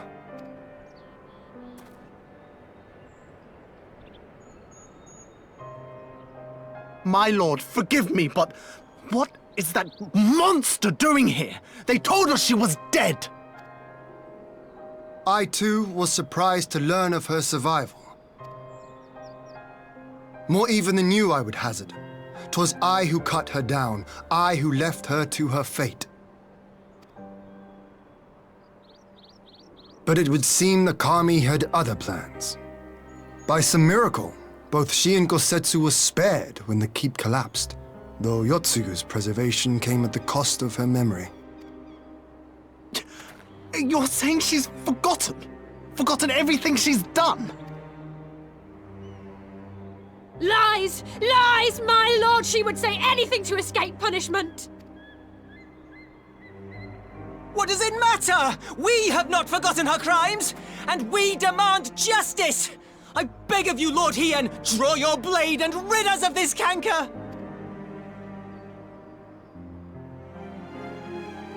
What I saw then, it's all true. I'm sorry! I'm so sorry.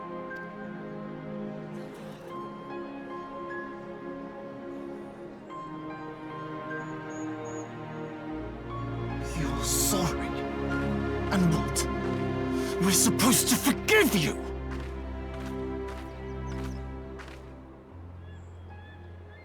Here, there's no need to cry.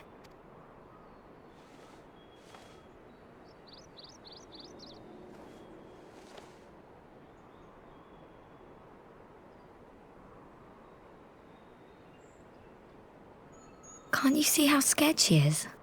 How can you be scared of her? She's not the same.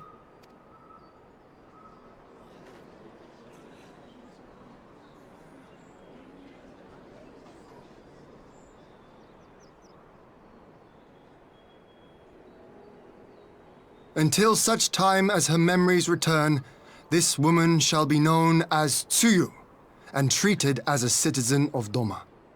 I will, however, see that she is watched at all times. Rest assured that there will be no more unannounced visits to the village. As your lord, I ask that you leave her fate in my hands, and suffer her to live, for now.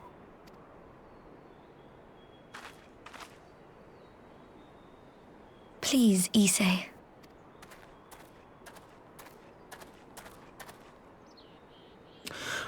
All right. I'll keep my peace. As long as you're happy, that's all that matters.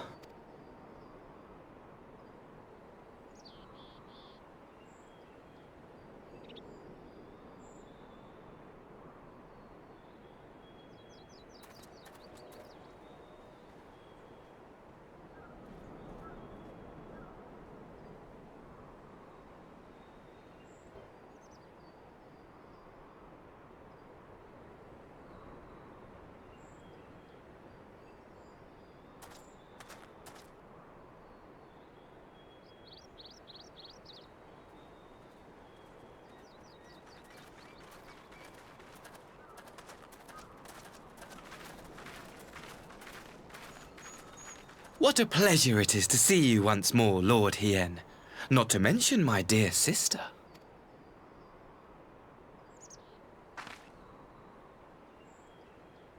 A pleasure to see you too, Ambassador. Forgive us our late arrival. You have our people aboard the airship? Exactly as agreed. We would leave you in no doubt as to the purity of our intentions. I dare say it was the selfsame spirit of cooperation which prompted you to bring Yotsuyu here today. Indeed. Before excluding her from the exchange, I thought it only fair that you see her condition for yourself. Physically, she is in fine health, but her mind is unchanged. So I see. But But all need not necessarily be lost. In anticipation of this tragic turn of events, I took the liberty of inviting some special guests.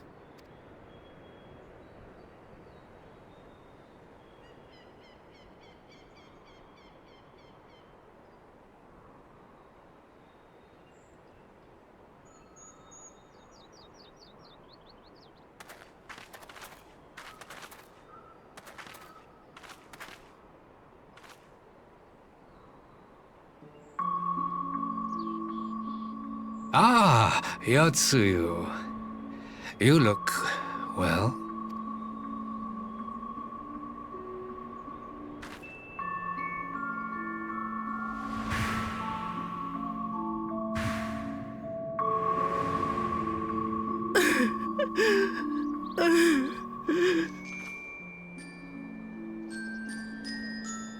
Of all the people.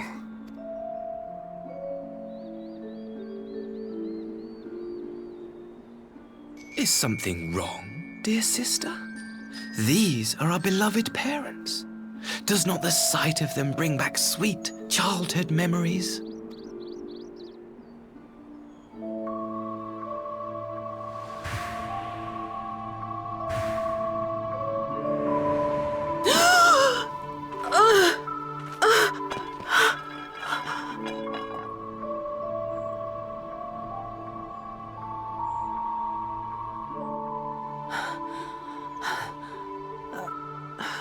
Gosetsu. I have to take this to Gosetsu.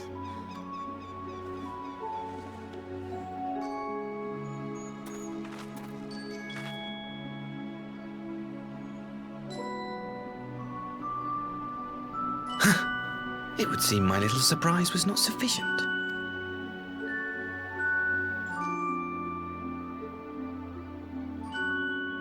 You needn't glare at me so, Lord Hien.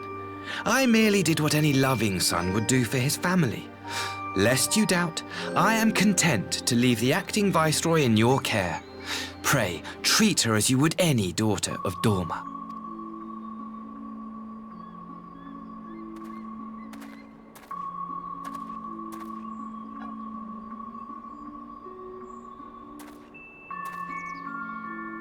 Do not grow too fond of this place, dear sister.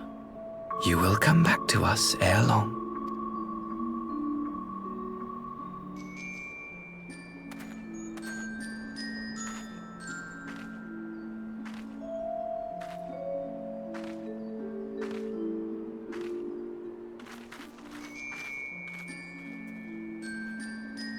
We continue with the exchange as planned, then. Very good. The structure across the river should serve our needs. We shall await you there with the conscripts. If you would bring your captives. Agreed. Until then, Ambassador.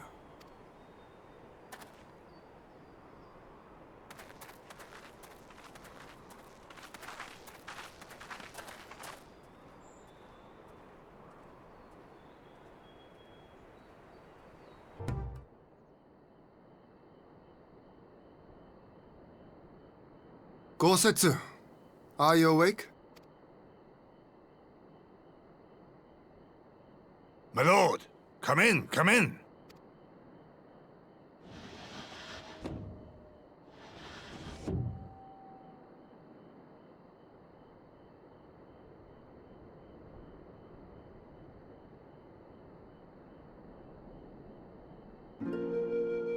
When Tsuyu returned, her eyes were red from weeping. She spoke not a word, simply sat and peeled some fruit she'd brought for me. She then claimed weariness and retired to her chamber. Tell me, what happened to upset her so? The ambassador arranged a surprise reunion with her foster parents. A misguided attempt to restore Yotsuyu to her senses. It was plain their presence caused her great distress, but she seemed otherwise unaffected. Yotsuyu was mistreated as a child, was she not? It was a cruel trick to use her tormentors like that, knowing the pain it could cause.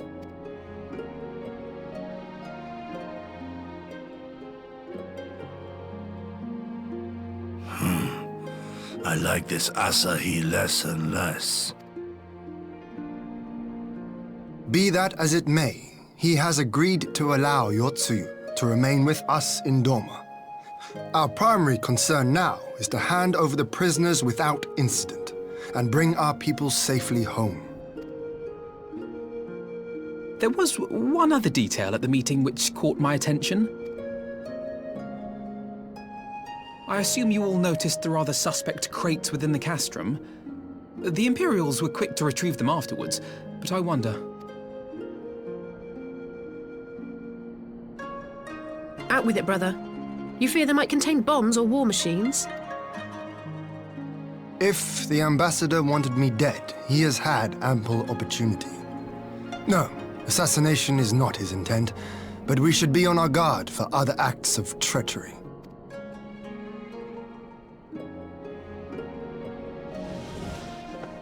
My lord, forgive me, but the Lady Yotsuyu, she's gone. Gone? I beg your pardons, my lords. I was certain she'd fallen asleep. No, the responsibility is mine. 'Twas I who gave her a room instead of a cell. She may simply have wandered outside. We will organize search parties. Might I call upon your assistance?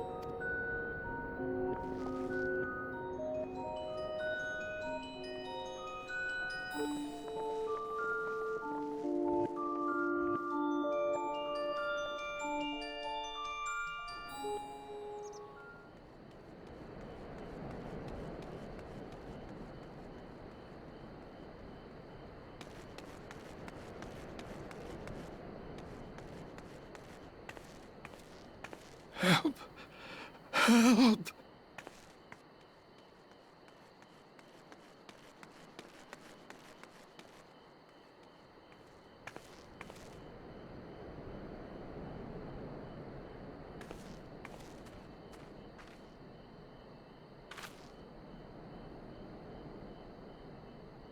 Help! Help me!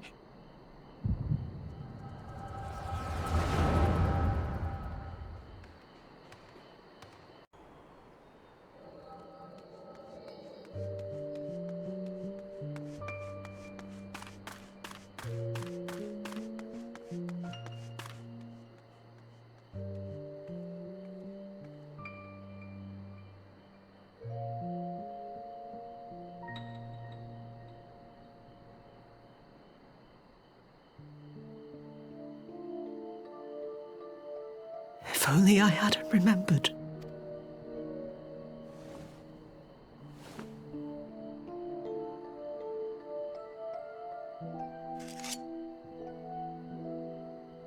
He should hate me.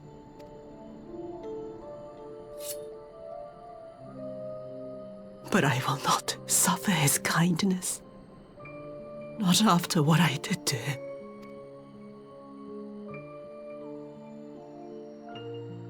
Who's there?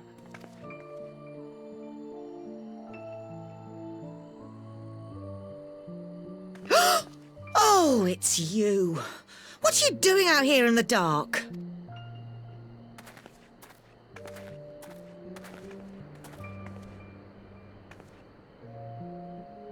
This is the Enclave, is it?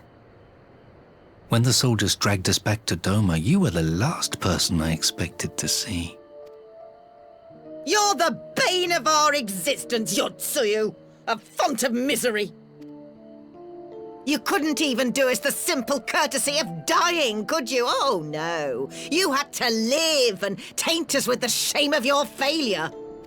We had a perfect life in the capital, and now they're making us wallow in this muddy ruin like common swine! I don't deserve this!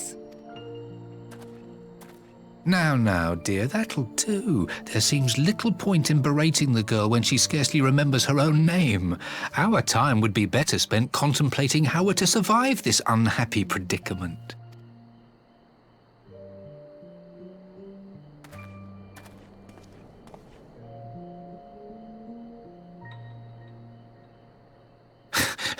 You've kept your looks at least. I suspect you'd fetch a handsome price with the right buyer. Maybe enough to get us to Kugani and start a new business.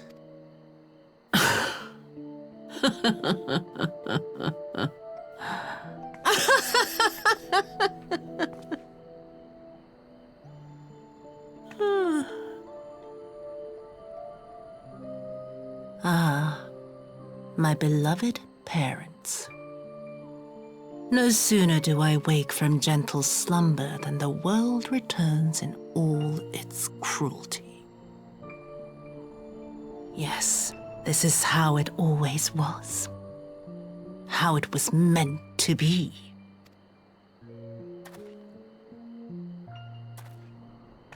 Very well.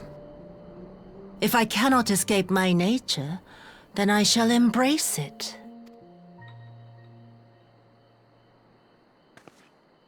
To the very depths I have sunk, my soul steeped in spite and rotten to the core. The self-righteous hide behind justice, but I need no such mask. Father, Mother, was it not you who made me into this monster? Who taught me the truth of this miserable world? For years I knew naught but the taste of pain and humiliation. But the time has come to savor my vengeance against Doma. Against all my enemies. And it begins with you! Yotsuyu! What?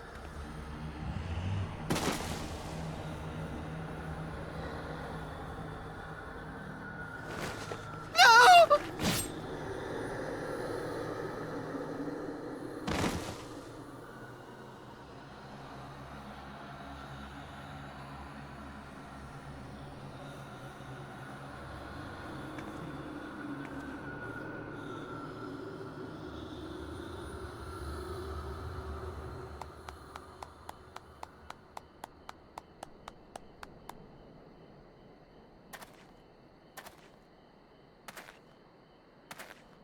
Well done, dear sister.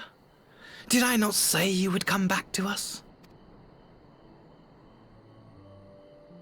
Brother dearest, what a surprise.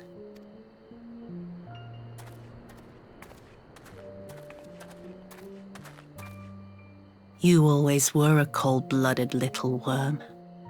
I doubt you thought twice about sending our parents to their deaths.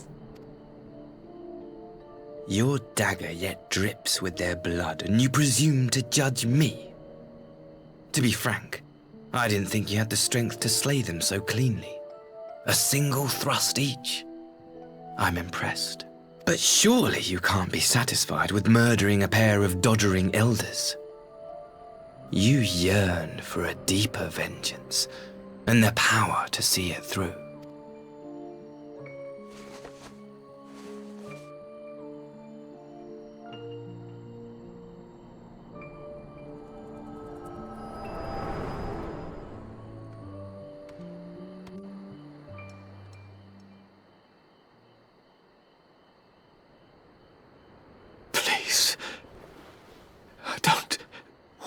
To die?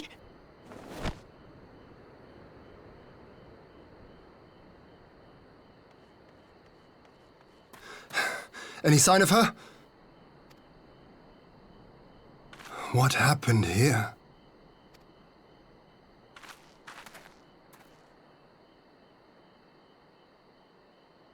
I knew what would happen if she recovered. And still, I did nothing. You say she left with her brother? Whatever he wants with her, he was willing to pay for it with his parents' lives.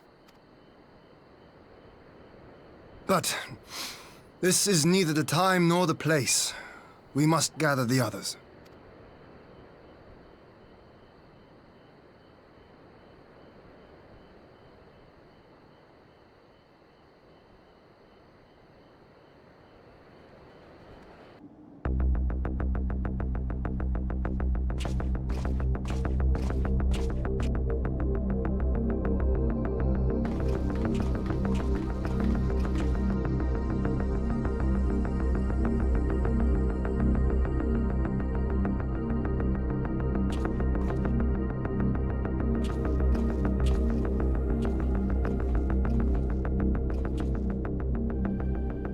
At last, the hour has come.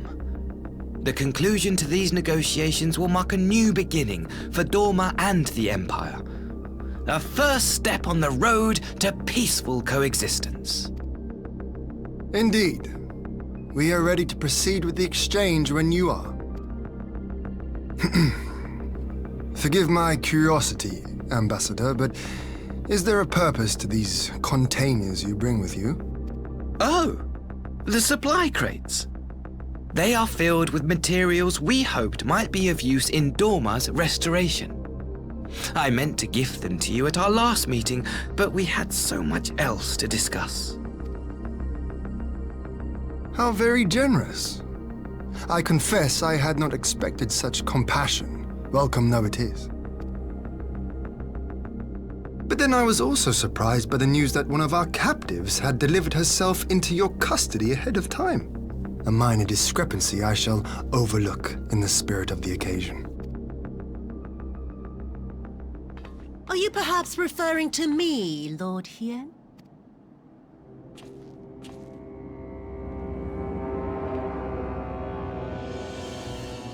Yotsuyu.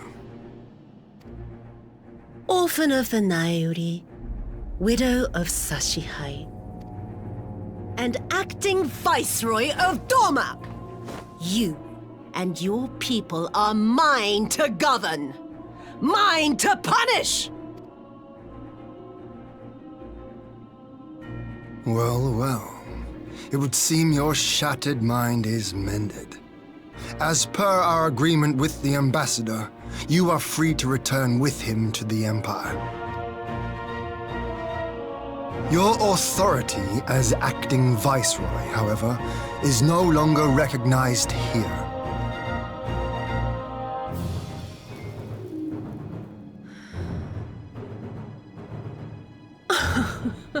My position is not for you to decide, little lordling. All who resist the rule of the Empire must be purged. Such was the order given to me by Lord Xenos himself.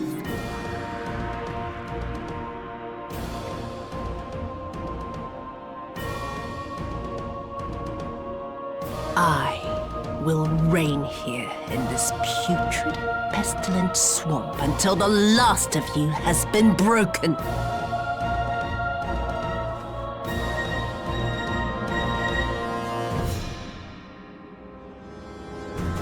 This land shall know no dawn.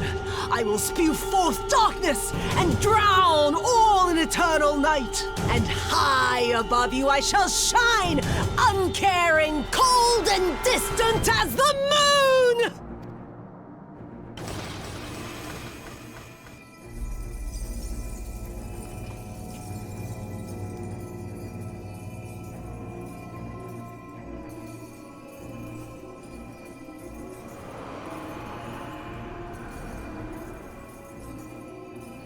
What has she done? Oh gods, this is a summoning!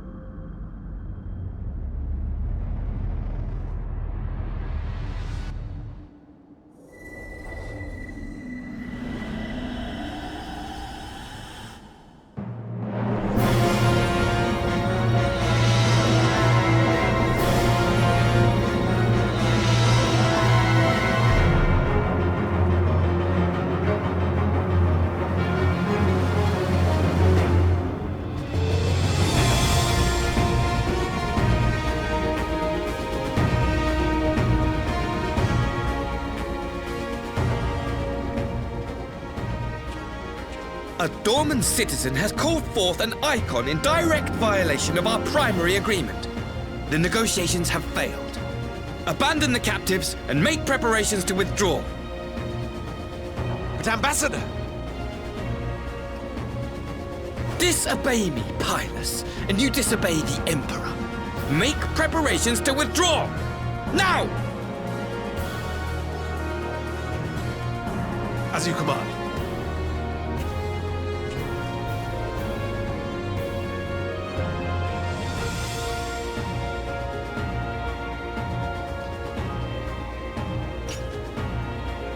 My lord, you must fall back! You ask me to run?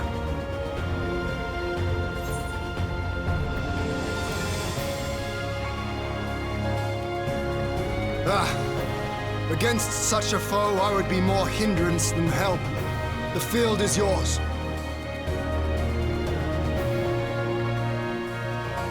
We will withdraw, but not without our countrymen. I want every soul accounted for. Every soul! My lord.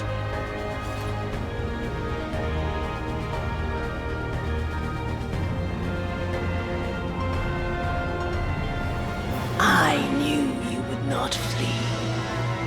I see now the strength which flows from that baleful light of yours.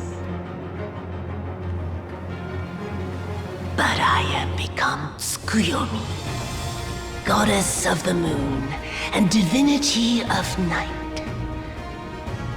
What power can compare to such celestial majesty? I shall plunge all I despise into darkness. And within that black abyss, even your light shall flicker and fail. Come, let us cast the stalks and look upon the fate of Dora. I see a future in which the sun sets on this wretched land. Once and for all!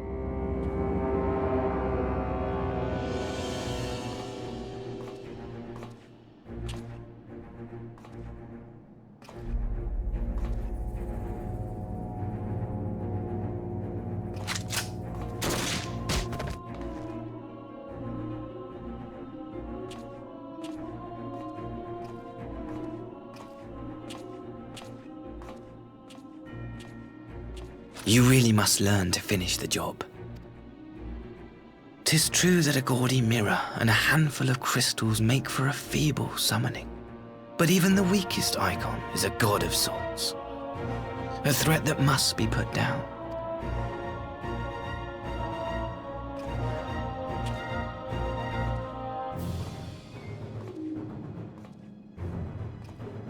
My!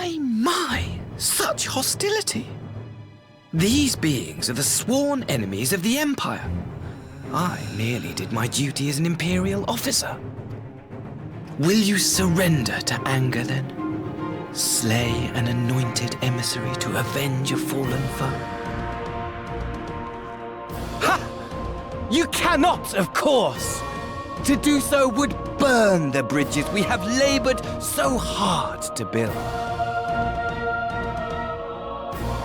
Oh, but I'm forgetting. They're already ash. This doorman woman has seen to that. The Empire cannot ally itself with any nation that refuses to renounce summoning. I believe I was most clear on that point.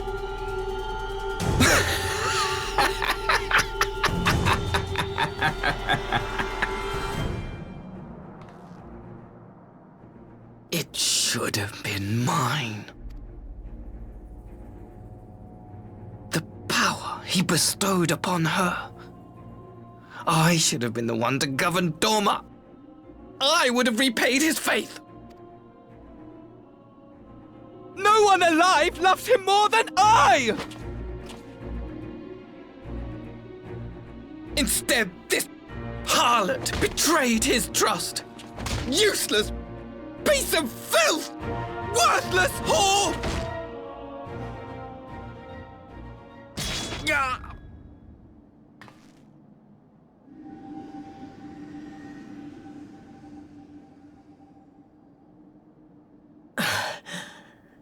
Thank you, dear brother, for this precious gift.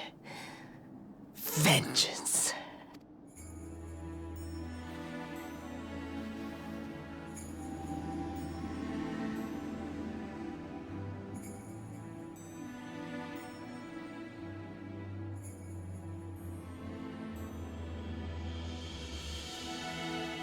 These people, our people, they ignore the corruption which festers beneath the surface. Cast aside that which is dirty and broken. Speak not of things which would disrupt their dreary little lives.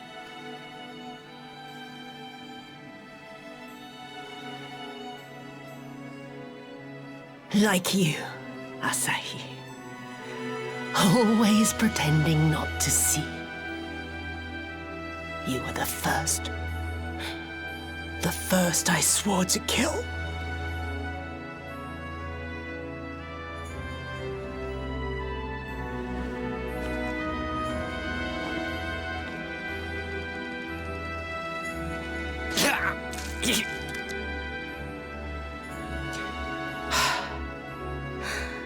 Such bliss.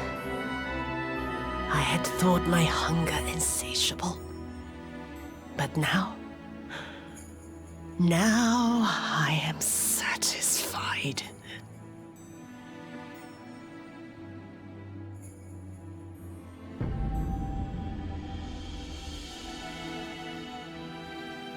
You should feel honored, dear brother.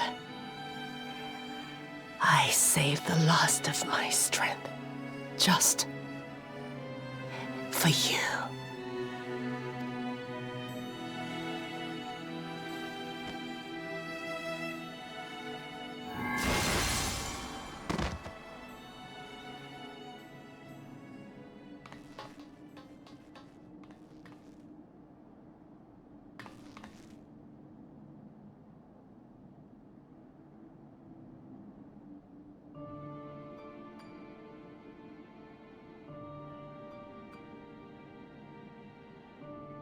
What's the matter? The Witch of Dorma will soon be dead.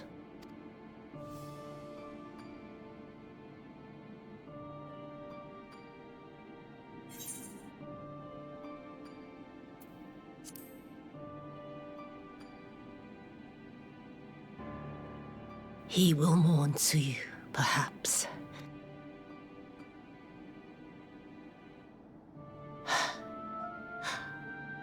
I wonder, was the fruit as sweet as he remembered?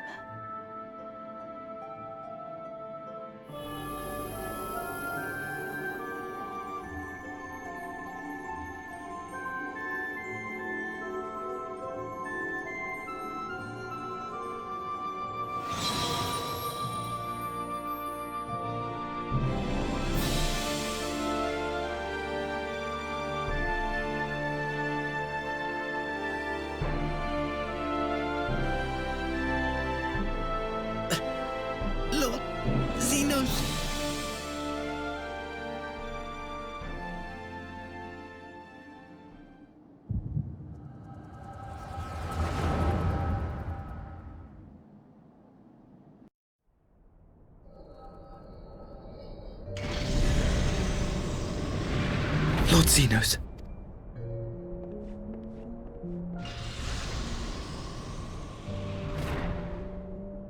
I am at your disposal. Asai, you were born of Doma, yes?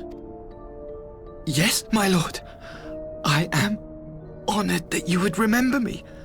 How may I serve? You are hereby appointed Ambassador Plenipotentiary, and empowered to speak with the voice of the Emperor. Return to your native land of Doma, and announce your intention to sue for peace. For peace? Once negotiations are underway, you are to locate the acting Viceroy. She lives? That is to say, I will, my lord. When you have found her, you will initiate a ritual to call forth an icon. I will instruct you in the necessary steps. Yotsuyu's faith is unreliable, but as a child raised to believe in the Kami, she will serve as a vessel for one of the Kojin's gods. She need only wish it to be so.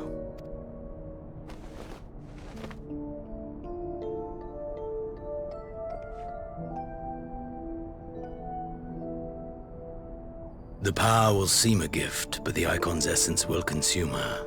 She will be no more than a husk, a slave to whim and desire.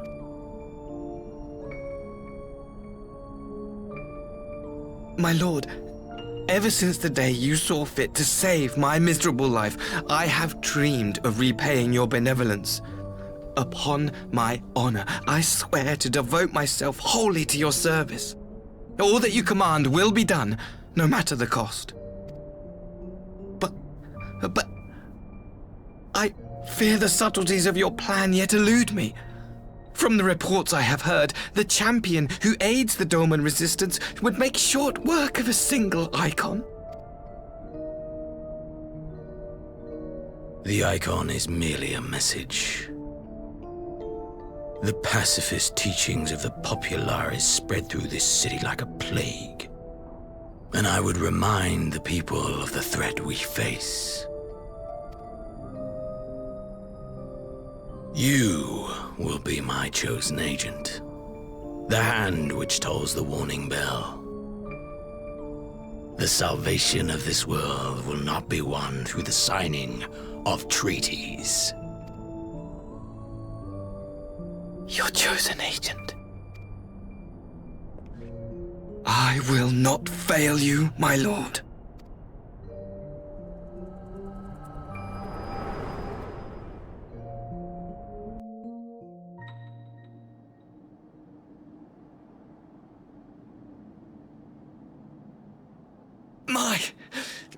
My master, Lord Xenos, he will come for you.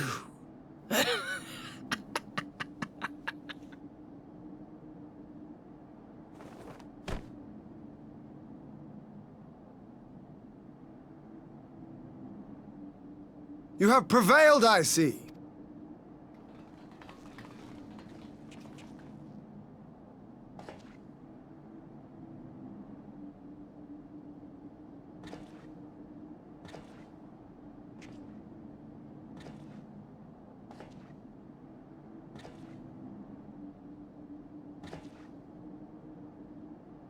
She is gone? Wherefore did the Kami spare us, only to inflict this pain?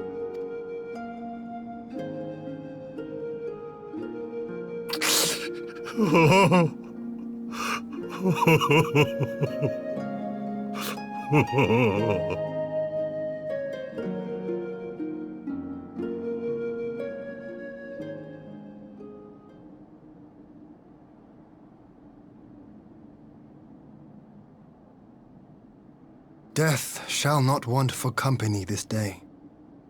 You spared us a worse disaster, but I fear our fledgling peace with the Empire was beyond saving. Lord Hien!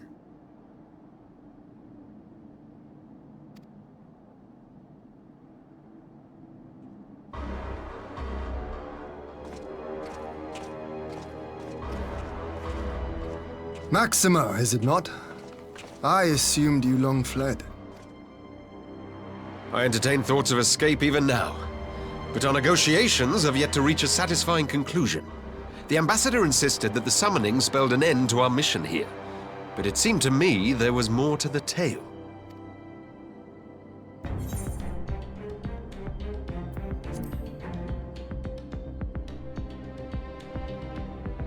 I have heard tell of this power you wield.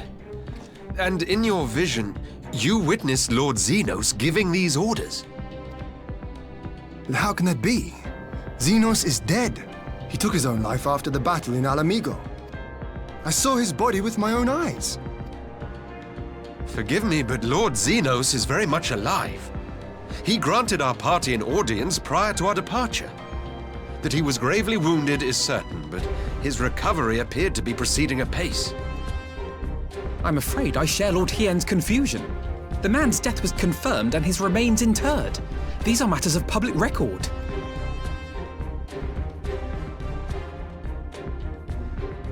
I have no doubt you believe what you say. But what then is the explanation? That an impostor has infiltrated the innermost circle of the Imperial Court? The idea is inconceivable, absurd. But worthy of investigation nonetheless. Our movement can ill afford to have a highly placed pretender undermining our efforts. Your efforts may yet bear fruit. Tell me, what is to become of our prisoner exchange? Though we have already taken custody of our conscripts, we have yet to release your Imperial comrades. Do you still intend to collect them? Yes. As the late Ambassador's second-in-command, it falls to me to speak on the Empire's behalf. And I'm happy to confirm our intent to proceed according to the original agreement. Then let us be about it. 'Twould be a pity to abandon such a promising beginning. Indeed. You have my thanks, Lord Hien. As soon as our people are secure aboard our airship, we shall depart straightways for Garlemald. Tread lightly, Pybus. I sense treachery awaits you there.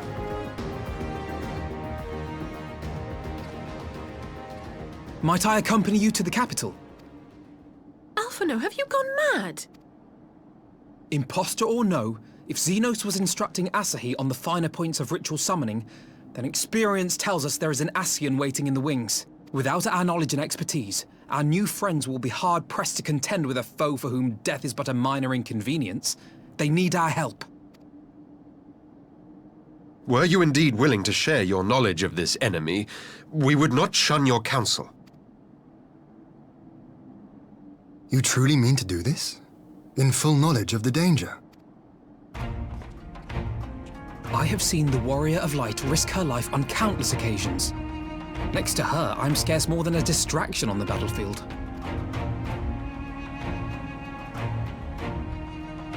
But in the meeting room or the audience chamber, there I can make a difference. I can strike bargains, forge ties, and change minds. And where better to do these things than in the home of our old enemy?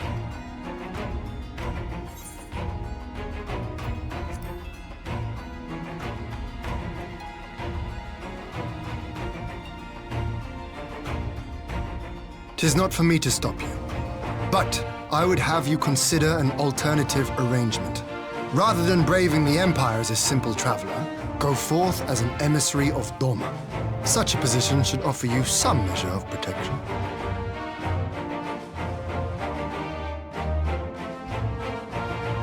Go then.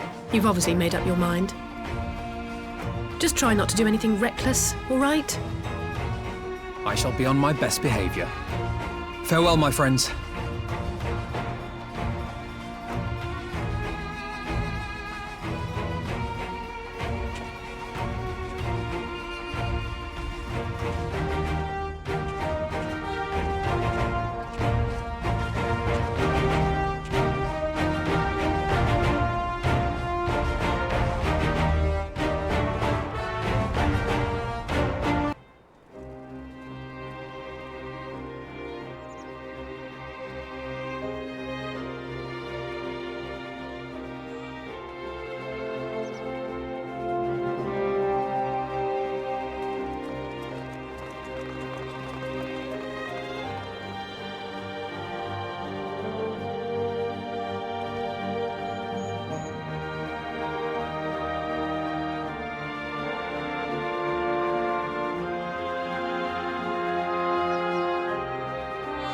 How often have I imagined this moment? Thank you for helping it come to pass.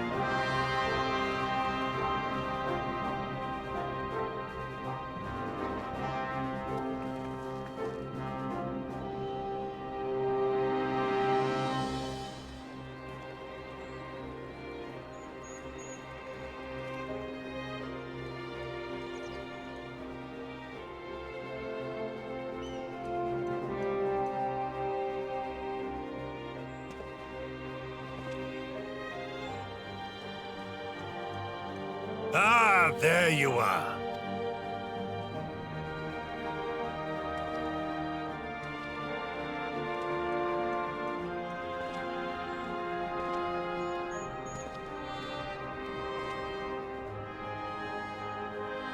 Gosetsu, your hair.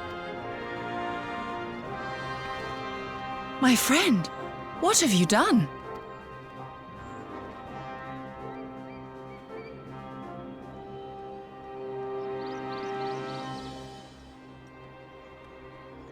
An old man who cannot raise his blade has no place in the service of a young lord. Thus did I decide to devote my remaining days to pilgrimage. I will walk this land, offering prayers of repose for all the souls who left this life in suffering.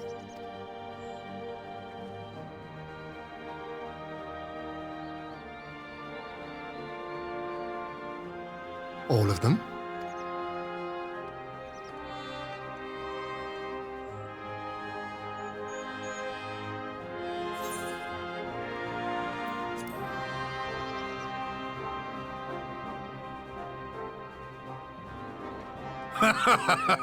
A fulsome farewell makes for an enjoyable journey. Scarcely have we said our goodbyes to Alphino, and you leave us too. But 'tis well that my companions find their own way forward. I must endeavor to do the same. I have faith that you will find the best path for Doma without me, my lord. Pray forgive me this last act of selfishness, and grant me your blessing. You have earned it 1,000 times over. Go in peace, my friend. I shall make of Doma a land where children laugh, and none need live in fear. There is no better way to honor those who went before.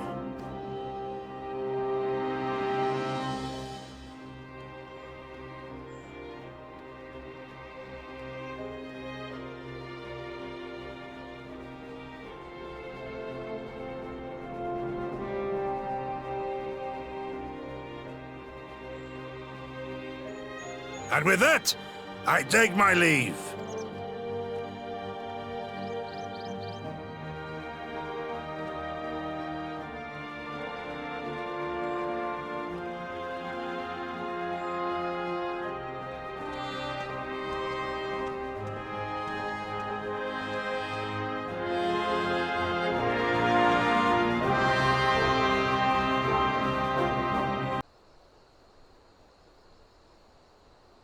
Oh dear. We seem to be missing a corpse.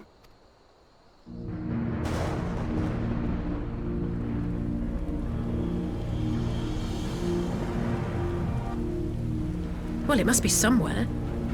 I only hope it isn't walking around.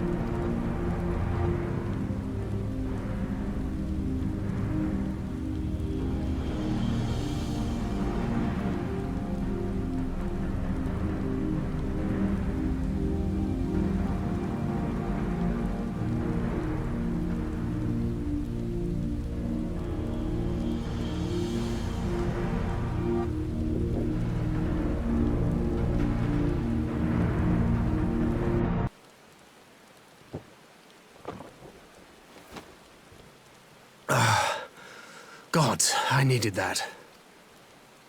I won't bother telling you to catch your breath. Whatever brought you galloping back to us, I assume it's urgent. Quite. Without further ado, then. After the successful uprisings in Doma and Ala Mhigo, rebels in several other provinces were inspired to follow suit. Unfortunately, they did not fare quite so well. The Dalmascans paid the heaviest price. For their defiance, the Emperor made a show of razing their capital to the ground, prompting many of their neighbors to abandon thoughts of resistance.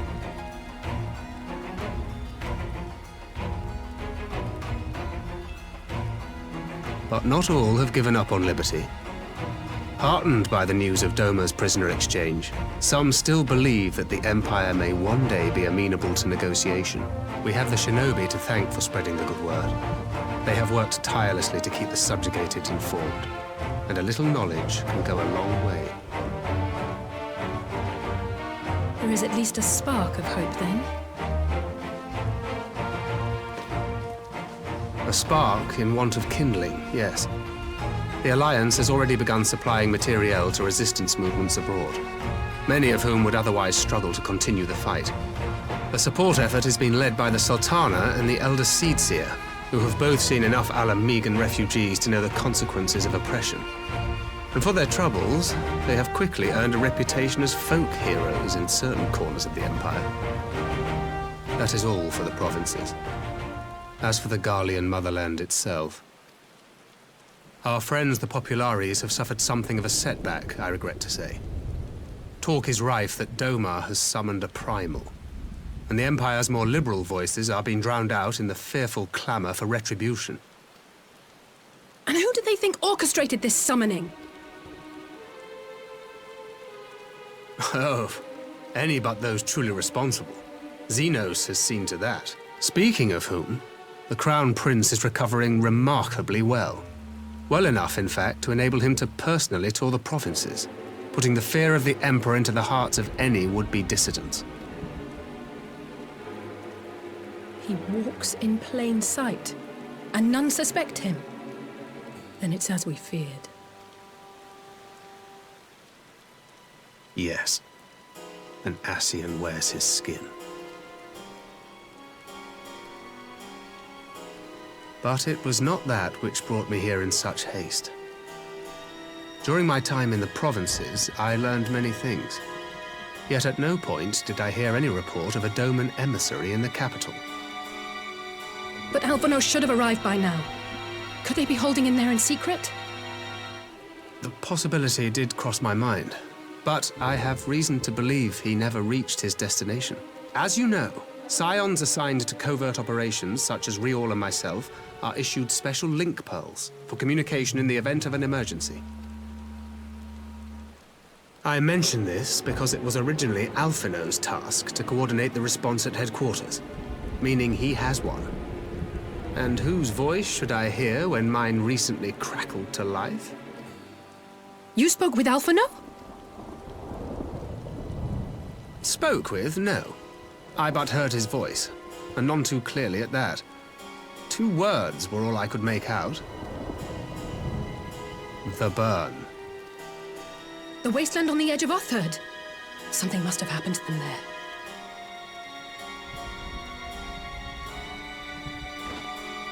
There's no time to waste.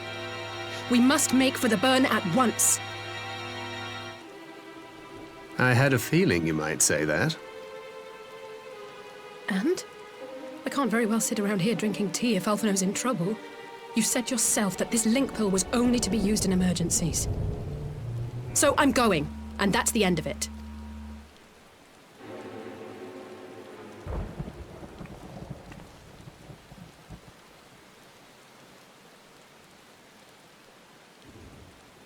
Oh, far be it from me to change your minds.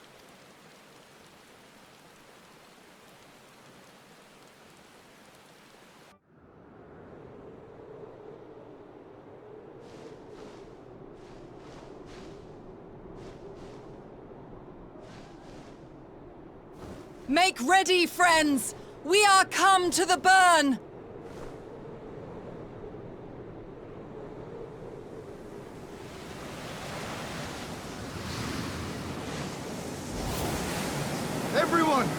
Stand where you can! We must wait out the storm!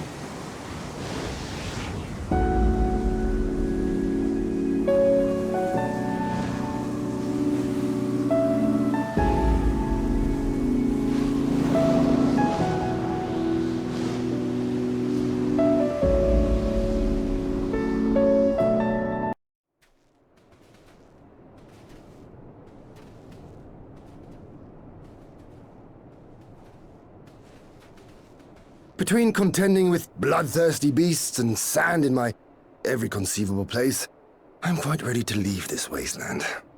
But first things first.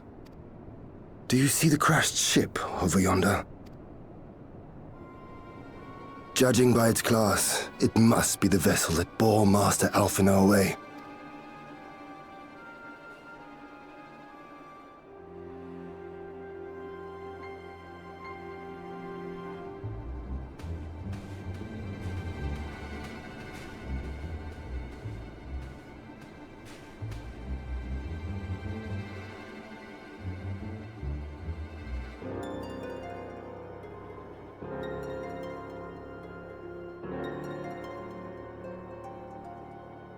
War Machina. It would seem they were involved in a struggle.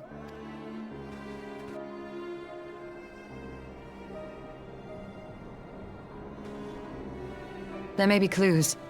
We should split up and search the area.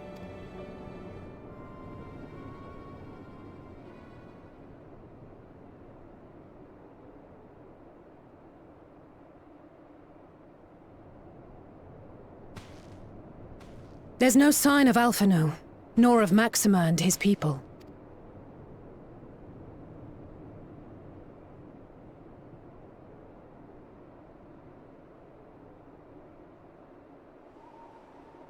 These were no ordinary soldiers. Over here!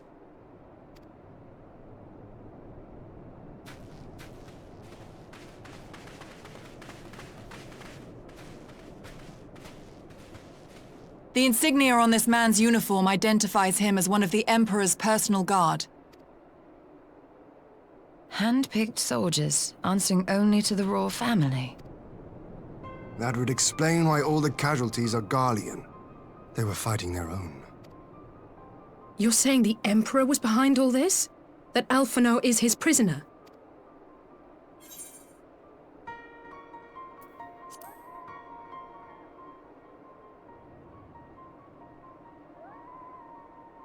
Aye, we must not jump to conclusions.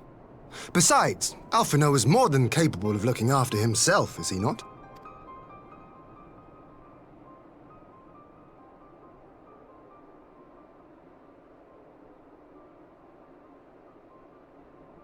I suggest we return to Doma to consider our options. Whatever happened here, Master Alphino is long gone, and any subsequent search may safely be left in the hands of the shinobi.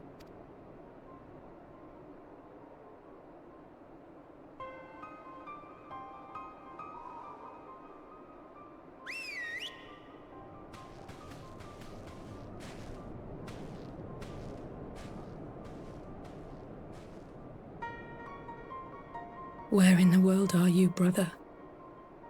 If you die on me, I will never let you hear the end of it.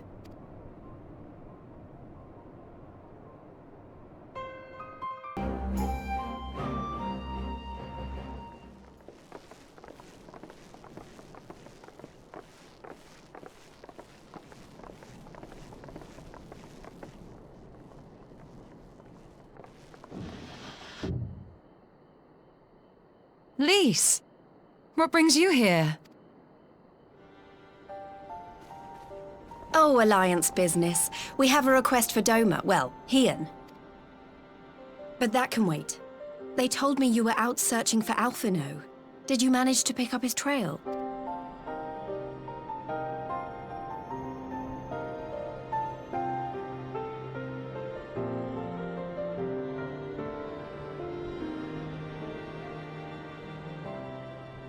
Well, if he wasn't at the crash site, he might still have escaped. We have to keep searching. And we will. Alphino embarked on this journey as an emissary of Doma, and I hold myself responsible for his safe return. I will have our shinobi in the provinces search for him as a matter of urgency.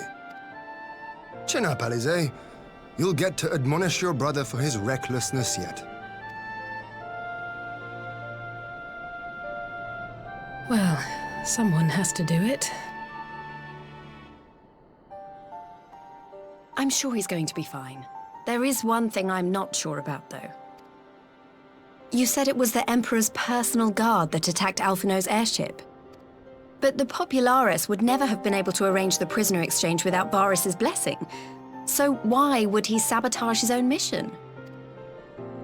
They may not have been acting on Varys' orders.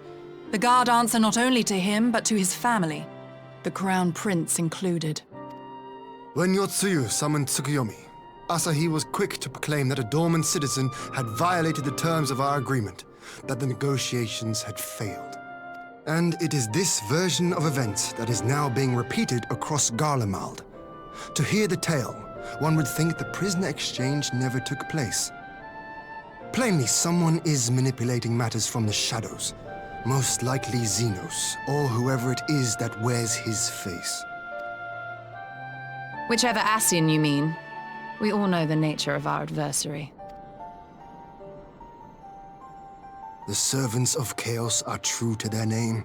Their meddling has cost Dorma a chance at peace. Whoever it was that loosed his personal guard, the Emperor cannot be ignorant of these developments. We must proceed on the assumption that our treaty is indeed in tatters.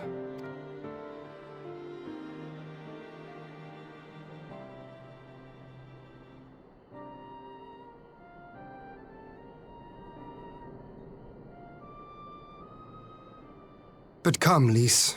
You have journeyed far. Let me hear your petition. Right. So the big news is that Ala Mhigo has agreed to join the Eorzean Alliance. To make it official, and discuss where we all go from here, the leaders of the 5 nations are planning to hold a meeting, and we were hoping you might come too. We've already seen what we can achieve when we work together, and the Alliance hopes to work even more closely in future. They think it's our best hope of keeping the Garleans in check, and I agree.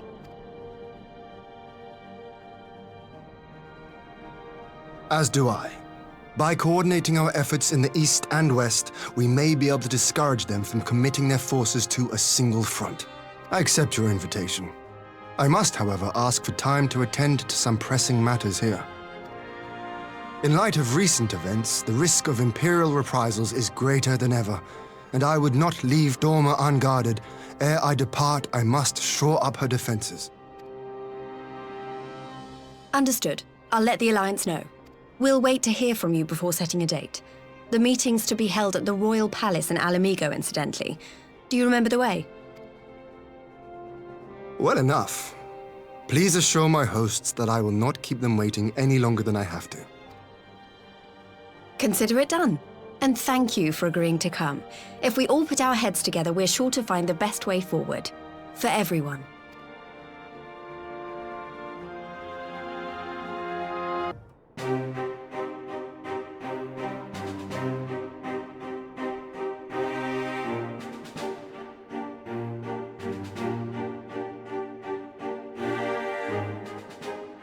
If we are to ready ourselves for invasion, we shall need manpower, provisions, and time, all of which are in notably short supply.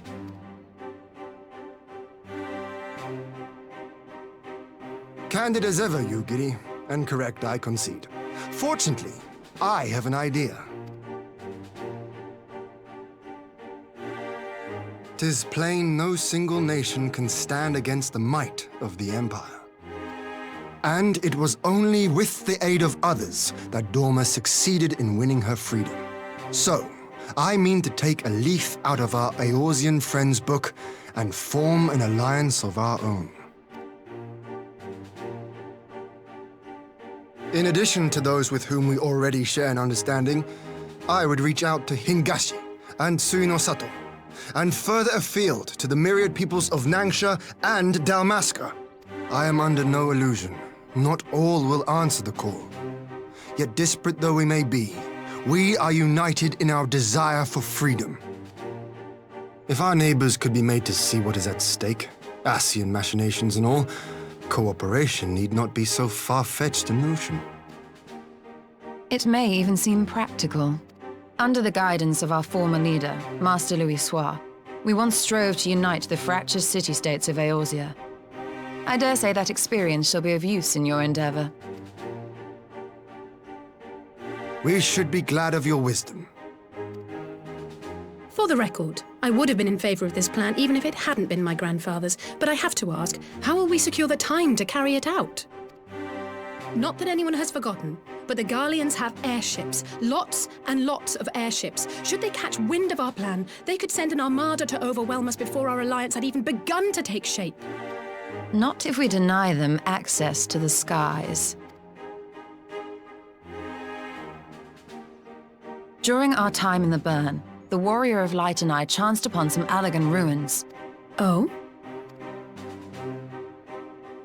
As such ruins go, they were not particularly unusual.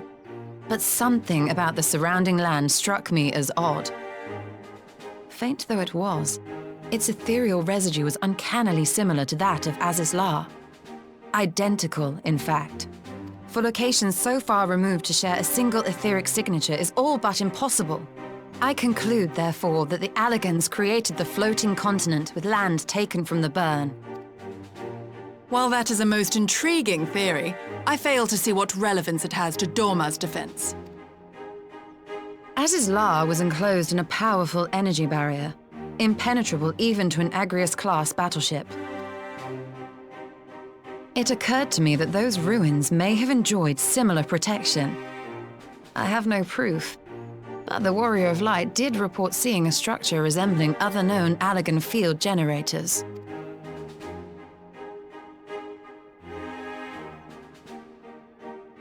All right. But even if we could put up such an energy barrier, it surely wouldn't extend beyond the limits of the Burn. So what's to stop the Garleans flying around it?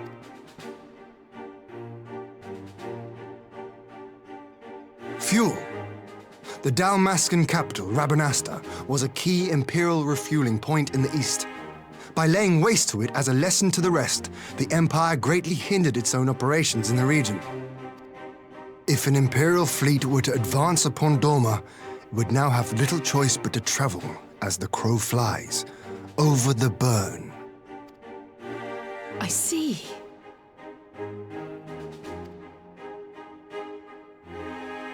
A word of caution. Even assuming the generator still functions, raising a barrier of such a scale will require a prodigious amount of energy. And few places are so bereft of suitable crystals as the Burn.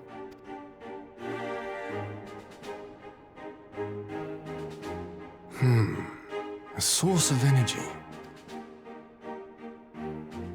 Tell me, did the Allagans make a habit of launching things into the sky? A curious question. Besides Azizlar, I know of only one other notable instance. The Red Moon Dalamud, whose fall triggered the calamity. Just the two occasions, you say? Then I believe I may have a solution to our energy problem. You do? I may. To find out for sure, we would need to visit the Azim Steppe. Which would, I now see, present the perfect opportunity to discuss an alliance with the Zayla tribes. How very neat. What say you then? Shall we see whither this road leads?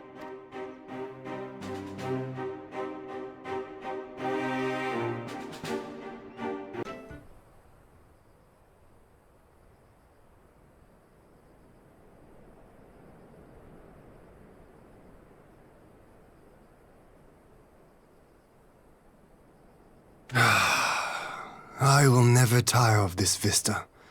The endless fields, the boundless skies. 'Tis a sight to make a man forget his cares. But not his purpose, I trust. Might this be a fitting moment to tell us what we are doing here? Of course. During my time with the Mole, I learned some few myths of this land. one goes thus. In the distant past, when all seemed doomed, a wayfaring soul came unto the steppe. Venturing into the northern crag, he received of Nama a sliver of her essence, a shard of the shining moon, and with it clove the tainted land from the earth. The end thus averted, to these fields did the wayfaring soul return, and venturing once more into the northern crag, he buried the shard, and made unto the heavens an offering of blood. A tainted land cloven from the earth and an offering of blood to the heavens. Azizlar and Dalamud. That was my thinking, yes. And you believe that yonder mountains hide an artifact possessed of sufficient power to raise Azizlar up to the heavens? I suppose that might suffice. Worth a closer look, would you say? I would.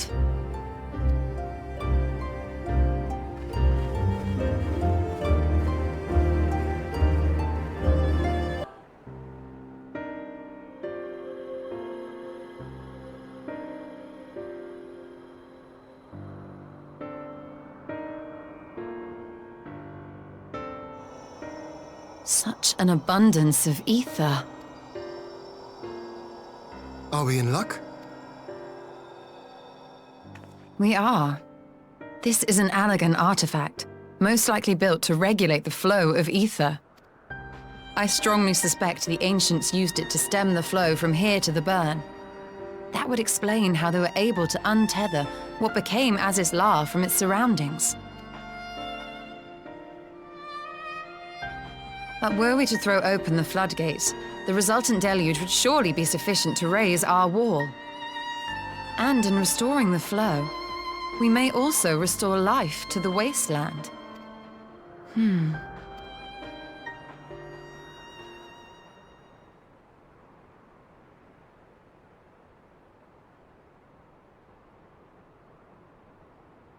What is it? While the device itself harbors a surfeit of ether, the opposite is true of the surrounding area.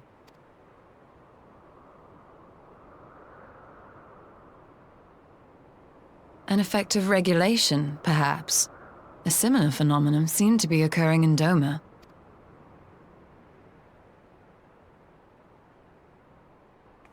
Whatever the explanation, the answer will not reveal itself here. We have seen what we needed to see. Let us return to Mol Ilo.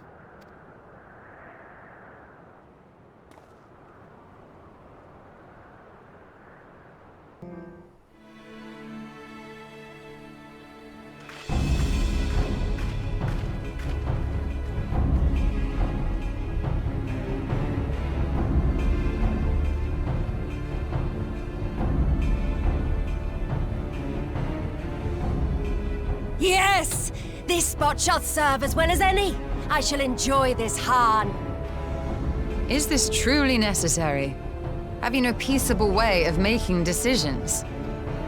Speak not of peace. You stand before proud warriors of the Dathal.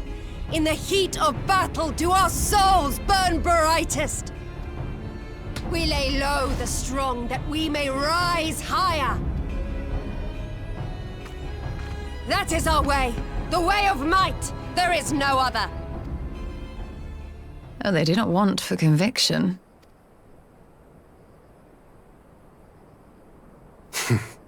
Indeed. It's what makes them such dangerous enemies, and such useful allies. Enough talk! It is time to fight!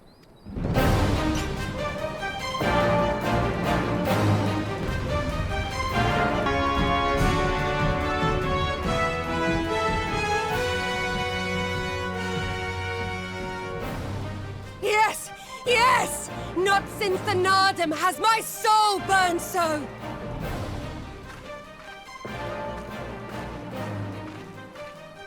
Come! We have only just begun!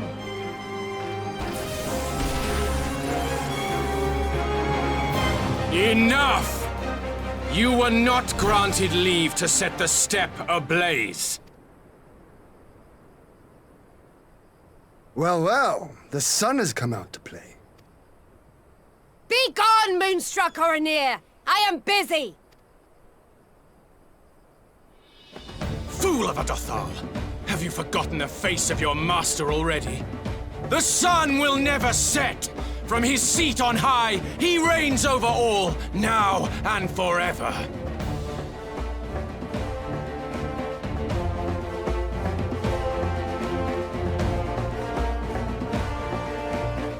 Yet what should he find here but a battle to determine the fate of the steppe? A battle waged without his blessing. This will not stand. You, Doman! You who come to petition the warriors of this land, forget that all Nama's children are wards of the Oranir. As first among my brothers, your petition is mine alone to judge.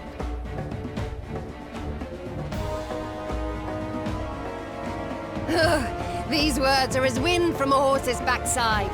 Plentiful, but your axe sings more sweetly. Let her speak for you.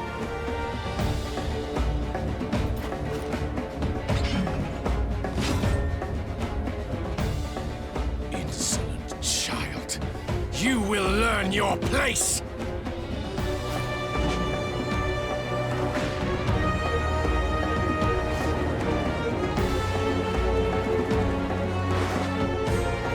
Forgive me, Brother Magni, but we have an arrangement with the Dothal. We will not abide any interruptions. So be it. The sun will pass judgment on all. Didakul, join me.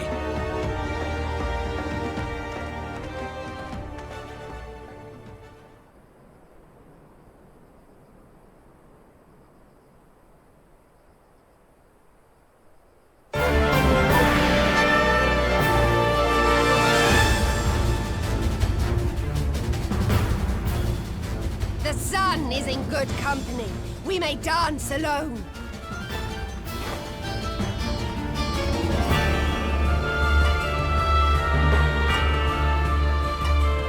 Beg not for mercy, for you will have none. Bear witness to the power and the glory of Azim!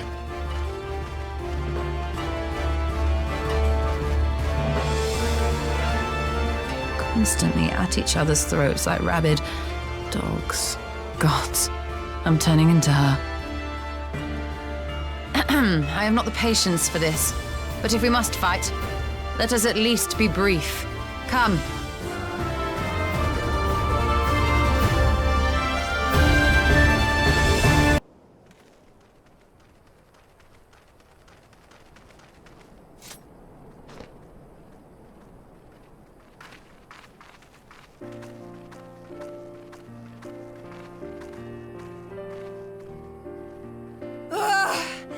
Never have I felt such bliss in defeat.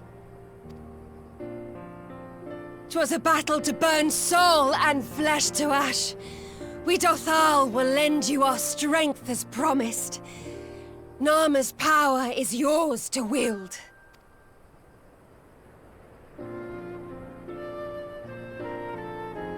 What does the sun say to that?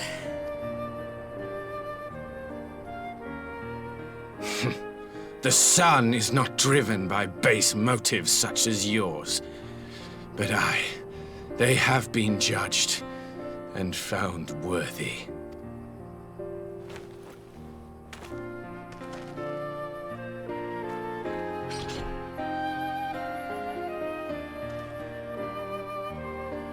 It is the way of the Oranir to accord recognition and respect to the strong. You have made sufficient proof of your strength. The sun shall answer your call. You have our thanks. We are glad to call you allies.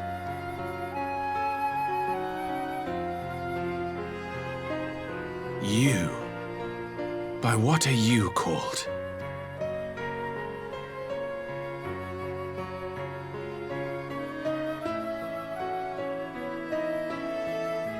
Y'shtola, why?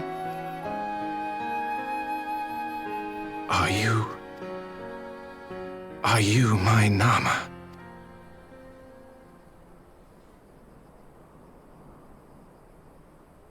I beg your pardon? In battle, you shone with all the majesty of the full moon's light. Your healing touch, the embodiment of the Dusk Mother's love.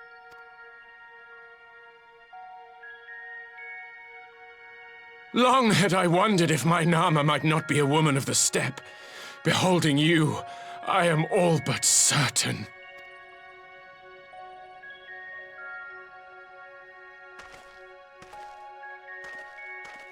Now, look into my eyes. Could it be? Could you be?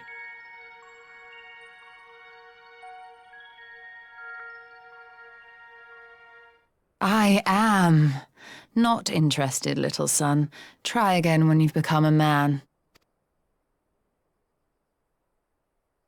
Little?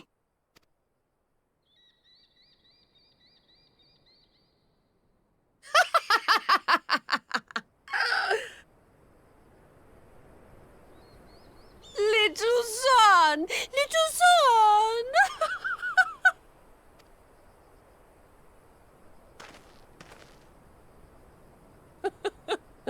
Does it pain you, little son?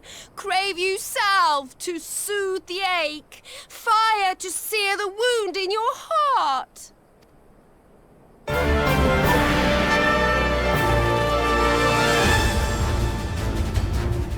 We have wasted enough time here. Sirin awaits for word of our success.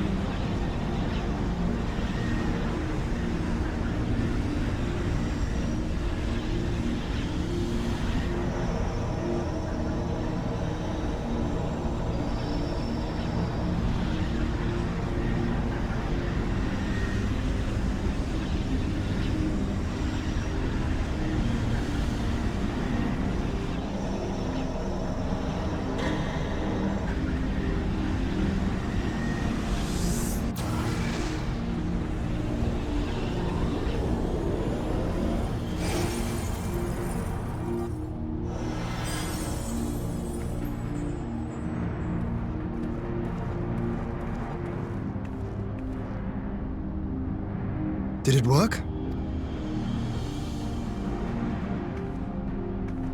It did. Ether may flow freely to the burn once more.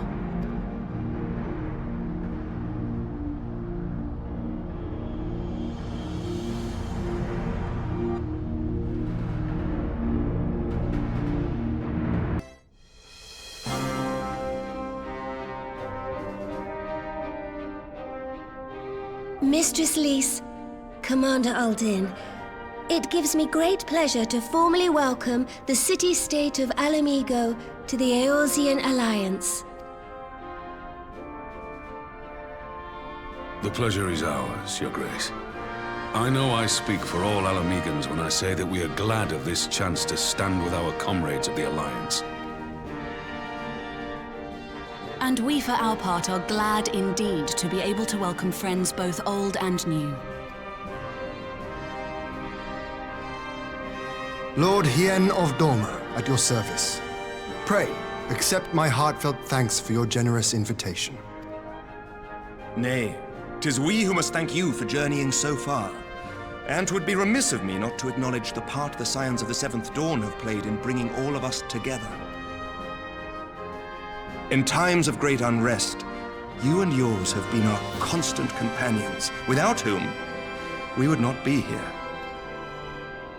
With apologies to Lord Hien and Mistress Alize, it occurs to me that we have not gathered in this way since that fateful day in Uldar.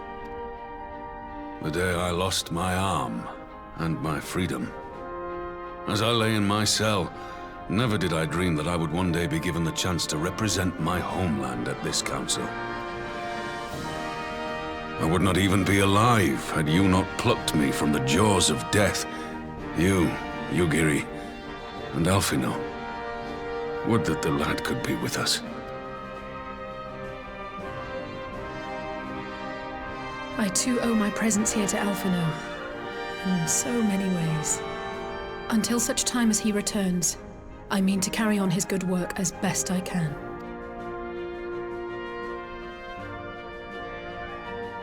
Come, friends. Let us leave the past in the past and turn our eyes to the future. My Lord Hien, pray, tell us how things stand in the east.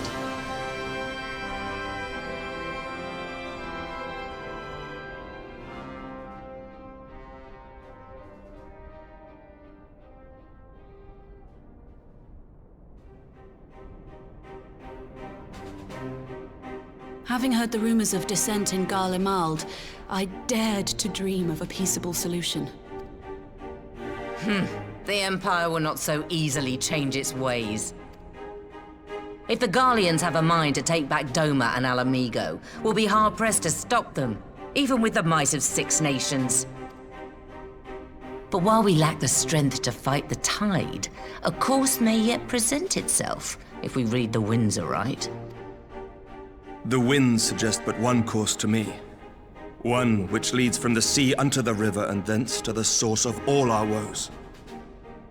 The Scions. Indeed. All here have felt their blighted touch. It was the bringers of chaos who nurtured the Archbishop's tyrannical ambitions. They who bestowed upon him the secrets of summoning, as they have so many others before and since. And while they remain, we shall know no peace. Our objective is clear. The question is how to achieve it. That our enemy parades about in Xenos' skin poses problems in itself, but ere we get to them, how are we to infiltrate the Empire and get close enough to strike?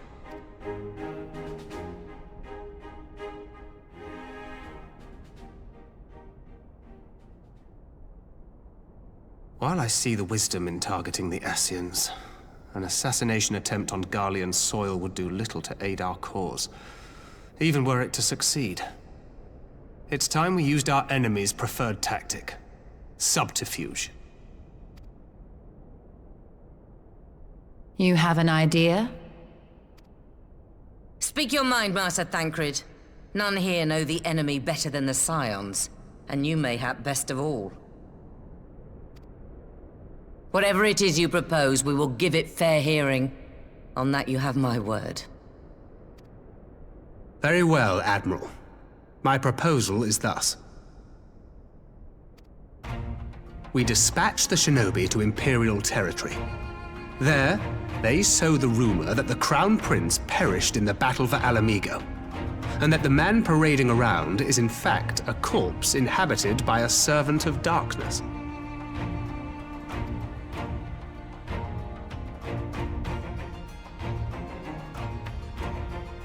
Well, it does have the ring of truth about it. And were the Garleans to learn that their future ruler is a puppet, the Empire would be shaken to the core.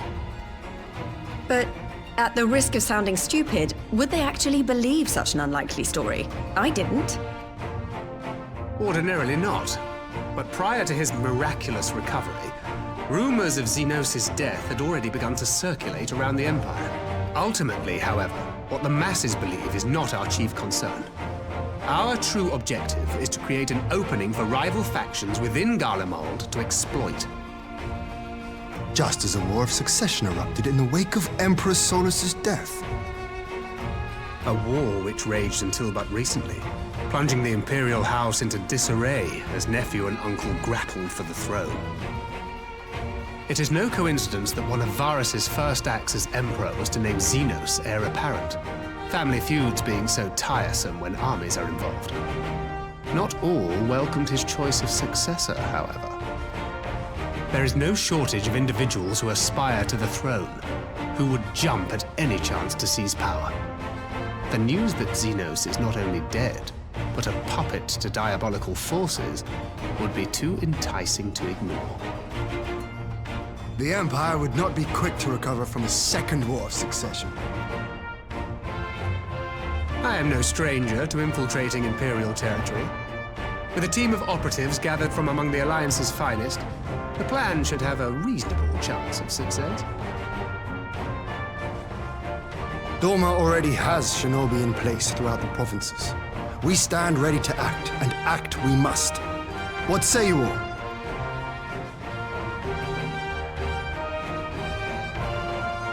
I'm for Master Thancred's proposal. We shine a light upon the Ascian and test the Empire's unity. 'Twas his plot that scuttled Doma's negotiations, was it not? Why then, if we can eliminate him, there may yet be a chance for peace. Let us wage this war of subterfuge, that we may one day lay down our arms. Gods know we never will while the Ascians remain.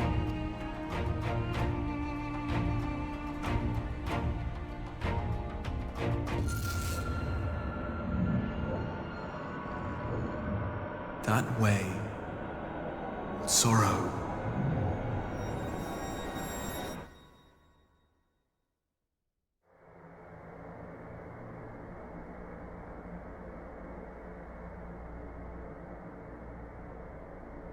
History must be changed.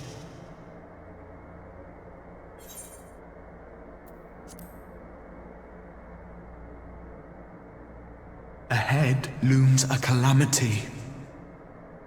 Ahead looms light, expunging all form and life. Twin dooms only you can forestall. Only you. What's the matter?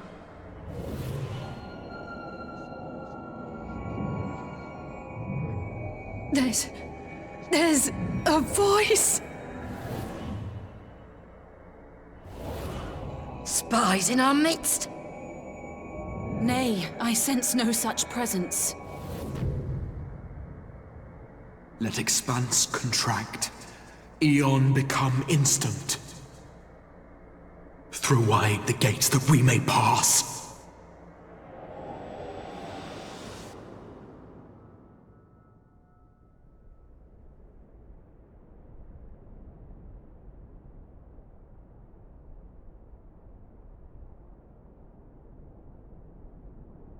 Is it over? Master Thancred!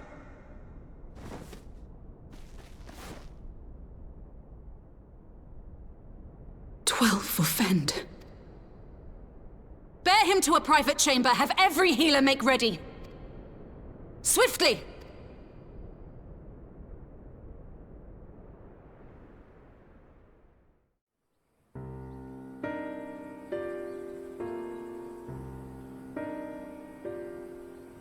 Master Thancred remains in slumber. Though his vital signs appear stable, he's unresponsive. What could have done this? And why just him and not the others? I'm afraid we could not identify the cause, my lady. Our examinations revealed no wounds, nor the presence of any poisonous substances. Gods, that only makes it worse. You're to let us know the moment there's any change, all right?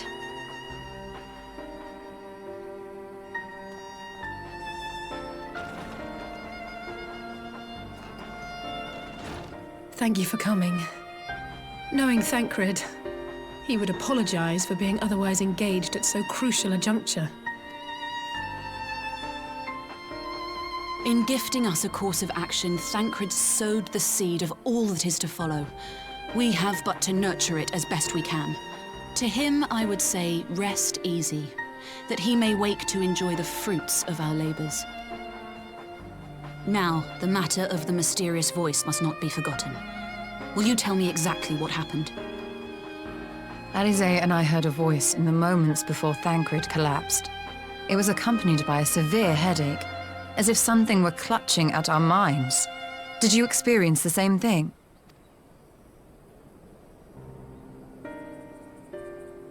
So, in between the voice and the pain, you felt as if you were somewhere else entirely?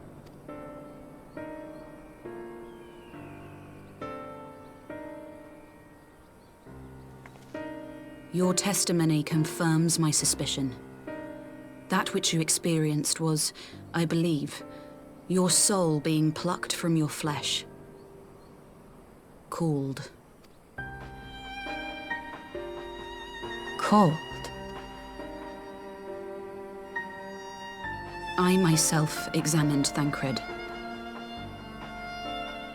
Reach out as I may, I could not sense in him the spark of life that is his soul.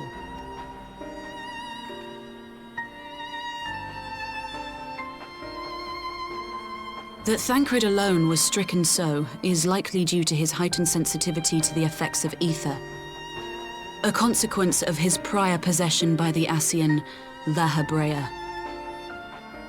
The owner of the voice, whoever it may be, reached out to you, called your souls, and in so doing, caused you and yours such pain. But if that's true, where exactly are we being called to? I know not. Yet one thing is plain.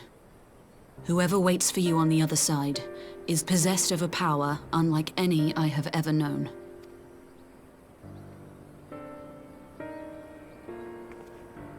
Forgive us, Lys, but may we leave Thancred in your care for a time? As if you had to ask.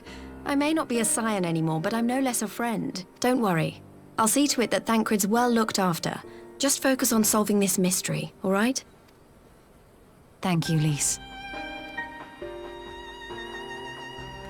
As the Elder Seedseer says, 'tis no ordinary individual we are dealing with. Nor can we discount the possibility of Ascian involvement. Whoever or whatever is behind this, the sooner we find out, the better.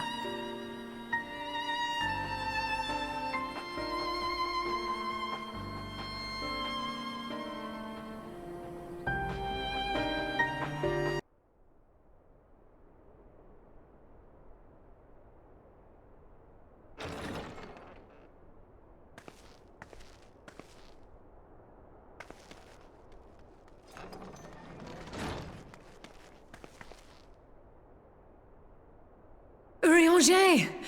Gods, it's good to see you. Would that our meeting were under happier circumstances.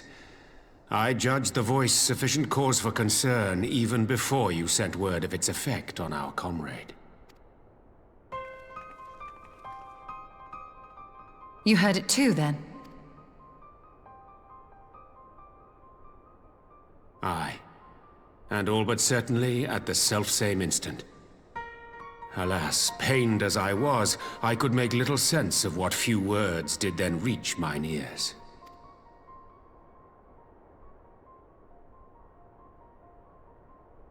Who do you think is responsible? Could this be the Ascians' doing? That I cannot say. Not when so little is known.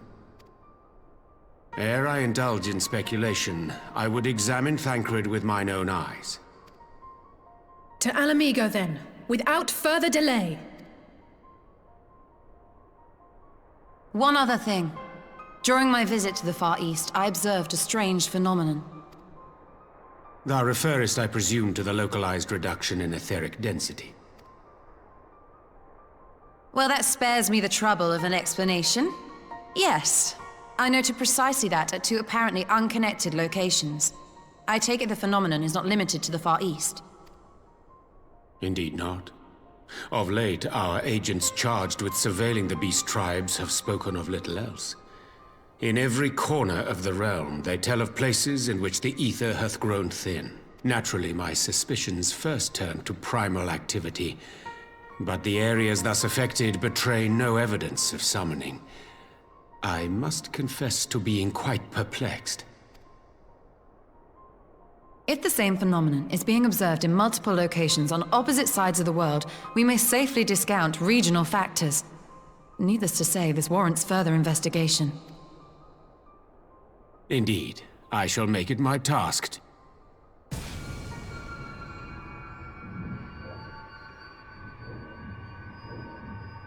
The voice. It calleth to me once more.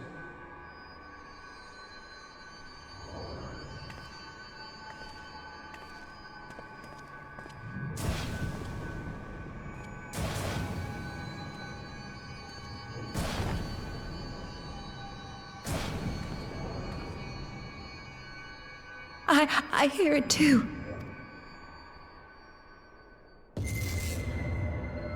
Only you.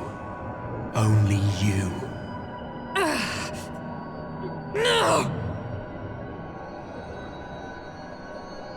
Ishtola! Rianger! Throw wide the gates.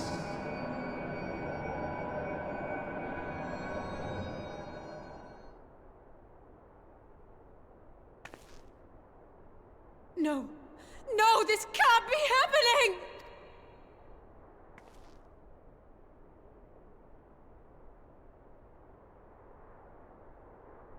Y'shtola! Rianger! Open your eyes! Open your eyes, I beg you! Say something! Anything! Not again. Please, not again.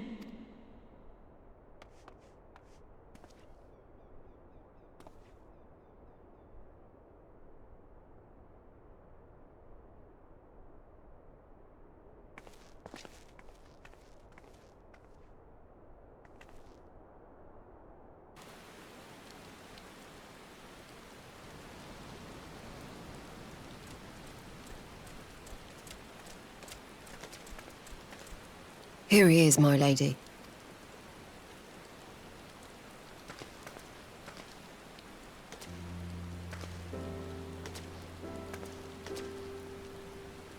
Gabu, it's been too long.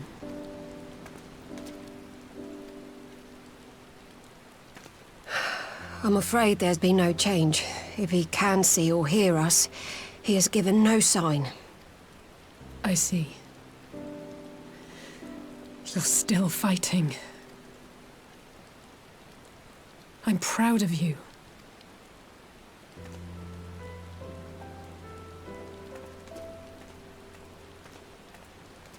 We promised that we would come and visit you together, didn't we? Alphino and I. I'm sorry that we haven't managed that yet. You know, with the three of us like this, does it not remind you of that night?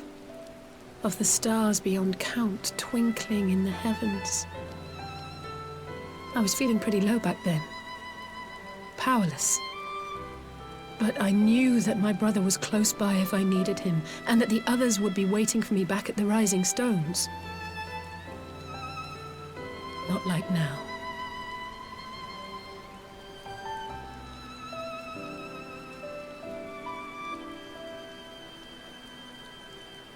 I've seen my share of trouble since coming to Eorzea. Been reminded again and again of my limitations, of how little I can change about this world.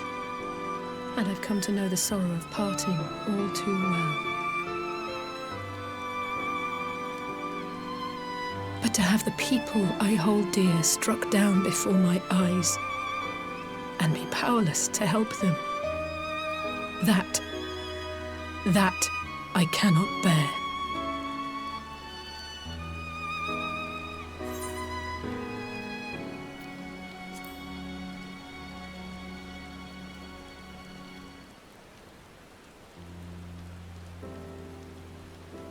No, I don't. You're right.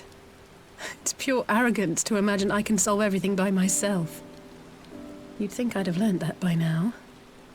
Thank you. I don't know what I'd do without you.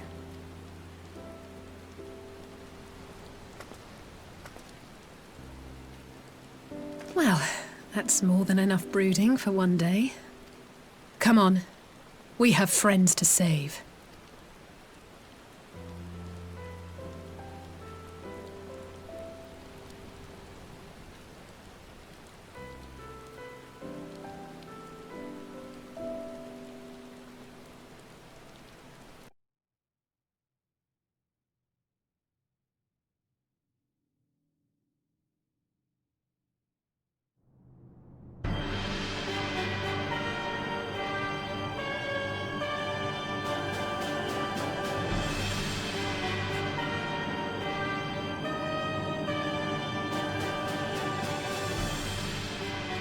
The Populares no longer present an obstacle. Now is the time to bring the Empire's might to bear. A word from your Radiance is all it takes. But one word, and the Imperial army will fall upon Ala Mhigo as a pack of bloodthirsty wolves and tear that feeble nation apart.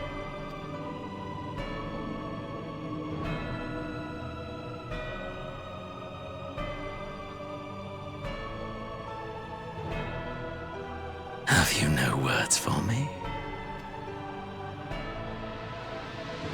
Despite the lengths I go to, an emissary playing the part of a fool.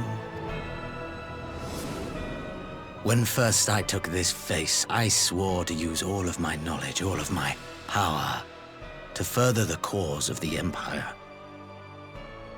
My deeds stand testament to my commitment. And with this adamant flesh at my disposal, I could destroy the Icon Slayer as easily as one might swat a fly. Why do you hesitate?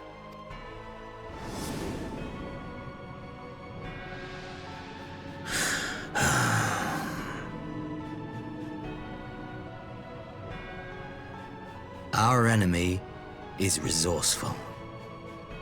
Though victory is certain now, it will not remain so indefinitely. Deliberate if you must, but be quick about it. We'll speak again when you have unburdened yourself of doubt. Until then, I take my leave, Father.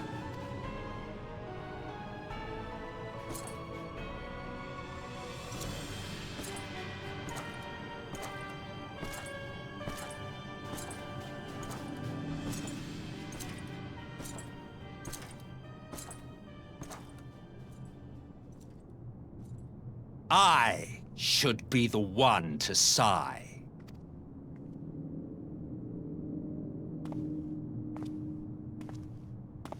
I played my part to perfection. I had earned my rest, and then, thanks to La Habrea's crowning act of idiocy, our favorite emissary sees fit to summon me back. Elidibus was ever a warrior. A most tiresome trait, would you not agree?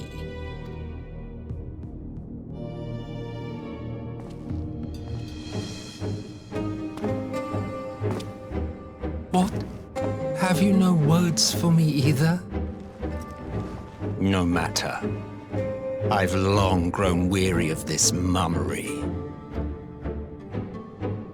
Now, my dearest grandson, let me remind you of your place in the simplest of terms.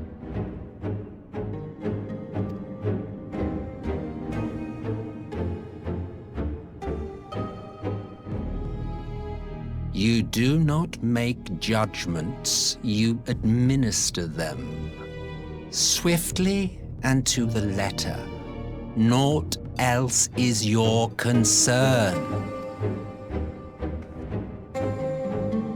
Elidibus may be an insufferable bore, but he is no fool. His choices as emissary seldom err.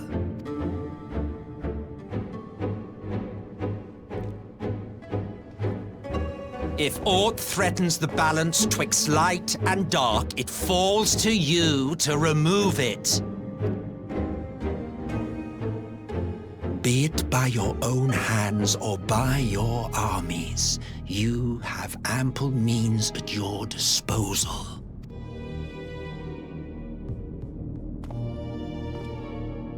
That is why this empire exists, why I built it! Oh dear, have I touched a nerve? You always were an easy one to read.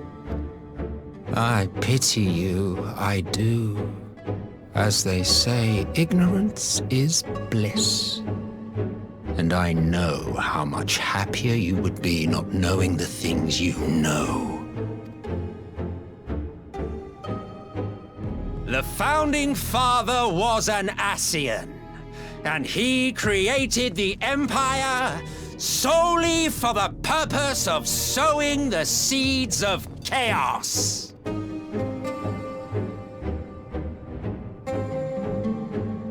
Don't take it personally. I merely do my duty. To bring about a calamity requires no small amount of power, and there is no surer way to obtain such power than by collecting powerful pawns.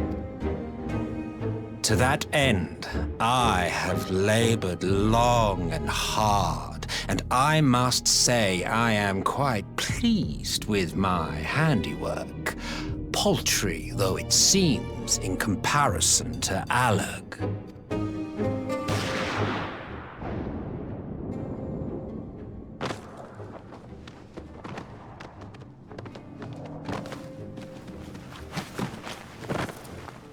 You fiends are overfond of your own voices.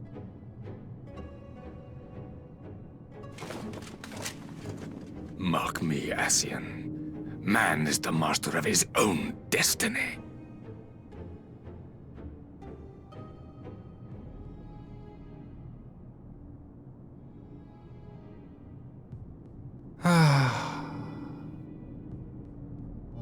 Such a waste of time and energy, both yours and mine.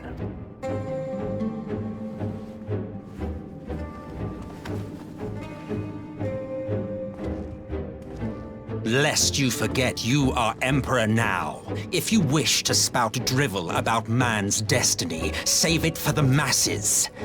It will serve to give them a sense of purpose, and you pliant pieces for the game.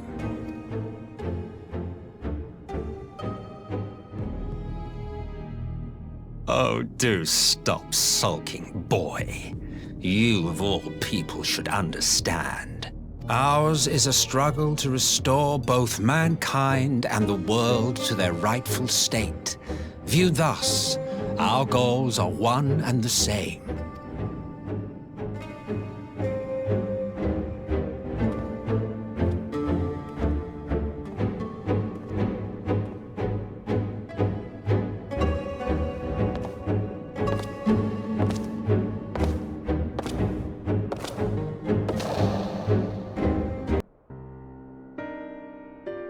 I'm glad you've come, though I'm afraid there's little in the way of good news.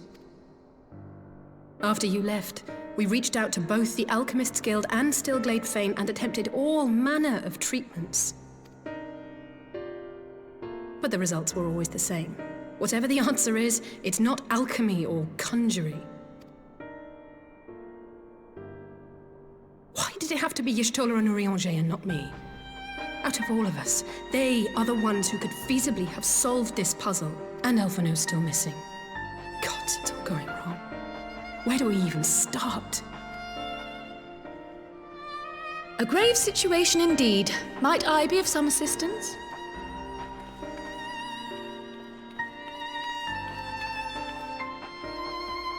Kryle! I did not think you well enough to travel. When word reached me of the plight of our friends, I could not well stay away. As a fellow Scion, not to mention your erstwhile mentor, this is one of those times you should feel free to call on me, regardless of my personal circumstances. Yes, I should have thought of that. Thank you for coming, Kryle. We would welcome your insight. And I should be happy to provide it. Now, what's this I hear about Alphino heading into Imperial territory? That boy always did have some funny ideas. Do you remember the speech he gave when he was accepted to the Studium?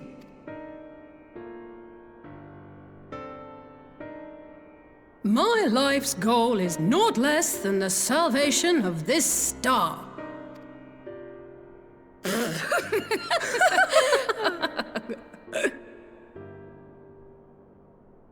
That particular grand pronouncement has been a source of great embarrassment to him, as you know.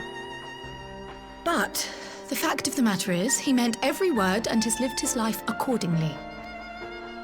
Yes, he remains altruistic to a fault, but I'm worried he was too fixated on his goals to see the dangers, as has happened before. You needn't be so concerned. Though his values remain the same, Alphino is not the blinkered boy he once was. Slowly but surely his eyes have been opened, thanks to a certain someone. A certain someone whom he'd be mortified to learn had heard about his little speech. Mum's the word, eh? Right, I'd better have a look at our patients. They're in the infirmary, I assume. I'll need absolute quiet, so it would be best if I did this alone. If you'll excuse me.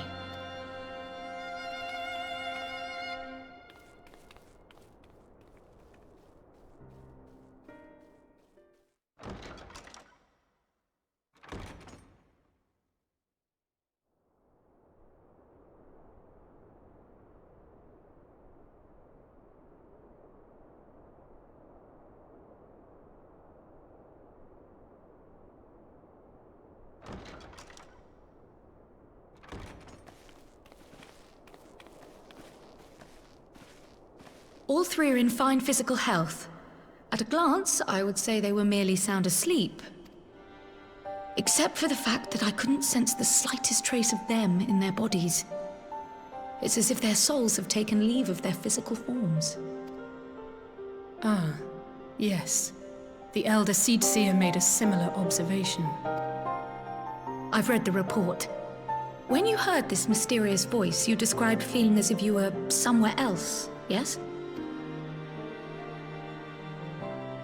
If we assume the ether which comprises your essence is being drawn to some other place, then it may be possible to follow the trail it leaves behind, just as we did in our search for Thancred. I wasn't around for that, but I can't imagine it was easy. Oh, it wasn't. But that's no reason not to try. I will have need of Master Matoya's crystal eye if I'm even to make the attempt. So I suggest we pay her a visit.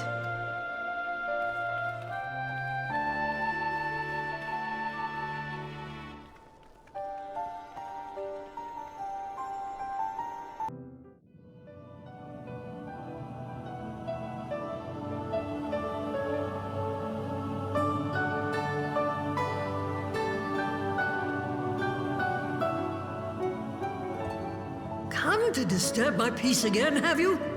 I hide myself away in a cave, and still you people insist on pestering me with your problems.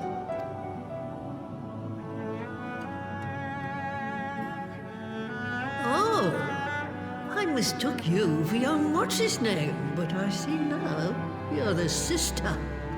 Weren't you supposed to be the lively one? I've seen happier faces at a rain-sodden burial. Well, I'm sorry to dash your expectations, but the situation isn't exactly conducive to gaiety. Ha! That's more like it. Stoller used to spit and hiss like a wildcat too. Better for a young thing like you to be filled with fire and leave the doom and gloom to your elders. Now, what exactly does this tragic situation of yours have to do with me? If I may, Master Matoya, we have need of your crystal eye once more.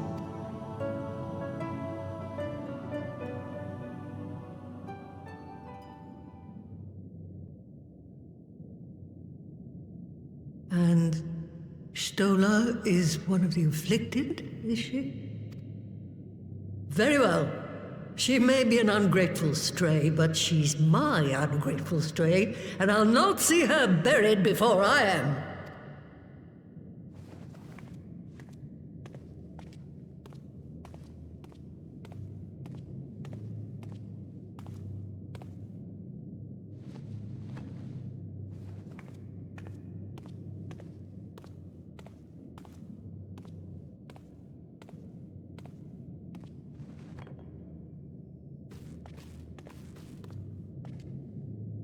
Right. Let us see what we can see. I'll begin from where our friends first fell, and cast my senses out from there.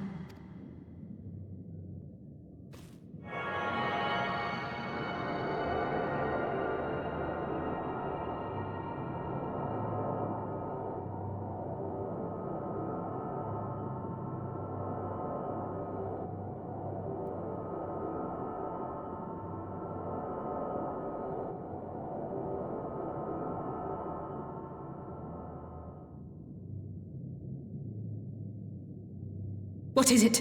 Did you find them? This doesn't make sense. How is it even possible? How is what possible? Kryl, what did you see? The threads, they just ended. And no, I didn't lose track of them. I followed them as far as they went. It's as if they were cut off. Could the ether have dissipated if it had? Oh, gods! Their bodies are just husks. It's like the broodmother's daughter all over again. No, this is different. The Kalyana girl was already dead, body and soul, when Lakshmi effected her resurrection. Aye, let's not jump to conclusions.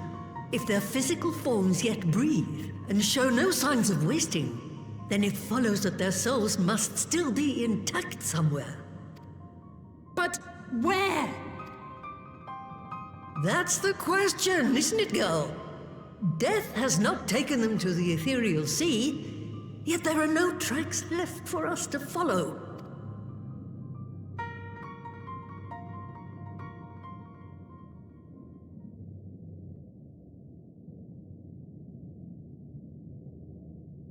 We're no closer to an answer than when we started. But knowing their souls are still out there is progress of a sort. We just have to keep looking. Pray, excuse me a moment. Yes? I remember, but... What, to Ala Mhigo? We're on our way. That was Lee's. Apparently, a group of Populares have defected to Ala Mhigo, and Maxima, the envoy Alphino left with, is one of them. I'm sorry. I realize we've barely begun here, but... Go, child, go! You've made up your mind, and life's too short for dithering.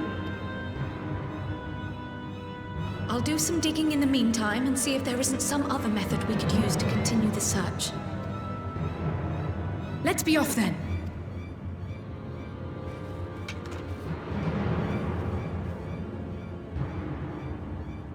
Oh, not again. The enchantment barely seems to take these days. I chalk it up to old age, but I rather doubt it's that simple.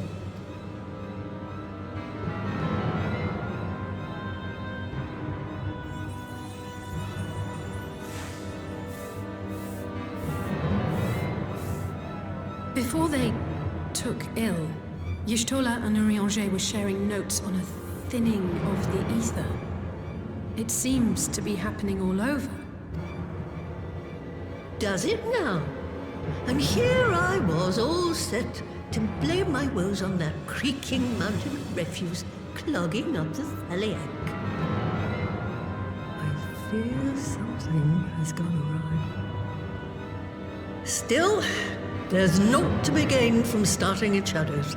You can only do what can be done, and that but one thing at a time.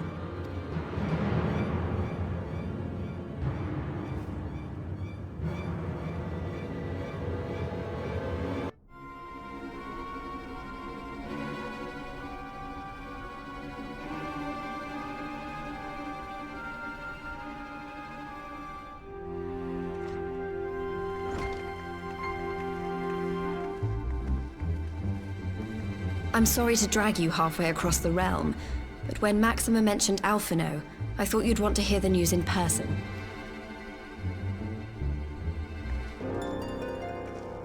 Ah, we meet again. Though I was hoping our reunion would be under more auspicious circumstances. What happened to my brother? Where is Alphino? Never fear, my lady. Your brother was in fine health when I took my leave of him, and I have no reason to assume that has changed. You assume? If you will allow me, I shall endeavor to explain events. Our troubles began not long after we departed Doma. While crossing the burn, we were fired upon by the Emperor's personal guard and forced to make an emergency landing. As we stumbled from the wreckage, our attackers fell upon us again, and we would have perished there and then were it not for the intercession of a third party, a band of mercenaries whose leader claimed to pursue a vendetta against the Scions. This shadow hunter, as he styled himself, then escorted us out of the wastes to relative safety.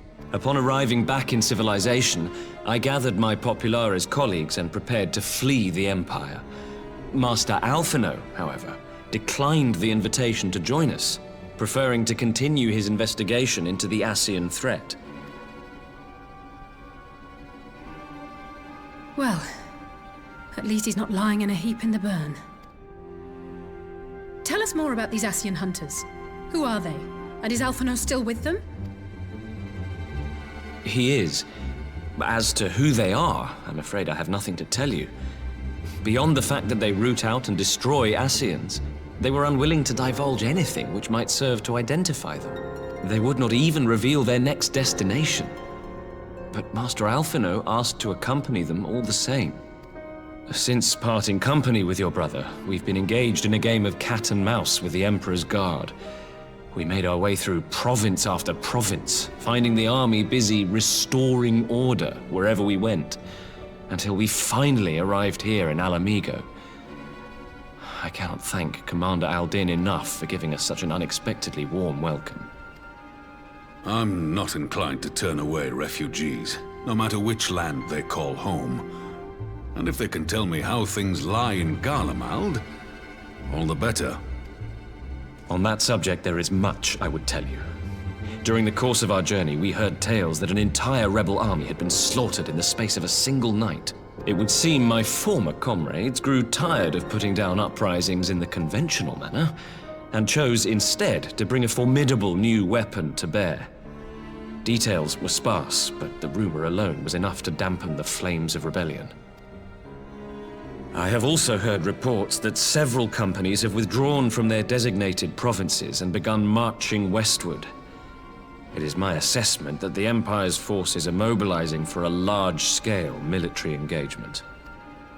Westward? You mean they're getting ready to invade Ala Mhigo? We knew this was coming, but not that it would be so soon. We've barely even begun to shore up our defenses. They won't stop an invading army.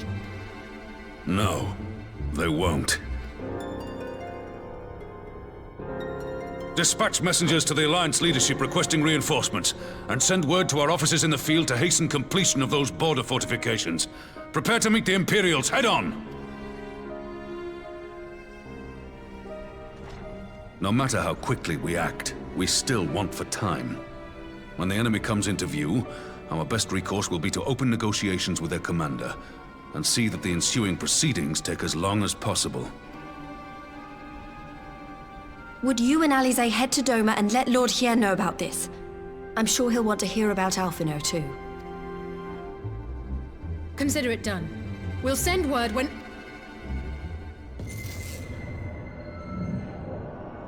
Untold sorrow must be changed. Ahead looms a calamity. Eon become instant. Throw wide the gates.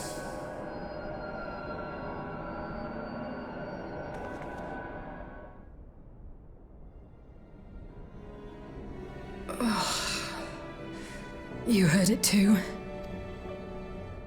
Well, at least we're both still standing. Oh, thank the gods. I thought we'd lost you for a moment there. Why does this keep happening? I wish I knew. Nothing we've tried has brought us any closer to an answer. We'll keep working on it. But first, we need to go and see Lord Hien.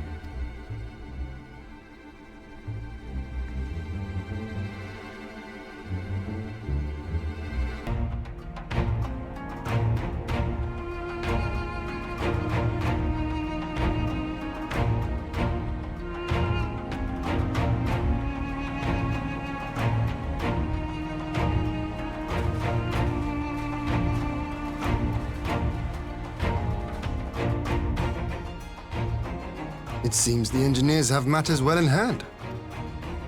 Should the barrier work as we intend, Doma will be free to reinforce her allies in Ala Mhigo without fear of weakening her own borders. Honored friends, the time has come to put your hard work to the test. Start the generator.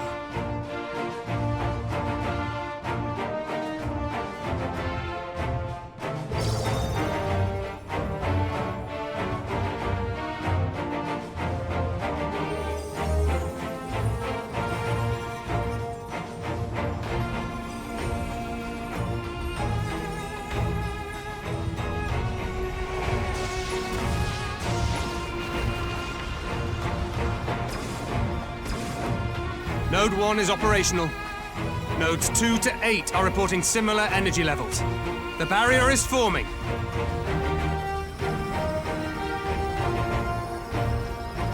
$1,000 yards, 2,000, 3,000. Expansion remains smooth. No fluctuations detected.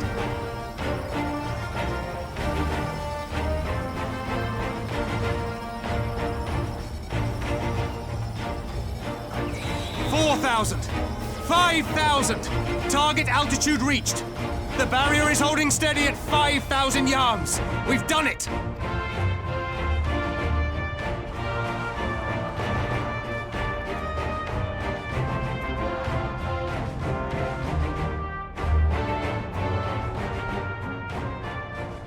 Is that an Imperial airship? Of all the rotten timing. But this is a gift, Mistress Alize. They can test our new wool for us.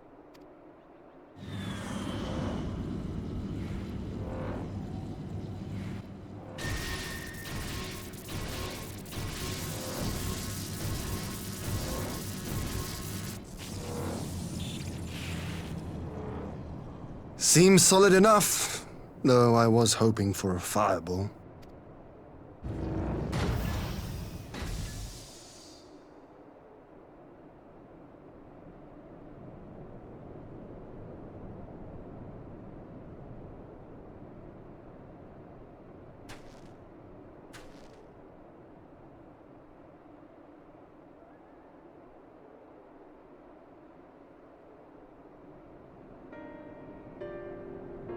By the gods, it's Alphino. What are you? Let me go! He has my brother! Lower the barrier!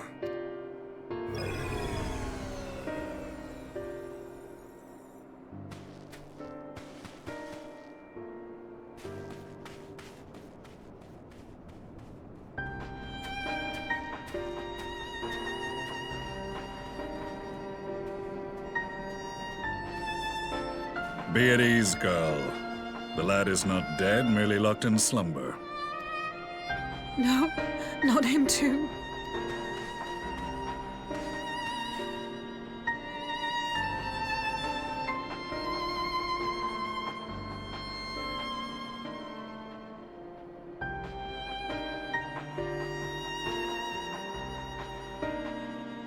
We could identify no cause and found no remedy.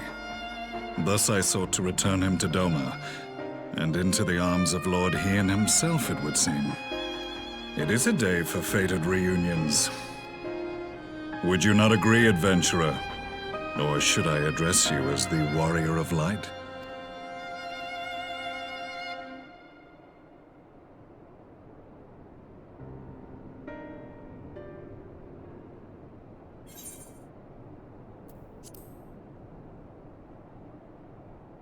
I, Gaius van Baelsar, the Black Wolf. That was the title I was given, one I have long since relinquished. Stand down. The legatus of the 14th Imperial Legion died in Castrum Meridianum. I am no more than Gaius Baelsar, a man without rank or allegiance. Impossible! There's no way you could have survived! Do you remember how it unfolded? How I was deceived by La Habrea? How I was convinced that reviving the Ultima weapon would allow me to bring peace to Eorzea? The Ascian used me, as he used so many others, all to further the restoration of his wretched god. Yet even with the might of Alec at my command, you bested me. And as the Praetorium went up in flames, I was content to burn along with it. For a moment at least. A moment of folly. To surrender my life thus would have been to betray all who died for my cause. It was for them that I dragged myself free of the rubble, and swore vengeance on the Ascians.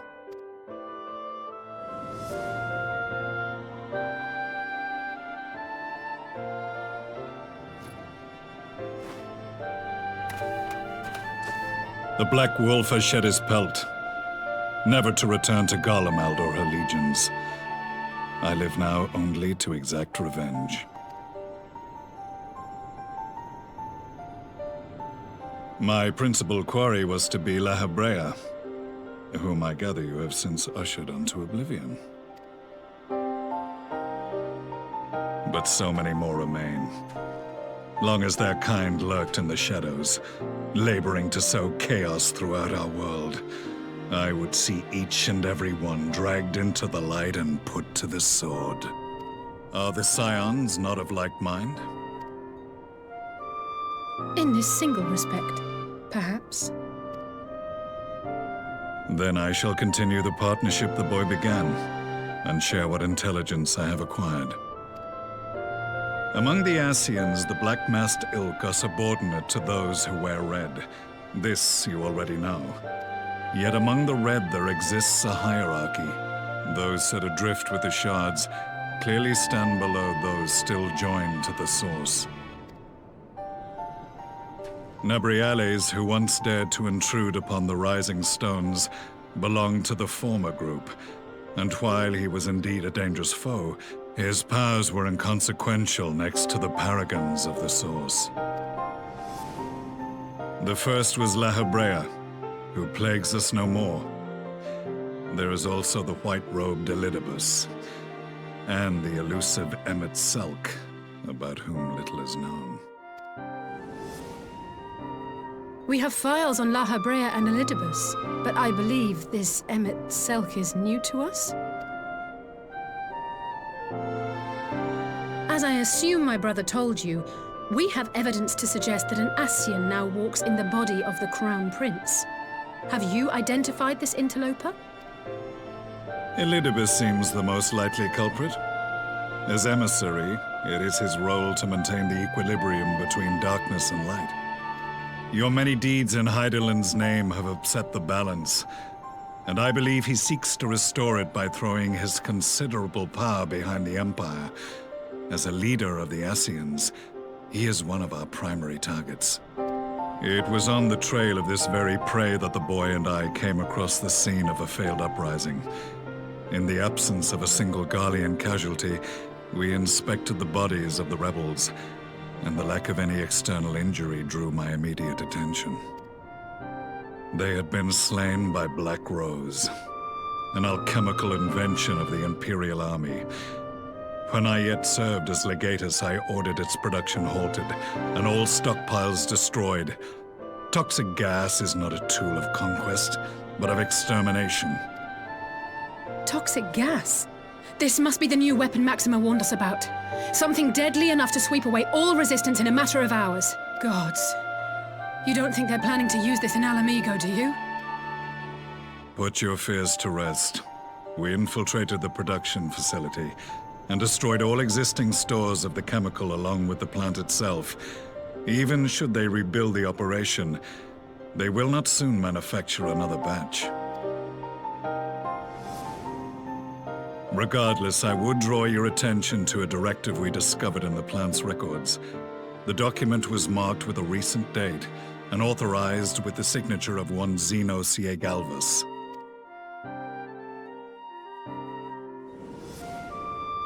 A dead man signing the death warrant for thousands. 'Tis bad comedy.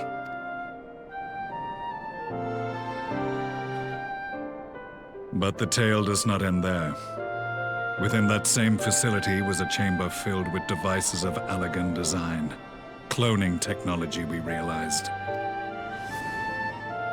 And what should we find in each and every incubator?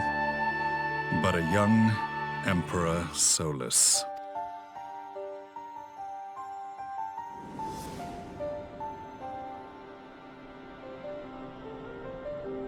All of which prompts the question, were the Scions responsible for these abominations, or was it the will of the Emperor? I must know which hand guides the Empire. Though I have given up my rank, I am yet a son of Garlemald, and I will fight for the future of my homeland. It is time I return to the hunting of shadows. We should focus on our common foe. To reopen old quarrels now would serve no purpose.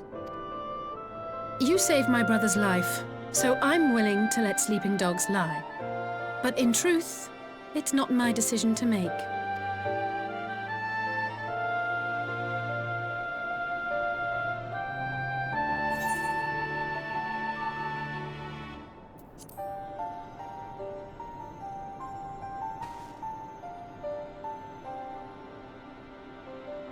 There was a time when I scorned those who placed their faith in false gods, even as I, in my blinkered conviction, place mine in Ascian promises. Unlike yours, my strength of will and my restraint was found wanting.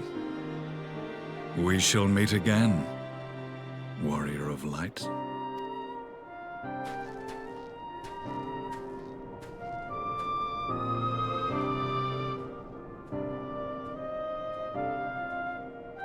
So that was the infamous Black Wolf. An unexpected ally, to say the least.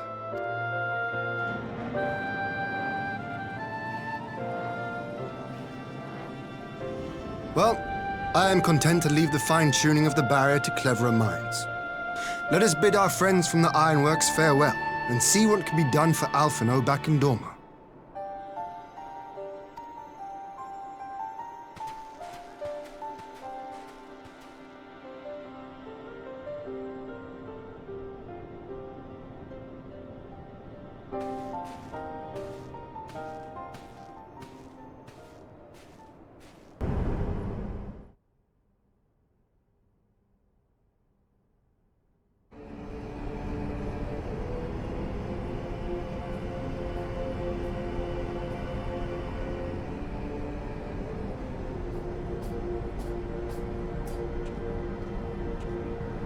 Our supplies of Black Rose have been ruined, but the new plant is already under construction. We should have the first batch ready in time for the offensive, Your Radiance.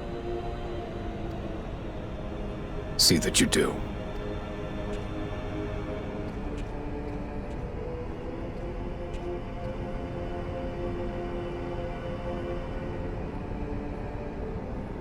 Ah, yes, the infamous Black Rose. If I recall correctly, Gaius did not much care for the invention.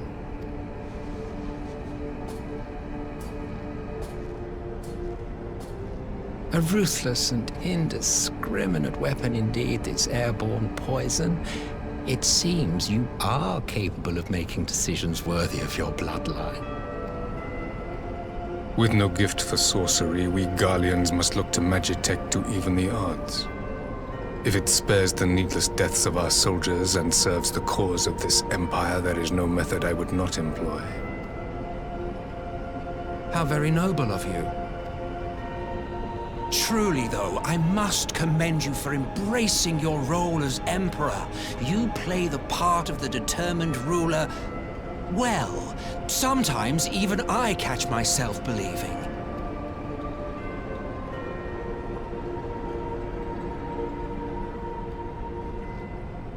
A silent agent of death.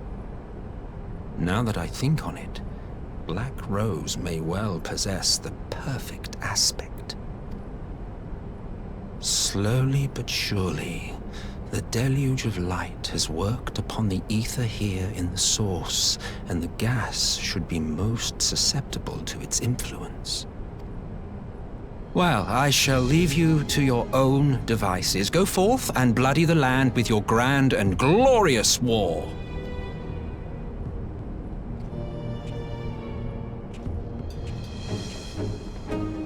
While you do what? Precisely.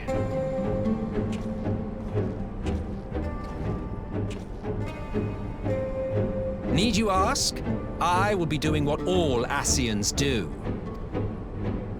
I am well aware that your kind exists only to usher in the next calamity. But you seem oblivious to the harm your singular agenda causes to the Empire. You cannot have forgotten the events which followed your mortal demise.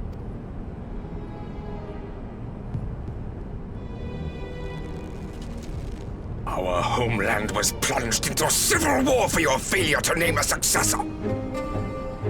The edifice you so carefully constructed was but a hair's breadth from collapse. Are you truly so naive? You thought me oblivious to the consequences of a departure so painstakingly timed? It was by design? Well, of course it was. Though I will admit the resulting panic exceeded even my wildest expectations. But how can you be surprised? Throwing the world into disarray was the very purpose for which this nation was, as you say, so carefully constructed.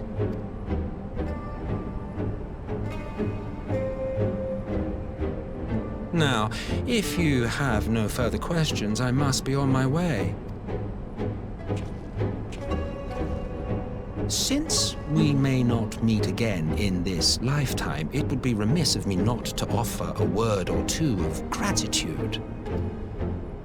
I really must thank you for this surplus of vessels. I can mold any host into my own image, but having bodies tailor-made for me in this fashion is so much less tiresome. You dabbled in Allagan cloning techniques, yes? It certainly is a compelling, not to mention entertaining, field of research.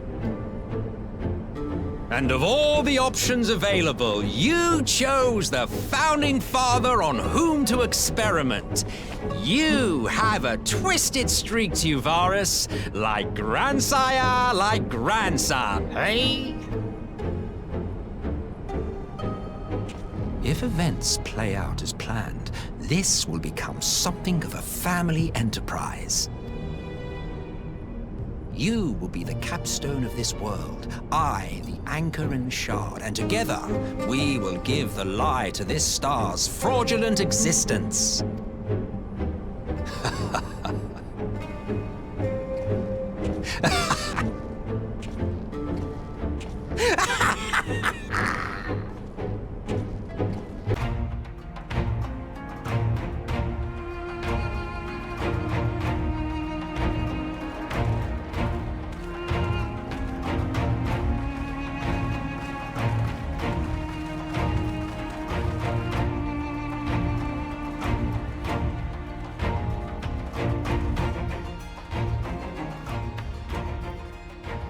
Welcome back, you two. Greetings, Lord Here. Glad you could join us. Glad to be here. I would have come sooner, where our own defense is not in question, but I am pleased to report that our soldiers are assembling for deployment to Ala Mhigo as we speak. We're grateful for your support. Thanks to the efforts of our allies, it won't be long before we've established defensive positions on this front as well.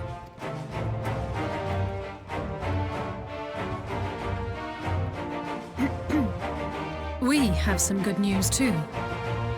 Alphino has come back to us. As for the bad news...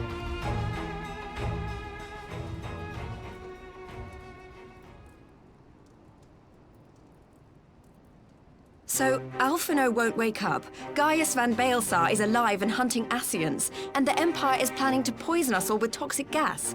Does that sound about right? Ordinarily, any one of those things would have left me in shock. But the way things have been lately, it's all starting to seem pretty normal.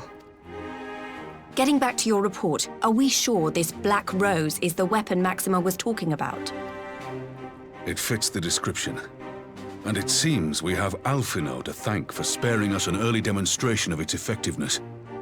I have a feeling this won't be the last time his bravery in the Empire will serve us here in Eorzea. The threat of an unknown weapon has had us all on edge, but now that we know what we're dealing with, we can take steps to defend against it. As for Gaius, I'm not sure what to think. Am I happy he's alive? Not in the slightest. Am I happy he's hunting Ascians? Aye, I'd have to say I am. Oh, speaking of Garleans you didn't expect to see, we have a tale of our own, as it happens. When we sent envoys to the Imperial Army to request talks, they returned with the message that Varys Zos Galvus would be attending. The Emperor himself. Well, Varys did sanction the Popularis peace mission.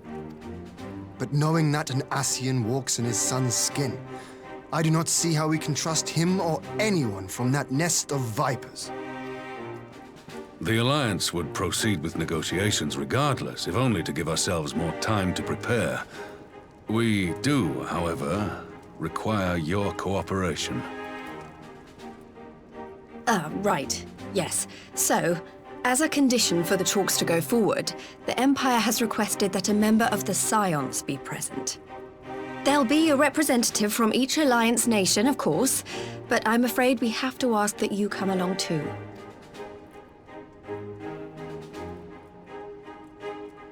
God, Lise, you know how much I hate politics.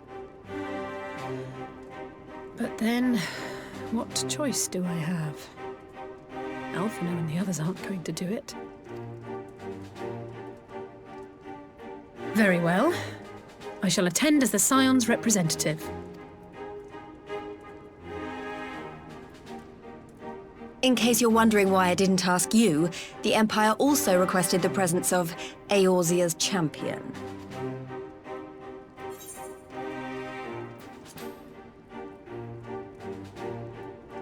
That's settled then.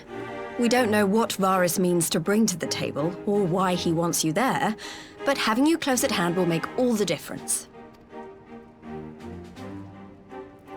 The meeting will take place on the border. Anticipating an early assault, we mean to position the bulk of our forces nearby. The Alliance leaders should already be on their way. Once you're ready, we can head out and join them.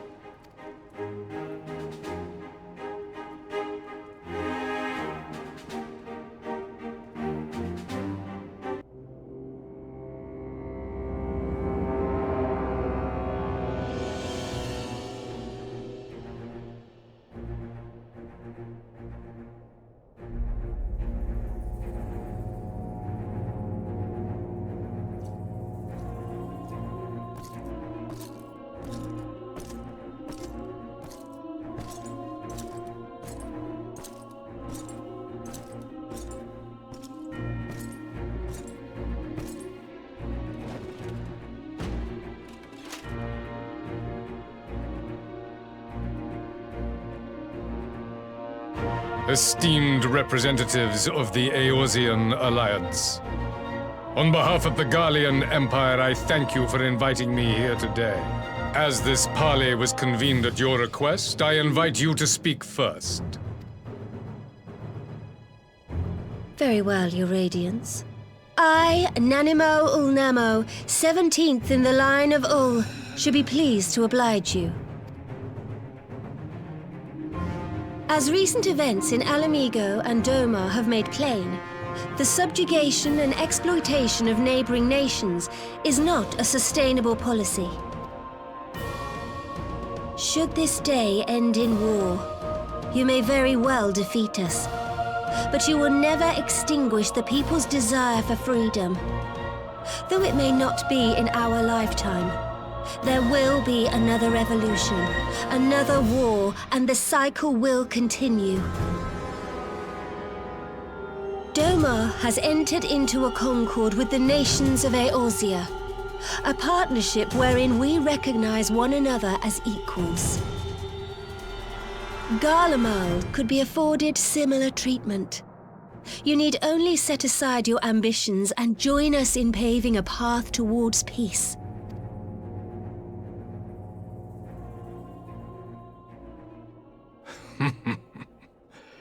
You will not win me over with sophistry, Your Grace. As you know only too well, this alliance lacks the strength to keep the peace within its own borders. Even now, your struggles with the Beastmen continue unabated. Divided, you sow this fertile soil with the seeds of your differences and reap naught but discord and chaos for your trouble. Eorzea must be united under one leader, one purpose. I would offer you both and bring an end to your strife. With all due respect, Your Radiance, the only thing that you offered the people of Ala Mhigo was fear and hopelessness. The citizens of Dorma can also attest to the meager arms of Imperial rule. There is no purpose to be found in a life of oppression, each day more uncertain than the last. Our people are willing to die for their freedom. A great many already have, and countless more will, if we don't put an end to this madness here and now.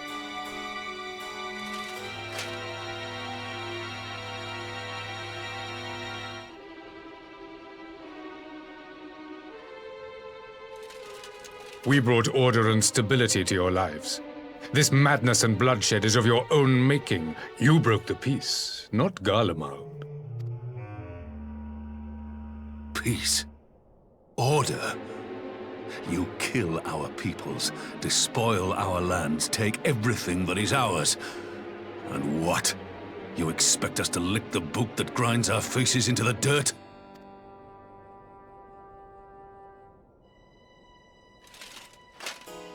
I expect you to weigh the costs. To recognize that countless lives have been lost on both sides in pursuit of a greater good, and to not squander all we have achieved in a fit of petulance.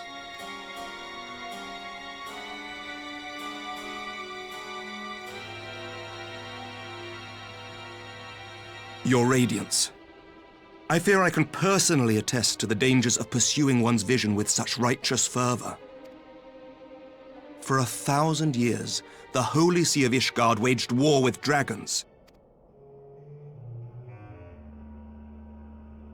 1,000 years of sacrifice, of sorrow and hate, in which we bathed in the blood of friend and foe alike.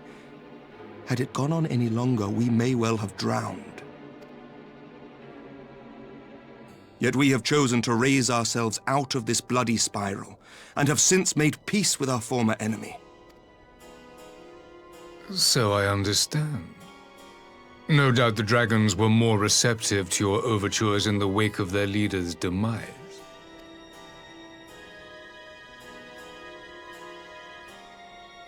You speak of peace, yet use war to achieve it. Your father would not have bothered to obscure his intent with honeyed words. He understood that strength is all that matters in the end.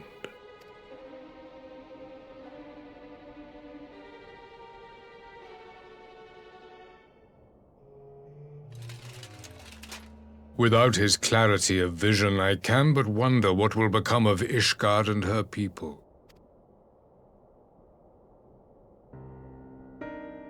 There was a time when Garlemald, too, lacked a leader of conviction. Weak and unable to wield magic, we were at the mercy of the strong, from whom we sought refuge in the bitter cold of the north. Were it not for the discovery of ceruleum and the subsequent development of magitech, we might never have gained the power to take back that which was rightfully ours.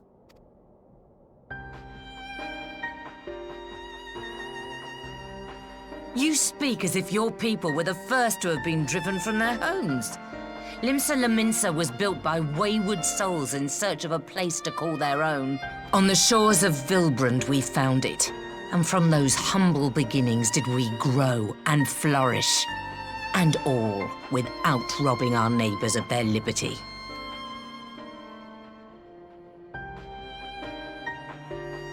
So saith the pirate. Am I to believe that you simply asked the kobolds to yield up their lands and that they were happy to oblige you? That you did not drive them out like rats in the hold of one of the many ships seized by your privateers.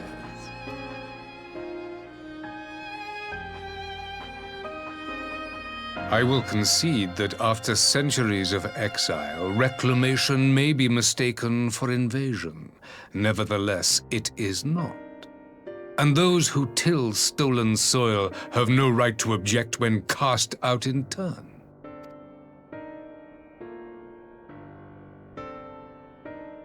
Your uncompromising nature rivals that of the Ixal. They too lament circumstances which they themselves perpetuate. Were they but to embrace peace, we would welcome them with open arms. Indeed, some few have done just that, and now receive of the 12's Wood's bounty. Would that your people might learn from their example.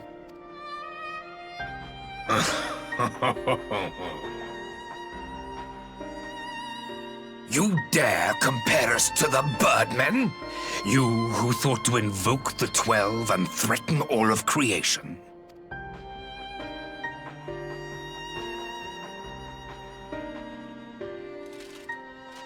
I came here in the hope of finding some speck of common ground, but I see now these discussions will accomplish nothing.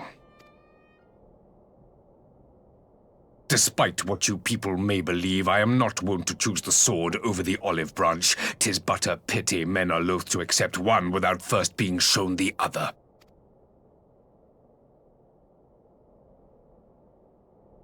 Wait! I beg you.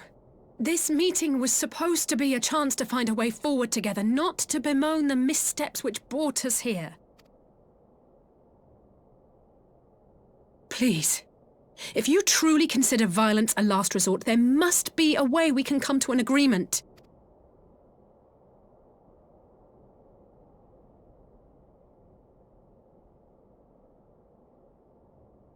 As Mistress Alize says, we did not come here to bicker over the past, but to discuss how we might strive towards a brighter future. Emperor Varys, may I suggest a short recess, that all present might compose themselves prior to beginning anew?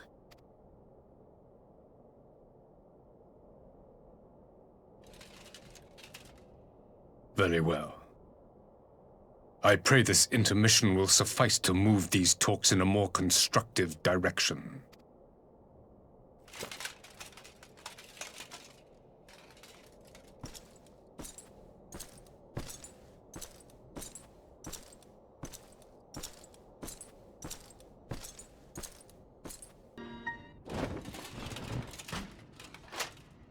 Now then, who would have the floor? Before we resume, I wish to offer you an apology. After you graciously accepted our invitation to discuss an armistice, we have done naught but rebuke you at every opportunity. I believe I speak for all of us when I say we are deeply sorry for our discourtesy.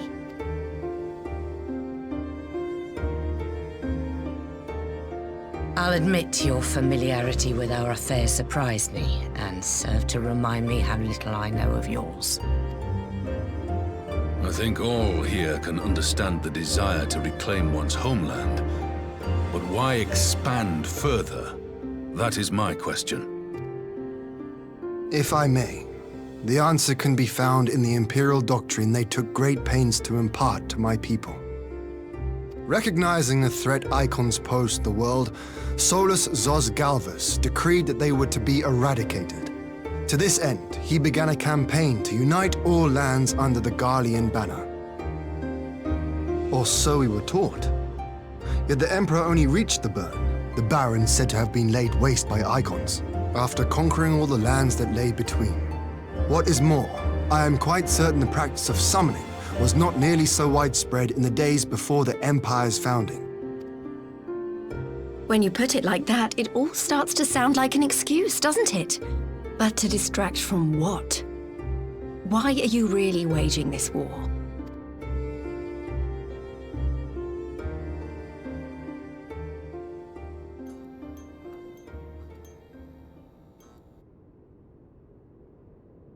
Finally, you ask the right question. I can but hope you heed mine answer, and at last accept the righteousness of our cause. My goal is this: to return the world to the way it once was, the way it was always meant to be. In doing so, mankind will be made whole once more.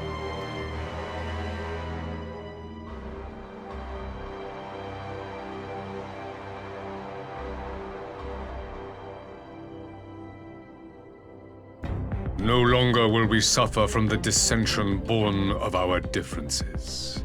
There will be but one race, a perfect race, as we were when time began. What in Rhalgr's name are you talking about?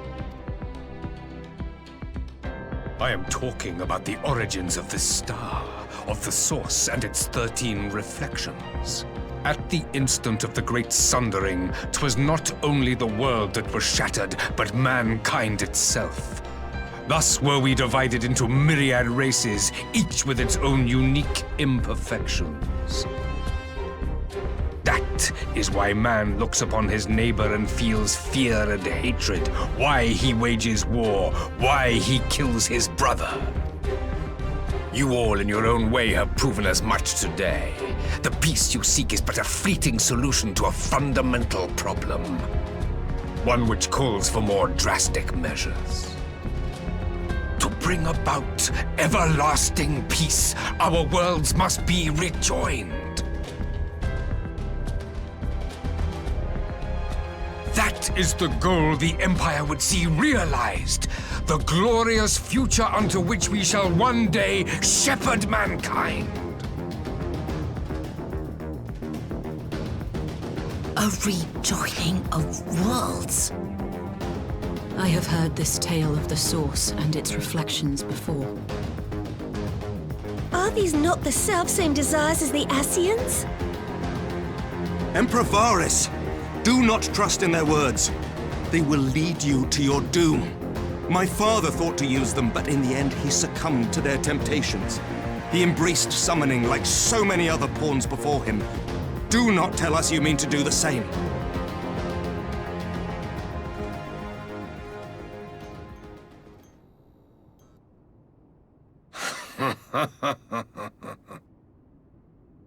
To be a pawn, free from the burden of choice, would be a blessing.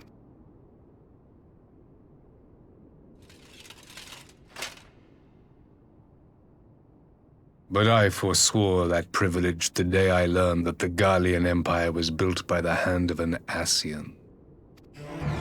What?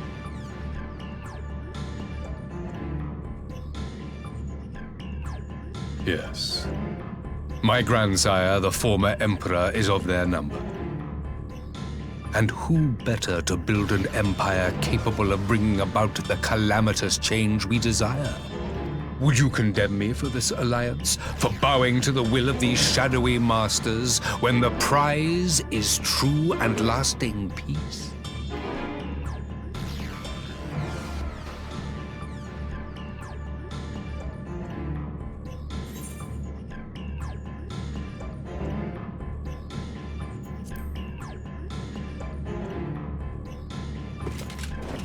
I come not to conquer, but to liberate. To free man from the prison of divergence. Imagine a world united. One perfect race beneath a single standard.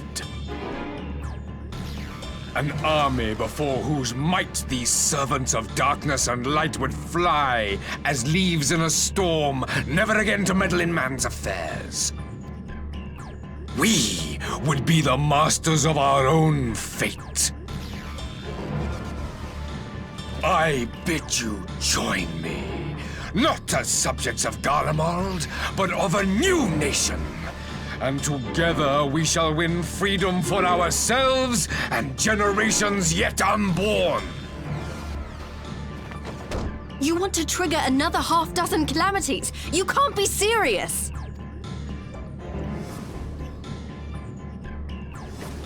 Have you forgotten how many died? There will be no one left. Do you truly imagine we would aid you in your bloodletting? It is unthinkable! Unconscionable!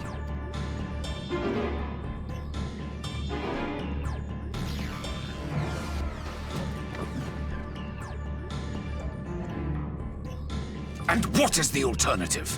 To be as cattle waiting for slaughter? I would have us work together, that we might take fate into our own hands! Into your hands, perhaps. But what of the other worlds, your radiance? With every calamity, you obliterate a star and every soul that dwells on it. To the Scions, we are all but tiny, momentary specks within an indifferent universe. We cannot hope to oppose them until we have been made whole once more.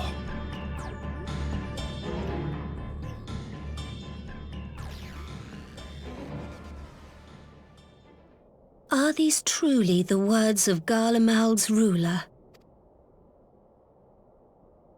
The flaws and foibles which you so abhor are what make us who we are. Every nation, even yours, Emperor Varys, is made whole through the combination of these imperfections, the strengths of one compensating for the weaknesses of another. While it is true that man succumbs all too often to anger and avarice, he may yet overcome his baser instincts through the forming of bonds with others, fostering community and cooperation. That the protector of an empire should not only reject these fundamental truths, but seek to change them at so dear a cost to life is indefensible. Such a man is not fit to govern.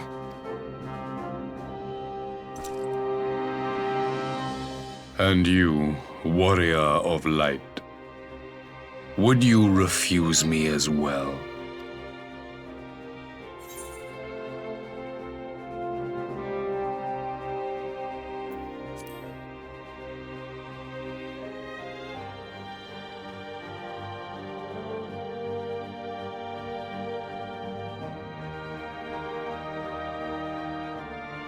It would seem the Alliance is of one mind on this matter.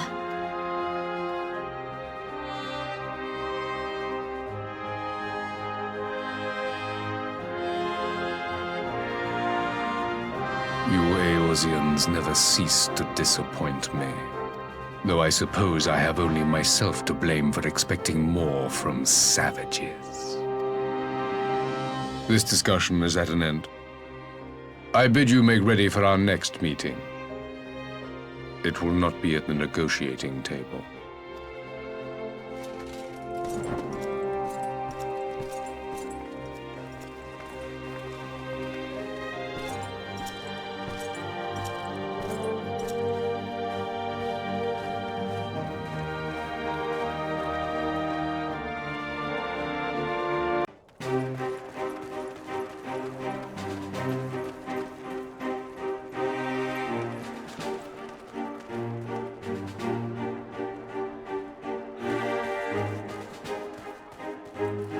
I'm not sure what I was expecting from our meeting with the Emperor, but it wasn't that. Still, at least we know now what he's really after. Aye, a future built on a mountain of bodies. I too want the Scions dead, but not at any cost. The last of the reinforcements from Dorma arrived not long ago. I pray it will be enough. Given the Emperor's stated goal, this is a battle we can ill afford to lose.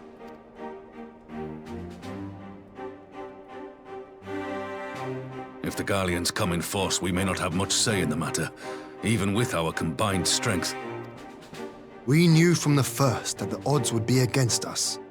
But if there is even the slightest chance of victory, we must do everything in our power to seize it.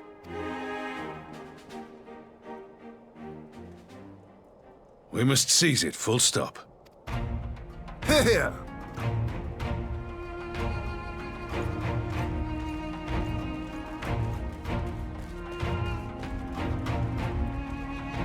The two of you are to join an irregular unit and support the main host.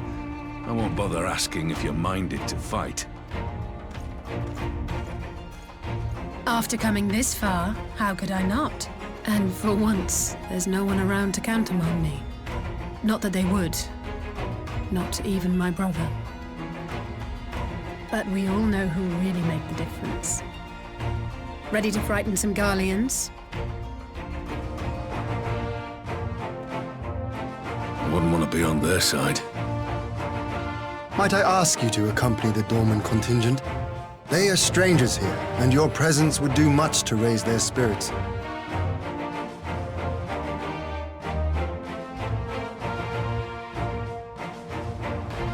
We would be honored. When our people stride out with you in their midst, I dare say the Eorzeans will feel an ilm taller themselves. High spirits have a way of spreading. What I wouldn't give to join you. But my duties as field commander will not allow it. I'll leave the front lines in your capable hands.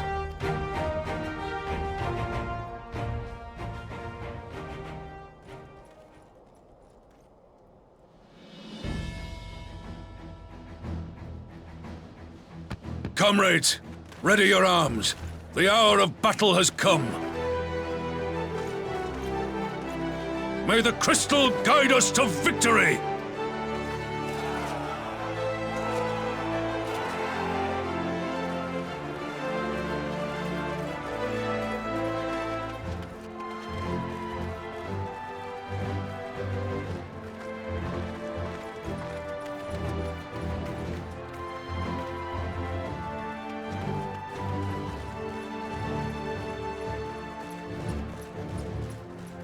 Since the others couldn't be here, we'll have to fight twice as hard. If Alphinaud wakes to find the Imperials have won, I shall never hear the end of it. It's strange. I thought I would be terrified when the fighting started. I should be terrified. But with you at our side, I can't help feeling everything is going to be all right. So please, don't you dare leave me alone.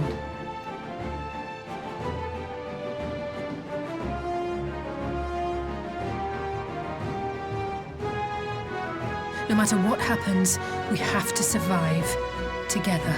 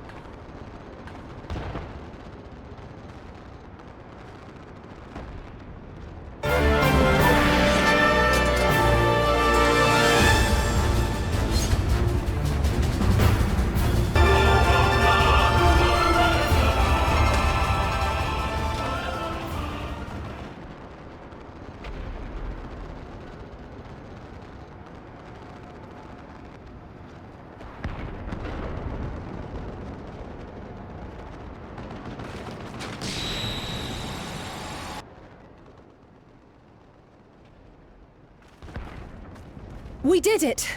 I dare say they'll be reeling from this. You were truly inspiring in battle, my friend. I'm determined not to be outdone, but there seems to be no one left to fight. A tactical withdrawal, perhaps? We should give chase. Finish them off while we have the chance. Imagine the other surprise when they wake to find the war already won.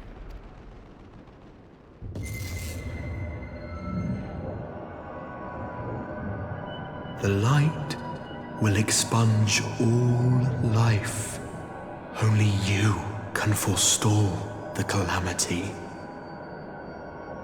Throw wide the gates.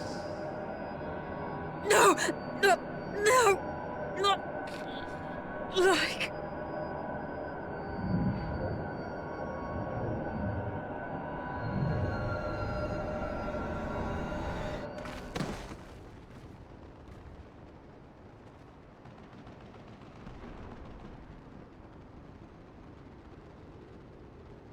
Oh no.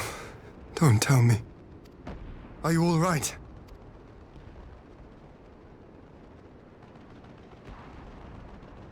Quickly! We must get her back to the encampment.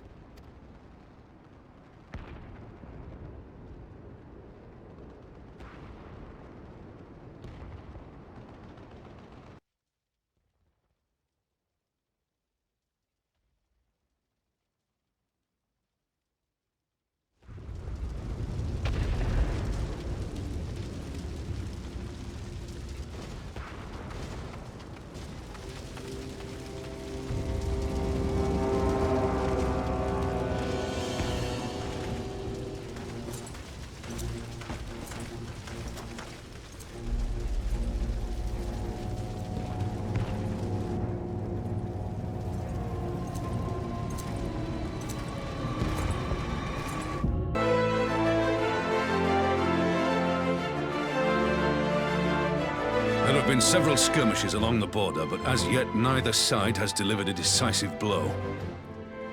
We had long assumed that the Garleans would overwhelm us in a straight fight, but we seem to be gaining ground, albeit slowly.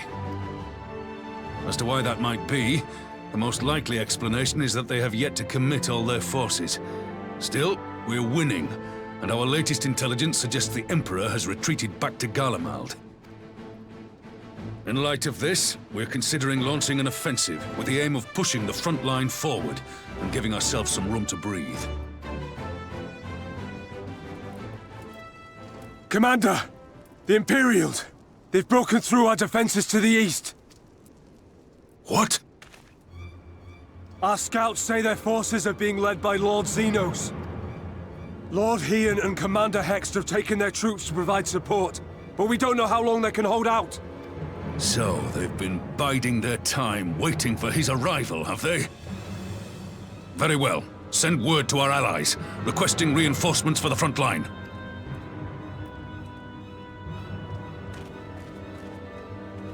Should the worst come to the worst, I may need to enter the fray myself. But what of you? Do you still have the strength to fight?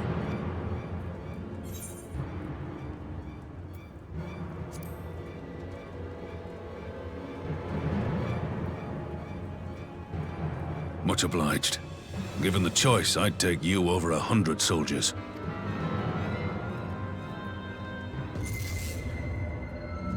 Why won't they open? Please, I bid you open!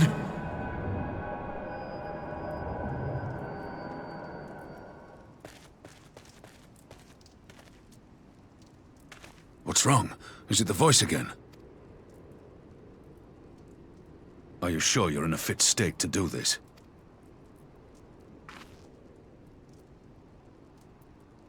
May Ralga grant us strength. Give 'em hell, lass. I, for my part, will defend this place to my dying breath.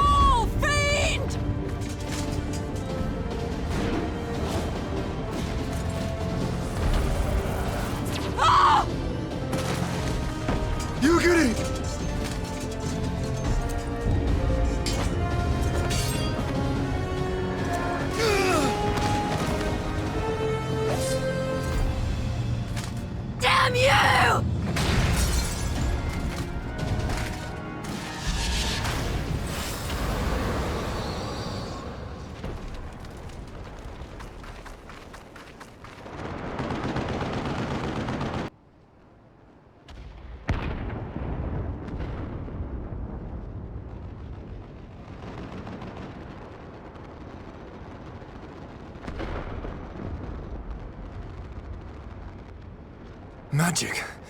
With a Garlean body? That's hardly fair.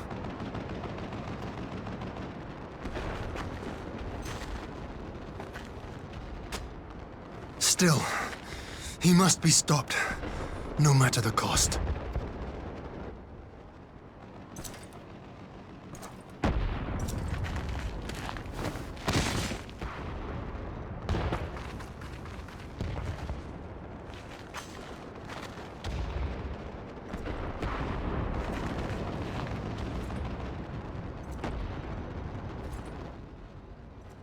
Ah, bringer of light.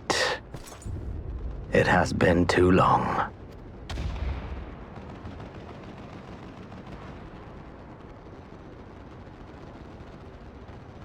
No words to mark our reunion? So be it. Equilibrium must be restored, and only your death will redress the balance.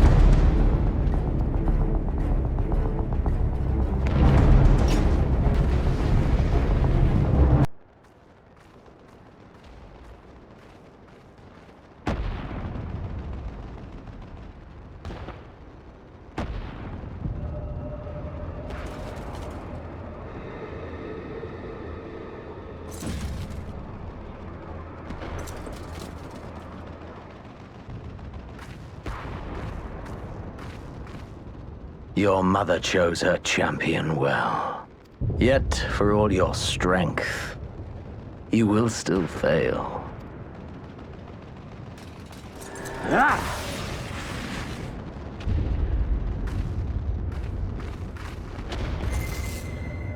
Please, I beseech you.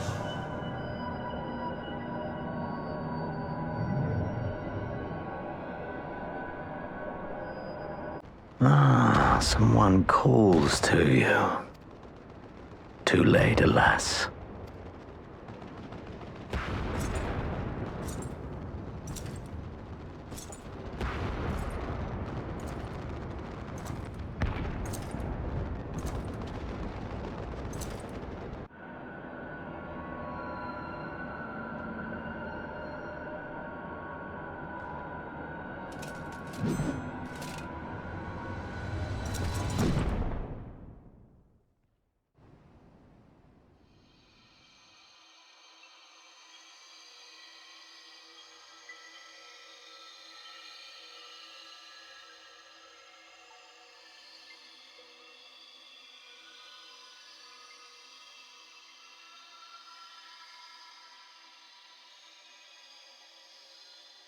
At last, I found you.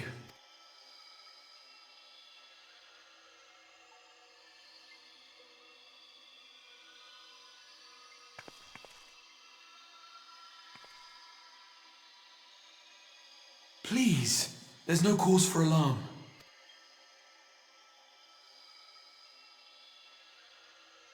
Though, I confess, this is not where I had intended to meet. But the place of our meeting is of no consequence, like the war you wage. Win or lose, the path you walk leads only to oblivion. The better path leads you here, to me. I have need of your strength.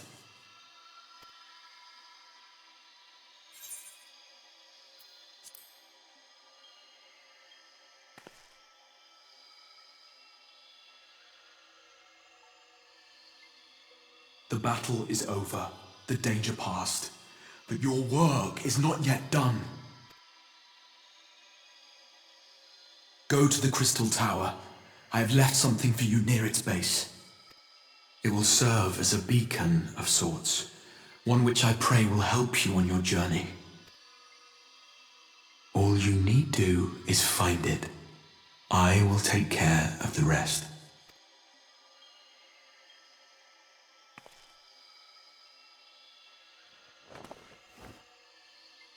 Soon, we will throw wide the gates, and the path to the first will be yours to walk at last.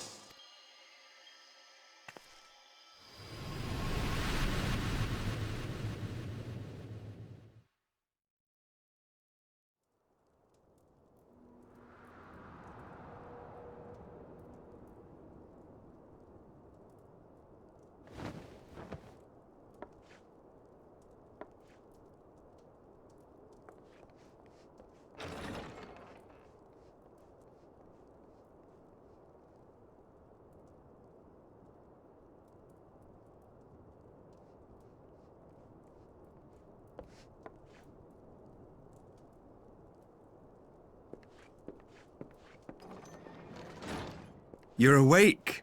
Thank heavens.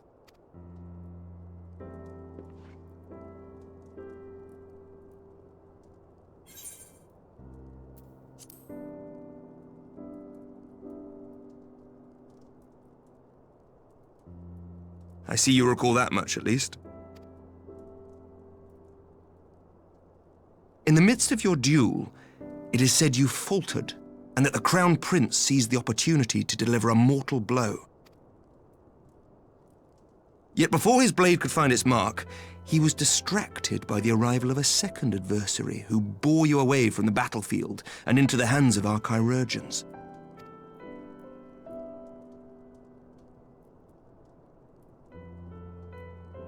Lest you wonder, he left before you awoke. As is his wont.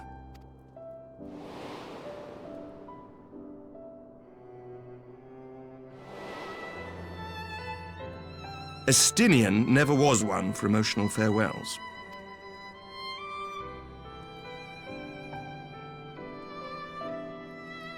Though Xenos bested all before him, the battle clearly took its toll, for he retreated shortly after your rescue. Seeing this, the remaining Imperial forces decided discretion was the better part of valor and pulled back, allowing us to re-establish our position. We have since received word of renewed unrest in the provinces, doubtless inspired by the efforts of the Eorzean Alliance and our Far Eastern allies. Nor does the good news end there. We have also come into possession of intelligence suggesting unrest within the Imperial Court. This would certainly explain why both the Emperor and Lord Xenos appear to have abandoned the fight. A long-awaited ray of hope in these dark times.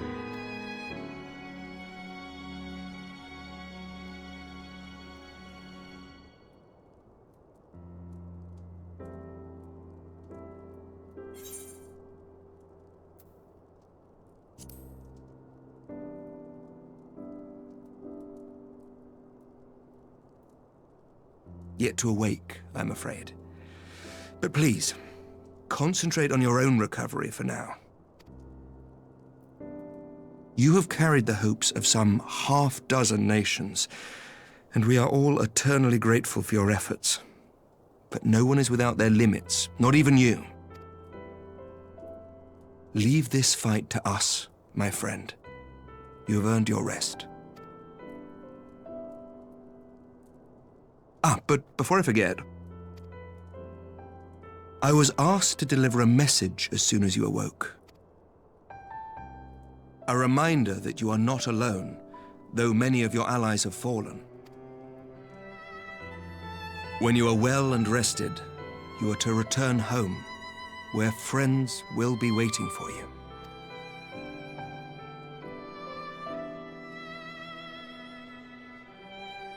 Now, if you will excuse me, I must return to the front. May we meet again soon, under happier circumstances.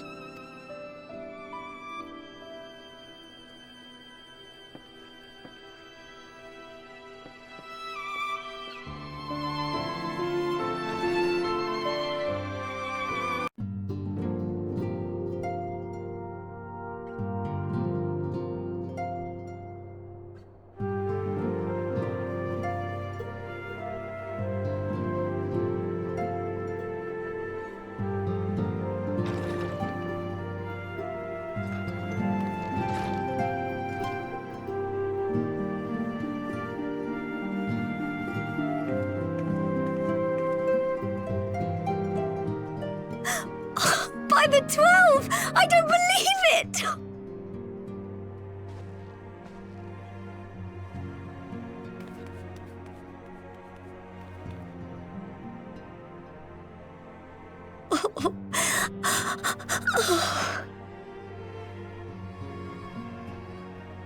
I rushed back as soon as I could. I swear, my heart nearly stopped when I heard you'd collapse like the others. What in heaven's name is going on?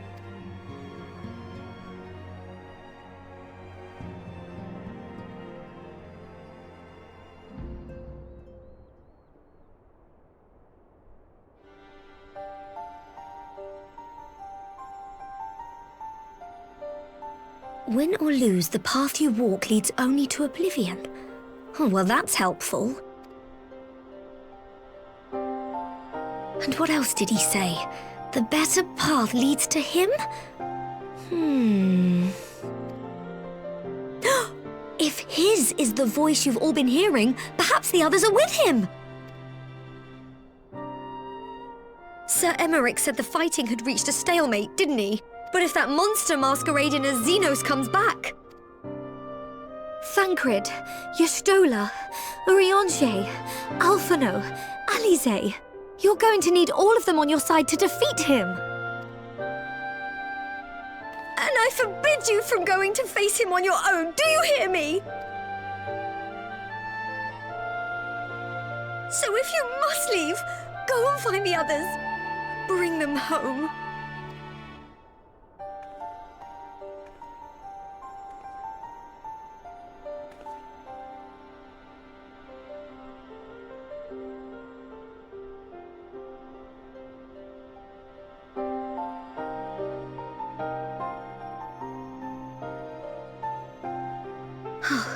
As for where to start, you said the stranger had left a beacon for you at the Crystal Tower, right?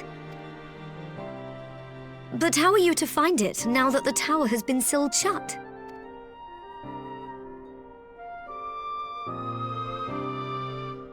There has to be a way. If anyone would know, it's Sid, and the researchers of St. Coinac's find.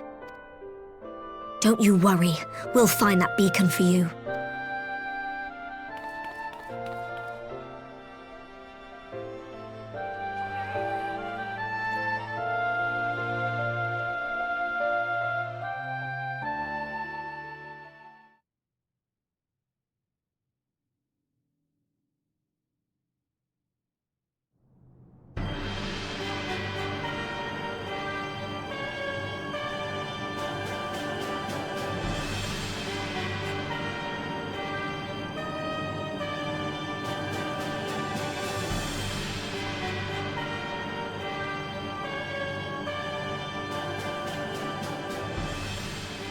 I pray you have good reason for abandoning the front.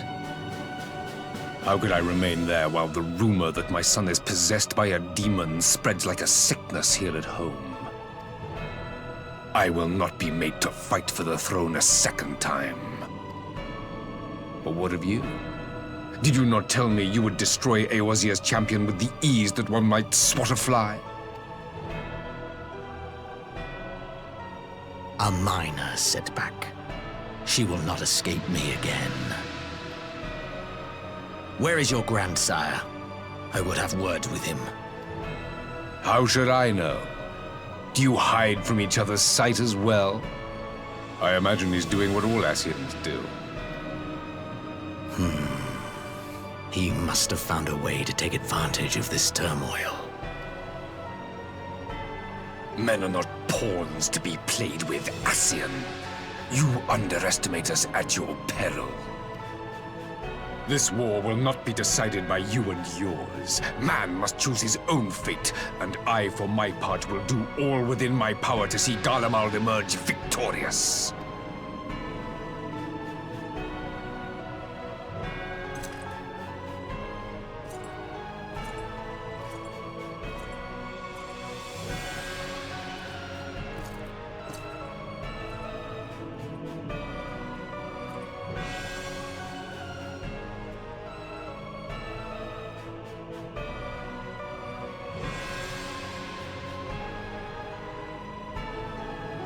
Pray forgive the intrusion, Your Radiance, but the requested preparations are now complete.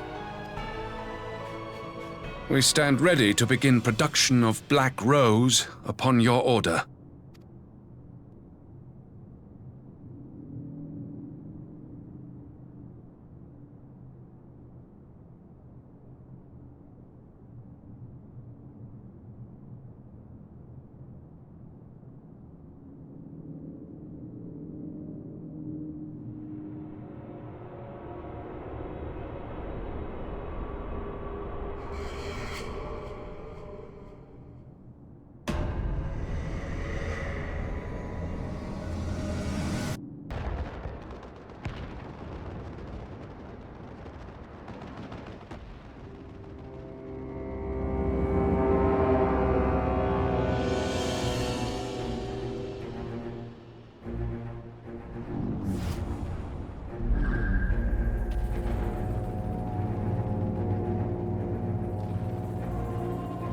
my enemy, my friend. Had I been but a step faster.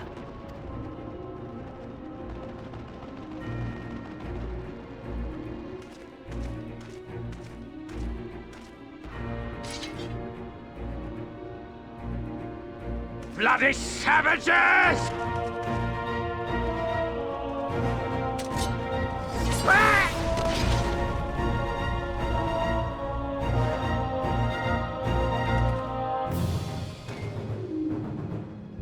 A pity your hunt leads you elsewhere.